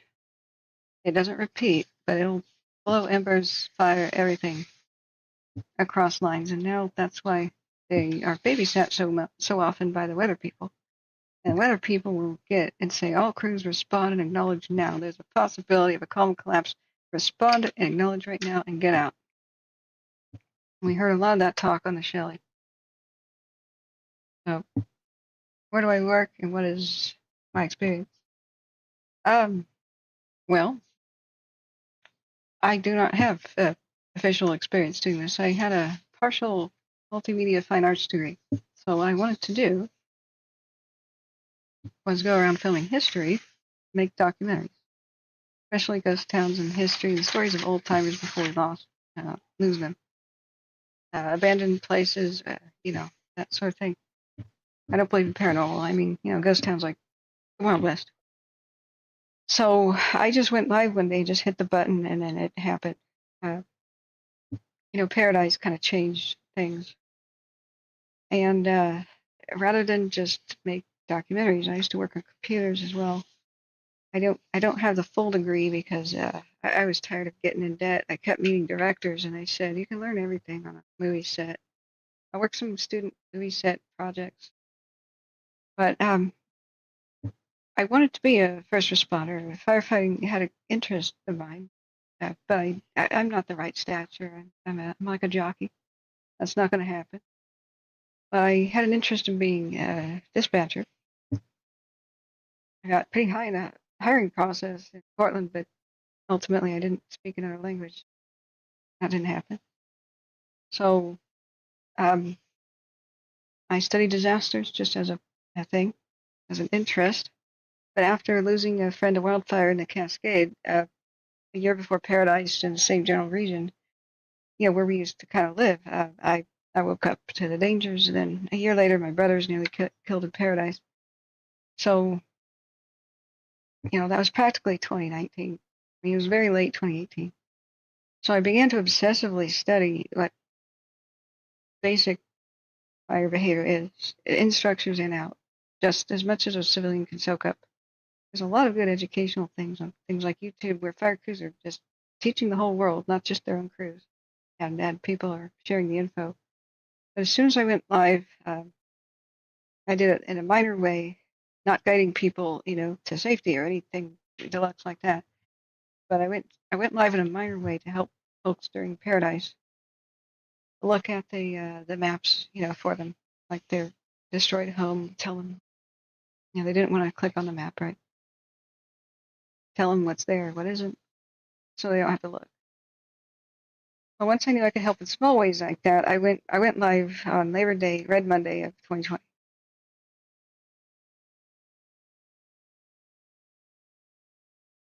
Sorry, I'm still listening to Reno. So it was only after Cogito, Ergo Sum, and others came out of the woodwork, real firefighters. They said, "Oh, we'll teach you what you don't know. You just need to know the basics, and you can inform people about where they can go and what they should do. And it's really not rocket science, So I had already read a whole hell of a lot about Tillamook burn and spoken to the people who are involved with that, like super old timers. And so I knew all about that. That was the big old growth fire that rewrote the book on wildfires.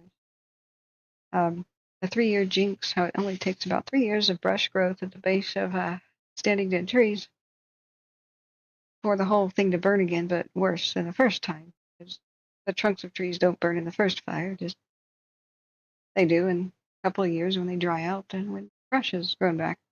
So we are looking forward to a Dixie Fire 2.0 and a Caldor 2.0. Portland has a vegetation fire on Weidler Street right now. I have to get sleepy. This is not working. It's because I'm still listening to Reno. That's it. I'm turning Reno completely off. There's just exciting stuff happening in my ear that I can't relax. Okay, Reno is off. Let me adjust this. But I have communication skills rather than real world experience. That's why I'm reliant on the people with real world experience to pass on their knowledge, and I can grasp a bit of it. But this is what I want. I want the actual experts to be here in the chat. We ask them. Don't ask me. I'm the person who can set up cameras and stuff. But once I learned about the flaws in the system, the evacuation systems that still don't work, I realized I should tell people that I recommend that they get out faster, sooner than the authorities do. But better than that, I should just teach people how to do it, how the basics for themselves. Anytime I will just tell somebody how to use Caltopo. I'll teach anybody how to use any of the apps, how to install them, how to make their own evacuation plan. I used to have, Captain John Bruno, he's on speed dial. So if I have a true firefighter question, man, he knows. There's a couple I have like that who are just awesome and ready to consult. I don't have experience. That's why I don't teach firefighting. I interview the survivors. I have more of a journalistic mapping, historical disaster studying kind of an education. And I have a windbag. So, but it's difficult. Right now, I quit everything, like the computer repair work and all that, to try to be full-time doing this. Now in 2020, the economy was better, even though COVID was messed up. And in 2021, the economy was way better than it is right now. So we're down 85% of our donations. So I don't know if I can continue, but we've built it back. Even in this hard economy, we've had an outpouring of support and generosity. So as soon as I set up some more things like the channel subscriptions and stuff, we can probably continue for next year if I line this up. It's just been last year was brutal. We didn't break even. That was astonishingly bad when everybody tightened their belts and just the priceflation, you know. But I'm the kind of mind that I could just I have encyclopedic knowledge of things. It's a variety of topics, a little bit shallow on each one, but I can bring it all together and explain the basics. What people don't, if they want to learn true firefighting, go to a school, man. You learn everything there is to know about fire and physics. Go get a physics degree. But the basics of survival, and we got that covered because it ain't rocket science. We try to get a couple catchy things for the public. Fire goes where the wind blows, right? Anyway, but what a magnificent helicopter this thing is. I am so sick that the video did not come out, but it was like 120 degrees on the tarmac. There's only so much electronics can do. But next on the list, after we get a laptop, a video production capable laptop, maybe I can fundraise for a travel trailer. We can truly take the show on the road, and I will just show people amazing, awesome places. Fires break out, I can, from the travel trailer, go live, get Starlink hooked up, not that far away from it. We can dream. Getting a press pass is something I want to do immediately. I don't really want to chase fire, like be behind the lines, and I don't like fire whatsoever. I hate it. Like, that's why I would want to be a firefighter, like, put that down, you know? I'd want to conquer something. I'd want to be in a battle and win. Save people, you know? But I hate fire.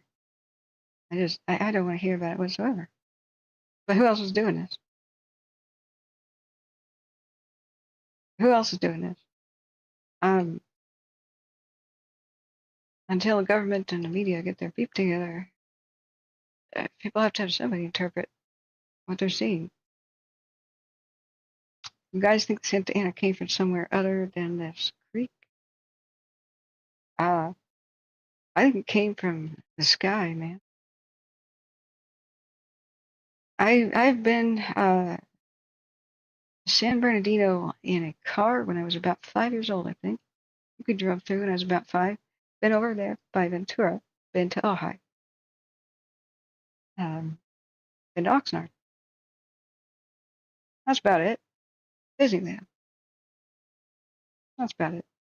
I think my parents took some drive that was like bucket list stuff was on the detour. I think we went past that place with the big concrete dinosaurs where you can walk inside of them or something. Rob says, when I climbed Sugarloaf, we followed a trail west from near Wild Horse Springs. Onyx Summit had a spectacular cedar tree that took 6 of us to reach around. Oh, do you think it's still there, Rob? Hope Fiend says the General Santa Ana lost his home and family at the base of the Seven Oaks Dam. It's the Santa Anas. Really? Really? Well, Yellow Rose of Texas.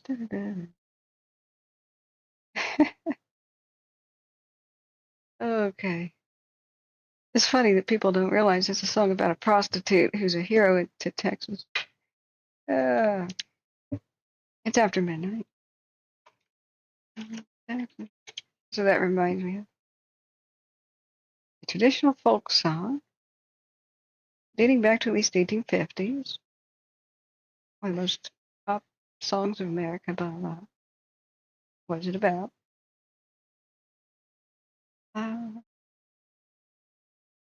Civil War used to.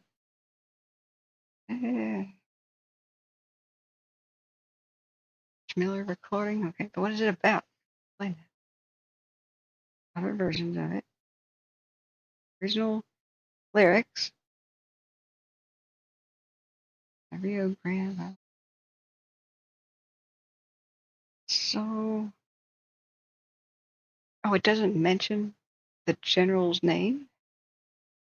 I thought, okay. I don't know my Texan songs. Very not politically correct anymore. So, am I wrong about this? Because this is about Texas. It wasn't Santa Ana. Damn, she's tired about this. Santa Ana, the general, right? Person. We're talking the person, the figure, right? General. I'm way too tired for this.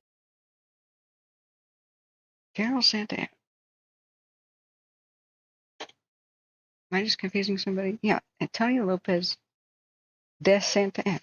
Oh, two N's. Ah, okay, that's right. He's the 2N one. Okay, all right. I'm getting him confused. The Mexican soldier, politician, blah, blah. So the Yellow Rose of Texas joke is that on the eve of battle, a prostitute goes to treat with him, and that was a ruse, was to get him with his pants down during the attack when the war of America between America and Mexico. He has 2N's. Never mind. Don't stop the presses. They can run in. Oh, different one. Is it a different one? Correct? So, let's see. Is the one. Historians debate the exact number of its presidencies.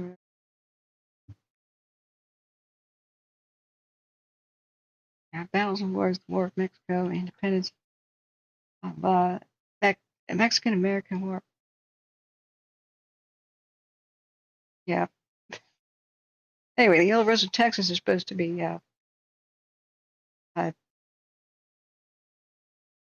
kind of celebrating that action. La Placita Agua. Bourbonite stuff. Okay. So he lived, his wife and child died. Oh, God. Okay. So, Santa Ana, the other one, the person, to see if there's some mentioning of how the river got its name. For example, drainage basin, blah, blah, blah. Humans have lived there at least 9,000 years, blah, blah, blah. Course of it, blah, blah, blah. Named tributaries. Historically, the Santa Ana was named the best stream in Southern California for steelhead trout. Okay.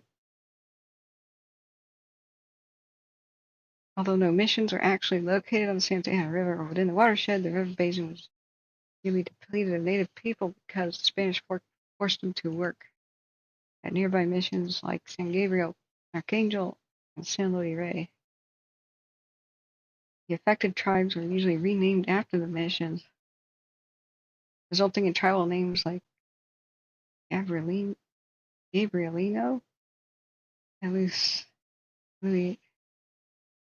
Zenio. Wow.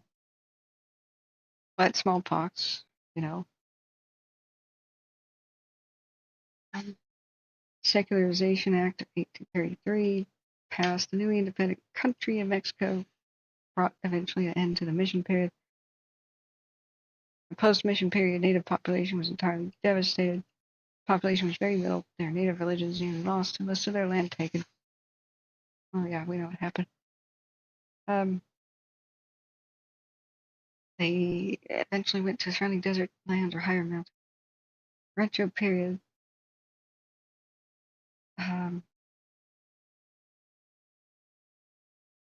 Right. Why aren't they explaining how the river got named? The late 1840s, California fought for its independence from Mexico in the Mexican-American War. Yep. Bear flag state. California Republic. Santa Ana River played an important part in the victory of the Americans over the Mexican army.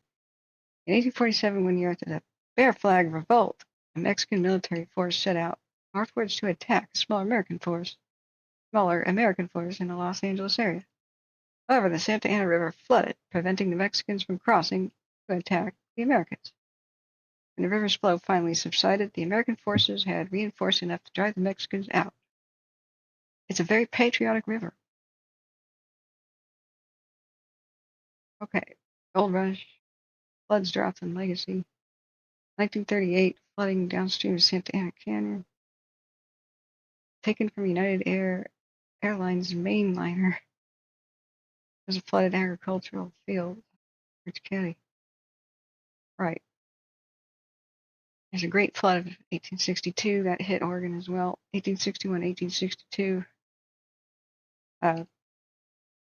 Worst on record period. Yeah. The Santa Ana burst its banks, flooding thousands of acres of land, killing 20 to 40 people. Blah, the levees broke, blah, blah, blah. Okay, but how was Maine? Very polluted. The main stem above the Seven Oaks Dam is free flowing, as are many of its upper tributaries, and once the river enters the Inland Empire Basin, however, much of its flow is diverted for municipal and agricultural water use. Oh yeah, the water wars. Mulholland, blah, blah, blah. Okay.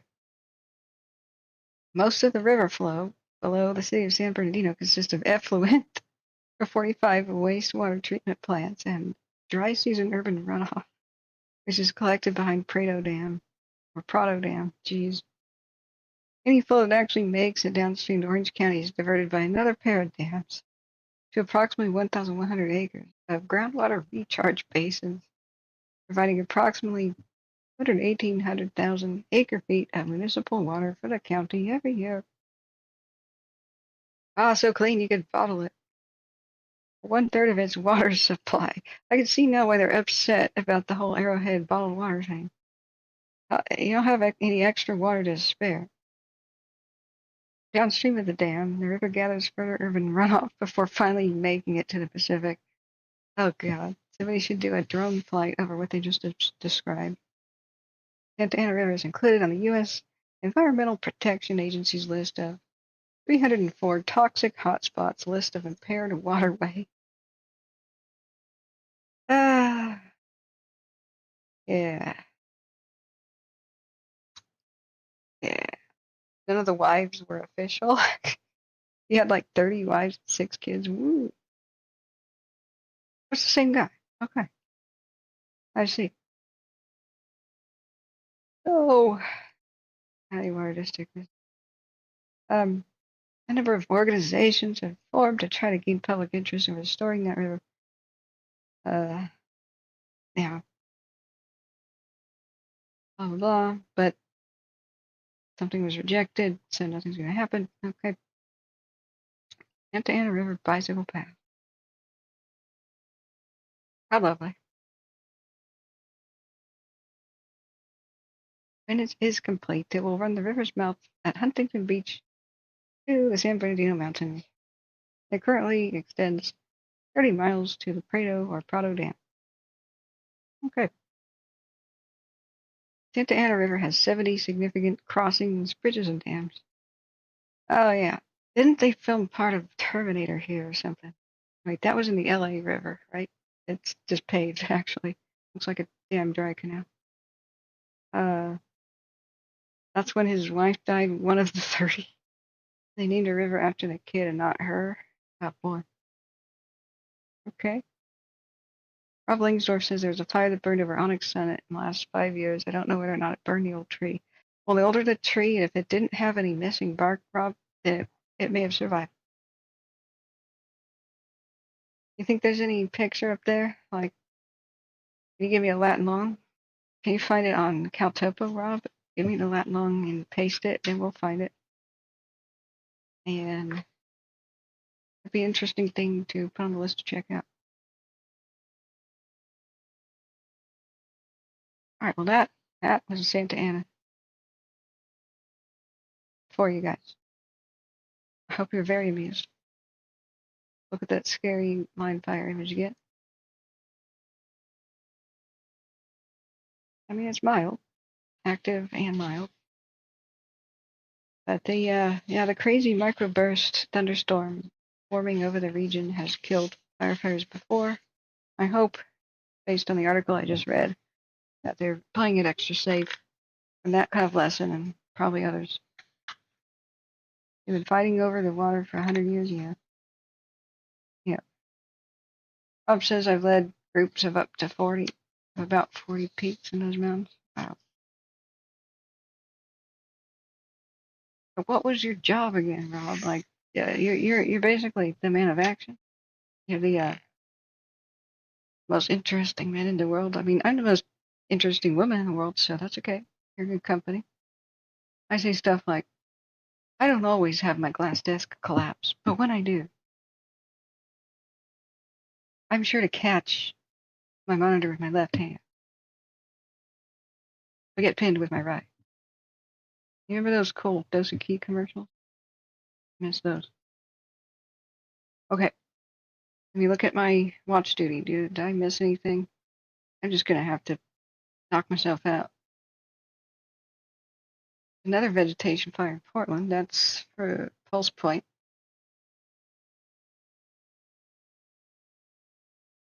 So they deal with that a lot. 20,000 homeless people around here, typically what it is. Did I miss anything? Go. Last call, friends. Last call for fire information and our comments. In a small 3.4 earthquake. Oh my goodness. Jane Blackbird sent $20. I'm an idiot. I didn't notice that. As soon as I unlock the phone, I get message spam. I'm sorry. Probably went off the line a while ago. 7,000 people were listening to Laurel County and City Fire Rescue Police and EMS dispatch in Kentucky. Manhunt underway. Oh, was this the other? It was today. After 5 people were injured in the Kentucky shooting near Interstate 75. Did they get him?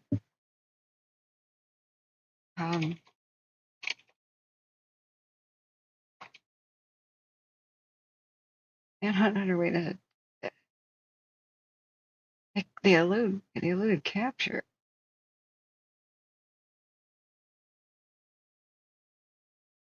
Wow, officials urge people to remain vigilant. The man suspected of injuring 5 people when he opened fire on Interstate 75 over the weekend eluded capture for a second night, prompting many area schools to close. Monday's law enforcement are warning that rural Kentucky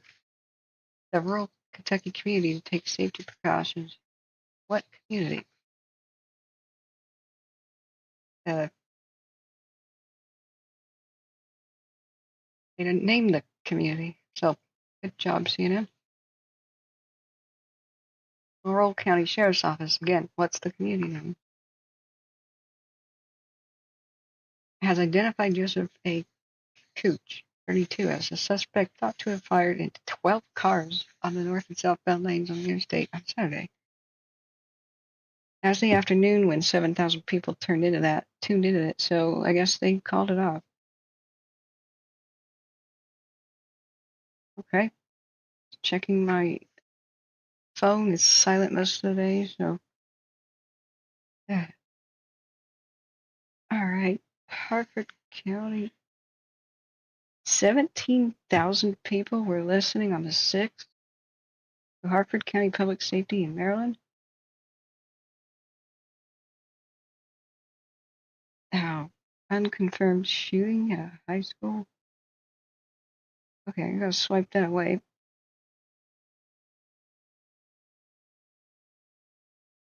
Potential tropical cyclone. Yeah, there's always something happening. There's a 6.0 earthquake at the Tonga yesterday. That's the thing that exploded. All right, what community is this? Hours before the shooting, he purchased 1,000 rounds of ammunition. Shame on the guy who sold him that and didn't press a button underneath the counter. Well, that's not strange or anything. No fatalities. What a miracle. I mean, even if the law doesn't say so, there are some things you should do as a citizen. And that is, you see something like that, you say something. No motive for the attack, not road rage. The attack seemed to be a planned event. Minimal criminal history. Nothing of any significance. We want to get this guy because he shot at cars. Shown that he's capable of doing it again. Manhunt continues through dense woods. In the age of heat detecting drones, how God's green earth can somebody effectively evade anymore? This is when the big drones, the predator type drones, should use these as a practice exercise, not to shoot him up or anything, but to do a manhunt. The military should get involved. You got to practice this for the day we actually have war.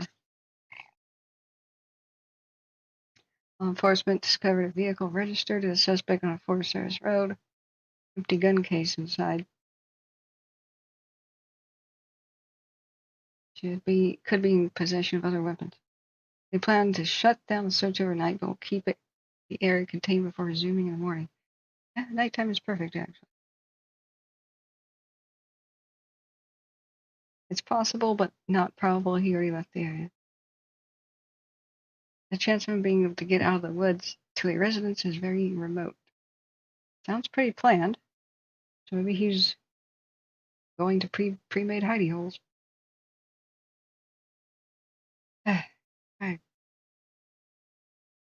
I'm a walking miracle, says a shooting victim. Sound like a tire hit blown gunshots, man. Crazy. I've got a friend over in Kentucky. I'll ask him what his local news is. Nuts. That's totally nuts. Okay, nobody has any last call fire questions. Rob Langsdorff says that Pacific Electric used to have a line up to Arrowhead Springs. Oh, that would have been cool. The railroad took long streams of tank cars back to a bottling plant somewhere in LA. Wow. And there was a mill on Mill Creek and a hatchery at the Valley of the Fall. The railroad stops on the way on top of Sierra Verdue. No idea where that is. Yeah, I love old things though. A couple of these wildfires got close to burning up the great wooden one. Where is that located? That put me on pins and needles. I keep forgetting. Sorry, friends, I'm passing out. So thank you for being here. Thank you, donors, even the ones I totally forgot to mention because they got buried in the phone notification. Thank you for being here. Thank you, guys. Stay until the end. We had 4,400 views, 182 likes. If you forgot, please hit that on the way out. I will try to make myself pass out. It's going to be a little difficult. It's a little bit of a hyped up day, but I'll do what I can. And we'll see you tomorrow. Oh, when? Let me see what's we got here on the calendar. Afternoon sometime, and I'll see what I can do there. I've got to have people come over to help me with the cleanup. Today we're a little bit more engaged than I thought we'd have to be, so we'll see. I can't give a definite time, but we'll see you again tomorrow sometime, friends. Thank you for watching. Thank you for being here. Thank you for sharing. Thank you for subbing. Thank you for donating. Thank you for contributing. Now, good night. Stay safe, everybody.